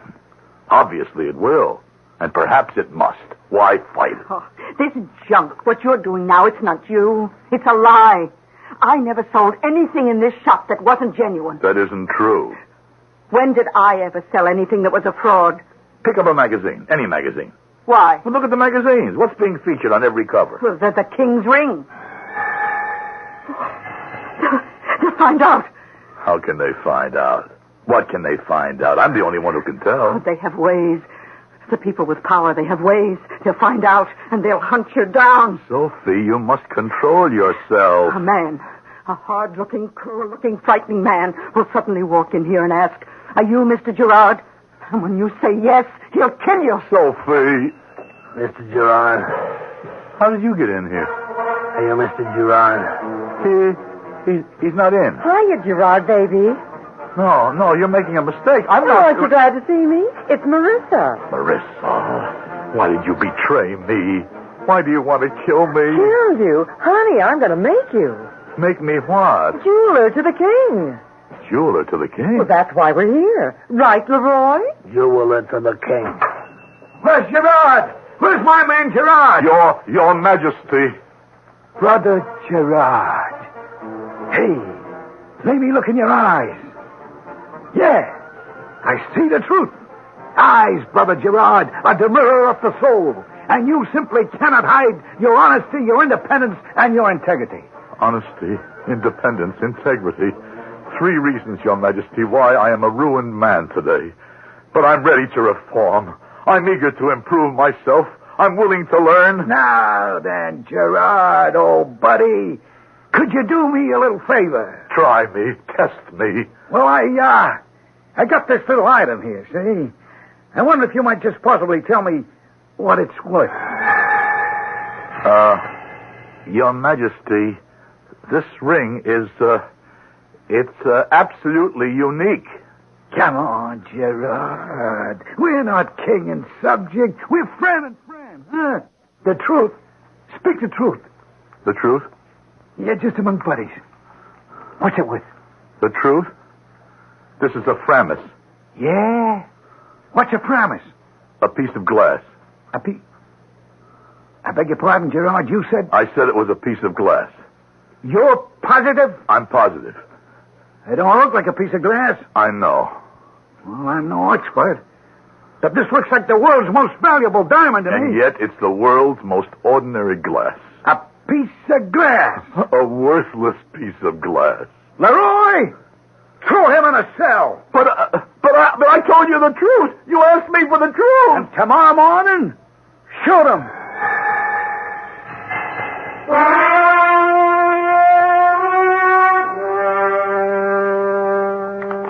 Jen. You beat me again, Leroy. Who invented this stupid game? Its origins are obscure. But we're probing the depths of remote antiquity. I have read monographs on the subject in ancient Sanskrit. Are you an historian? No. My doctorate is in nuclear physics. Well, what are you doing in that uniform, then? Practically all of us scientists work for the government. That's where it's at, as they say. Is that good? It's neither good nor bad. It's relative. Uh-huh. Now I'll knock. How many? 2. 1. This is a pointless game. In many ways, it's the story of your life. Gerard, I fixed it for you. The door is open. Walk out. Marissa, the king is letting me out? He was only joking? All you have to do is say some words. What words? These words. Your Majesty, your ring is worth untold millions. But it isn't true. Well, nobody's asking you for the truth. All you're being asked for is some words. Just words. And the sun keeps shining, the grass keeps growing, the seas keep rolling. Words. Your Majesty, your ring is a precious gem beyond price. Its worth is untold millions. But that ring, it's a Frammis. Did I say no? Should you say no? Sure, say no. But up your sleeve to yourself. And never any louder than this. It's a Frammis. But you still don't understand. It is a Frammis. All right. Let me show you how you can even do business on that basis. Instead of, it is a Frammis, say it was a Frammis. Is, was, they're the same words. All you did was change the what, Leroy? The tense. Now, Marissa. It was a Frammis when you had it. God, let a little tense intervene and things change, no? The caterpillar was. Butterfly is. And do you know what that humble little Frammis has become? No. It has become the state. The Royal Federated Union of the United Kingdom of Limbovania. Dig? Do you know what that silly Frammis has become? It has become... What word do I want, Leroy? Status quo. The status quo. But that's it. We must change. We must reject the status quo. We must fight it. Change it. Reject it. Fight it. Change it. Why? It's great. What have you got to gain by changing it? What have I got to gain? Everything. Everything. You mean you'll get something out of it? Yes. Well, I've already got mine. When do you get yours? Later on. Later on? When? After I die. Oh, but then you get nothing. You're wrong. I get immortality. But you'll be dead. Naturally. You have to die to become immortal. So how can you enjoy it? You don't enjoy it. Well, then why do you want it? I need it. For what? To validate my principles. To prove I was right. Oh, you're a nut. Every man who's a hero in history was once a nut to his neighbors, a troublesome, quarrelsome, meddlesome nut. But I won't crack. I won't break. I'll denounce and defy them to the very end. They'll take my life, but they'll give me immortality. Immortality, yes. There will be a trial, then the sentence, and the execution. But even as the echoes of the shots fade away, there shall be another sound, another voice. And the people will know that they have been deluded and deceived by the frauds that rule them. And my name, the story of my deeds and my defiance shall live forever. My grave shall become a shrine. You think so? And I shall be a legend. I don't think so. Let me tell you how it'll happen. Here, in your cell, you'll be alone with Leroy, and you'll get a .38 caliber slug in the back of your neck. How can you say that? Leroy's a scientist. Scientists don't kill people. You'll never know what hit you. Neither will anyone else. A shrine? Who'll ever find you? They'll flush you down a sewer and poison the water. Or they'll broil you in a furnace and you'll pollute the air. No, Marissa, help me. Oh, you'll die a hero. But a secret hero. An unknown hero. An unheard of hero. Hey, would you just hold on there, Brother Gerard? And could you do an old buddy a little favor, huh? Look at this again and see if you can tell me what it's worth. I... Tell His Majesty what you see in there. But I don't see anything. Gerard, look again. Don't you see her? Who? Her. Please, Gerard, be kind, be sweet, the way you always were. What do you see when you look in that gem? My wife, my children. What else do you see? The sun, the sky, the sea. Come on, Brother Gerard. What is this worth? Your Majesty, this ring is precious beyond price. It's worth untold millions. Oh, thank you, Gerard. Thank you. But it's a Frammis.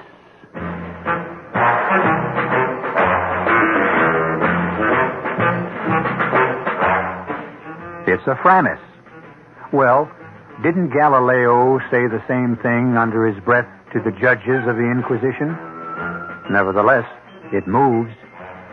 Does this mean there is a time and place for everything in this world?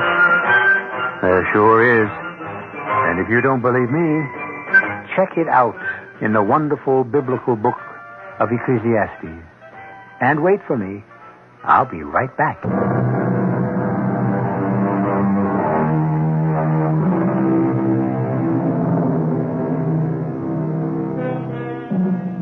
A diamond is a piece of carbonized rock, and so is a piece of coal. If you were offered your choice of a sackful of each, which would you choose? Would you really? Okay. Now suppose you were offered that same choice in an isolated cabin, snowbound in the dead of winter, with the temperature at 30 below zero. You bet you would. You see, value is relative. And one of the few absolutes in life is the fact that you can depend on us each time at the same hour. Our cast included Howard Da Silva, Bryna Rayburn, Joan Shea, Ian Martin, and Robert Dryden. The entire production was under the direction of Hyman Brown. Radio Mystery Theater was sponsored in part by Buick Motor Division and Listerine Lozenges. This is E.G. Marshall inviting you to return to our Mystery Theater for another adventure in the macabre. Until next time, pleasant dreams.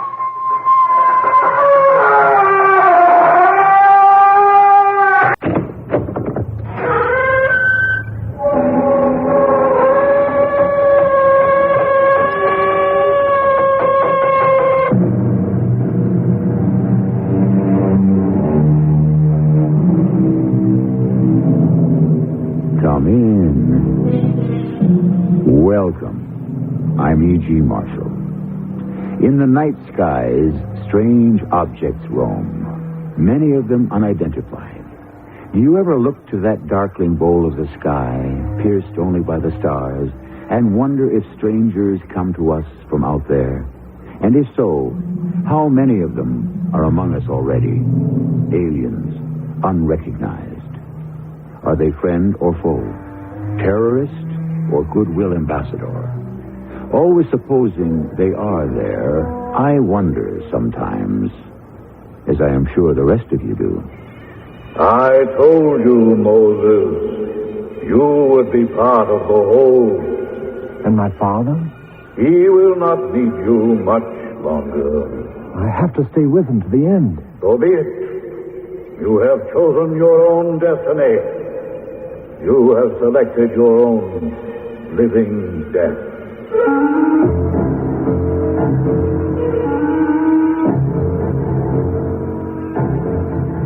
Our mystery drama, Alien Presences, was written especially for the Mystery Theater by Ian Martin and stars John Beale and Joan Shea.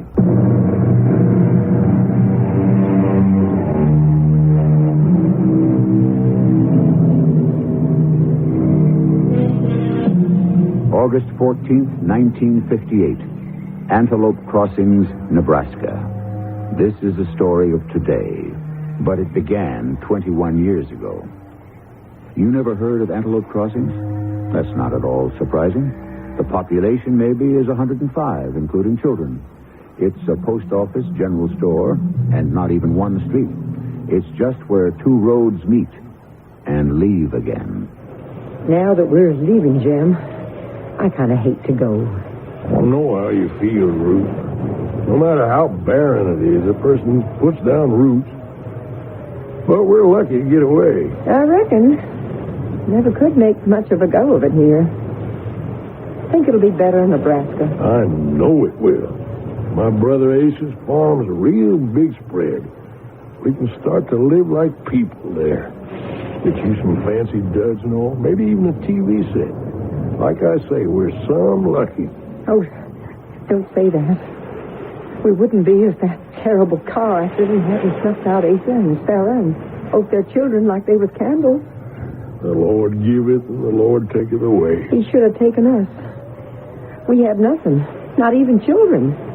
Oh, I guess the Lord knows best. Oh, you think we should travel in weather like this? Well, if anything happens, we'll be together. And bad weather or not, I got a feeling we're headed for a whole new life.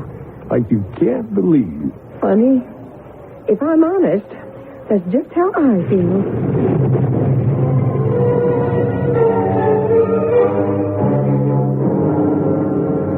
Can't you get any news on the radio, Jim? Listen for yourself, woman. Maybe we should have stayed over till tomorrow. And miss the services? With me, the sole heir, and us, the only family? You know that don't make sense, Ruth. No, I reckon. Funny to think of us chunking along in this old car with the trailer behind us, and everything we have in the whole wide world is here. Well, maybe after all these years, I can give you the life I always wanted to give you. You've always given me anything I wanted or needed, Jim Harden, Excepting a child. I didn't mean it that way. It's my fault as much as yours. Well, if we had money enough, we just might be able to find a way. You hush up now. We just better put our trust in prayer. Well, it's a little late in life for us, Ruth, to have any prayers answered. We got to be practical. What's that, Jim? Where? Off there to your left. He's coming right at us. We should stop the car. Oh, what is this?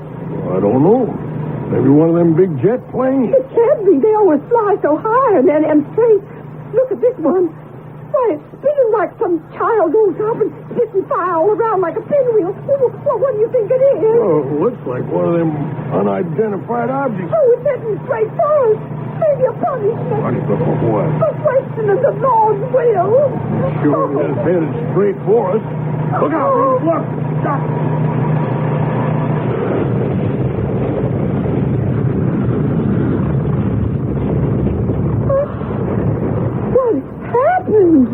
Went right over us and crashed down there in the ravine. Oh. Come on, let's go see if we can help.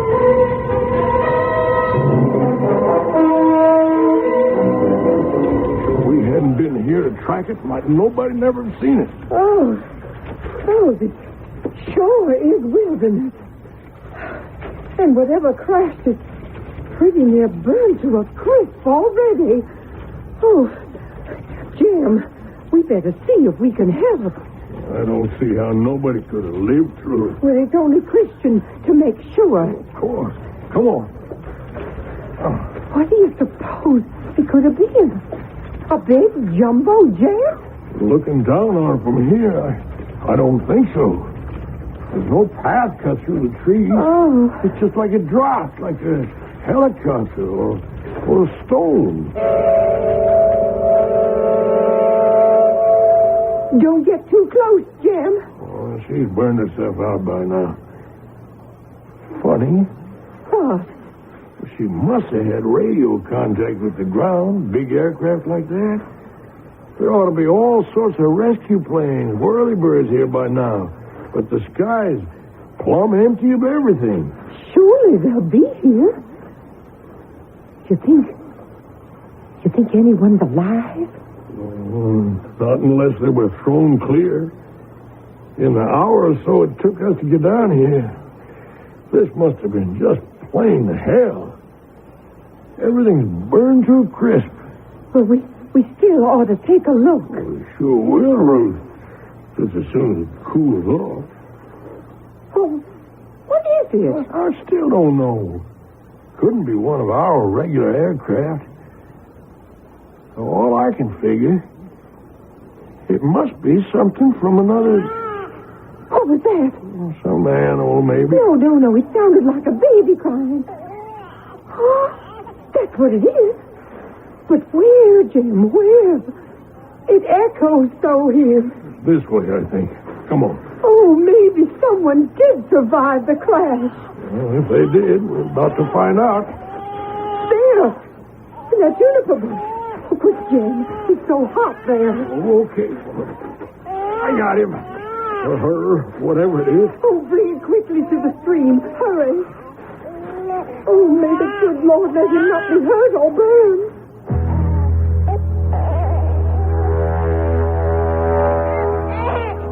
Hush, little boy. Hush. It's all right.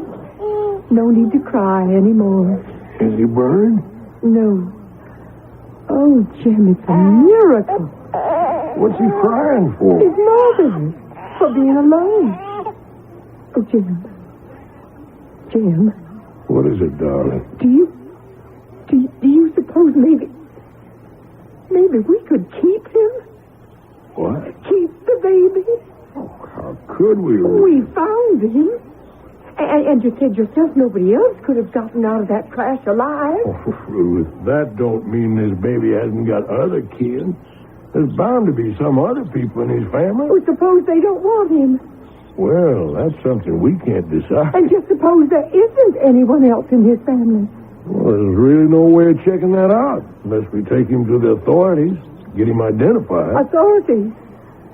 Well, let's even suppose they do identify him and he has no kin. Then what? Well, I guess we'd have to be put in some sort of home for adoption. And what chance would we have to do that?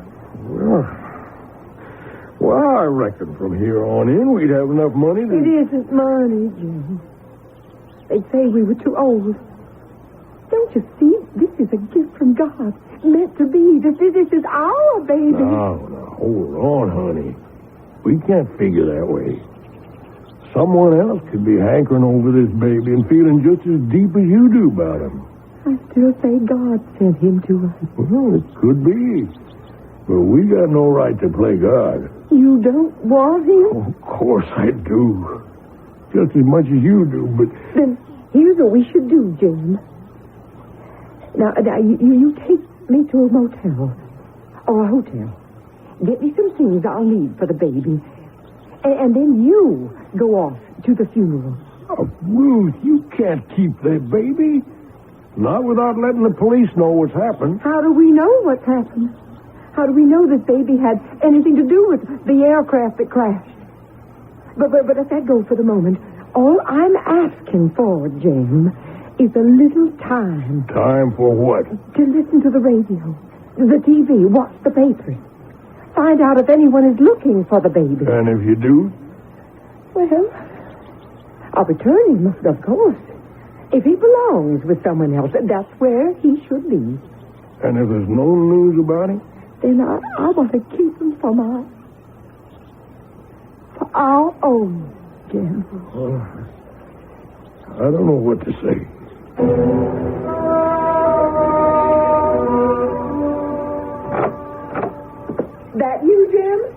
That's me, Ruth. Did you get the newspapers?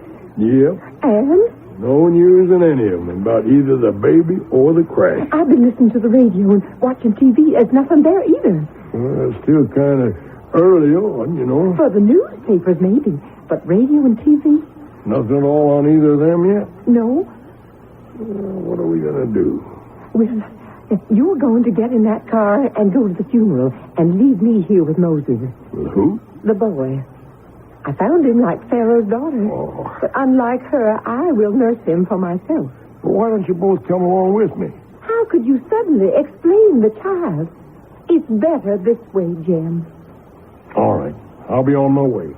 And I hope when I come back for you, it won't be for you alone.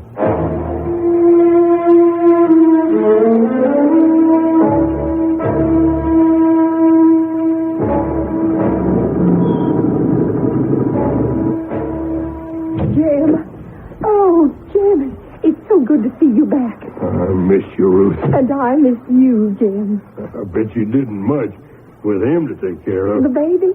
Oh, Jim, don't talk that way. I love him. He's so wonderful. But that wouldn't interfere with you and me ever. I know. I can't wait to see him myself. You will. He'll be awake any moment now.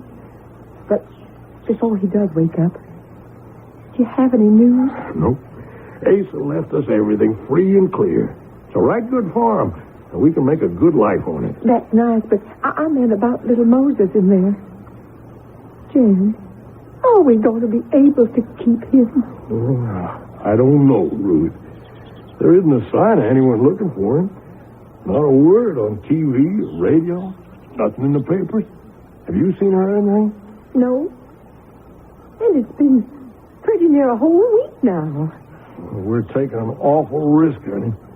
Where did this miracle child come from? Something comes hurtling out of the sky into the wilderness, and every trace of what it was is burned to ashes, along with whoever flew it or rode in it, except just this one baby. Well, his father or mother took a chance and threw him clear. But from what? What kind of aircraft can fly the skies today without some record being made of it? Where was it headed? Where did it take off from? Why doesn't someone, somewhere, an individual, a control tower, I don't know what, but why doesn't someone know that aircraft is missing? What are you trying to get at, Jim? I'm just trying to say that, well, the only answer I can come up with is that what we saw crash and whose ashes are now already buried under the new growth was something from outer space. That's where you think our little Moses came from? Where else?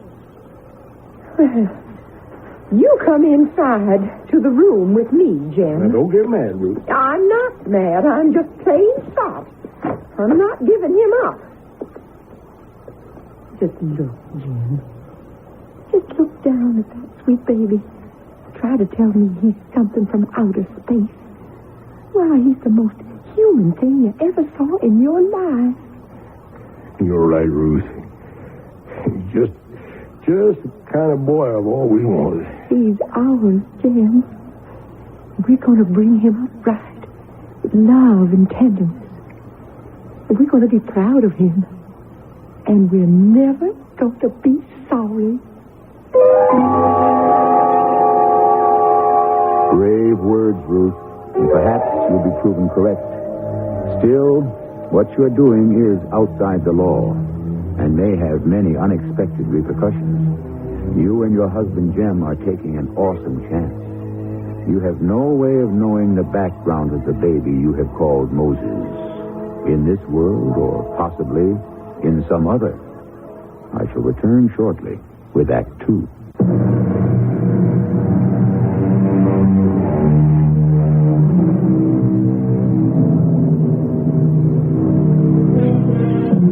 Whatever fears Ruth or her husband Jem or anyone might have had were dispelled in the 21 years that have passed. Moses Hardin has been a joy to his adoptive parents, although he never has known that he is not their own. He has been a loving child, a brilliant student, and thoughtful son. Only two things have set him aside. He has always been a grave and very contemplative boy, even withdrawn at times. And starting with kindergarten, his unusual height has set him apart. For Moses Hardin, at 21 years old, stands 7 feet, 6 inches. I sure do hate to see the fall creeping on so fast. You used to say it was one of your favorite times of year, Mom. Well, that's until you went off to college. And now professional basketball. Oh, it's such a long, long season. You should have to play it. The last months are a grind. Oh, you know that isn't true. Must be wonderful to be a hero. To be the best at anything. I don't feel I'm the best. I have certain natural advantages, that's all. You're a big, big man. Sometimes it's hard for me to see in you that little baby I used to hold over my heart. Yeah. I'm sorry I turned out to be such a freak. You're not a freak. You're a very handsome man, all in proportion. The best athlete in the country, and a mind just as special. Just a little outsized is all. King-sized, you mean? But the proud mother always overlooks the faults. The proud mother is grateful for what she's had all these years. Had? Oh, you know what I mean. You're all grown up and ready to spread your wings now that you're big basketball star. You don't need us anymore. I'll always need you and Dad, Mom. You'll never know how much. You're the center of my life, the balance wheel. I can't do without you. Now, Moses Hardin, will you stop it? You're making me cry. I never would want to do that, Mom. You never have, that way. I mean tears of happiness. Happiness I don't deserve. Oh, my dear boy, if you only knew. I know a lot more than perhaps you think I do, Mom. Now, what are you trying to... Oh, dear, here comes your father. And I haven't even set the table yet. Well, there isn't all that much her for dinner. 40 years we've been married, and I never once let him come home from the fields without the table being set and ready. And now you go on, Moses. Go meet him on the porch till I get everything ready. All right, Mom. Hi, Dad. Hi there, Big Mo. Where's Mom? Oh, getting things ready for dinner, I guess. You're a bit early. Well, I figured with you leaving tonight and all, the crop would take care of itself without any extra help from me. Matter of priorities. Don't get to see all that much of you anymore. Well, me and Topsy, we went and rode. You can say that again. You suppose I'm never going to stop, Dad? Oh, we all do, sooner or later. Just plain human nature. Human nature. Well, if Mom's ready in dinner, I guess I better get cleaned up. Well, she's not ready yet, Dad. Why don't you sit with me here on the porch and have a talk? Oh, I'm pretty grimy from the field. Oh, it's good, clean dirt. You mind if I want to talk to you? Well, sure not, boy. What's on your mind? It's about Mom. Your mother? What? Did you know she's hiding something? She's sick somehow.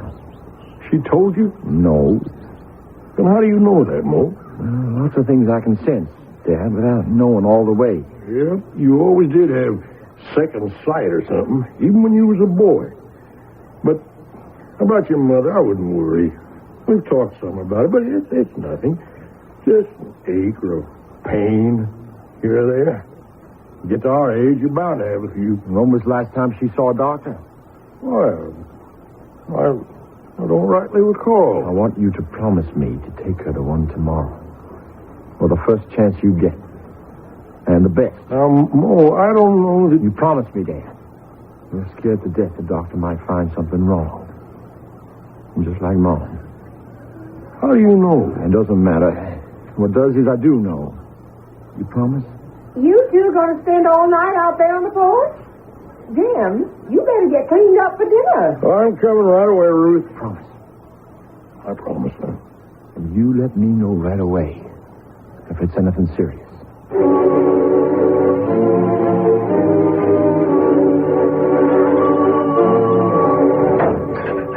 Well, I'm all set to go stepping.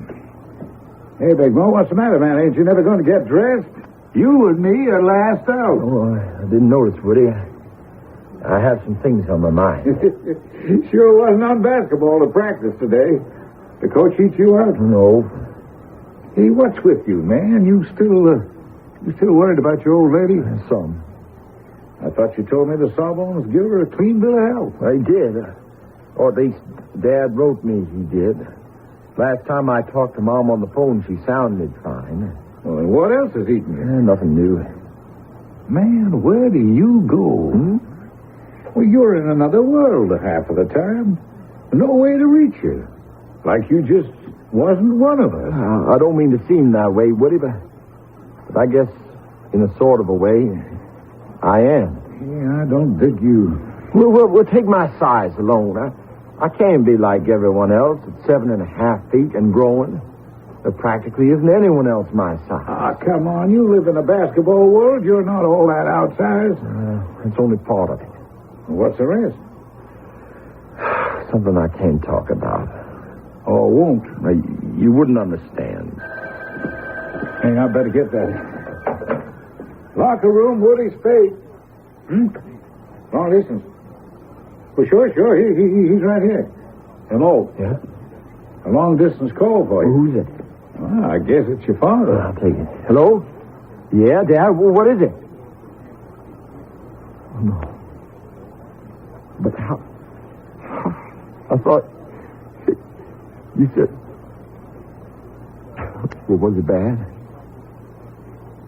That's good. I'll catch the next plane home. Oh, forget the season, the games. We'll talk when I get home. Bad news, huh? My mom died. Oh, Big Mo, that's terrible. It's worse than that. I only had 2 connections with the world. And now one of them's gone.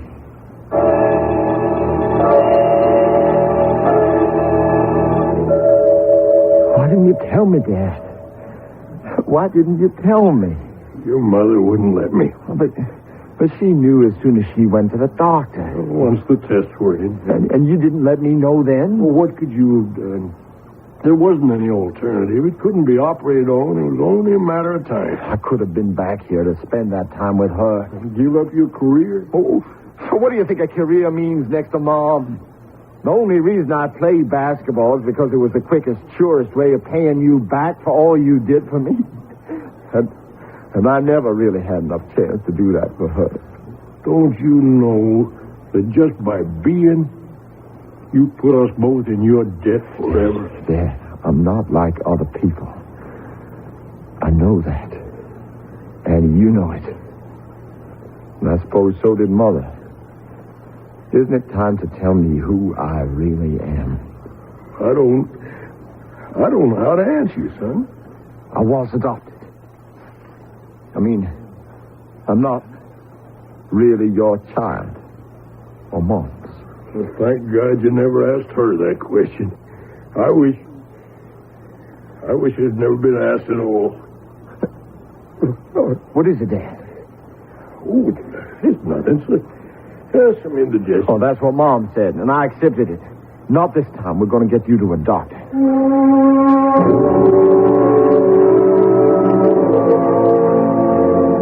I know you mean well, Woody, but you can tell, Coach, I'm just not coming back. Moses, man, you got to get with it. They got lawyers from here to Tuesday. I know what trouble you're in, but they're going to bust your contract. I don't care. Well, the team needs you. Well, I'm sorry about that, but I need my dad more. You mean he needs you? I meant what I said. He's dying. And once he's gone, I'm lost. No way to explain. Thanks for the try, Woody. Don't think too bad of me. You, Coach, any of the fellas. I never really was one of you. I'm somebody who's got to find my own way.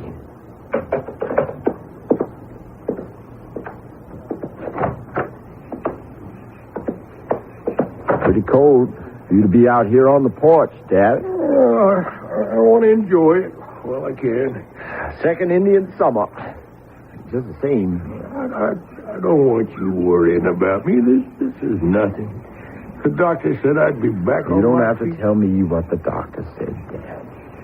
But I want No, you don't. You want to hide what he said for me. But you can't. What do you mean? I don't ask to know what people are thinking. Really thinking. I've always known. Because I can read it like it was written in a book. You can? Dad, I know I'm not really your child. I've read that in yours and Mom's minds all my life, no matter how hard you tried to hide it from me.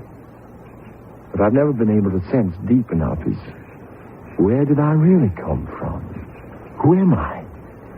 Why am I so strange? Oh, I guess we had no right to keep it from you. Just, we didn't understand it all the way ourselves. And the truth was too hard to believe. I'd planned to tell you anyways before I died. Well, I reckon now's the time.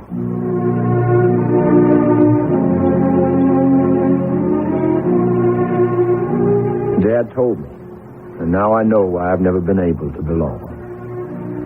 Because this isn't my world. I'm an alien. I lie on my bed, waiting for sleep which won't come.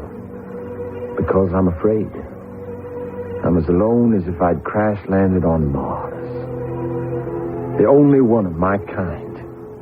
Condemned to remain a sort of self-imposed pariah for the rest of my life. And then, out of the night, the sky ship came roaring. Don't be afraid, Moses. We are coming for you. You are not alone. Now you can go back to where you belong.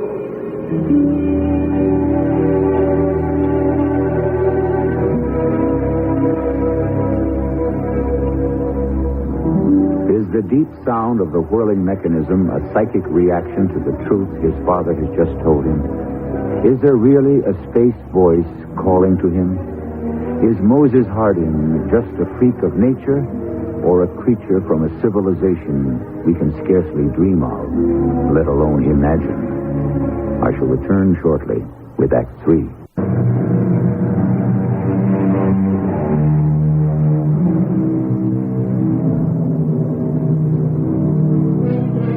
Out of the night comes the strange, high whine of the spinning disk from the beyond. Out of the roar and buzz of its revolving mass comes the deep, compelling voice from an alien presence. The words are reassuring, but are they to be believed? And how will Moses Hardin react to the voice's offer? Or is this all a dream in the mind of a tortured young man who has lost his mother and is about to lose his father? You have no place here, Moses. Come home. I can't. Why not? He needs me. Who? My father. What is a father?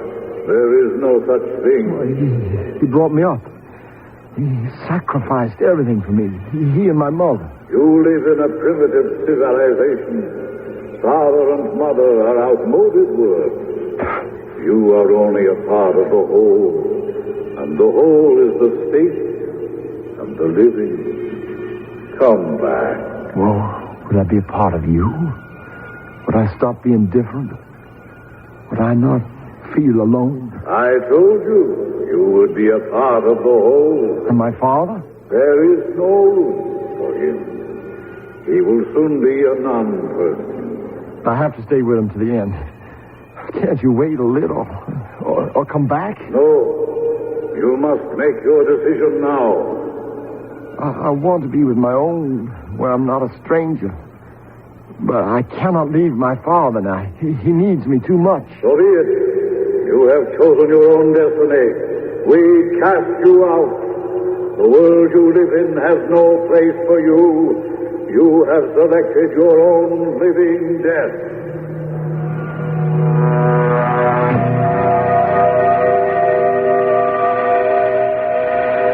I'm awake in the inadequate bed, as all beds are inadequate for my height. I'm in a cold sweat from the dream. Or was it a dream? Have I thrown away my future? Or is it all fantasy? I don't know what I might have expected to waken to the next day, but certain not the miracle that happened. Dad was feeling very bad that morning. in a lot of pain as I had brought his breakfast tray downstairs virtually untouched. I was on my way to the kitchen when the convertible drove up, and she got out. She had a cloud of dusty blonde hair and misty gray eyes. She had all the requisite physical charms, and wonder of wonders, when she uncoiled herself from under the wheel and stood up, she was the first woman I had met in my stratosphere. Her eyes couldn't have been more than an inch below mine. She blew my mind in that one first look. But all she said was, Excuse me for busting in, Big Mo. We've met? No. I don't even know why I asked her. I couldn't have forgotten you. I've been wanting to meet you for a long time. What is it? Press? I think it's time for us to talk together. Why? I don't read. You mean what I think? Yes. You can't, unless I want you to. I'm shielding. You're what? Shielding. Don't you do that? Well, I guess I don't know what you mean. Ah, now I see. I suspected, but I wasn't sure. You've never met any of us, have you? Us? The fugitives, the exorcised, the lost. I don't quite understand. Poor boy. You really are lost now. It must have been awful for you. Everybody and his uncle's thoughts rattling and jangling in your head, and you with no way of knowing how to shut them out. You are for real. You do know. I promise you I do. I'm lucky to have found you in time. Well, in time for what? Before Calcour got to you and sold you a bill of goods. Calcour? The false ambassador of goodwill, who would offer any of us anything within reason to return to Centauri Planet 7. Well, then he was here. He did come. What did you say to him? I turned him down. Why? Don't you want to go back? How could I go back to somewhere I never was? How did you get to Earth? I don't quite know. My stepfather has told me there was an aircraft crash. The craft was burned to a cinder and buried in the wilderness, but he and Mom found me, just a baby. And because they wanted a child and there seemed to be no one to claim me, they brought me up as their own. It must have been very difficult for you, Mo. Oh, not really. There was so much love and so much happiness. The worst were the thoughts. For so long, when I was a kid, I didn't understand that I was so different. I thought everyone knew what everyone else was thinking. Why, it got me in a lot of trouble till I realized that I was the only one who did. Well, that would have been enough to set me apart, but by then, I'd started to grow. When does it stop? I mean, when do we... We're not all that peculiar, Mo. You might grow a few more inches, but that will be it. Well, how can you be so sure? I'll let you judge that for yourself. If you'll allow me to take you to the Heartland. Well, I can't go anywhere with you. What's your name? I'll unshield my mind and think of it, so you may read it for yourself. Pandaria. Is that all? In the world we came from, one name was enough. I wonder what mine would have been. It doesn't matter. If you come with me, you shall be anointed and given a new one if you want. I told you, I can't come with you. Why not? I can't leave my father. He's dying. Bring him with you. We will welcome him in. He can't be moved. And I cannot stay. I'm already overdue. They're waiting for me. Who? My people. Our people. Oh, don't leave me, Pandaria, please. I must. Walk me to the car. Oh, where is the Heartland? How do I find it? What is it? It's the valley where most of our people landed in the Great Migration. What migration? Hymenopters came in swarms by the billions, swallowing most of us in clouds of poison gas and striking us down with death rays. We were a peaceful people, without weapons of war. And to save our civilization, we had to scatter all over the universe. Many of us landed here on Earth, our astrofuel exhausted. The bulk of them landed in the valley of the Heartland. Before you go, you must tell me how to get there. I can't know. When you are ready to come, one of us will read the signal and come for you. Goodbye, Mo. Hey, wait a minute, Andaria! Andaria! I would have jumped in my own car and followed her, but at that very minute my father cried out for me, and I went instead to him. He was in pain, and I gave him his medicine. He didn't wake until dinner, but afterwards he perked up some, and we talked long into the night. I know you've always been special, son, and we had no right to you. I hope you never get punished for whatever wrongs me and your mom did. You never wronged me. Either of you, Dad. You gave me all things that made it possible for me to live in this world. Love, understanding, the only inner peace I ever had. Why don't you stop agonizing over your height, Mo? There's lots of tall people today, growing bigger all the time. You don't understand, Dad. I can't shut it out. I know what everyone is thinking. I can feel the hate and the jealousy and the resentment. All the things people try to choke down.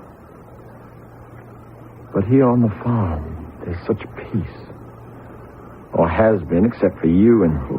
You won't have me to worry about much longer. Now, don't feel sad. I'm going to join Ruth.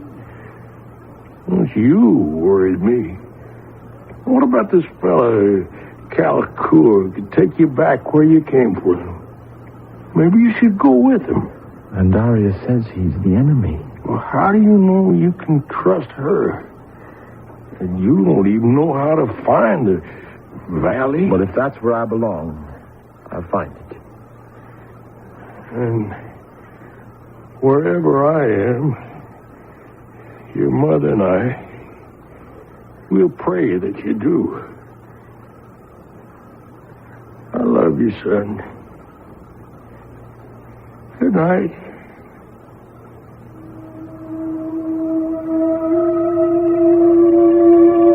The last word he said to me. He died peacefully that night. And now I was completely alone. A stranger in an alien world.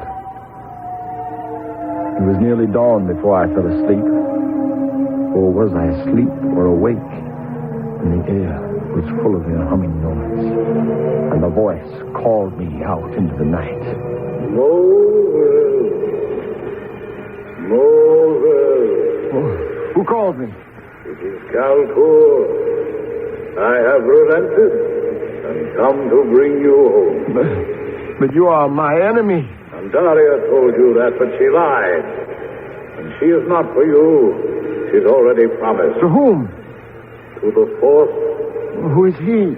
He is the one who succeeds the elder when his force is gone. What is he? He is nothing. Only an empty title. Don't listen to him, Moses. He is the center of us, our leader, the one Calcour seeks to destroy. Leave him alone. Don't trust her. Don't trust him. Don't go with him, Moses. He will have no choice. We will take him. Seize him. Moses, the force has been lost ever since the migration. But the elder tells me it could be you. Don't let them take you. Resist. Drag him to the ship. Don't listen to the woman. Don't worry, Andaria. I'll fight. I won't lose you. By the gods, he is the force. Come away from him. Come away. We have no weapons to stand against the force.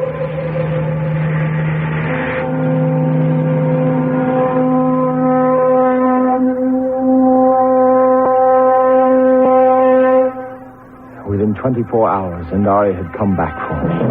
There was no sign of the Hymenopter's attack, save a large burned area in a field near the house, with the tall grass flattened as if by something spinning in a counterclockwise direction. And within a week, Andaria and I had sold the farm and were headed for the heartland. Your father was the force before you. He had long felt our planet was nearing the end of its useful life, and he had gone out to scout the galaxies for a better home for us. Somehow, he was lost and never came back. That's when the Hymenopters dared to attack us. And you were promised to me. The day I was born. The same day as you. My father, the elder, and your father, the fourth, made a solemn promise. Supposing I hadn't turned out to be my father's son? Oh, don't ask me that. How could I have decided between honor and love? Fortunately, the decision never had to be made. I love you, Andaria. As I love you, and am proud of you. For you will lead us back to Alpha Centauri. No.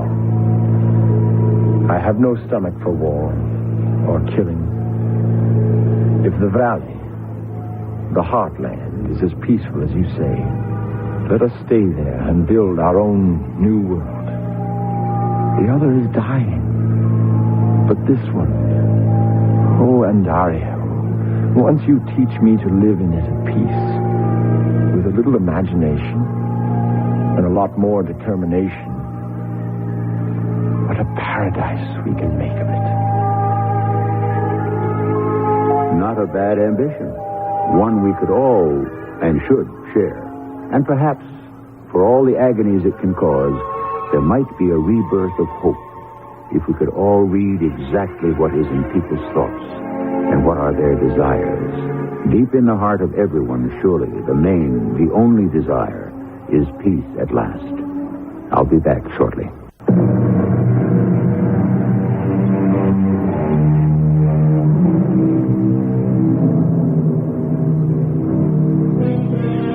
No matter what one may think in the cold light of day, the night is the time when the horizons of the mind expand. Listen on a fall evening to the crickets, the birds, and 1,000 rustlings of small hidden animal and insect life. A whole myriad of worlds within worlds. Then look up to the stars and the infinity of our universe. You know that somewhere out in the stars there must be other life. Has got to be. I wonder if it will cross our paths in this century. Our cast included John Deal, Joan Shea, John Lithgow, and Ian Martin. The entire production was under the direction of Hyman. The CBS Radio Mystery Theater presents...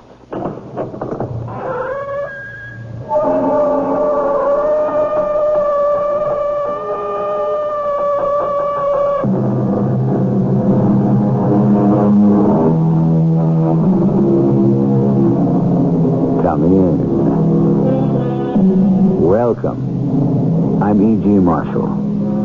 In the great book, we find many references to children. It is written, out of the mouths of babes. We are told, a little child shall lead them. Is it because perhaps the very young have the clearest vision? Unspoiled and unschooled, they turn their eyes toward the truth, as indeed most of us did until we learned such grown-up words as prudence, discretion, and caution, and how to play such grown-up games as don't stick your neck out, don't make waves, don't rock the boat. No, I don't want your money. Who said anything about money? You did. It's in your mind. I'll give her $50,000. That's what you're about to say, isn't it? How do you know I was thinking that? I know. I know everything you're thinking. I know it even before you do. I can see it form and develop in your mind. It's incredible. Yes. Now get out of here before I call the police.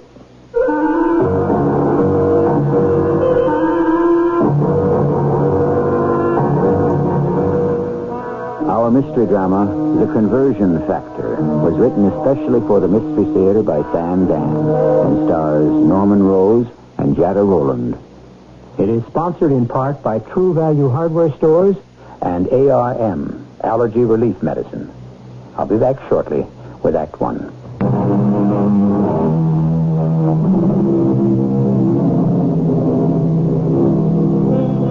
It all depends on how you look at things. Primitive man and woman knew that certain plants, and the bark from particular trees had curative properties. And so we moderns take their foxglove and cinchona and convert them to digitalis and quinine. For years, it was felt that moldy cheese could somehow alleviate the infection in wounds. So today, we have antibiotics. And so it goes.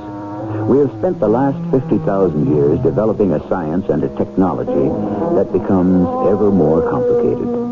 Now, it appears, we shall have to reverse the process. If we wish to survive, we may have to do what Henry David Thoreau advised, which is simplify. Simplify. Here we are at one of those truck stop cafes just off a major highway. The girl taking cash is very young, very slender. She has very large and very deep blue eyes. It's $5.13, Tom. Hey, who told you my name is Tom?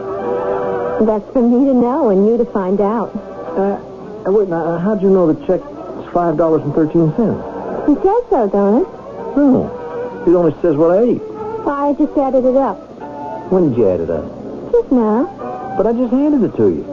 When did you have time to add? How much time do you need? Well, I know I need more time than you do. Seems like you don't need no time at all. Well, if you don't believe it's right. Hey, wait, how did you know my name was Tom? It is, ain't it? Now, don't they teach you not to say ain't in high school? I already graduated from high school. Whew. They sure graduate them young these days. How do you know how young I am? Well, how'd you know my name is Tom? That'll be $5.13. You know, I'll be thinking about that every mile of the road. Good night, Darlene. Darlene, you want to take a little break, honey? No, I'll help you tune up, Mama. Yeah. He's a good-looking young fella. I suppose. Darlene, honey, you want to be careful about men in general and truck drivers in particular. I ought to know. I married 3 of them. Yes, Mama. What's the matter, honey? I just wish I had something to be careful about. What kind of thing is that to say? Well, they don't, any of them, notice me. That is not true. I can tell by the way they talk to you. They like you. What I mean is, they don't notice me as a woman. Ah. Well, that'll come. When? I'm already 17. It's really nothing to worry about, baby. Baby. That's what I still am, a baby. And I don't want to go to college. Darlene, how did you know I was thinking of that? Well, you were, weren't you? If this just don't go ahead and beat all. You know, it just come into my mind.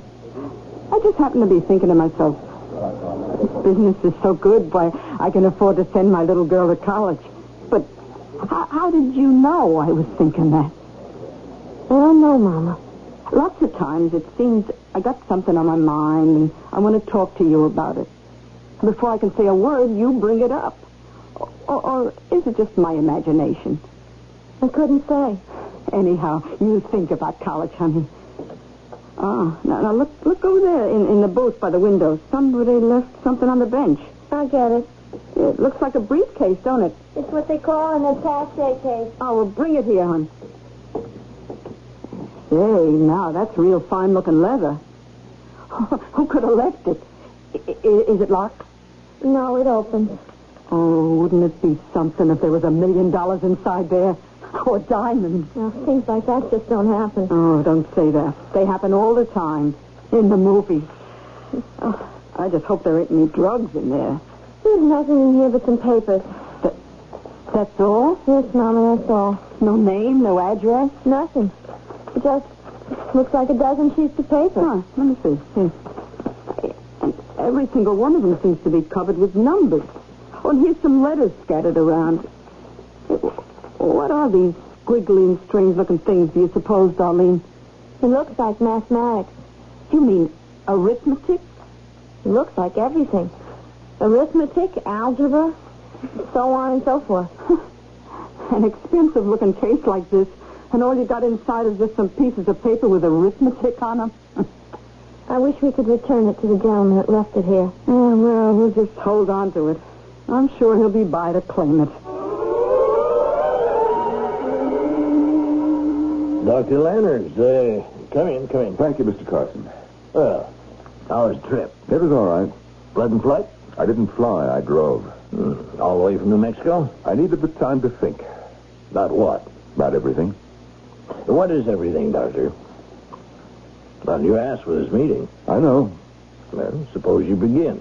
Well, I'm not sure I know how. Well, let me begin by saying you look terrible. Yes, I'm sure I do.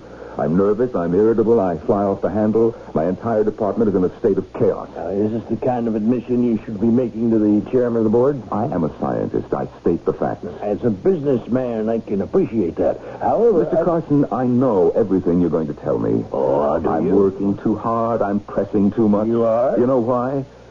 Because I am at the end of the trail. And what does that mean? I have spent 5 years of my life and $20 million of your money. And do you know what I have to show for it all? 12 sheets of paper. Yes, well, to begin with, take a few weeks off, a month, and then... And perhaps be a psychiatrist. No, I didn't say that. But if you think you'd need one... You're an extremely benevolent employer, Mr. Carson. Oh, now, don't talk that way. I know. Never say die, huh? Right. Don't give up the ship. It may sound cliche and corny. You call it old-fashioned. But it works. Sometimes. I have come to the end of the trail. Then hack out a new one. I can't. No, why not? Mr. Carson, do you know what research is? Well, I hope so. I pay for enough of it. You blaze a trail through a dark and mysterious jungle. Your tools are the accumulated wisdom of the human race to date. Science. Science is what we have learned, what we know, where we stand. At this moment... Well? At this moment, we do not have the light to penetrate further, or the tools to hack our way deeper. In short, sir, I have run out of knowledge. Go out and buy it. It doesn't exist. No, you can buy anything. Can you buy Albert Einstein? Mention someone who's alive. I don't know of anyone who's alive today who can do what Einstein did. When he came to the end of knowledge, he was able to go beyond it. How? You know how. He invented an entire new knowledge. A new mathematics. And that's what you need? Exactly. Well, there could be another Einstein out there. Somewhere. Of course. But how do we find him? Until we do, and we may never, I've come here to tell you that the present research direction of the company has arrived at a dead end. I see. I came to prepare you. The board of directors will have to be informed. Yes. They will have to be told that Project 119 is still on the drawing board, still in its highly theoretical stages, and is likely to remain there indefinitely. That's the verdict, huh? Yes, sir. As you put it, that's the verdict. Man, well, you don't have to be hanged. Now, there's a way of presenting these things. It has to do with batting averages, percentages, risk factors. We can certainly survive it. We can even make it look like a positive gain. I am not concerned with that. I am, and you should be. Project 119 was something that I believed in. I should hope so. I spent the better part of my life working on things I hated. The bomb, for instance. You had a duty to your country. I understand. I know the arguments. I even agree. But the fact is, I was using my knowledge to create havoc, destruction. But Project 119, this was directed at life, not death. Doctor, why don't we go to lunch? I believe in Project 119, and it has been denied to me. It's a promised land, and I'm not being allowed to enter. Is it because I don't have clean hands? Doctor, listen to me now. We can get you more time and more money, more resources. But I told you, that is not the problem. This isn't just a temporary setback. Well, then forget it for a while.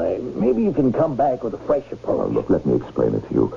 I have all my notes. Now, you are too close to it. Sometimes you just have to get away from the problem. I want you to understand. No. First, we'll have lunch. But this is more important than lunch. Oh, no, nothing is more important than lunch. But I eat very little. But there is discipline. A self-discipline, Doctor. One does not sacrifice oneself to one's job. Mr. Carson, you don't understand. But I do. You see, you miss lunch and then dinner, then anniversaries and birthdays. And before you know it, you're married to the job. It has become your wife, your children. And because you've given it so much, you expect it to give everything back. But it doesn't. It can't. But this is not what I am talking about. It is. Now, for years, you've been living almost 24 hours a day, 7 days a week in the laboratory. Now, to what end? Now, for what purpose? Mr. Carson, just let me show you why... You have to learn to relax. Now, what would you like to eat? I have a fantastic chef in my dining room. Miss Brown, tell Pierre I'm having a guest for lunch. It's all here in my attaché case. Thank you. Well, now, Doctor... My attaché case. No, I bet you don't get very much exercise. My attaché case, I don't have it. It's gone. It's gone. Gone? I lost it. It had everything in it, and I lost it. How could I lose it? Where did I lose it? Where did he lose it? We could tell him, but it's a better story if he finds out for himself. Well, Mama fantasized for a moment. Suppose there was $1 million in that case, or maybe diamonds. It would take much more than $1 million and quite a few perfect diamonds to equal the value of those 12 pieces of paper. Even though there aren't 100 people in the whole world who would understand what they say. I'll be back shortly with Act 2.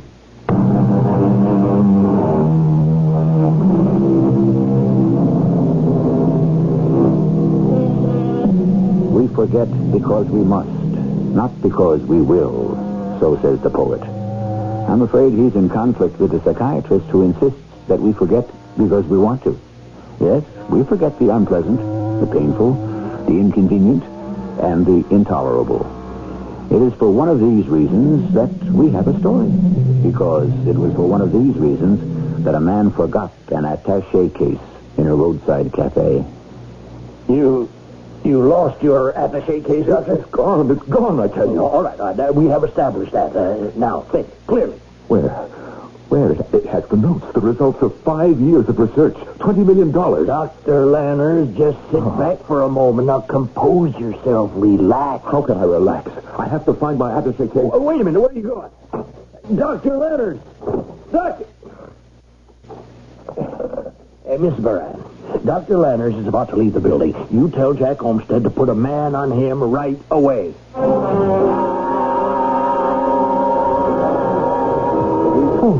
Well, now, Darlene, here's my check. $6.40 out of 10. It beats me how you do that and so fast. Oh, wait a minute. You dropped something out of your wallet. Huh? What? Looked like a picture. It must have fallen down behind my stand here. I'll get it. Oh. Is she a friend of yours? It's my girl, Sarah Jean. Wouldn't you say she's pretty? Not particularly. Well, let me tell you something, Darlene. You should be as pretty as her when you grow up. I'm grown up now. How did you know my name was Tom? And here's your change. $3.60. Good night, Darlene. Night. Well, I see that one's back again. I hate him. He thinks I'm a baby. He's got the ugliest girlfriend. Ooh, I know what he wants. Oh, honey, you'll find all men want the same thing. I'm talking about the man walking in the door right now. Oh, which one? See him? Kind of tall, thin, gray hair where he's not bald. Oh, him. He looks hungry. He's got a fire going on inside him. What are you saying? Oh no. Darlene, honey, what's wrong? He's burning me up. The flames are shooting in all directions. Mama, don't you feel it? Honey, you want me to call a doctor? No, I'll be all right. I told you. I know what he wants. That'll put the fire out. Mister? Do you want to come over here? Darlene, you've got to tell me. It'll be all right. Your face is so flushed, you're all perspired. I'll be all right in just a minute. Miss, did you call me? Yes, everything is all right. Darlene, what's happened to you? Hey, you, mister. What have you done to my little girl? I haven't done anything. The minute she saw you, she... Mama, please. Here. This is what you're looking for. Oh, my attaché case. Oh, what a relief. Oh, yes. Yes, what a relief. Darlene, now you're so pale all of a sudden. I'm all right, Mama. Thank you, miss. Thank you so much. Madam, are you the manager, the owner? Yes, but I can't tell you how grateful, how indebted I am to you and to your daughter here. Oh, it's all right. Now, I would like to reward... Oh, no. Oh, please. It's all right. even though you have plenty of money. I'll never forget you both. Thank you very much. Goodbye. Goodbye. Darlene, how did you know the man has plenty of money? I'm sure I don't know. I guess you could make that assumption from the kind of attaché case he has, but still, honey, there are times you sure do scare me. He doesn't have a conversion factor. A what? A conversion factor. Now, what does that mean? I know what it means, but I can't explain it. Yeah, whatever it is, how do you know that gentleman doesn't have it? Because that's where it all stops. Yeah? Well, where what all stops? On the papers. Those papers in his attaché case. Oh, I give up. I guess you were a different child from the very beginning. Different? What do you mean by different? Different in what way? Well, I don't know. It's the way you can do that arithmetic. All the numbers in your head. And how there are times when you know exactly what a person is thinking. And it's true. I'm different. I'm not like other girls. Oh, yes, you are. You are. You just said I was different. Well, I didn't mean it that way. In any way that might be bad or peculiar. Maybe that's why I don't have a boyfriend. Oh, honey. Mom, I don't want to be different. Everything will be all right. You don't really mean that. I do, child, I do. Then why are you saying to yourself, good Lord, I'm scared. Why is my daughter so different? Why are you saying that, Mama? Darlene, honey, how can you even imagine a thing like that? Well, you're just like any other girl. No, Mom, I'm not. What you're really thinking is she has this problem. Well, I don't see it like a problem. I consider it a gift, a blessing. And that's the reason a boy won't look at her. Really look, because he's scared. Why? Why are you scared, Mama? Now, baby, you've been working very hard and keeping some long hours. Look, you take tonight off and just go to a movie. It would be so nice if some fella asked me.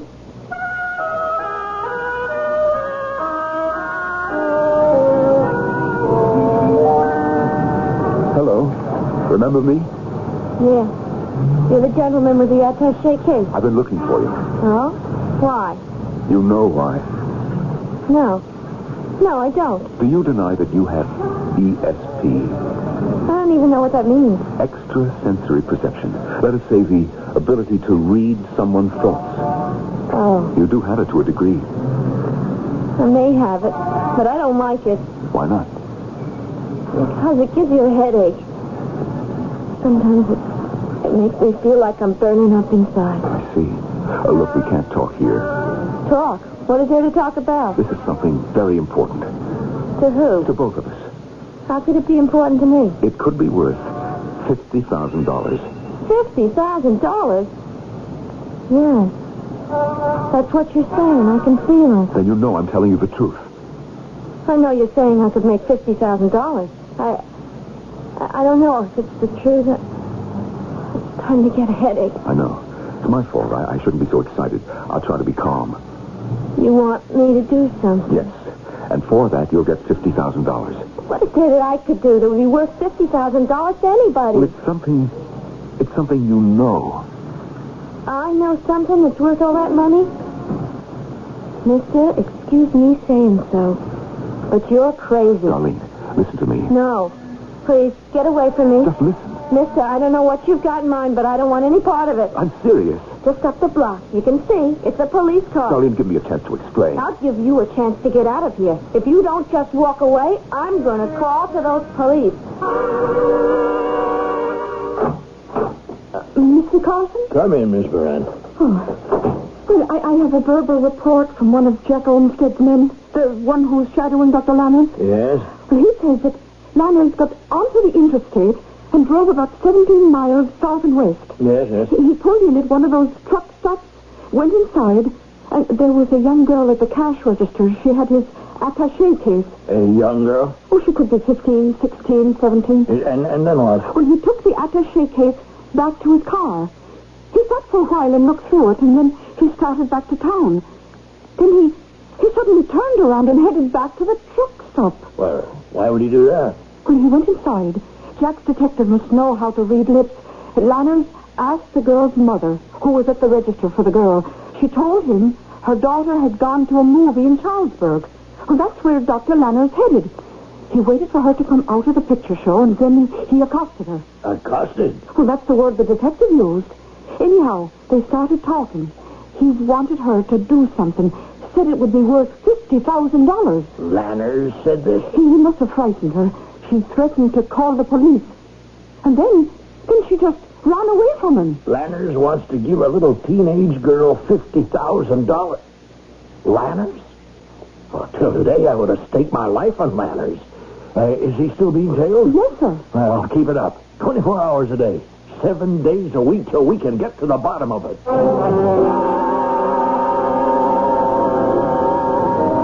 Darling, I want to talk to you. I know you do. You know why? Yes. It's about that thing you had that always lets you know what someone's thinking. It isn't always, Mama. It's only when somebody's very excited and terribly nervous I can feel something. And I don't like it. That gentleman, you know the one. Yes. Well, he wants to give you $50,000. Please, Mama.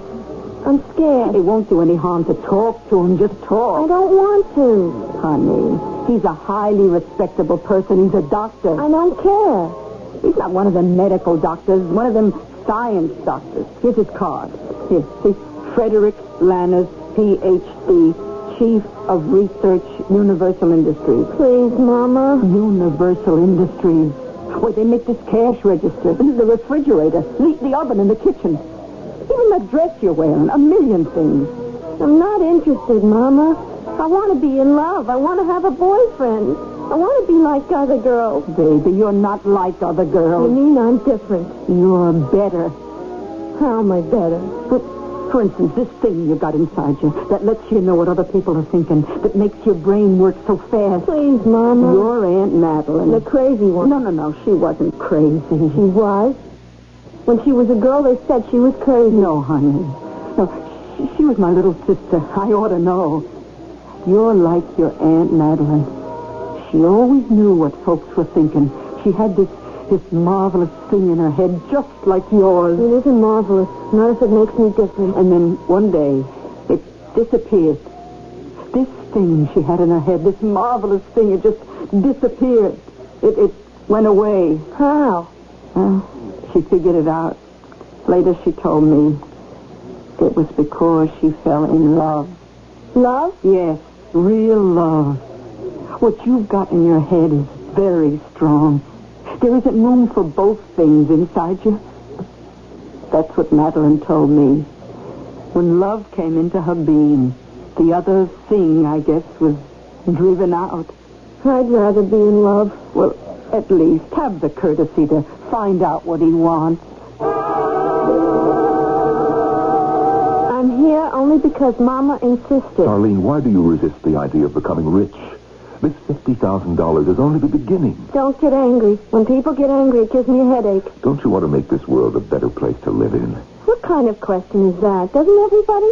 No, not everybody, but that's not the point. The fact is, you do. Darlene, I don't even know how to explain it, and I'm guessing, but the fact is, you know how to change the way we're all going to live. Why do you say that? Well, here in my attaché case, all my notes. You opened this case, didn't you? I thought I could find a name to tell me who owned it. It's all right. But then you examined the papers, didn't you? I looked at them, yes. And Darlene, you understand what's written in here, don't you? Yeah. The math, the physics, the level. Oh, Darlene, it's incredible. How? Where did you learn? Learn? I guess I always knew. Look at the bottom of the last sheet of paper. You made this notation, didn't you? Just something you scribbled down. I don't remember. You wrote these 3 words. No conversion factor. Like I said, I don't remember. No conversion factor. Darlene, what does it mean? What does it mean? Please, you're giving me a headache. Tell me. You must tell me. My head. Tell me. No, go away. Tell me or I'll...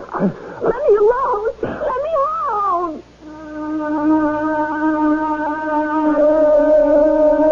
And we shall, for just a few moments. conversion factor. What is the conversion factor? And what about this teenager who seems to be as familiar with physics as her contemporaries might be with rock stars? And what about this internationally acclaimed scientist who is begging her for guidance? We have considerable ground to cover in Act 3.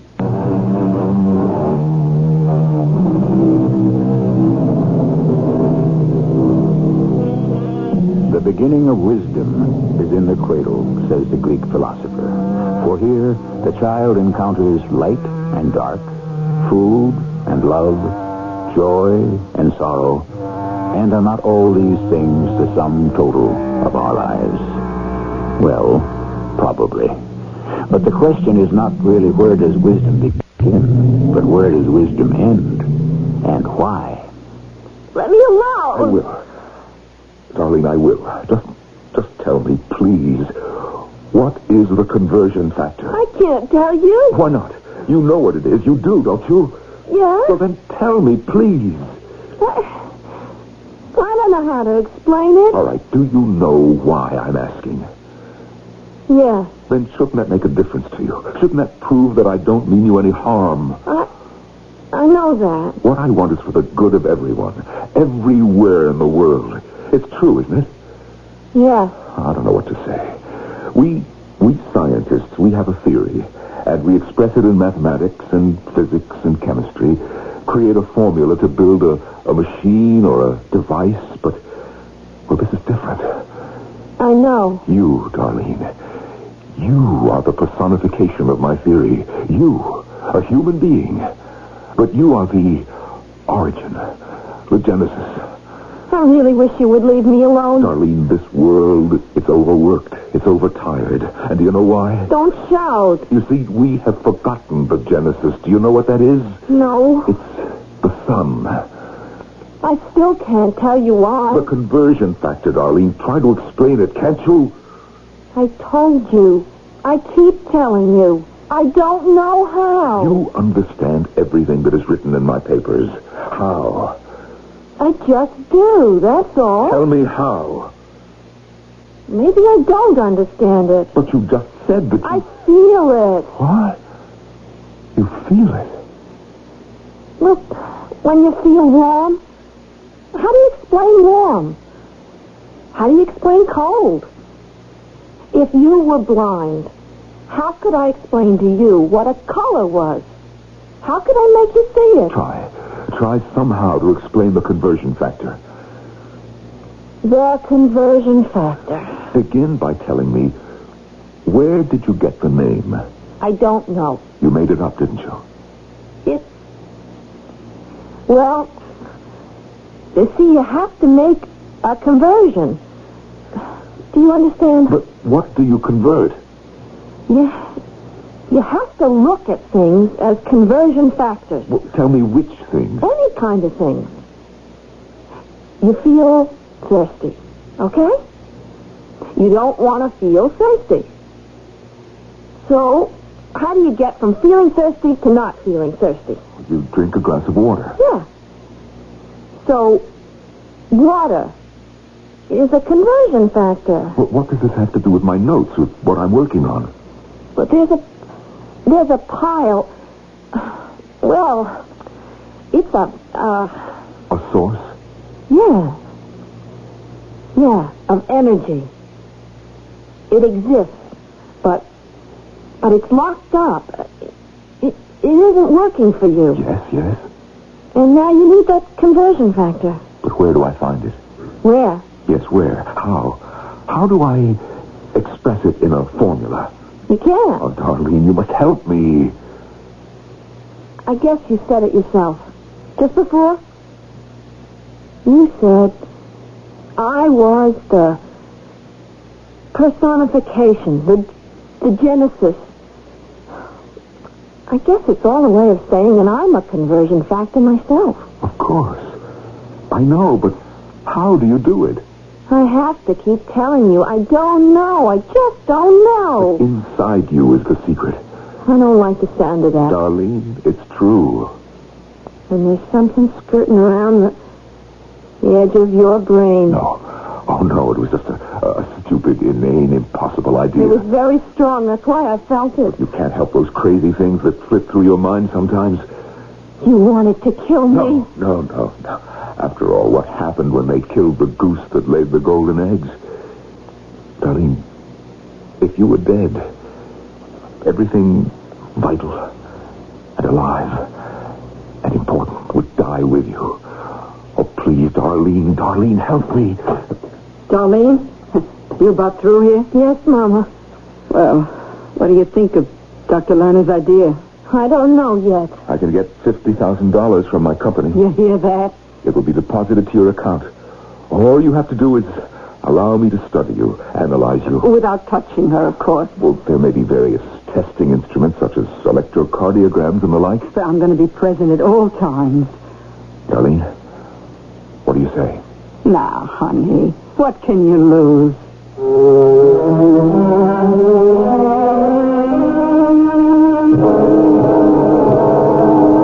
Miss Barand? Won't you sit down, Dr. Lerner? Thank you. I received your message, and here I am. Miss Barand, Dr. Lerner, how formal. And yet I know you so very well. Do you? Miss Barand, may I ask the purpose of... You could be in trouble, Dr. Lerner. The kind of trouble you cannot hope to surmount. What's between you and this little teenage girl? What are you saying? Detectives are watching your every move. Oh, no. Is that what it looks like? What's your story? Miss Barand, what do you know about Project 119? I know we are trying to create a system which will use the sun as the sole source of energy. Yes, and?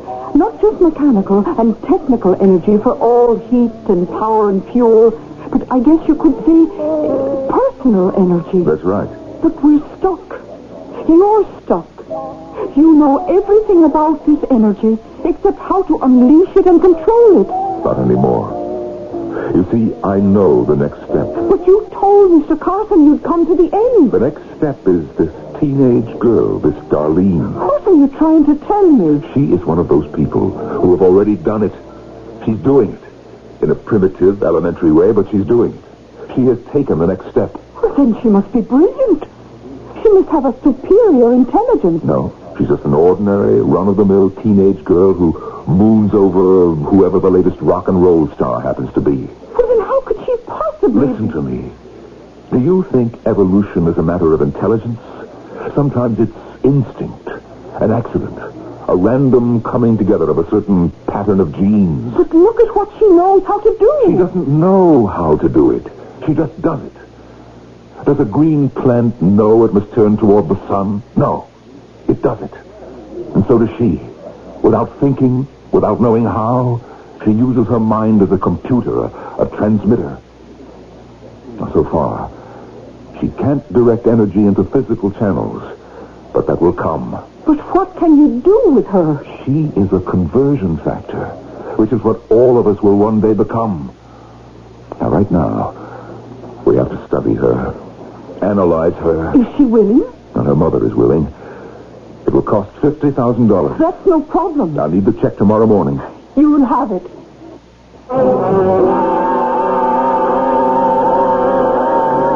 Well, hi there, darling.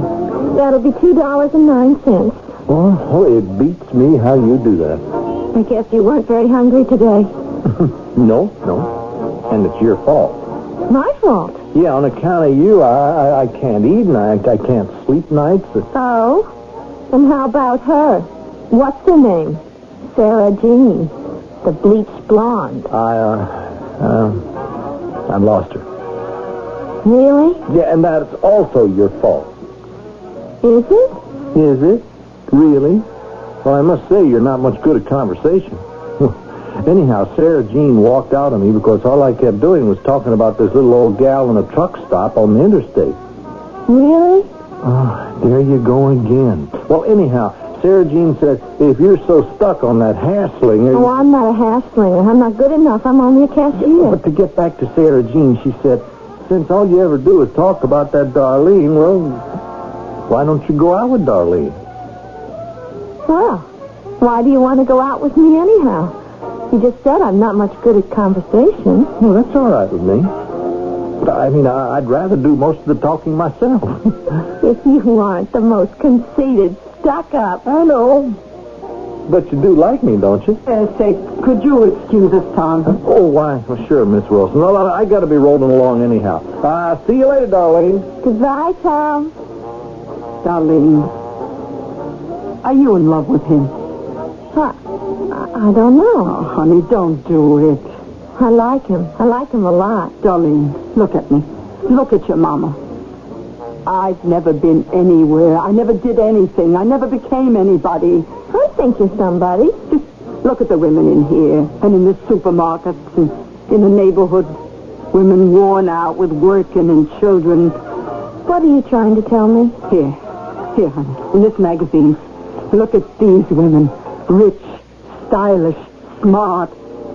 These women, they write books, they talk on the TV, they do things. Honey, you can be one of these women. I don't know.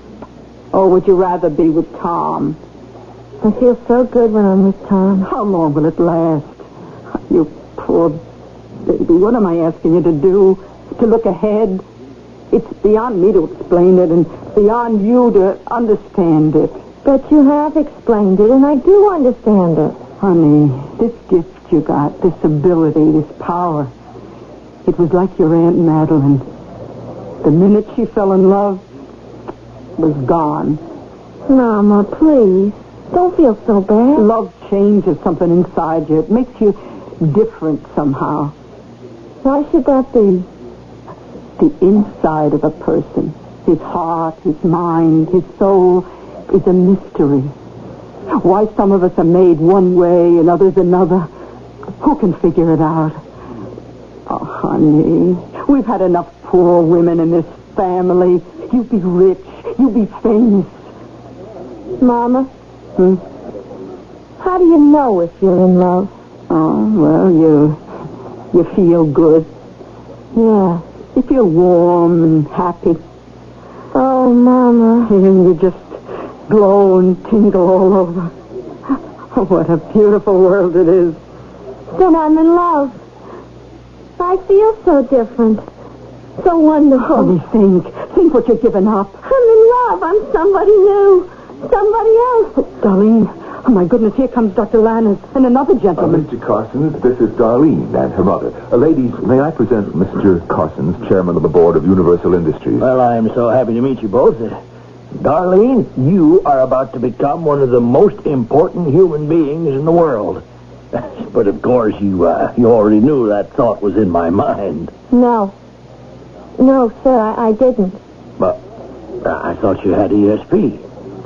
I guess I did. But now, I don't seem to have it anymore. Doctor, you told me... Darlene, what are you saying? You're a conversion factor. No, sir, not anymore. Darlene, look at me. I'm excited, upset. Doesn't that give you a headache? Not anymore. I'm sorry. I can't help. Not now. Doctor, what is happening here? What's happened to Darlene? She's not the same girl. No, I guess she's not. Excuse me, please. I have to tell him something. Tom, wait a minute. What's happened to her? Just look out the window, huh? You see that young fella? He's what's happened to her. Would you mind explaining? That is, if you really know how to. Gentlemen, there was this marvelous gift she had. She had? And there was love. She couldn't accommodate both of them. She had to choose. Well, you just saw which one she picked. A position, a wealth, a power. She gave it all up? Just for love? Yeah, I guess you could put it that way. Now, why would she want to do a thing like that?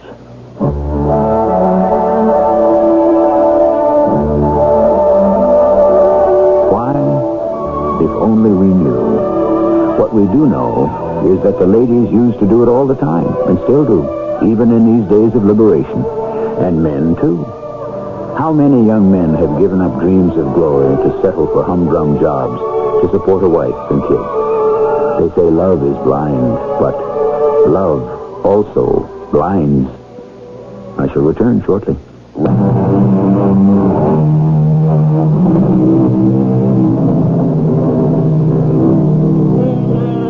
And so so for a while we have concerned ourselves with the basic moving force of the world, the conversion factor. It's what makes the world turn, or churn, for better or worse. And as you have seen, anyone in the proper place at the right time becomes a conversion factor. In our story, it was a young truck driver named Tom who happened to smile at a girl behind a cash register, and for all we know, may have thereby prevented a great leap forward in science. That's our story. In your story, you are the conversion factor. What have you been converting lately? Our cast included Norman Rose, Jada Rowland, Bryna Rayburn, and Earl Hammond. The entire production was under the direction of Hyman Brown. And now, a preview of our next tale. Now, these gems, do you generally keep them here in your apartment in a jeweled box on your dresser? No, I usually have them in the vault. Except tonight, I was at a formal dinner, and I thought I would... Do you mind if I use the telephone? No, I don't mind. Thank you. Is it possible he could have seen me and followed me home? I understand jewel thieves. Scout, is that the word? Places where wealthy people go. Excuse me. This is Lieutenant Severio. I'm at the Patterson place. Yeah. Oh, he got away with a few nice things. The M.O. fits our old friend, the cat burglar. Yeah, the one who can climb up and down the walls. The cat burglar? Yeah, Jerry. I think he can chalk up another one. This is E.G. Marshall inviting you to return to our Mystery Theater for another adventure in the macabre. Until next time, pleasant dreams.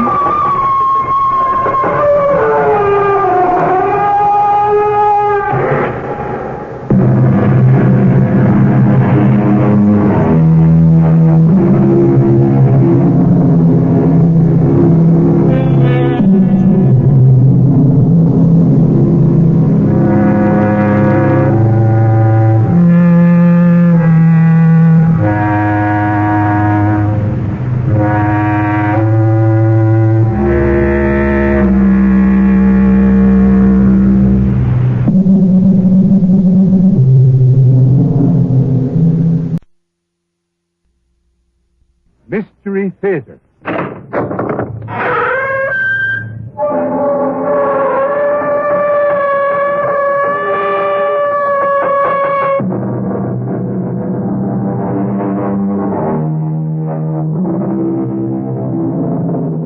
Come in.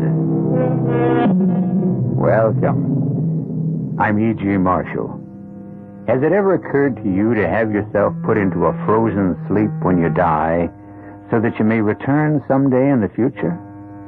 This is a bone-chilling tale, if you'll excuse the pun, that concerns the science of cryogenics, that branch of physics which deals with low temperatures, the hypothermic range in which more and more people are having their bodies frozen after death in the hope of reincarnation someday in the future. All right. Close the casket. No, please, one moment. Mr. Richard, I don't want to lose any more refrigeration than we have already lost. All right. All right, Doctor, do what you must. Very well. That's it, Mr. Richard. We have done all that human hands can do. From now on, the computer takes over.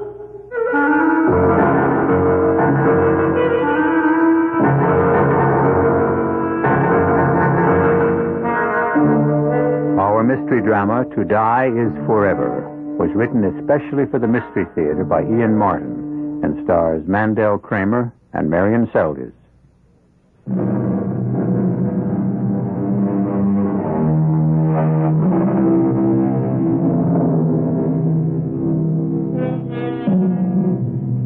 The island looms high out of the sea like a mailed fist. Between it and the mainland, massive riptides whip the calmest sea to whitewater. Since the days of the Spanish Main, it has belonged exclusively to the Richard family, bought with the blood money and booty of 100 pirated ships. Silhouetted high above the harbor, a great mansion stands. built some 300 years ago by Richard the Red-Handed to house the dusky princess he stole for his bride from the island of Martinique. But that's ancient history. Today, 300 years later, we're concerned only with a descendant of his, unlike him in every way, save for his looks and the name he bears. As you can see, Mr. Richard, we are now completely set up. The capsule itself, because of its weight, is on rollers. Ball bearing, and the whole thing counterweighted. I suppose it has to be that enormous, Dr. Berkeley? Yes, in order to accommodate the most efficient insulation system that we can devise to keep the liquid hydrogen at its optimum temperature for our purposes. And how low is that? In the range of minus 250 to 70 degrees. That is centigrade, of course. Doctor, isn't hydrogen dangerous? Highly explosive? Oh, in this case, all precautions have been taken. There is an outer layer of helium, which is a noble gas. Noble? The scientist's term for inert. Then beyond that, more insulation and 2 inches of lead against radiation and to sustain the pressures. And can you maintain that lower temperature indefinitely? The evaporation loss is very slight. It is renewed from the tanks, automatically metered by computer, which in turn is programmed by man. Also, there are manual controls as standby. The inside of the capsule, as you can see, is not much larger than an ordinary burial casket. The lid is also counterweighted, otherwise it would take 4 men to lift it. Of course, when it is closed, there are these lug pressure locks all around, which form a vacuum seal. And mine is exactly the same? Yes, you would like to see it? No, not necessary. I take your word for it, Doctor. What about the compressor? Also backed up. 2 others in case of any mechanical failure. That also is programmed in the computer. Doctor, running like that, how many years could one last? Excuse me, please. I was only testing the system, and since we are nowhere near the desired temperature, the compressor runs constantly. Once minus 250 has been reached, the compressor would automatically cut out like an ordinary air conditioner, and would not cut in again till the temperature rose to a thermostatically determined level. I see. Actually, it would run very little. A machine like this might operate anywhere from 100 to 1,000 years. Any more questions, Mr. Richard? No. I'm no physicist or physician, Dr. Berkeley. I leave all that up to you. Well, I can promise you, from the moment your wife is dead, she could be no safer anywhere else in the world.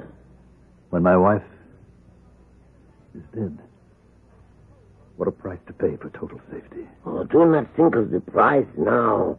Remember, you, with my help, are going to make her immortal. Doctor, they say I have most of the money in the world.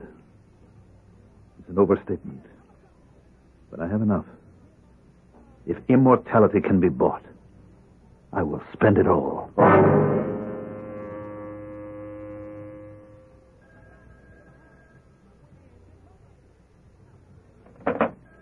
Yeah, Shirley. Shirley? What's that?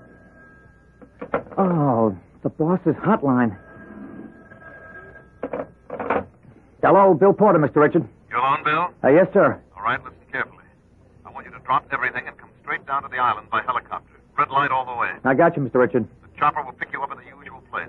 No one is to know that you're going or that you're missing. Roger. I'm going to give you the safe file combination. Are you ready? Ready, sir. Don't write it down. No, I'll remember it. 25 left, 8 right, 1 full rev plus 10 left, 6 left, 3 right. Now repeat it. 25 left, 8 right, 1 full rev plus 10 left, 6 left, 3 right. Okay, bring all the contents. All. Can do. One more thing. I want you to bring someone with you. Who? Dr. Fleming. Maggie. Hey, has anything gone wrong with Mrs. Richards having the baby or something? Please, don't ask questions. Can you bring her? Well, I don't know, I guess, if it's important enough, but it's at short notice. Important enough. Are you two still going to be married? Well, that's the general notion. Well, maybe we can have the wedding down here. Bring enough clothes for the week. Look, Mr. Richards, me you've got. I'm committed to you all the way. Not only because you're my bread and butter, but because, well, I'm committed. Now, Maggie, I don't control unless there's something seriously wrong with her sister. Bill, tell Maggie that Felicia needs her. And tell her that this all has to be undercover. I'll explain when you get here. And for heaven's sake, do all that I've asked you to.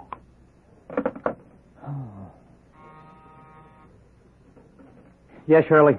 The red light was up, so I knew you were talking to you-know-who. You have a visitor I've been holding.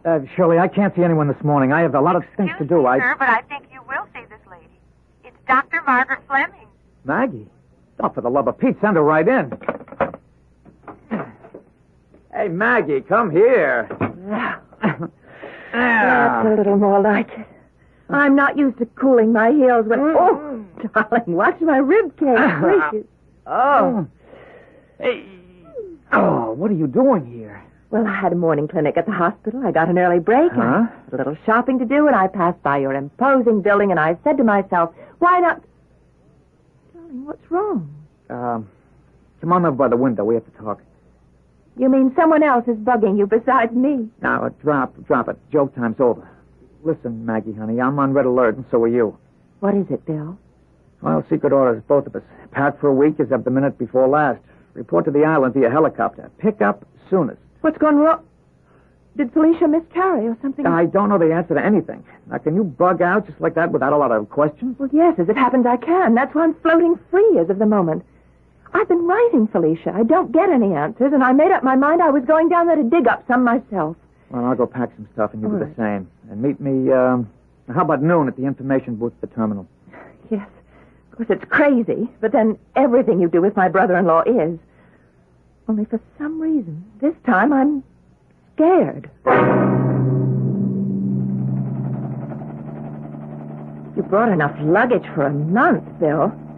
Is this going to be very formal? Well, my bag isn't all personal. I hate to tell you what the bulk of it is. Why? Well, you might hijack the plane and dump me for good in favor of it. What are you talking about? Oh, I don't really know. Something big, something really way out is cooking. I don't like this trip. Neither do I. I'm worried about my sister. Well, we'll soon find out. There's the island, dead ahead. We'll be dropping down on it any moment. Fasten your seatbelt, lover, and do a little praying. Why? Is it a dangerous landing? It isn't the landing that's worrying me. It's why we're making it.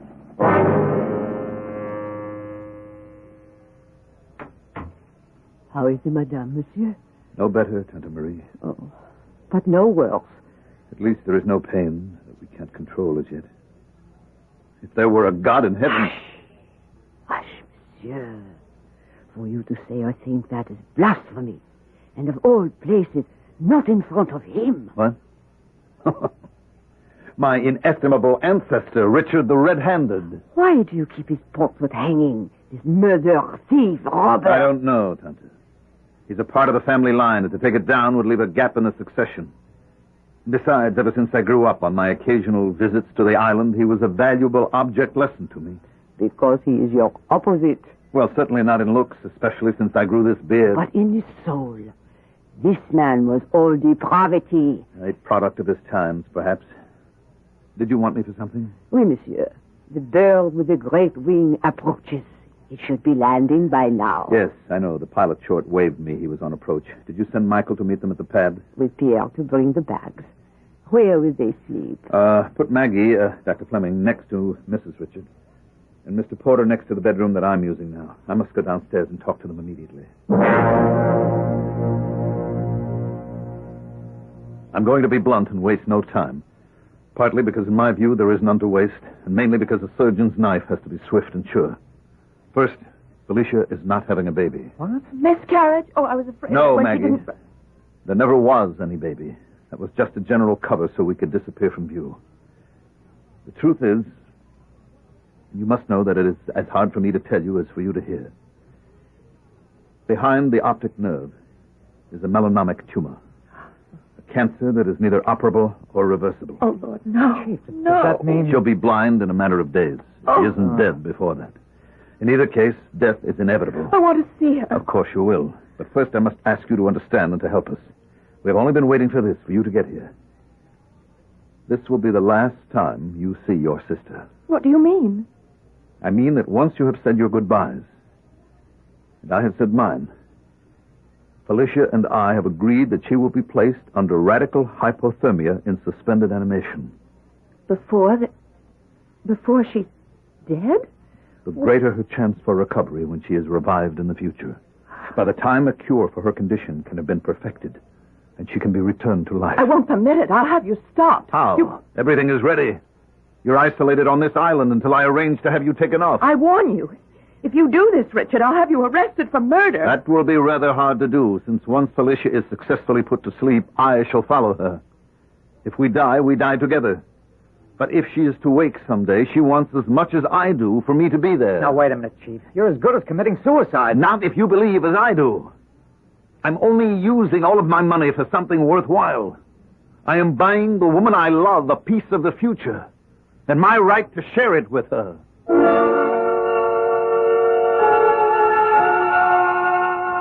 Well, here is such a tangle of hope, love, danger, and wish fulfillment that it could vie with a Gordian knot as a puzzle to untie. It'll take a little more time and consideration to approach it. I'll return shortly with Act Two.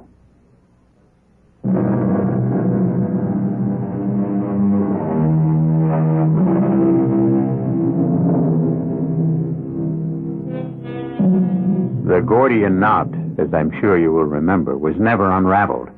Alexander the Great solved the problem by simply taking his sword and slicing the knot in twain. A quick and easy remedy to a tantalizing and difficult problem. But can this one be solved as easily? I still think you must be mad, Ross. I'm sorry to hear that, Maggie, since your specialty is psychiatry. But I can assure you that you are mistaken. Even admitting some techniques have been perfected to preserve the body, there's no way to return it to full life. Not now. But within the next 50, 100 years, who knows what techniques will be devised? Say even 1,000. If those techniques are developed, they cannot be used on a body that has decomposed to dust. Maggie, please, let me take you down and show you the lab that we have built, the preparation and precautions that have been taken. Have you met Dr. Berkeley? No. What's the difference? It's all impossible, as Bill can tell you. Under the circumstances, no doctor would issue a death certificate. There may be no need for death certificates. I give up for the moment. I want to see Lisha. That's all I care about now. You may on one condition. What? That you discuss none of this with her. Now, wait a minute, Chief. Bill, stay out of this. No, I can't, Ross. Damn it, Maggie and I are going to be married. This is all in the family. Exactly, which is where I want it to stay.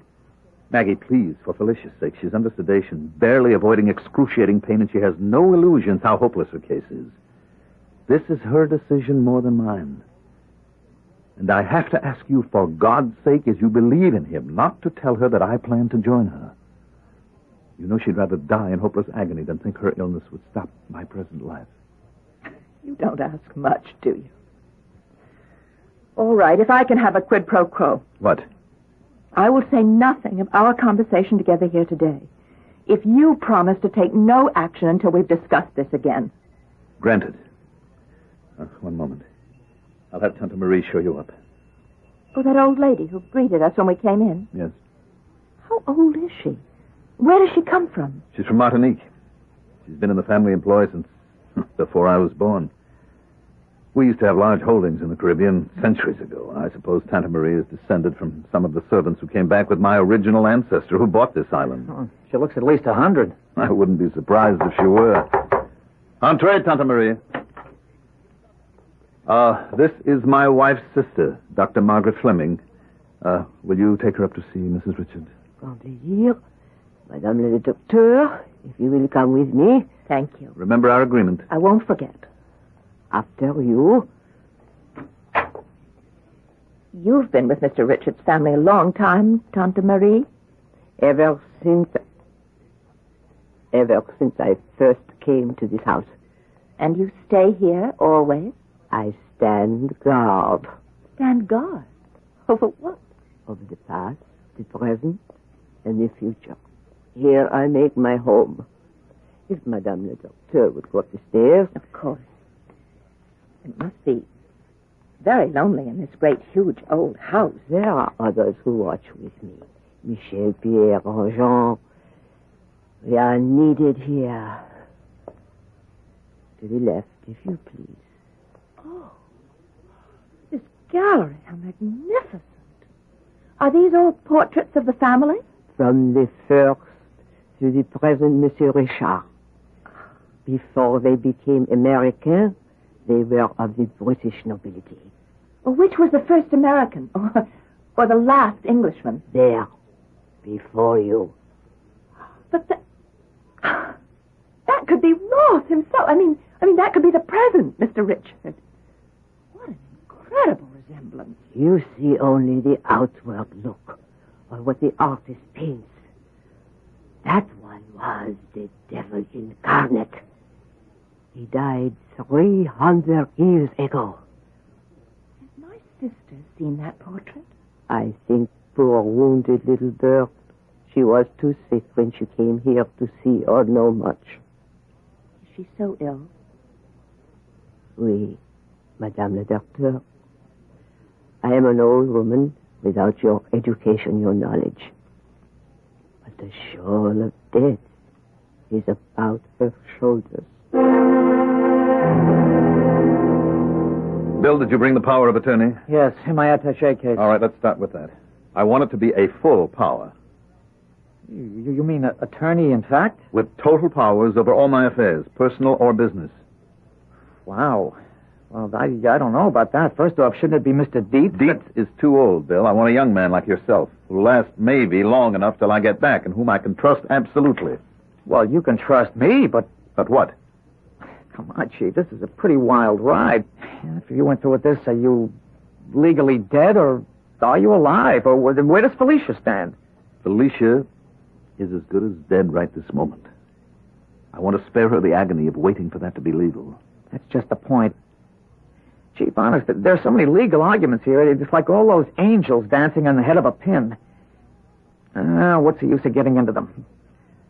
Cryogenics, freezing someone after they're legally dead, that's one thing. There's no law against it. But what you're trying to suggest or contemplate, there's just no way Bill, that... please don't fight me. Help me. You know how much I love Felicia, and nothing else matters. I'd give my life for hers. All I'm asking you to do in friendship and in the name of love is to help me protect her and give her the only last chance I know to live. Chief, Monsieur Richard, excuse me. Where is the little madame? You go quick. I think... Get Dr. Berkeley. Get him up there fast. Call from here. Yes, master. What is it, Tante Marie? The beautiful one. I am afraid she is dead.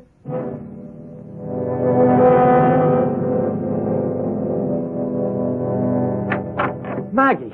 Maggie, what happened? It's Lisha. She's dead. Oh, Bill, we only had this little time together. Maggie, what happened? These melanomas, they go wild. Was Dr. Berkeley here? Oh, yes. He'd been expecting it. Well, now what? He's gone downstairs to the vault, the crypt, to arrange with his assistants for perfusion. You mean they're going ahead with what the chief wanted anyway? Oh, it makes no difference now. It's all perfectly legal. Is there some way I can help? Not Lish. Not her anymore. But Ross. What about him? I hope when this form of burial he wants is over with, we can try to help him. I don't know. Well, what do you mean? He's like a wild man. He chased all of us out of the bedroom to be alone with Lish. I tell you, darling, the only thing that's keeping me from going completely to pieces is my concern about him. You think he's blown his... I mean that he's not... sane? I think that Ross has always walked the tight edge of being schizoid. I just hope he hasn't slipped over and become paranoid. Where is he now? Alone with Lish. I'd better go up there. No. No, leave him alone.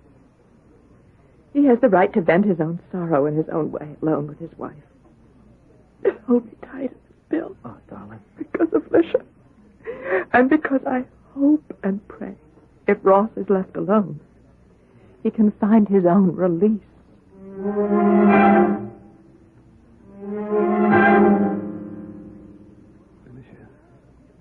Felicia.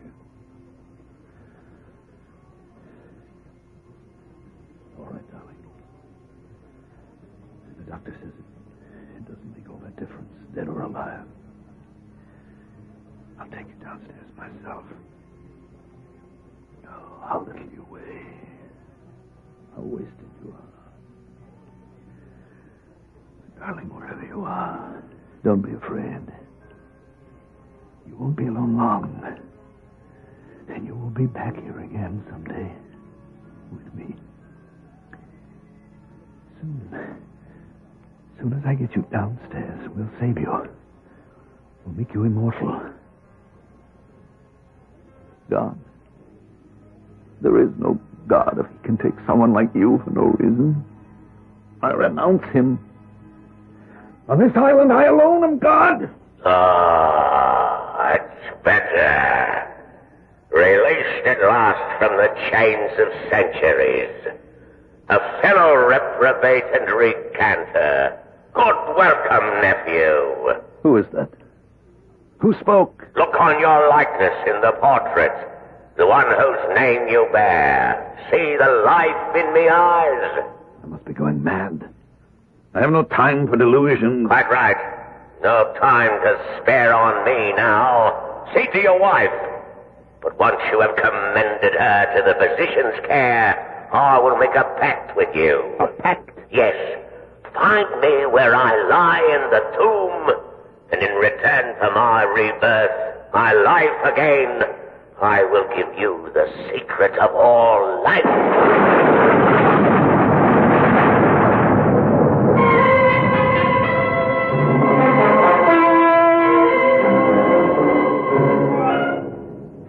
How long are they going to be down there? It's a long process. I don't understand. The blood has to be removed and stored. The body perfused with glycerol or some such substance. The only thing is, Ross, I'm so worried about... Now, look, forget it, dear. His affairs are all in order. Just to set your mind at rest, I'll check them out, okay? All right. All right, good night, love. Try to get some rest.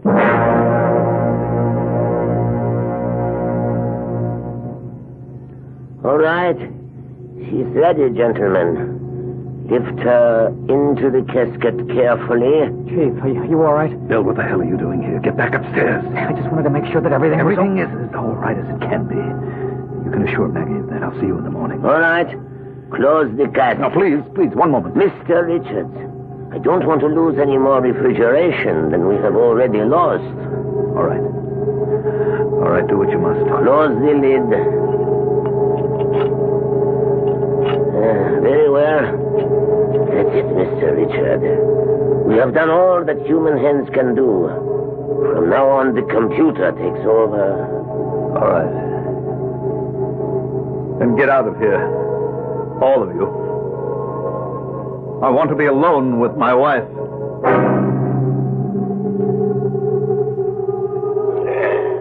5 o'clock of the morning, just before dawn. An excellent time for our business.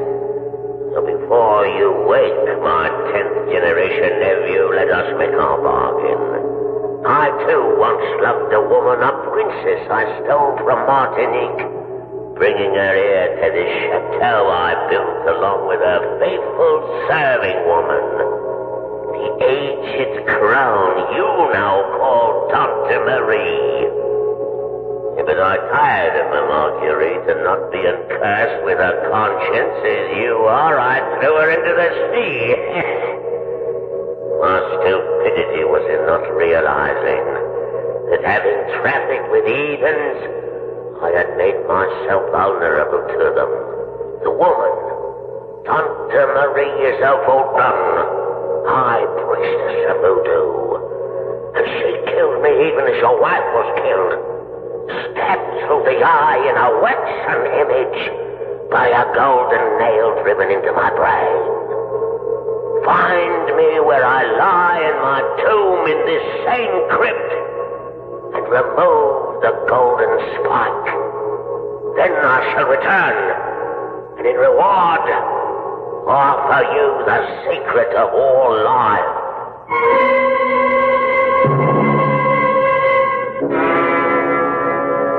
Ross Richards searches the shelves and niches of the crypt that stretches into the shadows. At length he finds a casket, and smearing away the dust, reads, Sir Ross Richard, he that was called the Red-Handed. With an effort, he opens the ancient coffin In the bottom of it lies no evidence of a corpse. Only a small, crude figure of a waxen doll with a golden spike driven into one eye and through the brain. I shall return in a moment with Act 3.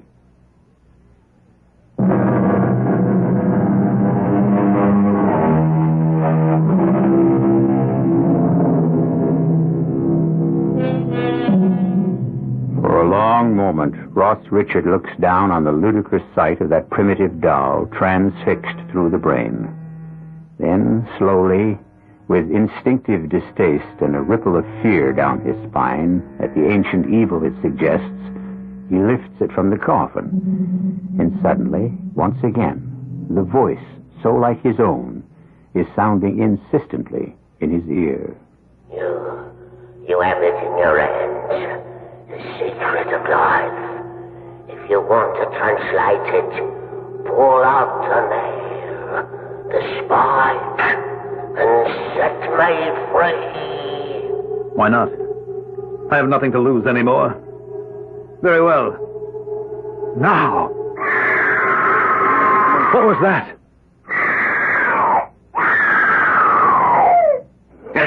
The voodoo woman.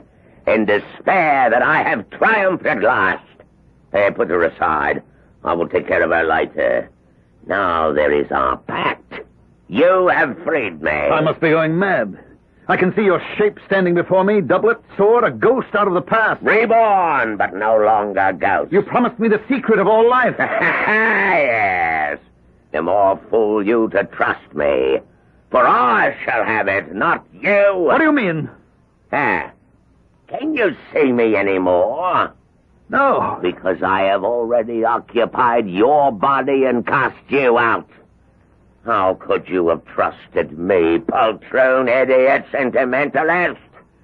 The secret of life is to own a body, as I now own yours, leaving you to wander as I have between heaven and hell. No! God help me! You renounced God and turned yourself over to the devil. As his advocate, I claim title to your body by right. No, never! Never! Too late. This body is mine. No, I won't let you. You can't stop me. Bit of strength that I have. Chief, what is it? What's wrong? Let him alone, Bill. It's some kind of seizure. I'll handle it. I need a hypo. Darling, look there. The first cabinet. The autoclave's just beyond. Okay. What is it? It's some kind of a seizure. Help me now. Okay. Roll back that right sleeve. All right, sure, Maggie. Here's the hypo. Now help me hold. I'm holding. Okay. Now. Okay. There. Should take hold in a minute. Well, what happened to him, Maggie? It's just what I was afraid of. He's gone over the edge. The question is, into what?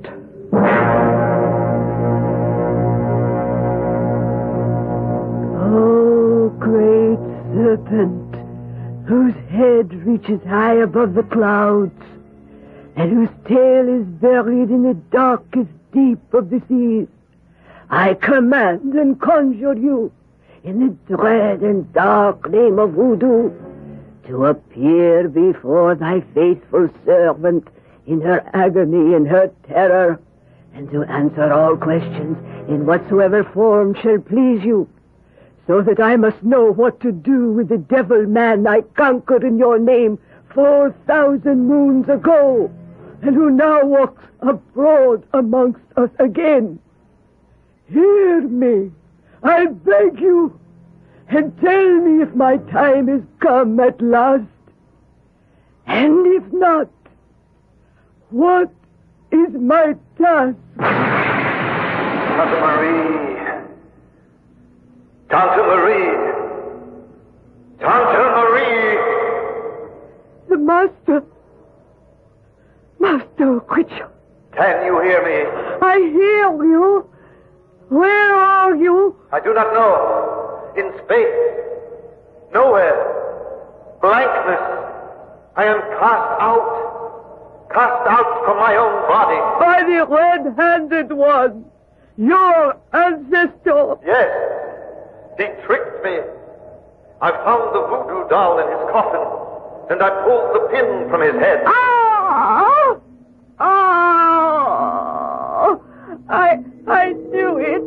I could feel it. As though it was torn from my own brain. So I cried aloud in pain and fear and to warn you. I heard your cry, but it was too late. Where did you leave the doll, master? And the golden nail? I don't know. In the coffin. By the coffin when his form appeared. If they are still there, I can return your soul to your body to cast out his. Find the doll before he does. Find the doll. Find the doll. Find the doll.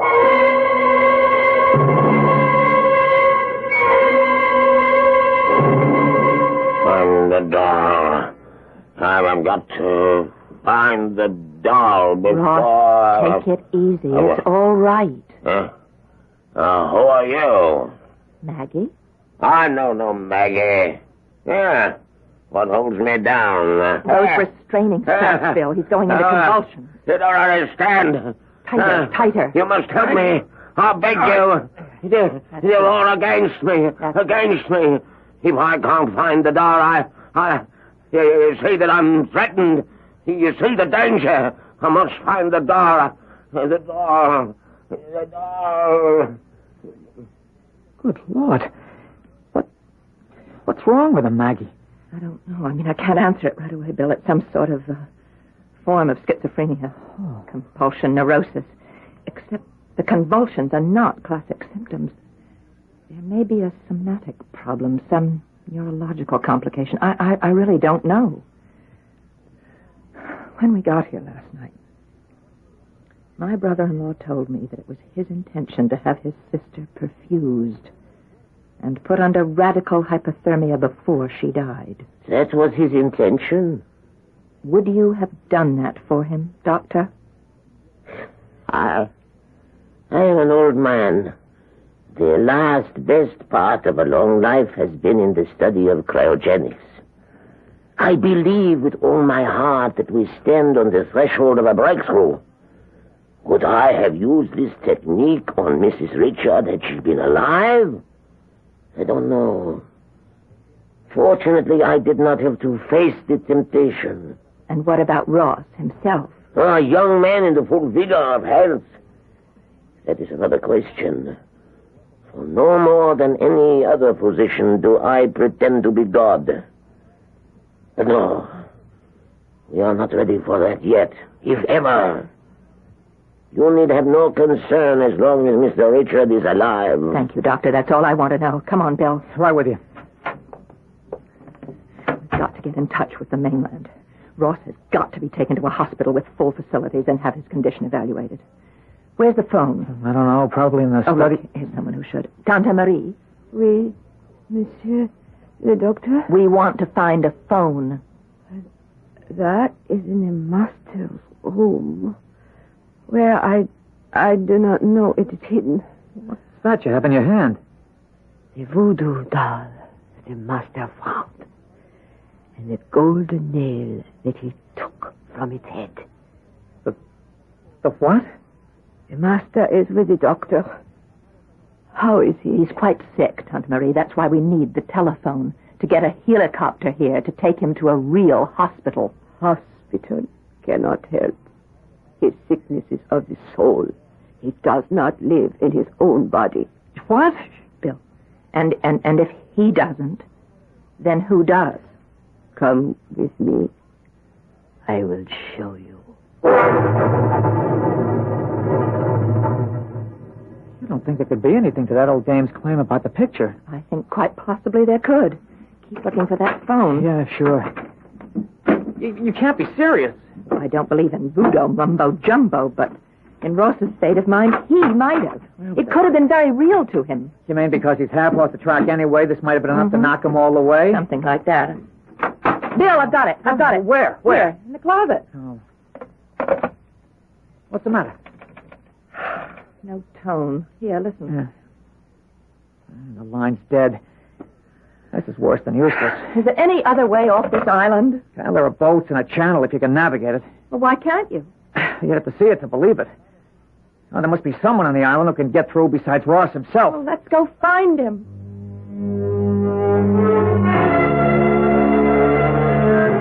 Oh, great and living serpent, I offer up to you this waxen candle as the light of your eyes to see the obedience I offer in your name.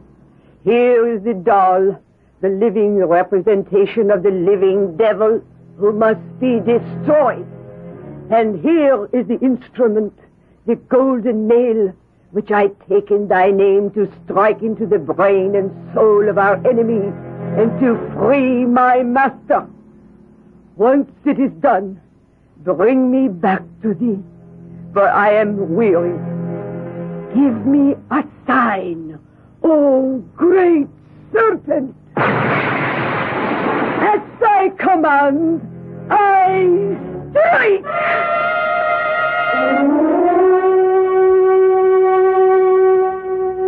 Dr. Fleming. Yes, Dr. Berkeley, what is it? I have been looking for you. Where were you? We were down at the harbor. We're trying to make arrangements to get off the island. What is it? Mr. Richard, he died suddenly in one huge convulsion.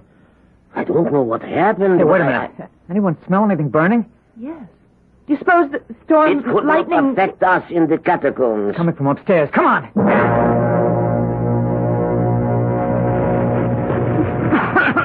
What is it, Bill? Tante Marie, she's dead. There was a lighted candle in the whole room to see a fire. Can't we put it out? I'll take a full armor and a fireboat. We gotta get out of here before this whole place goes up like a bonfire. These chateaux is mostly wood. It's as dry as tinder. Good Lord, perhaps I am being punished. We've got to get everyone out of here. What do you mean? Well, with all my precautions, I never thought of this kind of fire. If it generates enough heat to melt through to the hydrogen, it isn't only the house, but the whole the whole island that could blow sky high.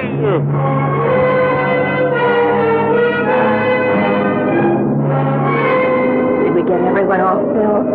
Well, except Tante Marie and Lisha. And Ross. That's it. They wanted to make that island their grave. Mr. and Mrs. Richard, I mean.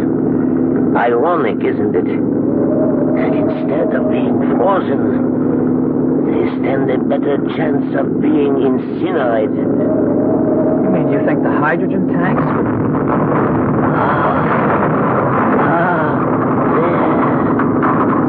There is your answer. Or maybe it is the answer that those who fly in the face of God only court destruction. But at least, wherever Ross and Lisha are, they can be together now. What more could any of us ask from the future than to share it with those we love?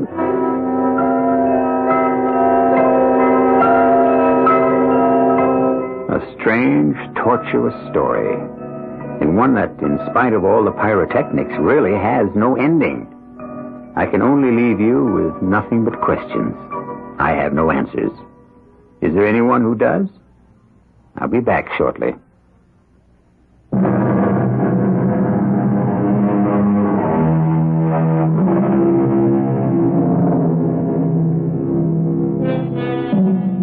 When the fire backdrafted to the ground floor, the whole blazing inferno suddenly collapsed to make a grate out of the catacombs.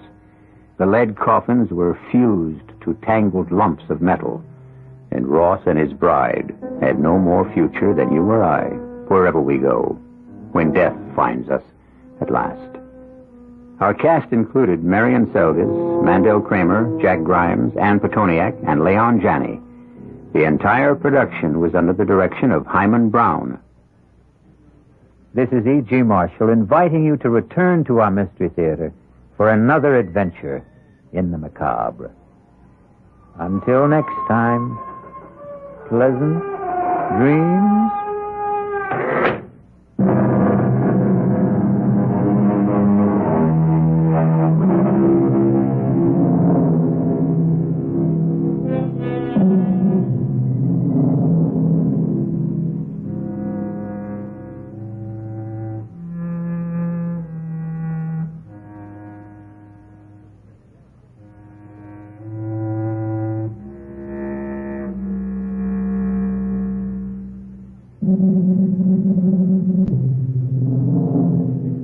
Radio Mystery Theater presents...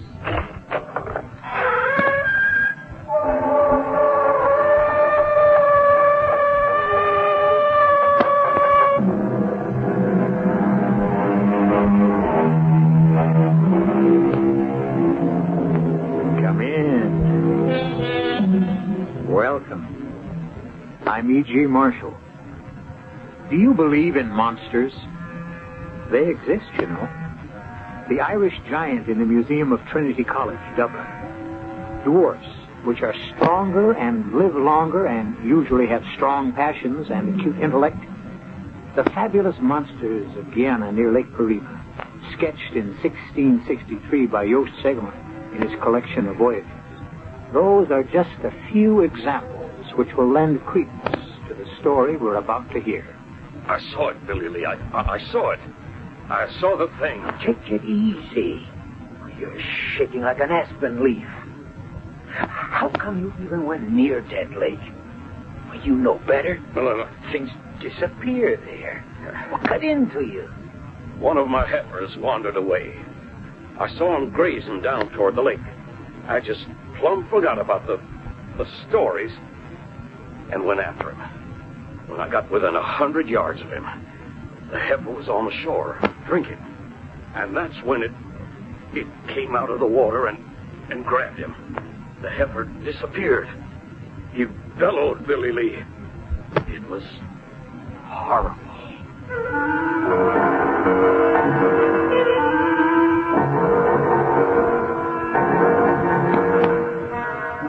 Our mystery drama, The Horror of Dead Lake, was written especially for the Mystery Theater by Roy Windsor and stars William Prince and Gordon Gould. It is sponsored in part by Buick Motor Division and Anheuser-Busch Incorporated, Brewers of Budweiser. I'll be back shortly with Act One.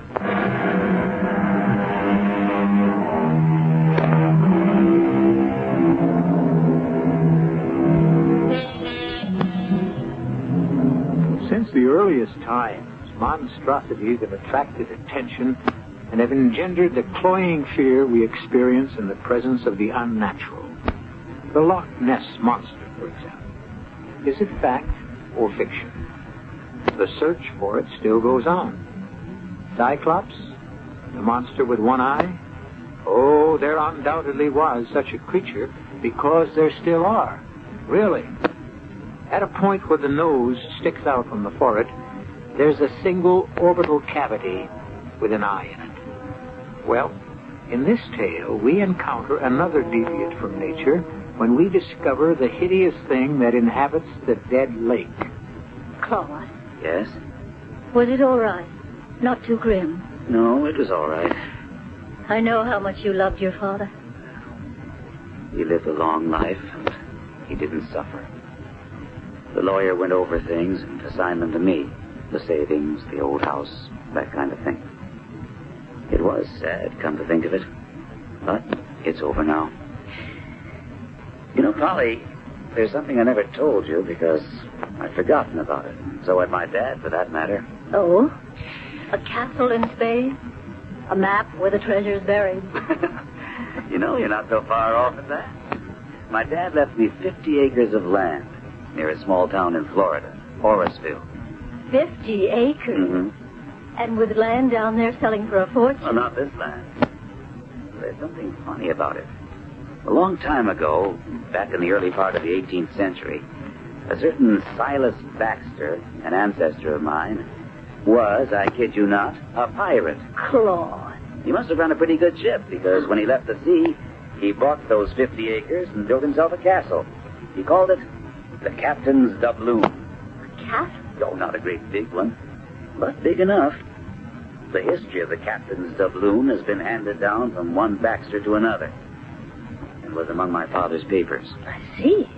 What I've been left is the Captain's Doubloon in a state of ruin, the acreage, and something named Dead Lake. Why? Because nothing lives in it. That's creepy. My father never had any interest in the property. I don't know if he ever saw it. But we do own a ruined castle and 50 acres of land. With a dead lake where nothing lives. That's right. flood, we ought to sell it. I think so, too.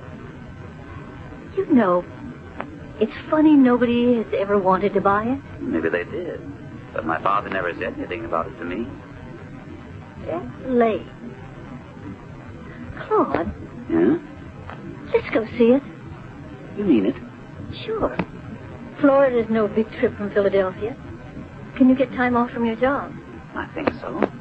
I could take off Friday, and we could have most of Friday and the weekend. I can't promise anything, Polly. The captain's doubloon is a ruin. Maybe the acreage is worthless. But what about Dead Lake? I'd like to know why it's dead. Wouldn't you? Yes. Tell you what I'll do. I'll telephone the lawyer who settled my father's estate. Maybe he can give me the name of someone to see when we reach Orisville. I don't think Orisville is much more than a widening in the road. I'm so excited. A deserted old castle, a dead lake. Makes chills run up and down my back.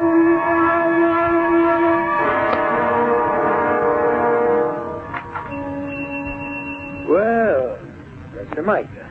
And how are you, sir? Quite well, I thank you. Here is my food list. Can you also obtain the chemicals I've written down here? Oh, yes, sir. No problem. I'll have one of the boys drive over to collect. I gotta pay him, of course. I understand. I will give you these.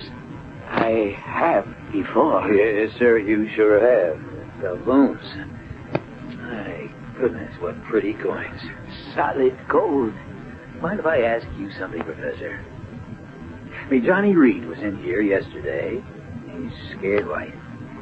A heifer of his wandered down to the shore of Dead Lake, and Johnny said some kind of thing. Grabbed it, dragged it under the water.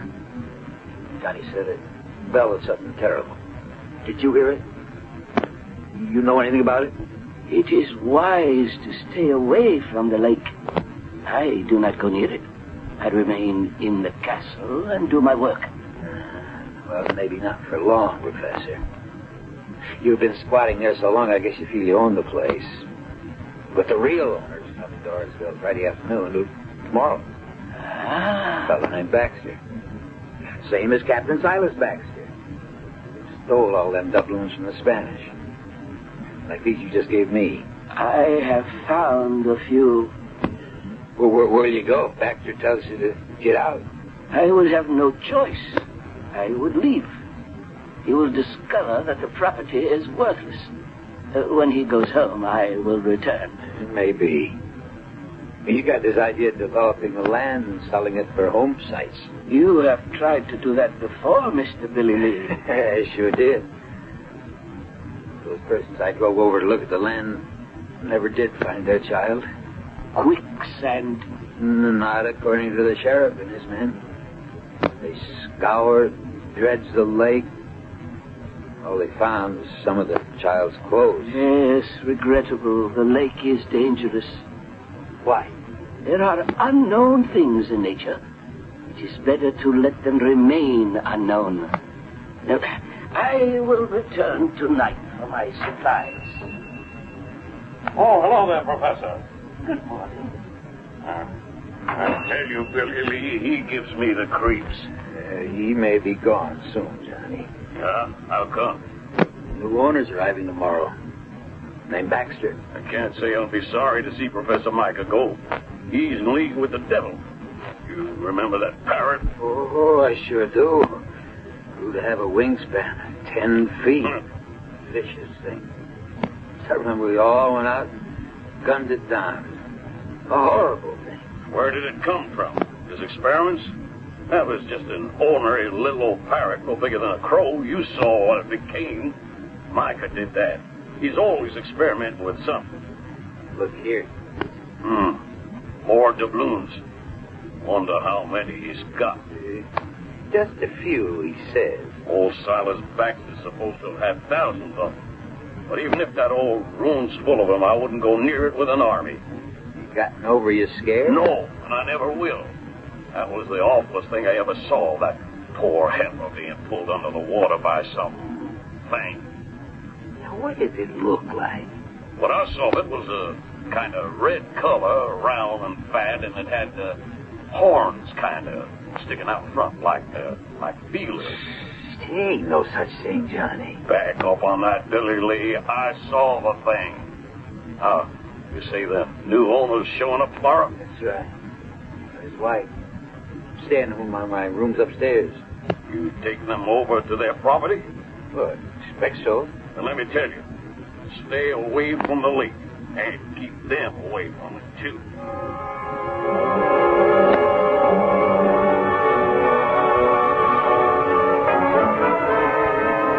The room's lovely, Mr. Harrison. Oh, Billy Lee. Well, I'm pleased you like it, Miss Baxter. It's fine. I like your store, too. Oh, it ain't much. Just a general store. Got just about everything in it that folks around here need. Well, it's very nice. Not bad for a one-horse town. Horseville isn't much, but those of us who've been here all our lives, we like it. You want excitement.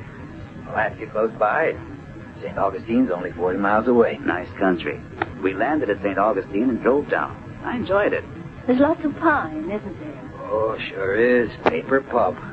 It's big business down there. And cattle. He's a rancher now. Hi, Johnny. Oh. Meet Mr. and Mrs. Baxter. Hello. Johnny Reed. How do you do? Reed. How are you? You really interested in the captain's doubloon, Mr. Baxter? Well, I don't know. It's my property. I might want to sell it off or interest some developer. I should think it would be worth quite a fair amount of money. You look skeptical, Mr. Harrison. Why are you shaking your head? No, don't go scaring him, Johnny. That's just what I'm going to do. It's not fair to keep him ignorant. Is it Dead Lake? Now, how did you guess that, ma'am? Well, the name. There's something spooky about a lake that's dead. It's dead all right, except for one thing. There's something in it. Something I saw with my own eyes, and it's really something terrible. Oh, come on, Mr. Reed. I don't blame you, Mr. Baxter, for looking at me as if I'm escaped from the mental home. But a few evenings ago, one of our herd, a nice little heifer, went to the edge of the water of Dead Lake, and some awful thing grabbed it and dragged it under. A thing? What's a thing? Nobody knows, Mr. Baxter, but Johnny saw something. And strange things have happened down there before. Oh, and another thing, Mr. Baxter. For over 30 years, a squatter's been living in the ruins of the castle. A man named Micah. He was a professor. I'll tell you about him when we drive out. Spoke to him yesterday morning and said he'd probably have to clear out. He agreed, but you'll meet him. A professor? And he's a squatter? What does he do? You'll excuse me for saying it, Miss Baxter. I think he consorts with the devil. Oh, that's a little hard to believe in this day, Mr. Harrison. He's some kind of scientist. Always sending for chemicals to Palatka to St. Augustine. He's, now what did he call himself? An something or other. Embryologist? What's that called? It's a branch of science concerned with the formation and development of the embryo. Teratology is the study of deviations from the normal. By golly, that explains the parrot with the 10-foot wingspread. What? It's the truth. I can swear to that, Mr. Baxter. Half the village went gunning for it. We shot it down. Oh, it's not possible. Yeah, neither is that thing that lives in Dead Lake.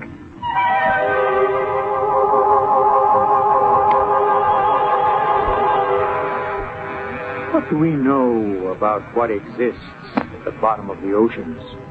What prehistoric creatures live there concealed from our sight and knowledge? Monsters? Probably. There still are phenomena which we have not fathomed. What is that thing at the bottom of Dead Lake? We will encounter it when I return with Act 2.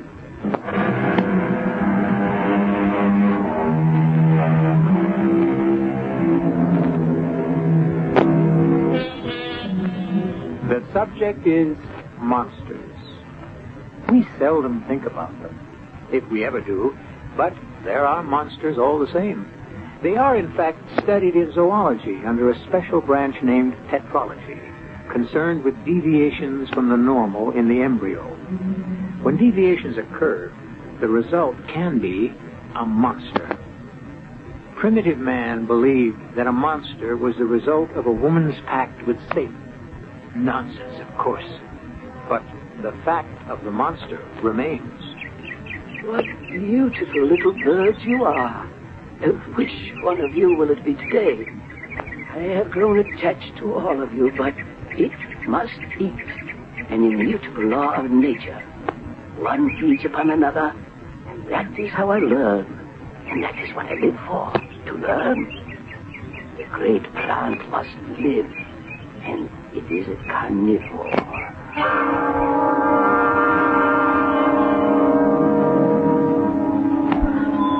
Claude?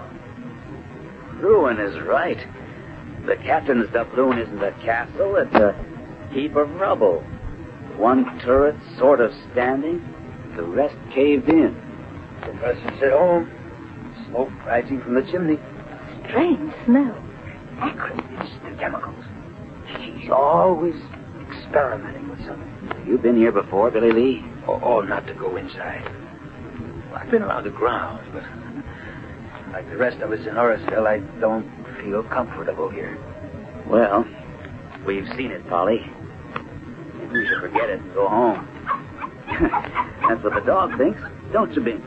But we've come all the way from Philadelphia, Claude. We ought to meet the